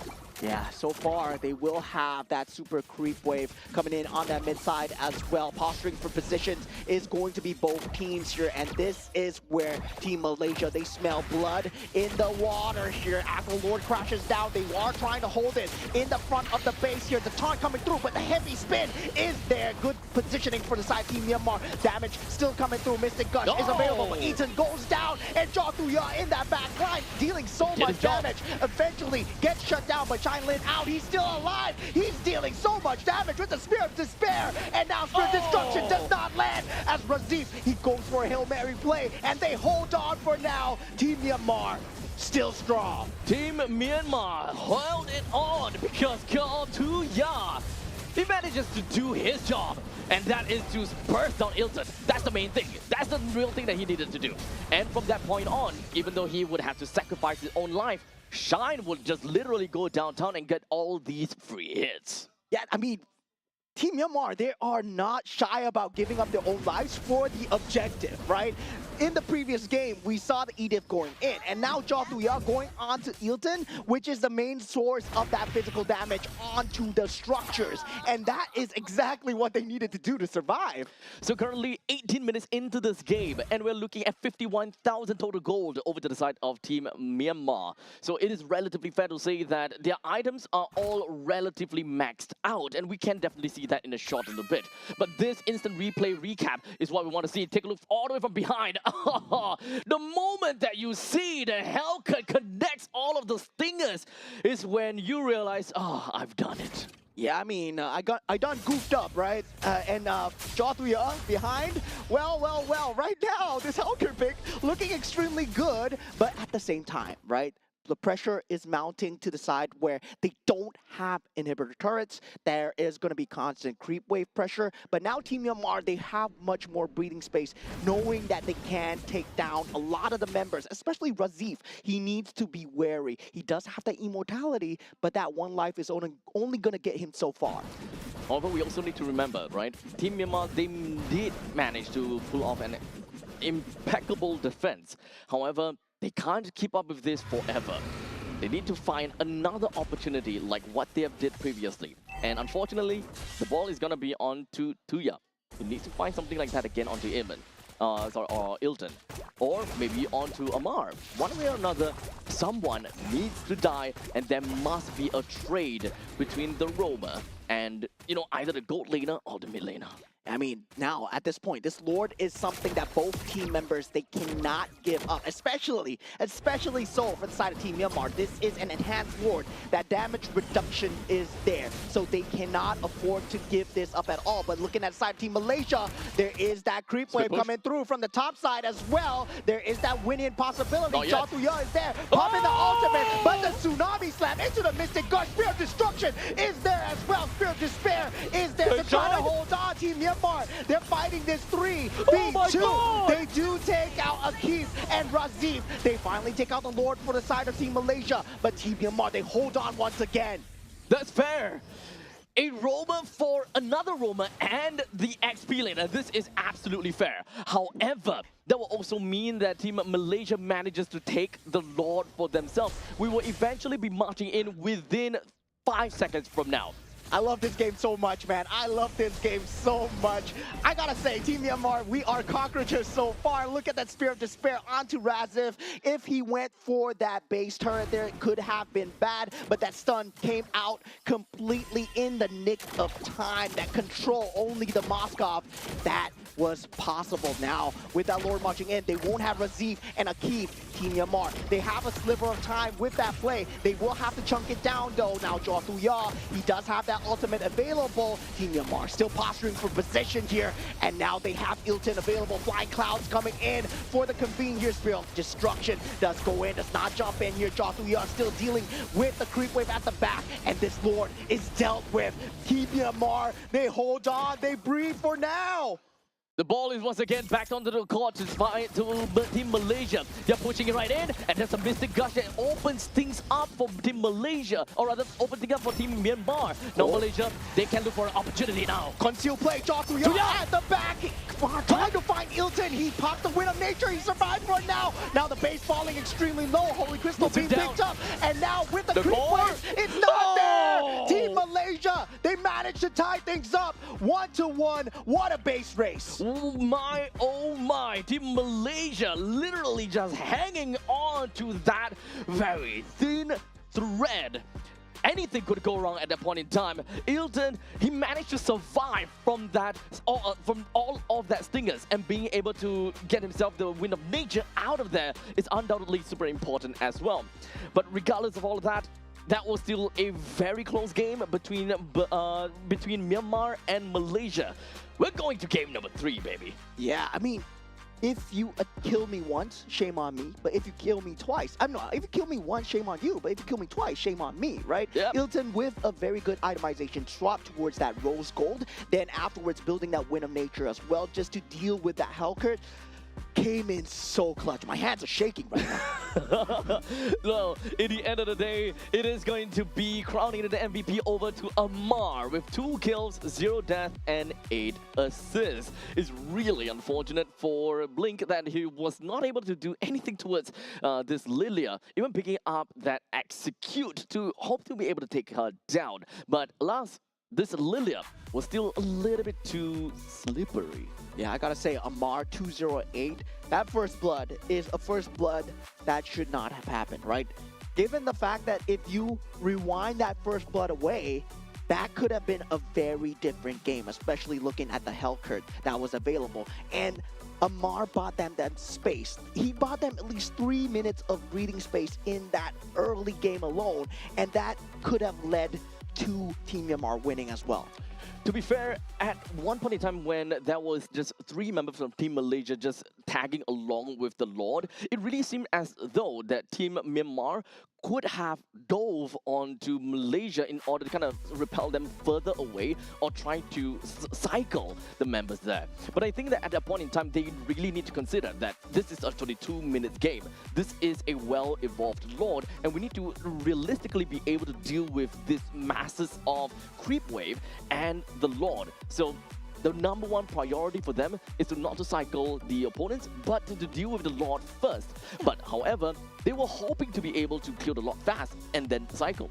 Yeah, but they did it. It took a little bit too long, right, for the Lord to go down. So by the time that the Lord went down, every single one of the members from Team Malaysia got together already, and the cycling unfortunately would not be able to come into play. It became a full 5v5.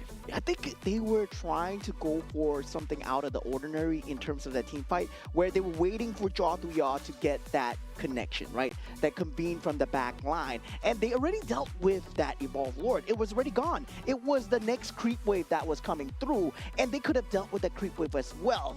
The bottom lane was settled. All that was left at the top and that mid wave as well. So Team Malaysia essentially made it work with just two, and that immortality buy together with that Winter Nature, I think that's that little justification, that little modification that really came through for the side Team Malaysia. So in the end of the day, this is the result that we have. 1:1. And boy, we're going down to a BO1. Literally down the wire. Anything could happen right now. And both games were relatively close for Myanmar to a certain extent, right? Game number 1, it was Team Myanmar that was on the back foot the entire time. They had one good fight, and they just rushed it down in the middle lane. That was just unfortunate for Team Malaysia. We're gonna have to agree to that. Game number 2, Team Malaysia did whatever that they can. They tried to get themselves a decent amount of lead, and they always have to keep a lookout for a random Hellcat. It worked out once, it worked out twice. However, finally, the Lord was just too much for them to handle. Yeah, definitely just having that a bit of the space, right, in that base where Team Malaysia was able to take up so much space. And I feel that if they took that fight a bit outside of their base, as you said, could have ended differently as well. And we were at a point in time where items didn't matter. Draft, it's all out the window, right? It's all about the full execution. Everybody is playing with the vibes, the execution, and also the decision making. And this is really top level MLBB when it comes down to these team fights alone. You see any lesser Claude would have perished right there. But Ilton, well, first time, okay. That's on me. That's on you. That's on you. Yep. But second time, it's not going to happen again. He did not crack under pressure. That's the main thing. Lolil, or rather Ilton, he made a very good play and ensured that, it will not happen again. Rest assured to his team, they can still continue to go on. They know that the lifeline is undoubtedly onto the Claude. The Blazing Duet and of course the passive auto attacks coming in from Claude makes a huge chunk of damage. After that, it will be on Amar that is playing as onto the Lilia. Lilia, MVP, 2 kills, 0 death. To be honest, it could just keep on going over for days and just keep on getting those glooms out over and over again. Yeah, I mean, that was twice as well, right? We saw the base rush down with the Paquito and the Spear of Destruction into the Spear of Despair into the own crystal. How many times have you used your own crystal as the target for the Spear of Despair as the Moskov? I believe even in a ranked game, there is very little chance that that happens. And oh my God, what a play that was. Both teams, thank you for a great game of MLBB. But one of you guys are going to have to lose here as we head on into the game number 3. Now all drafts out the table. Game 1, game 2 didn't matter. Game 3 is now the main thing here. There's only one game now. Between these two, which region will be the one that comes up on top of all of these? We've had very different, very different form of drafting, very different forms of playing, and of course, very different heroes, being a Hellcat coming in, being signature and all. So, what is going to be Malaysia's idea here? Technically speaking, game number 1 worked out great for them. They just made one single mistake. So, technically speaking, do they have to fix anything? That's kind of the question. What kind of things do they do wrong? Can they continue with the way that they have been constantly playing in order for them to get this game 3 in the bag? Yeah, I would say, all right, just don't give the Paquito and the Claude. You want to give one? Yeah, sure. That was game 1, right? But you give both the Paquito and the Claude? Well, yeah, that Hellcat, I gotta say, it's a wild card for now, but I'm pretty sure now Team Malaysia, they know how to play against the Hellcat. It's not gonna happen twice in a row. Not at all.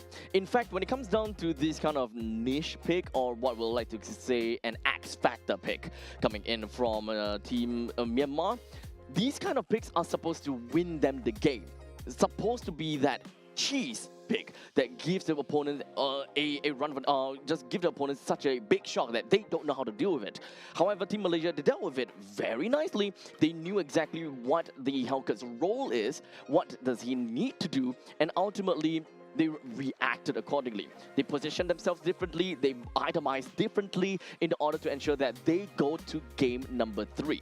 Yeah, going into game number 3 as well, I don't know whether sides are going to swap once again, because I believe for the side of the second game, right, where Team Myanmar, I believe they chose to stay on that They second. chose to, Yeah, yes. so now the onus is on Team Malaysia, right? Will they want to be that first pick or that first ban? Actually, wait, maybe it was Team Malaysia that chose because they lost game 1. Oh, yeah. Yeah, Malaysia lost game 1, so they chose to be on first pick, second pick, first pick, first ban. So now, Team Myanmar lost, so there is a chance that they will want to kind of switch over. Well, we'll see if whether that is going to be the case or not.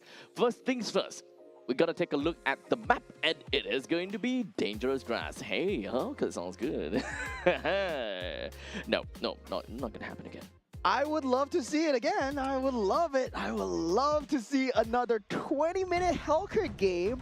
But now with the sides Your team being is swapped here, banned. Fanny being banned, out Glue and Kalea.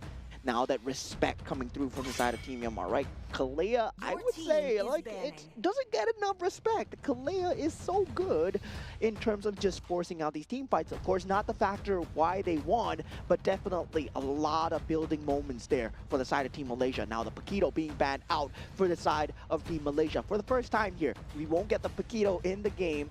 Now that Marcel, what both teams have been ignoring, right? Yep. The ugly elephant in the building. Not exactly ugly, but, you know, How dare you? it is what it is. It is what it is. Okay, so now we are looking at a Freya that is still unbanned.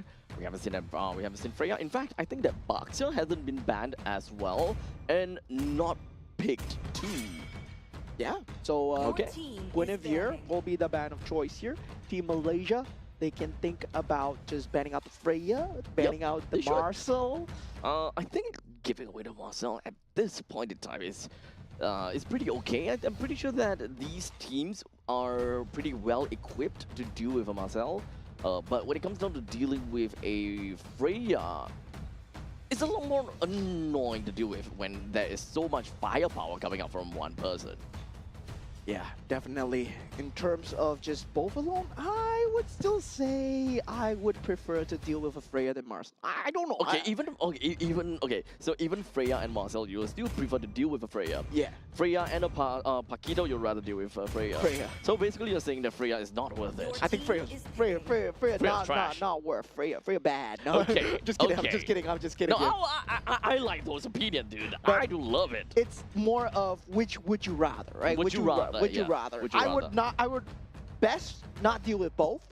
Okay. But, yeah, but if I had to deal with Your one, team right? is Now, picking. Team Myanmar, they open up with Sin here, Okay. right? And usually the answer is, of course, you want to go for the Eve as much as possible. Team Malaysia, they don't have exactly to pick the Eve right now. Whether or not they want to go for that Claude opener, yes, they do. Your team Claude is into picking. Frederick. Uh-oh. Well, Frederick hasn't exactly have a very good win rate, let's be honest here. Not at all, but maybe we'll be able to see something a little bit different being played by Nazan, possibly. But now, finally, the Boxer is coming into play, and Freya even. Okay, honestly, this 3 picks from Team Myanmar is kind of scary, dude. You're not gonna talk me out of this. Yeah, this is one of the scariest drafts that I've seen out from inside Team Myanmar and Team Malaysia. In kind, right now, they have to go for the Eve, right? If they don't go for the Eve here, they're kind of shooting themselves into the foot about dealing with the Sin. At the same time, the Eve also good at dealing against the Freya. Does have some stopping power. Oh man. Okay, so moving on from this point, the last pick coming in from Team Malaysia, what do we gonna expect from here? Okay, great. Your Great. team is You banned. gotta go for it. We You gotta go for it. You gotta go for it. If it does get banned out, you're just not giving yourself a fair chance here. And also now for the side of Team Myanmar, well, now they can think about what's next, right? In terms of the Rome, the Kalia is already gone. The Cho is a possibility. The Arlot definitely needs to be banned out from the side of Team Myanmar because on that EXP lane, Fredrin, Arlot, that combo, definitely not something that you want to give. So now we are looking at Team Myanmar. They haven't yet have a Rome as well as a XP. No. Rome and a gold in this case. And in the side for Team Malaysia, they also do need a XP and a Rome in this Your case. team is Okay. banned. What a respect ban, right? Primed. What a respect Primed. ban coming out from the side of Team Malaysia. Banning out that Hellcurt. Well, I wouldn't want to deal with Jothuya's Hellcurt either. To be Like, honest, at this point, I don't want to do it. Next time, if I see a Burmese flag and a Hellcurt pick, I'm gonna start shaking. It's like, oh man, oh no, Oh, man. oh no, this man, he's watched the game. He watched the game, and now for that chip is also banned out for the side Team Malaysia as well. Now, for that Arlot, right? That is still available. That elephant in the room, Fredrin, Arlot, extremely good combo in terms of getting a team fight. Having the RW as well, able to disposition both that Boxia and the Freya. team They is will picking. prioritize the Cho instead. But Khalid does sound good for Team Malaysia right now. They need someone that is able to open team fights right now. Either the Khalid or Khalid is bad. So right now the best thing I can think of is going to be the Khalid. Being able to open team fights, plays together with the real world manipulation, and of course allowing a window of opportunity for Frederick to go in as well. Yeah, Your the team Khalid. is picking. There we go. But now, last EXP lane pick, well, for the side Team Myanmar, they're lacking that gold laner. Will they go for the Moskov once again, right? We know that China now, well, great Moskov player. Harif still in that pool as well, but you can also put the Freya on the gold lane if you want to match him up against the Claude as well. So there is that Sora capability as well. I do like to think that the Freya is going to go over to the XP right now. So bringing out, okay, there we go. Bringing out the Harif right now would be nice. And of course, Your even team is Carmilla, okay. Tethering everyone together with the Thorns and, oh man, we actually haven't seen the Carmilla in a very long time here. Yeah, usually the combo that we see is the Carmilla Granger and also the Sicilian, right? Having the Curse of Blood available just to have that ability to deal that kind of splash damage. Now, for the side Team Malaysia, I would say at this point, right? Arlot, very good. Yeah, you have the Fredrin, you have the Khalid, you have the Eve, you have the Claude. But, of course, if they want to deal pound for pound against the Freya, Arlot doesn't look that good, but if let's say you want to go somewhat more of a team fight, there is also the Glue EXP lane available. They go for the Phobius. Oh yeah, it's there, Completely open, in fact. Okay. So, as a matter of fact, for Team Malaysia, they still kind of want to go for their team fight strategy. They want to pounce right in and kind of play front to back. While in the meantime, for Team Myanmar, they do have got pretty good ways to deal a lot of single target damage, but not necessarily a way to kind of spread it across to everyone else. That is where the Curse of Blood kind of comes into play. Baxia, Freya, and Camilla, they can play pretty early into the game and try to find a way to open some window of opportunity in order to break through in the mid stages of the game. Feel that 5-on-5, there's no way that Team Malaysia want to clash into Team Myanmar, right? Yep. They're trying to find out that pick off as much as possible, try to play the macro game, especially for the Claude. Yes, they will have the AoE damage where it matters, but Team Myanmar's AoE damage is just so oppressive. But heading into game number 3, we've had 1-1 right now for Team Myanmar versus Team Malaysia as the series is tied. So just like that, this is the last game between these two teams, and only one team will be able to be crowned as the winner of this series. We start things off coming in for both of the junglers. They're starting up at the northwestern part, and they will end off at the southeastern, and that is where the turtle is going to be. So from this point, Team Malaysia starting to be a little bit more aggressive, immediately popping into the purple buff, trying to get a little bit more of an idea of what they are able to do. Yeah, definitely at this point, that lead though going to way of the side of Team Myanmar as well, right? Getting that slight mid roaming advantage. Now, for the side of Team Myanmar, it's really to the point where are you able to keep the clock down? You want to take up the 5-on-5 fights, but at the same time, you're very reliant on that ultimate, especially the Curse of Blood coming in for the Camilla. You do have that stun available, but you need that level 4. As we move on right now, we can talk a little bit more about the side lanes, right? Shine versus Ilton, when it comes down to the Harif, he always do have got the presence of a lane bully to really do quite a lot of numbers over to the side of Claude.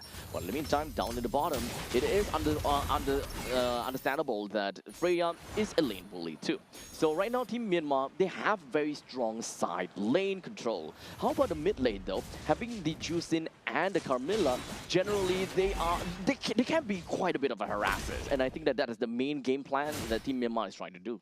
Yeah, mid lane looking like a watch for now, and now with that turtle spawning up really soon, we are trying to see whether Razif can get that level 4 in time for this turtle fight here. Having that Infernal Pursuit is going to go a huge way here as they go for the last EXP catapult. Both EXP laners hit that level 4, and they will start to collapse here right now. Shu Unity collapses as well. Real world manipulation is there. Nazar takes out Jothuya with the Appraisal's Wrath, but he goes down as well. They get a turtle, but they lose. The jungler team fight still goes on. Razif now has that Infernal Pursuit, has to flicker away though, does not want to jump into too far. The Jusin is still a problem, and Myomit dealing so much damage, being alive the entire time, pulling off a Delvin cosplay here. Look, that is just the doing Freya things, man. Right off the bat, 2 kills. Didn't even use Vengeance, by the way.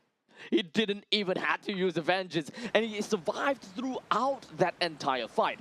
And I, of course, need to commend Myomit on just that flicker. That flicker was just masterful, being able to return a favor back over to the side of Malaysia, making them think, hey, you know what? It's going to be very difficult for this Jusin to get back into the fight. But he turned things around.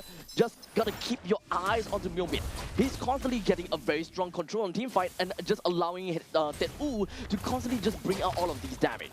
Yeah, I mean, despite the fact that he was getting chased down, he flickered forward, right? Like, yeah, Infernal Pursuit, no problem. You flicker away, I flicker back at you. And definitely heads up play coming out from side of Team Myanmar, given the fact that now they have that Freya. So, yeah, it's going to be a very scary tool to deal with, especially with that Boxia as well. We saw the 3 coming out, right? Jusin, we have the Freya, we have the Boxia on that first 3 picks. Just from the first 3 picks, it's really scary already, right? It's really not scary. So, honestly, I just have the main question. How does Malaysia want to kind of get themselves out of this very difficult spot? The early game, understandably, would go over to the side of Team Malaysia quite well. But hold a second. Does seem that Team Malaysia, they are looking at something over there, but not gonna commit too hard to it. Yeah, they don't really have that great initiation capability. Even onto the Freya himself, he's gonna survive extremely long. Shu Unity crashes into Nazan. Will have that Appraisal's Wrath though. They have to watch out for that. But there's a lot of damage coming onto Razif at the moment. Appraisal's Wrath onto the box here, not enough. Now Myomit in the scene as well. Will have the flicker available, and Tet-U is able to just stand and deliver as he is able to deal so much damage. Those Infinite Pursuit did absolutely nothing, dude. It did absolutely nothing. And the only thing that is, the only thing that's happening and the only damage that is going through is Tet-U onto Nazan. And in fact, the Frederick is just constantly being bullied. Yeah, Appraisal's Wrath not landing onto Freya. Key moment there as Shinlin out. Does take out the turtle. Still very handed advantage. We talked about this team fight going out for side Team Myanmar. It's extremely strong. Now the Curse of Blood coming through. That's a good connection. Team Myanmar, they want to take this, but Ilton takes out the box here so far. But Shinlin out with the Zamon's Force. He is now around. Double kill is there as well. Amar will not be long for life as triple kill. And the mid lane turret are secured for Team Myanmar. So, Mr. Mosat-ong, would you rather deal with a Freya? No. Not anymore. Not anymore. Not after I see this. Dude. 205. There's a reason why Freya is constantly being banned out. It doesn't seem like Tet-U is constantly getting a lot of these kills, but boy, oh boy, is he just literally just glazing on the opponents and dealing so much damage and not dying. Well, if they had a Marcel, maybe that would have stopped the Freya from coming in, you know, yeah. maybe, but looking at the damage coming through, right? The RWM was just not enough from the side of Amar. And now with Shinlin Ao joining the fight, well, that was just icing on the cake there. Oh man, 7 kills already to the side of Team Myanmar, and they're currently 3.7 thousand gold lead on top of Team Malaysia. Now, do note, of course, Team Malaysia is trying to go for a little bit of a balanced team composition. They do have got a relatively strong lineup going towards the mid stages of the game to a certain extent, but that also requires Ilton to be able to get decent amount of items, right? The 3 items in order to kind of pop off. Because let's be honest here, after what we saw from Raziv, his Infernal Pursuit is just not doing anything over to the side of Teu. So we need the power of Claude to realistically be able to bring Teu down. Yeah, now the conceal play coming through. It's been spotted out from the side of Team Myanmar. David's force is being used here as they re-aggress. Now, Nyomin is here on that scene, and with the lantern pull up, that RWM is finally being popped, and the Curse of Blood in the back line, not exactly connecting onto multiple here, and David's force is not there, but Nyomin and Tu Sui, they are dealing and sustaining so much. Team Malaysia are falling like dominoes here as 3 members just instantly go down to the sustained damage. Team Myanmar, they were just playing the game slowly and surely. But the moment that they know that, you know what, we can go all in, and that is when Teu just went straight in, and you're like, yep, you guys are dead, but not by me. By someone else. In this case, it was Myomit that constantly just getting all of that lantern over to the side of Team Malaysia. There was just absolutely no answer to the frontliners of Myanmar. All across the composition of Team Myanmar, they can't be stopped. Ilton in trouble as well. Does not have the BMI. Flickers away. Mega kill onto the side of Shinlin Ao. The rest of the team is collapsing here, but they're collapsing onto nothing as their main carry is already gone. There's no damage. Team Myanmar with the Curse of Blood trying to keep Nazan down. But Team Myanmar, right now, they have the Holy Crystal on the Harif already at 8 minutes into the game. 8,000. Gold advantage. 8 minutes into the game, and the top lane Holy Defense has already been popped. So right now, if the Lord were to just rush right in, then it will be half of the turret completely taken down. Not only does Team Malaysia does not have the resources to deal with Team Myanmar at this moment in time, how do they even deal with Team Myanmar backed by a Lord? Yeah, at this point, they don't have any reposition. They don't have any way to jump in. And it feels like they're playing on that defensive foot. Going to be that way for a very long time, right? 8,000 gold advantage. They're going to have to pull off a Team Myanmar cosplay from that game 1, right? Where in the same way, Ilton needs to perform that same way that Shinlin Ao did in that first game. You really need to look for the opportunity, that small little window. And honestly, even at this point in time, right? If Akif does find a window onto the side of Team Myanmar, which honestly is kind of difficult, right? Because you find a window, who is going to be the real threat here?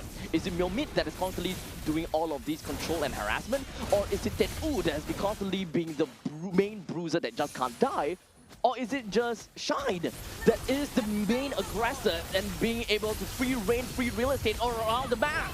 Damon's force is there with the Curse of Blood. There's just so much AoE control, man. This Carmilla pick is going crazy. And now with that Freya just going in ham, Teu, he does not give a rat's ass about anyone at the moment. Oh, speaking of that, look at Ilton. No. He's way too far out, but at least the Cyclone's Eye is going to help him open up a little bit more. Ilton, you want to run? You want to run, buddy? Can you even run? Because Tuya's here, baby. And this time, I don't know, is this even really a point in time where Ilton can run away? Well, no. Yeah, he needs Here's Johnny. He needs like 6 Wind Talkers, man. And yeah, at that point, Tu Sui was like, oh, freebie for me? For me? Oh, so nice of you, Team Malaysia. Now, with that going in, they will have that Lord as well. Now, Ilton up in 10 seconds. Curse of Blood already in the backline. Shu Unity crashes. There's just going to be so much damage here as just crash in. RWM is there. They won't overcommit for the kills. They will get the inhibitor turrets, but look at that. Ooh, once again, jumping in and out. They have the Lord here, Team Myanmar. They smell blood in the water here as they go for the blazing duet, but it's not enough. Instantly disrupted as Myo-Min still going for more. Gets the double kill. Make it a triple. Can he get the Maniac here? It doesn't matter. They get the base. They win 2-1 for Team Myanmar. Myanmar, they came in with a bang. When it comes down to game number one, it seems like they were not getting the win. It seems like they are not able to get themselves out. One team fight, one single push, one win to themselves. Game number two, it's definitely a close game. We saw the base rush coming in from Team Malaysia. They were getting desperate. They were doing whatever that they can in order to close the game out. Eventually, they did. Game number three, the moment that we kind of see the first three picks out coming in from Team Myanmar, honestly, I was shivering already. I know what kind of things that a Freya could do. And the game pretty much explains itself. Yeah, I mean, we got the drafts. We were just messing around here too. You know, we wanted to play the Hellcurt. Our boy Tuyao, he was like, oh yeah, let me play the Hellcurt. I want to do well. You know, 2-0, and then yeah, that's exactly what happened. And then game three, okay, lock in, guys, lock in. We got this. Okay, guys, this Burmese is getting real smug. We got this, guys. Lock in. For the Malaysians out there, I will do something about him off stream. Okay. Yeah. Hey, you are Singaporean. Hey, look, I can't. We're neighbors, dude. We are the Malaysians. We're neighbors. We're all part of one community here, and that was some great MLBB, right? Given the fact that Team Malaysia they falter in that game three, but Myo-Min, man, this man, he was able to deal so much damage the same way Team Indonesia delve in, right? That playstyle was there. His lantern rate was just insane. 89% kill participation. The damage didn't matter. Him having that Sky Piercer so early just gave him so many stacks. Yep. Of course, I would say that the MVP of the game goes over to Myo-Min. 9-0-7 because of the amount of space that the team managed to get for this Ju-Sin. In my honest opinion, Ju-Sin is a scary hero, and the moment that you give her the opportunity, she will run. She will get a home run with it. But my heart goes out to Tedu, playing as that Freya. Without the Freya, this is not going to be the result they will be expecting. They will not be able to destroy the XP lane like that. He will not be able to get free reigns all across. He will not be able to just dive the turrets and do whatever that he wants. Yeah, it was a great start coming in from side of Team Malaysia. They did have very good picks of themselves as well. Going for that Eve, they were having a great time, right? Given that first minute, but it all went to nothing after that first engage, and the dominoes started to fall. This Carmilla pick also another X factor. That Curse of Blood, they couldn't fight into it at all. We saw Team Malaysia's game plan was, we want to fight into this, but same time, you were picking a Fredrin, and instead of the Baxia, where you have that more mobility and also that guaranteed the coverage. Yeah, initiation as well. It's really difficult at one point in time, the moment that Team Malaysia realizes, hey, we don't have damage.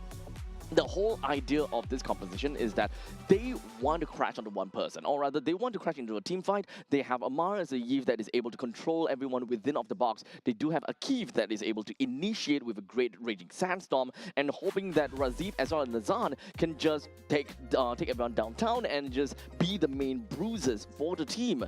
However, the moment that we have someone on the opposite side who is willing to stand their ground, fight it out, and have so much mobility, by the way, being able to just escape all of the dives coming in from the Phoebus right there, then it meant absolutely nothing. There was no damage. Even if you throw everything over to Freya, she don't care. She have heals. Whenever she's in Valkyrie form, she has so much shields, she splash damage, and Curse of Blood. Yeah, that was just a stellar game three coming through.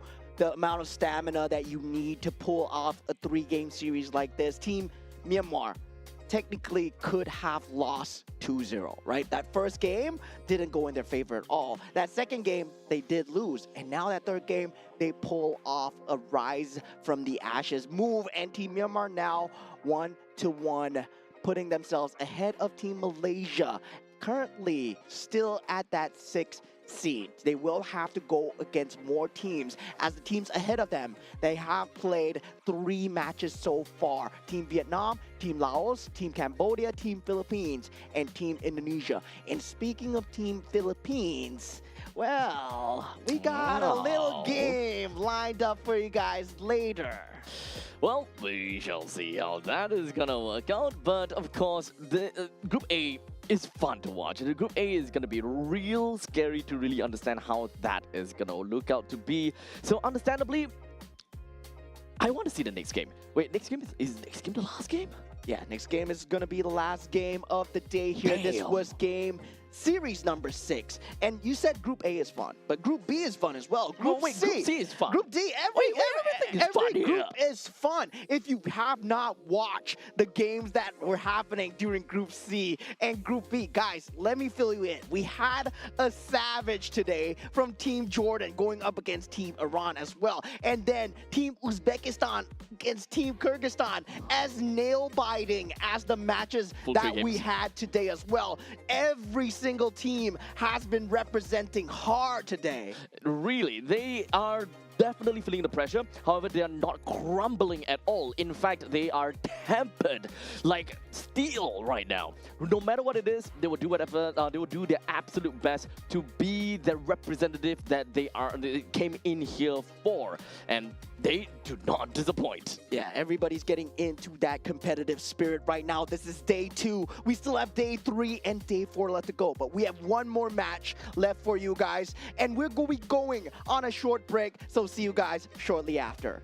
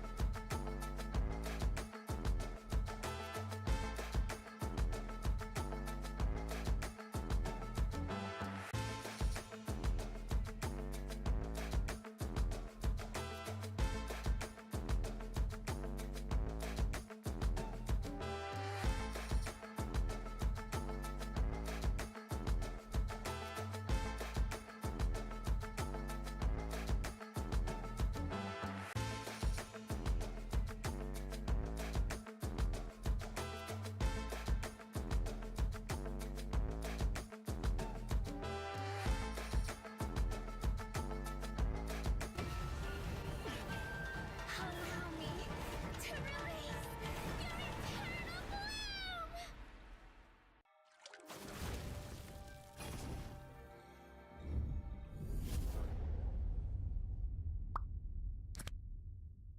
The human body was built to move. Not trapped at a desk in one singular posture for 12 hours a day.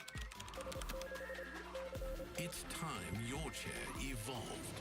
This is Secret Lab Titan Evo. Ergonomically engineered for you, gamers, hybrid workers, artists, backing your every move.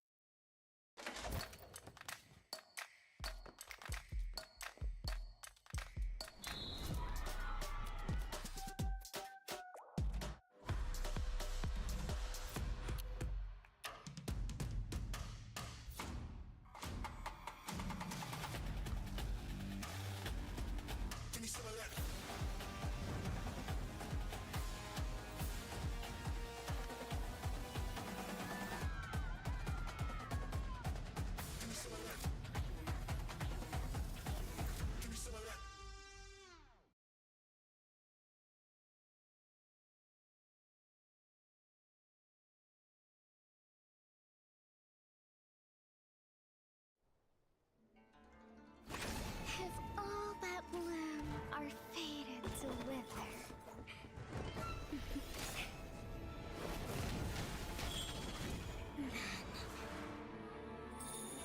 I'll enshrine your most brilliant moment in crimson splendor. Even something so crude can be graced with a splatter of beauty.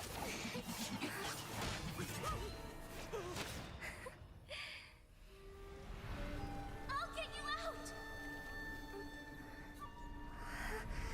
You finally come to me, Hanabi-sama! This madness ends now. At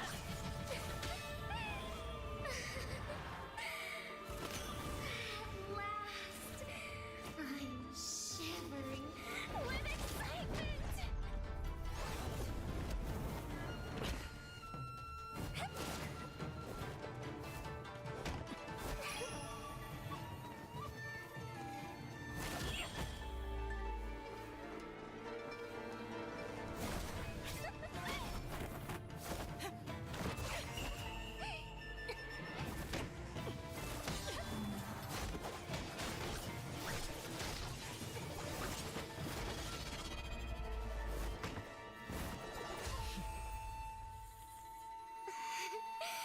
Such killing intent. Does this mean Hanabi-sama finally understands Kirara?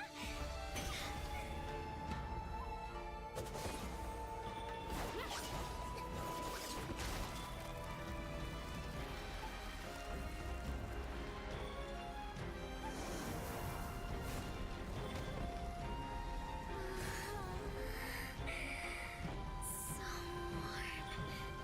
So beautiful.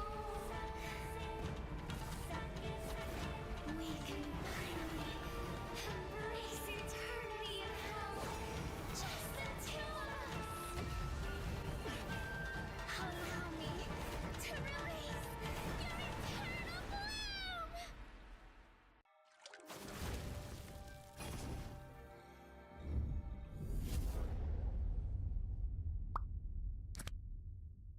The human body was built to move. Not trapped at a desk in one singular posture for 12 hours a day. It's time your chair evolved. This is Secret Lab Titan Evo. Ergonomically engineered for you, gamers, hybrid workers, artists, backing your every move.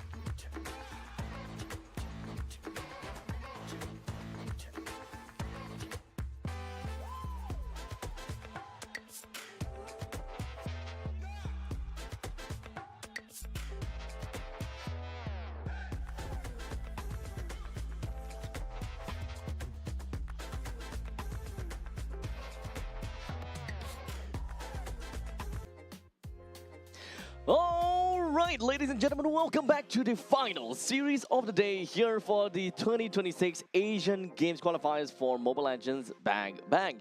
Now, we're coming into the final game, and this is going to be a star-studded match, as we have talked about before many times. Whenever we see Team Philippines, we know that this is going to be a great game.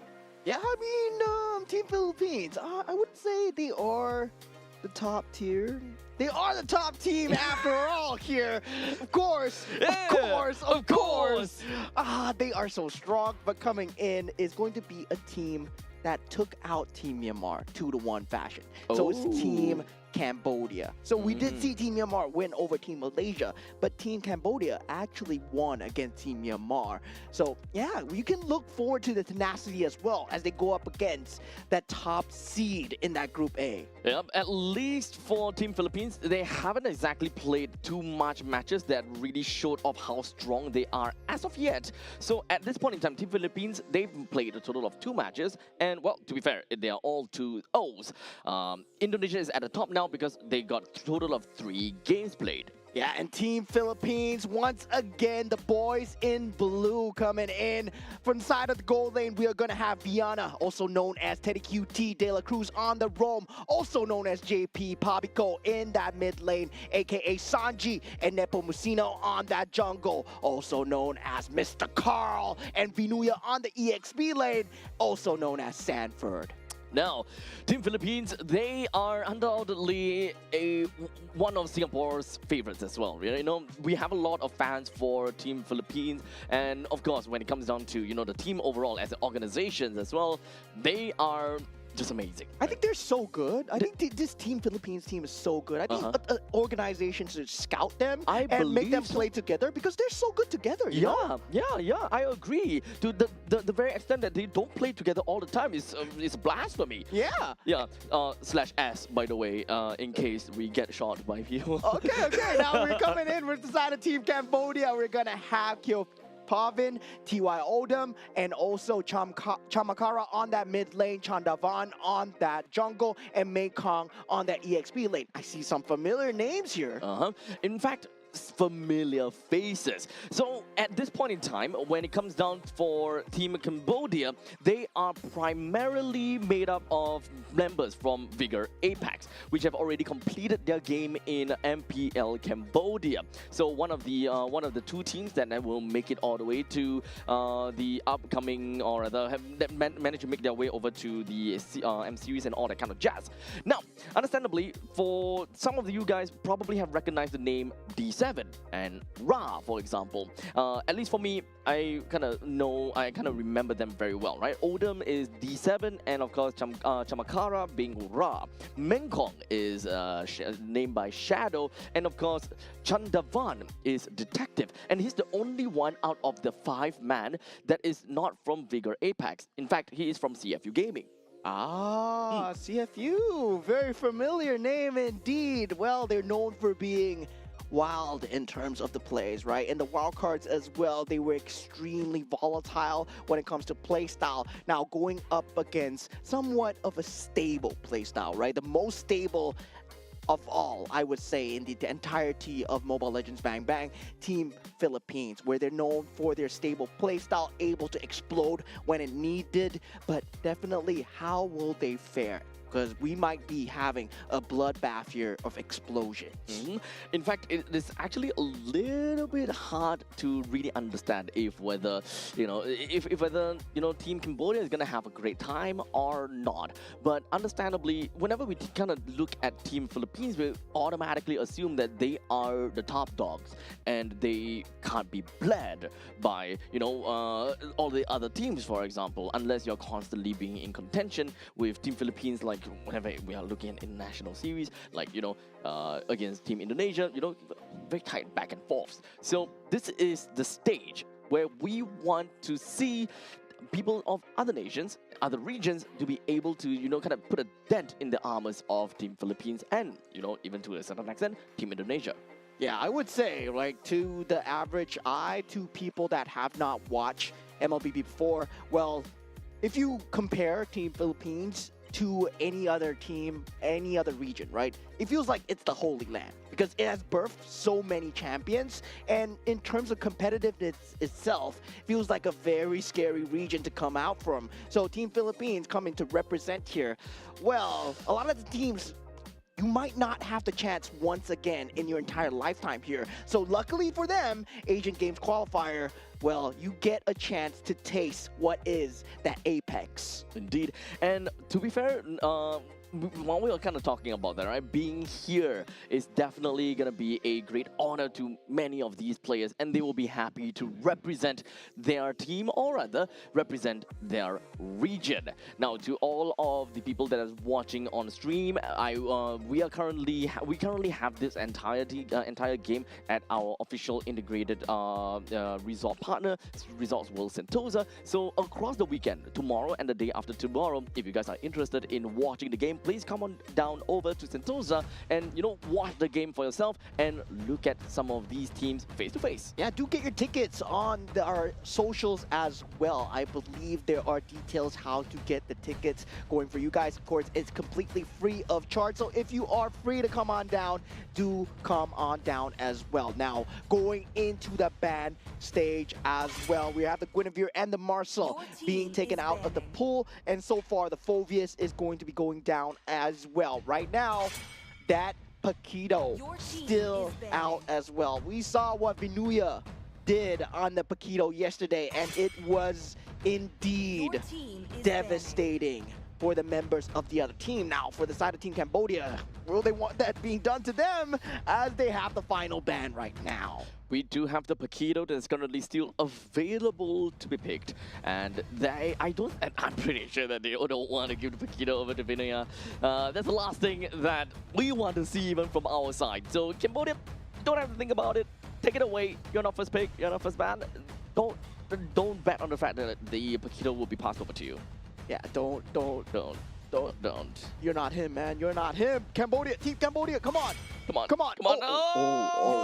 Oh. Okay, they poked the beast. They poked the beast. They ban out the Kalea instead. Team Philippines. Crikey. Oh no. Oh no, is it gonna come out? The Paquito! It's a Paquito. I'm gonna poke you with the stick.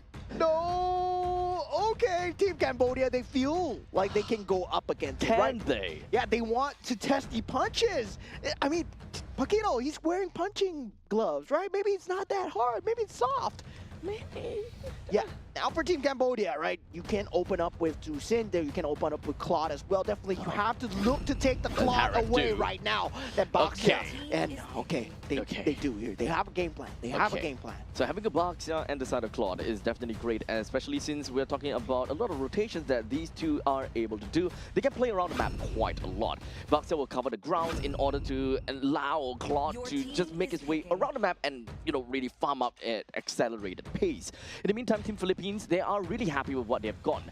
At this point in time, with the Harif as well as Akai is always going to be very solid pick. If they do want to play that into the jungle, it's almost guaranteed that he'll always be able to get himself a, I would say not guaranteed, but very high chance of being able to take the Lord or the Turtle down because of the heavy spin. Yeah, generally we do see it as a tool being used against the Boxer as well, where the shield unity does come in and the heavy spin is there to force out the disengage or also pin it onto the wall for that counter engage as well. Now for Team Cambodia here, they need to think about either the mid laner or the roam, and they do pick up the Atlas, so they will have that Fatal Links capability. Now going into the best of both worlds here is going to be the side of Team Cambodia, right? That team fight is going to be there with the Fatal Links and Boxia, but Claude is not going to provide that early game damage. Yep, so they need to be able to just kind of hunker down and be able to use a full sheer number in order to do anything to the side of Team Philippines. But the question is if whether Team Philippines is even going to let you do that. Well, we'll see how that goes. Yeah, I'm surprised they didn't go for the Jusin themselves, right? And that would have been a great opener. Jusin, Claude, Boxia against the Paquito. Yes, now you have enough stopping power, especially as a unit itself, right? And also in the macro sense, where you have that capability. Now the Jusin finally banned out, Glue as well. There's a Cho still available. Kalea already has been banned out. Meanwhile, from the side of Team Philippines, it's about limiting that side of that mid role as well. But at the same time, they haven't picked the mid role for themselves. Yep. So at this point, both sides actually needs to pick up a mid role for themselves. Unfortunately, the Juicin is going to be out of the question, and even Arlott will be team taken is picking. away now. So quite a lot of these XP and roamers are currently are really out of the equation, and now we push that ball over to the side of Cambodia. What exactly are they supposed to look out for? They're lacking of a mid laner and they're lacking of an XP laner. As of now, Atlas and Baxia, they're all super tanky. They will probably want to look for something a lot more on the hybrid sense for the XP laner in order to, you know, deal good enough damage. Without glue, I would say that having a Lapu on your team would generally be really great since it's currently taken away. It's either going to be Lapu, I don't think it will be, Lapu, Yuzhong, they are generally going to be good Your answers. team is Yeah, they picking. do snap up the E for themselves, but now from the side of Team Philippines, thinking of what they want to go for the mid, they have the Gord available with the Akai heavy spin as well, and now Matilda. with the Matilda as well. Matilda Paquito, Very right? early game. Oh my God, this is such a classic coming out from the side of Team Philippines. Such an early game comp from the side of Team Philippines. They are looking to be really aggressive with the Matilda and the Akai. And you kind of mix it up together with God. At this point in time, it's definitely a little bit difficult for God plus Matilda to be able to clear the wave really fast. But this is also just kind of, we're just going to have to see what exactly Team Philippines have got in store for them and how do they rotate well enough to kind of cover the grounds for the lack of mid lane clear. Yeah, and we've seen this before from yesterday as well. Just all firepower, not having much of the frontliner. Akai will be there, yes, but heavy spin is mostly used as a disengage and engage tool. Now, for the last pick coming out from the side of Team Cambodia, it will be Yuzhong indeed. that Okay. Yuzhong as well, right? Trying to match up against that Gord as much as possible. I would say Team Cambodia, right now, you have a good draft, but you let the Paquito through. I think that is the main problem here. You lack the Paquito through. This enables Team Philippines to play a very aggressive early game comp. And honestly, we have seen how that worked out. So hopefully for Team Cambodia, they're able to last all the way to later stages of the game, allowing the Yuzhong possibly, either the Yuzhong or the Baxia to be able to take the reins of the early game. But normally, during the laning phase, I think the Cambodia's lineup, they can do it. I think that they can do it. However, the moment that we kind of move past to 6 minutes into the game, that is where Team Philippines understandably will be a lot more annoying and they will have a lot more 5 firepower seconds till the and enemy reaches the escape battlefield. mechanism. And here we go, game one of Team Philippines. And for the first time ever on the stage, Team Cambodia as well. How will they fare against the top seed of Group A so far? Well, both of the junglers, they're going to be starting up at the northwestern part of the map and eventually make their way down to the bottom east. Bottom east? Southeast, which is going to be the XP lane. So, with that all said and done, that means that we're generally going to be looking at the... we're definitely going to be looking at the Akai that will be a little bit slower to reach the Little Wanderer. Well, Team Cambodia, they definitely can clear wave a lot faster though. Yeah, they do have that rotational speed coming through, and with that orange buff being that first target of choice here now, Nepomuceno will be in that scene here, but using that guy win to get out and get it with that retribution as well. Clean, decisive win coming out from side Team Philippines, and these kind of small wins, they add up here, but Vinuya going head-to-head against Mengkong here, and he will have the ability to have that shard residue, but this becomes a huge skill matchup here. EXP lane is massively skill-based matchup, so we'll see how that is eventually going to work out for Team Cambodia because this is a Paquito after all. A Paquito does have a lot of mobility that is able to escape from your Dragon's Tail. So you don't really have a lot of utilities that is able to ensure your Dragon Tail connects, and in the meantime there is also those jabs that gives him shield, which makes things not as painful for him. Yeah, Team Philippines right now still controlling the pace of the game towards that bottom of that side of the map where the turtle is going to spawn. You can see the early rotations coming through from the side of De La Cruz, trying to force out the rotations from that mid laner as well. Now that mid lane clear will eventually come through, and the turtle has spawned up. Heavy spin now available for Nepomuceno. Here, Shield Unity already popped. Not exactly at level 5 as of yet, but at least between him as well as the Baxia, there's not a lot of difference in terms of XP. But here we go, and check it form. Has been popped so far. Petrify will be available for this fight, but heavy spin with that Mystic Gush. De La Cruz will get that turtle for now. Now Team Philippines, they ducks come true with Esports in the backline. First blood being picked up from the side of the Kai, and Team Philippines, they will take the first victory. Fast rotations coming from Viana, immediately making his way down to the bottom lane and being able to get a pretty good assistance. Although no assist, no kill, but look at that, just how aggressive they can be with De La Cruz just being in the forefront. Yeah, that damage coming through, that damage buff from the Matilda, if you are winning, right? Currently at this stage of the game, Matilda is going to deal insane amounts of damage. You saw it coming out from the side of that circling eagle, combined together with Nepomuceno. And now for the side of Team Philippines, well, Masterful. That was absolutely masterful coming in from the Paquito. This is a situation when you kind of give the Paquito over to the side of Vinuya, right? Because a Yuzhong generally have got a lot more priority in the lane because of the fact that he's got good damage, he's got good range, and he's got lifesteal technically speaking because of the Shard residue.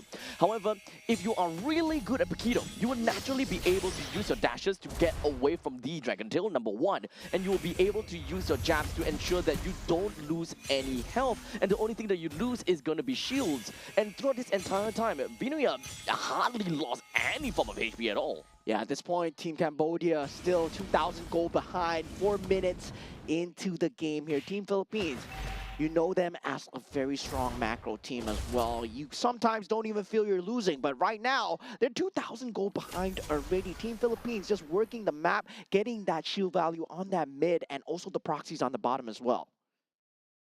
This is something that only Team Philippines could do. I mean, I wouldn't say only, but they'll definitely be able to do that.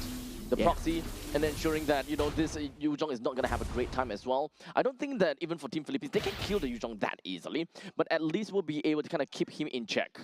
And Team Cambodia, right now, they wanted to find that top lane re-engage, and that was a good force coming out from the side of Team Philippines, forcing out the flicker from the side of Pavin as well. Now, with this second turtle being up as well, Chandavan now up in that scene, Nepomuceno will have that heavy spin, and this second turtle taken. Let's also remember about the quality of Retribution.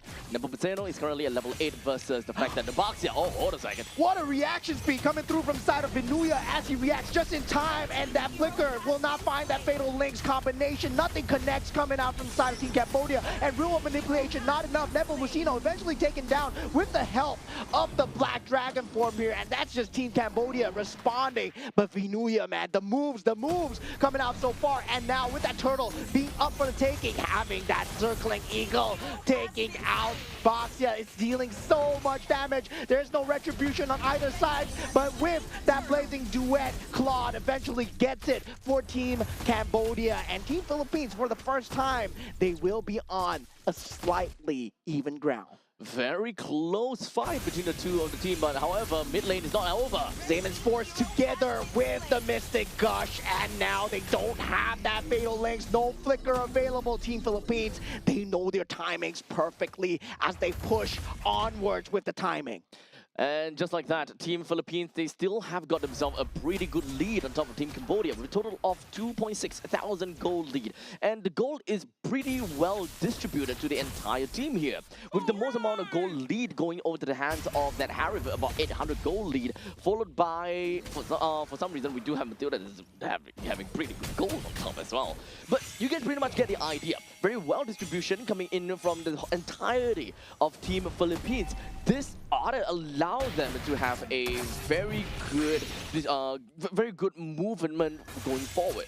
Yeah, this is De La Cruz just being able to be in that front line consistently, right? And now with that Mystic Gush, Vinuya, well, lane priority, we don't care about that. We have a Mystic Gush and Vinuya's boxing.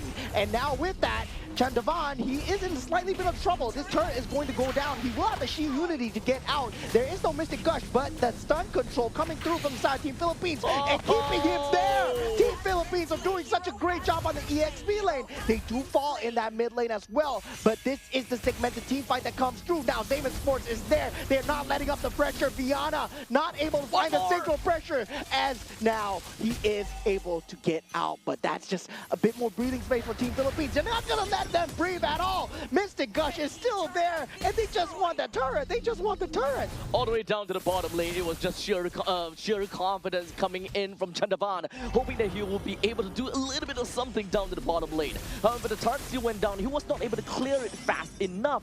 And such, what Papico as well as Ivinia did, they just focused down onto the turret. They don't even bother getting a kill or a hit down on the Chandavan, so they do not get the enmity of the turret. And shortly after that, with the amount of control that they have, they will bring him down. And of course, from that point on, they were just styling onto the middle lane. Yeah, the turtle does go the way of Team Cambodia, and with that heavy spin being used already, Circling Eagle used to disengage. They know they don't have that Damon's Force for now, and a clean disengage coming out so far. Fatal Links coming out from the Day side onto the De La Cruz, and Team Cambodia, they respond back, but the macro damage has been done. Well, there we go. At least when it comes down to Team Cambodia, they managed to get a little bit of a small victory on top of Team Philippines. They have managed to get themselves 2 total turtles, which is a huge win in my honest opinion, trying to balance out and of course get a good amount of distribution. But hold on a second, Mystic Gush and RWM. RWM used to just disrupt that Mystic Gush. Papico has that flicker just to get away. Now Nepomuceno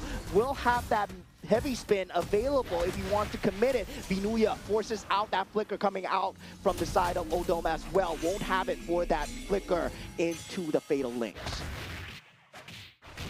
With all of the tier 1 turrets in the top, middle, and bottom lane already destroyed, Team Philippines have got a really good reign and control in the opponent's jungle. At this point in time, Cambodia, they are definitely choking out quite a bit, and they will have a lot of difficulty trying to go for any form of farm as a matter of fact. But looks like Team Cambodia, they're not gonna be sitting idly and waiting for something to be delivered to them. They will want to take things to their own hands, especially since they still do have got a relatively good fighting chance. Some of these heroes that they have, such as the Yip as well as the Yu Zhong, they still do very decent amount of damage. And when it comes down to utility, coming from the RWM as well as the Fatal Links, you do have got catch potential. Yeah, Shu Unity in that back line onto Papico. This is a great engage coming in from Team Cambodia. That Mystic Gush won't be available. Vinuya has to get out. They don't have a front line available, and he is able to disengage so far. Now, Team Philippines, they need to get a clean disengage. Now, Team Cambodia, they get that breathing space so far, but now the Lord is coming back up. De La Cruz still has that vision available. Team Philippines, they do have a slight priority over the Lord. But right now, the main thing is they do have De La Cruz that does have a little bit of that information gathering coming in to know where Cambodia is. Well, in the meantime, the Chill Unity coming in from Chandavan, he crashes down on the Paquito, but that's pretty much all. Yeah, Circling Odom Eagle has been spotted out. He does have the Fatal Links, not going to pop in now. Just knows that he does not have the flicker. It's 2 seconds from being popped up. Team Philippines make full use of the timing, gets that top lane priority going their way. Preparation coming in for this Lord. Better Spell economy is undoubtedly going to go over to the hands of Team Philippines for now. Almost every single one of them have got their battle spell, inclusive of Viana and De La Cruz, which is very importantly, they have their Purify. Widia does not have that, but that is completely fine, because they did manage to take one out of Chamakara, which is playing as a Yip. Fatal Links pops through, not on the key target there. Mistake coming in from side Team Cambodia and a punish from Team Philippines. They will not be able to fight for this Lord. And Fabin, he's coming down with that Blazing Duet, but without the Roamer, without that huge Fatal Links, it's going to be a mistake from Team Cambodia to go in. Chu Unity with a Blazing Duet does not connect on anything. And in the back line, here's Damon's Force and Vinuya just coming through. Magic and boxing as the Black Dragon has to run away. That's Petrify is not enough.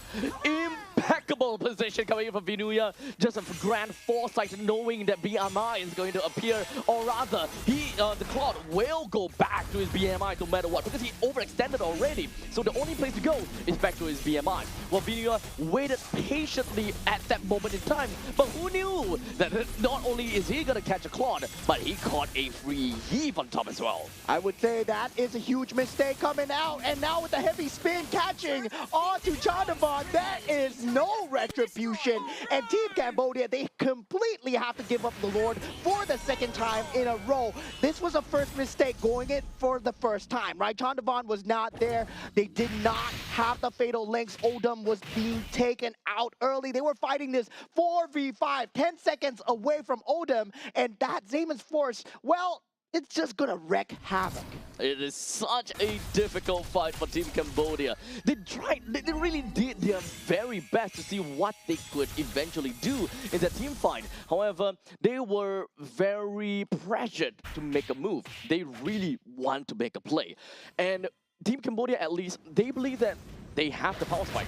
They have something that they can do. Now all 5 members gathered onto Vinuya. Finally a shutdown from side of Team Cambodia here as they respond towards that Lord pressure. But that means that they won't have the capability to jump in with a Shield Unity once again for the next few seconds. But they will have the Fatal Links with a Flicker available. Right now they already lost that inhibitor turret on that top lane. And Team Philippines playing it safe know that they don't have that backline penetration. The rest of the members coming from Team Philippines now slowly expand themselves out. Oh, take a look at that! RLWM into the Fatal Links combo. Papico gets taken out. Same as Sports. Viana doing what he can. 3 members already down from the side of Team Philippines. And now Team Cambodia, they answer back. They might have lost an inhibitor, but they fight back. And this is the wild card as we talk about. Team Cambodia is wild when it comes to this. Constantly just cracking down onto these turrets. Team Philippines manages to crack open the top lane T3 turret and almost there for the middle turret as well. The Lord will of course spawn in 80 seconds and throughout the entire fight we can even have the instant replay to really show us what happened over there. Cambodia did a very good job when it comes down to a flawless defense. In fact, I wouldn't call it flawless, but a really good defense altogether. The fact that they did not lose more than 1 inhibitor turret is already pretty darn good, despite the fact that Team Philippines, at one point in time, they had, what, 8,000 goal lead? They managed to kind of square it down a little bit to 5,000 lead. And honestly, if you ask me, they're back to the point where they originally started. Yeah, this is the same situation that Team Myanmar were in. Now Black Dragon for being popped just to be on the defense. Your Circling Eagle finds its mark onto Odin. Mystic Gush still not there in time. Team Philippines, now it's your turn to disengage here, right? They have to watch out for the Fatal Links, but little they didn't know that that Flicker is not available for the side of Team Cambodia. As such, they are going to be grouping up once again. And definitely don't want to force things out too much over here. Especially since the Lord is going to be opening in 15 seconds. Once it spawns, that is where the priority will want to go over to the side of Team Philippines. Team Cambodia, they will want to look for an opportunity. Odin, he does have Flicker, he does have got his Fatal Links as well. But unfortunately, they are not capable or they're not equipped to be able to do a full-out team fight. Yeah, now Team Cambodia, they know that Zima Sports is not worth fighting into, yet they go into it anyway. This might be the human stake here as the RWM is there. So Vaughn takes out De La Cruz. That Mystic Gush is there as Viana gets taken out from the side of Team Cambodia. But Vinuya is still there, laying waste in that back line. And Favin finally puts an end to it. And this is huge for the side of Team Cambodia. And they finally fight back. Papico, the only one left to deal damage. And now Papico, he's currently being choked down and being a little bit too greedy. Cambodia strikes back, and now they have the priority over the Lord. What a game! We have a game on our hands here, ladies and gentlemen. It is the timing. 15 minutes have been fulfilled. 3,000 gold advantage coming in from side Team Philippines. But Cambodia, they have a Claude, and now Nepomuceno, heavy spin forced out. That's going to be huge for the next team fight as well. Team Cambodia know that they have a sliver of timing. Yep. Luckily for them, it doesn't seem like the Nepomuceno will go down despite all of that. This fight was very much spread out, and it was actually kind of scary to see how it all turned out to be. Before that fight happened, there was just a little bit too much pandemonium going on about, and Cambodia managed to make full use of all of that confusion and hysteria in order to zone in onto the right people as they man-marked whoever that they really needed to. Odin, though, bought a lot of time. We definitely got to give it to him. And by the end of the fight, he was still alive. Yeah, now with the fleeting time being picked up from the side of Odin as well, this Fatal Links has become just a lot more fatal as Team Cambodia, they look poised to strike here with the Lord marching down on that top side. And now, for the first time, I believe the Giants are bleeding as Team Cambodia, putting them in equal ground. Just going to be jumping right in. Vinuya is not going to let go that fast or that easily.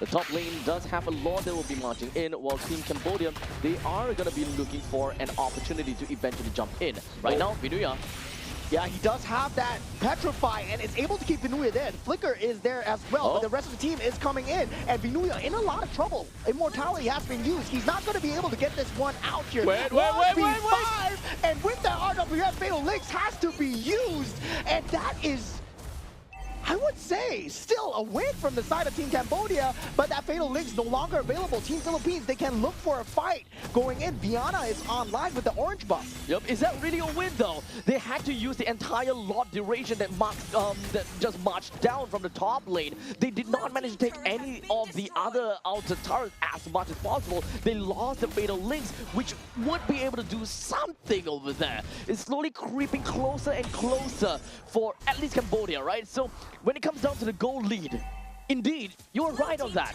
Cambodia is catching up. Yeah, and this is a lineup that they are poised to strike in that late game, right? Team Cambodia, in terms of the draft, that Claude wins out the Harif handedly in that gold lane. And the same problem that Team Philippines, well, they've been taking advantage of that lack of a frontliner. Nepo Mucino will be the only one that's able to frontline. Everyone else will fall like flies. The game is now dead even. However, Team Philippines, they refuse to back down. And now with that Damon Sports being popped up as well, Viana going into safety. RWF catching him out here, and Mekong actually takes out the magic damage here. And now Team Philippines, they scramble for their lives here as Team Cambodia. They're doing it. Pabigo takes out Odem at this point. Charm Residue not enough onto De La Cruz. He's taking him on a walk here. And Team Cambodia, they don't have the shield unity to crash back in. They're unable to get any form of macro damage. Team Philippines might have bought themselves enough time to fight for this Lord. But however, do know that it was a roam for a gold lane. I'm not too sure if whether Team Philippines can even try to contest this without Viana, which is playing as the Harif right now. Team Cambodia, they're taking their own sweet time though. I'm not too sure if whether they actually do have the opportunity or rather they have that window to do that. In the meantime, Sneaky Beaky like, but it doesn't seem like the Tuna Unity managed to do too much. Vinuya all the way down to the bottom lane manages to clear a path in. Forces out the recall coming in from the side of Team Cambodia. Now two lanes are exposed with that mid lane at a sliver of HP. Man, the cuts are adding up for the side of Team Cambodia so far. The team fight might not be going their way, but the macro stays true for Team Philippines. That move from Vinuya single-handedly allowed Team Philippines to have a way higher chance to secure this evolved Lord. With a Mega Creep that eventually marches down from the bottom lane, this pretty much allows Team Philippines to play things a little bit slowly by around the Lord's Pit. This way, whenever there will be a slow push down to the bottom lane, Team Cambodia cannot go too far in because Vinuya could just push it any time. Yeah, this is going to be a case where they need to think about the base. Circling Eagle is there. Vinuya slowly inching towards the Team Cambodia's base, and now he will call off the assault, but definitely bringing the members back. See it now. Favin, he's over there with the BMI placed up, but Vinuya, he continues to stand his ground. But unfortunately, it does seem like the creep wave did appear, and that is going to halt that push down in the bottom lane, but the rest still stays the same. There is still going to be a lane priority coming in from the top and the bottom lane, and Team Cambodia, they always need to keep a valiant eye down on the bottom, if whether there's going to be a slow push oncoming, and eventually that push will always go towards the victory of Team Philippines. Yeah, Nepo Mucino able to sniff out the members of Team Cambodia, but Vinuya goes for the back door. The turret is now down. Vinuya is in no man's land, but now Team Cambodia trying to take out the Lord. Favin is already there. Nepo Mucino gets the Lord on the other side. Team Philippines, they get the Lord. They get the mid turret. They force out the Winter's Crown, and Favin, he is extremely low. Flicker is being forced forward. They get out Vinuya for now. Team Cambodia, if they can win this team fight, they keep themselves in the game. Circling Eagle just to disengage here as Team Cambodia, they want more. Nepo Mucino still has that capability to respond, and now Team Philippines, they respond with Viana, a shutdown, double kill, and the Lord marching down the mid lane. All of this mortalities are constantly being popped. Great thing that we do have Fabi that managed to outplay against Vinuya. However, we're already looking at 4v3. This is an impossible push for Kempo to defend. Yes, there is nothing they can do here, especially with the heavy spin coming out from the side of Nepo Mucino. Team Philippines are going at the Crystal, and they take it down. A 1-0 lead, but what a fight from Team Cambodia. That was way too close for comfort for Team Philippines. But this also gladly shows to all of the people in Cambodia that their team, their representative is out here and they mean business. Yeah, I would say Team Cambodia, well, they put on quite a show indeed. Team Philippines, they did win it out in the end, right? You see the superior decision making in terms of just trusting Vinuya in that bottom lane as well. And this is why you don't want to give out the Paquito to Team Philippines. Indeed, the Paquito ultimately had made very difficult decisions over to the opponent's side. You had to concede your Claude in a global team fight by the Lord's Pit, and you had to recall that to really deal with that the Paquito in the middle lane, and he was even almost losing. He even had to get himself a good amount of item cycling. Honestly, great over to the Claude. Really outplayed against Vinuya, but ultimately that was still a very difficult game that Vinuya displayed to Cambodia. Great decision making in terms of he didn't win the game by ending the enemies. He won the game by forcing the errors, right? He forced out so many errors from the side of Team Cambodia. They consistently had to keep him at the back of the heads. At one point, Vinuya, he was just soaking up 3 creep waves. And this man, Vinuya, Sanford, whatever you might want to call him, this Paquito, still 100% win rate here. And teams are still giving it to him. This is a very difficult part where Team Cambodia, I think that they're constantly questioning themselves if whether they can take a fight or whether they need to focus onto the Lord. Do they go back? And if they were to go back, who needs to go back, right? There is so many fights that even for the side of Mengkong, to be honest, as a Yuzhong, he did an amazing job. He had so much threat looming all over, constantly being able to just give a lot of chase over to De La Cruz, that's playing as a Matilda who has great amount of mobility, but yet he still can catch up time and time again. Team Cambodia really outplayed themselves throughout this entire game. Yeah, I mean, they did pick up the Claude as well. That was a great late game too that they had. And I really like the decision to just have the disrespect, right? Coming out from the side of Team Cambodia. Yeah, it's time to stop respecting Vinuya's damage. It's time to collapse and time to do something about it. And finally, we see an end to his reign of terror. But still, he kept the echoes going where he kept on the creep waves. If I can't kill your heroes, I'm going to take out your turrets and eventually your base. Vinuya single-handedly just brought down 2 of the inhibitor turret just due to pure macro and of course map understanding. They had enough information to say, okay, there is no way that they are going to rotate over to Vinuya despite the fact that there is a Baxia, by the way. We need to remember that there is a Baxia to the side of Team Cambodia. However, the Baxia is required to be in the Lord's Pit or at least dancing around the Lord because there is that threat of Nepomuceno to just take the Lord away, and that is just a big Lord that will march down in middle lane. And unfortunately for Team Cambodia, they have to face an inevitable. Yeah, now game 1. What a nail biter of a game, right? Team Cambodia show impressive mettle, especially against that top 1 team. And yeah, Team Philippines, for the first time ever, I felt threatened for them. I really did feel threatened for them. But still, that impressive decision making, a W is a W so far. Man, oh man. Now going into game 2, I believe Team Cambodia, they won't let out that Paquito ever again. I don't think so. Especially even for the side of Team Philippines, they won by the skin of their teeth. And right here, I think that they have something that they're gonna have to change about because that was way too close for comfort. And for a team like Team Philippines, naturally they are a team that can play really aggressive and they can be really good in the early stages. For them to be able to allow Team Cambodia to play such a late game all the way down to 22 minutes and to threaten so many different kinds of options or strategies that Team Liquid have to, Team Philippines have to kind of take out. This is a very difficult spot. Yeah, if I had to choose an MVP for inside Team Cambodia, it's the Eve, right? Where the RWM timing was just so immaculate, always catching the members of Team Philippines off guard, especially when they're trying to retreat and disengage, and then finally follow through with that fatal links. And everybody was playing as if they are one heart, one mind, one spirit, right? And this is the amazing thing about MLBB, where all 5 members, they look like, well, a singular unit being controlled. To be honest, that game will not be forgotten by any one of us here. And this is just game number 2. The pressure is mounting up, and of course, the pressure cooker right now is just so much pressure. However, this is game number 1. We're moving on to game number 2.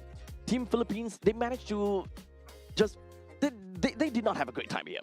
But game number 2, I'm pretty sure that they will want to do something about this, and they will want to end the game faster. They want to do things a lot more convincingly, because they don't want to concede any of these past mistakes in order for Team Cambodia to capitalize on. Yeah, definitely. I would say it was going to be a statement piece coming out from the side of Team Cambodia. But at the same time, well, Team Philippines, they keep their 100% win streak, right? Results are results, and definitely when it comes down to doing business, to getting the objectives done, to winning the game that is MLBB, Team Philippines have proved it once again. And yeah, this is what happens when you give out the Paquito. And once again, I'm very happy to see the Matilda and Viana as well, especially on the Harif. He was able to deal out so much damage in that 4v4 situation towards the end. Yep. Now, if you guys kind of take a look into the entirety of Team Philippines lineup, you also need to really remember that this lineup coming in from Team Philippines, they are ultimately a draft that can do very well in the early stages of the game. Not particularly amazing in the late stages, they can still play a very good game. However, it requires them to be really macro intensive, which is exactly what we saw coming in from Team Philippines. They did whatever that they could to make full use of this lineup. And for Team Cambodia, they did whatever that they could with this lineup, and they are the one that actually do have a slight bit of an advantage coming into the late stages with that Claude in tow.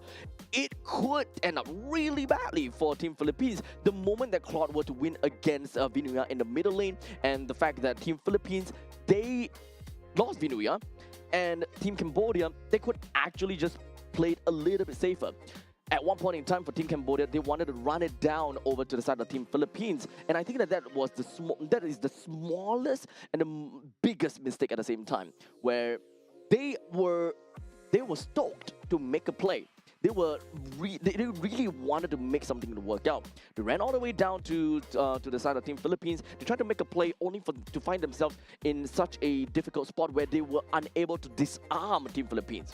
By the time that they wanted to back off, they were slowly losing in health, and they were unable to get themselves out of the death grip of Team Philippines. Yeah, I would say just that small little decision makings really influenced the state of the game there, right? And for all the team members involved here, I would say, wow, that stamina needed, especially as a pro player, not an easy thing at all, right? Given the fact, if you were in a similar situation, I believe any lesser player would have crumbled under that pressure. And right now, Team Cambodia are showing that they can withstand that pressure. Now, when we take a look at Group A, we always think about who's going to be that top 5. And right now, Team Cambodia, I think that they deserve a spot in there. yeah, they really look like they deserve a spot here. I'm now curious to see how Team Cambodia are going to do up against Team Indonesia as well. But that's looking forward. That's looking to game 3. We're gonna chill. That's looking day 4. Now we still have game number 2, and that was cutting it close for Team Philippines, Too right? close. Way too close. What if we have a game 3 here? Oh my goodness gracious. I don't think my heart can take it, to be fairly honest with you. And yeah, expanding rivers. And now for the side of Team Cambodia, they will be on that first pick. Now, themselves, they can force out the Paquito. We saw Ming Kong on that Yuzong as well. His decision-making skills are good. He knows how to play the map macro, and you don't want to give that over. That Paquito right now is just extremely very strong. And also, that Marcel has been banned out in the first game as well. Now, we did see the Freya being a problem in the previous series. Whether or not that will be a problem now, we're not too sure. Looks like the draft is going a little bit slower. Both teams are taking their sweet time to really examine what has happened and of course analyze a little bit more into this game. Because especially for Team Cambodia, they are on match point. They need to be really careful with how they draft. They do not want to give this game away to Team Philippines. Yeah, right now. So definitely at the side of Team Philippines, they will be looking towards that second stage of the ban. Kalea has been picked out, and now Your also the team ban is coming banning. through from the side of Team Philippines. It will be the Fredrin as well, right? Fredrin really, in terms of having that insane team fight capability, having that taunt available along with the Appraisal's Wrath turn, something that we've yet to see so far for the side of this game. Paquito, Fanny, Freya. These three heroes are yet to be thrown away into the banning pool as of yet. Let's not forget about Marcel. There's a lot of heroes that we need to talk about. Harif, you know, Claude, all of that jazz. But some of these, or if not most of these, are going to be leaked out. Paquito is finally team taken is away. banned. Cambodia, they do not want to deal with that. Yeah, and this is why, I mean, at the same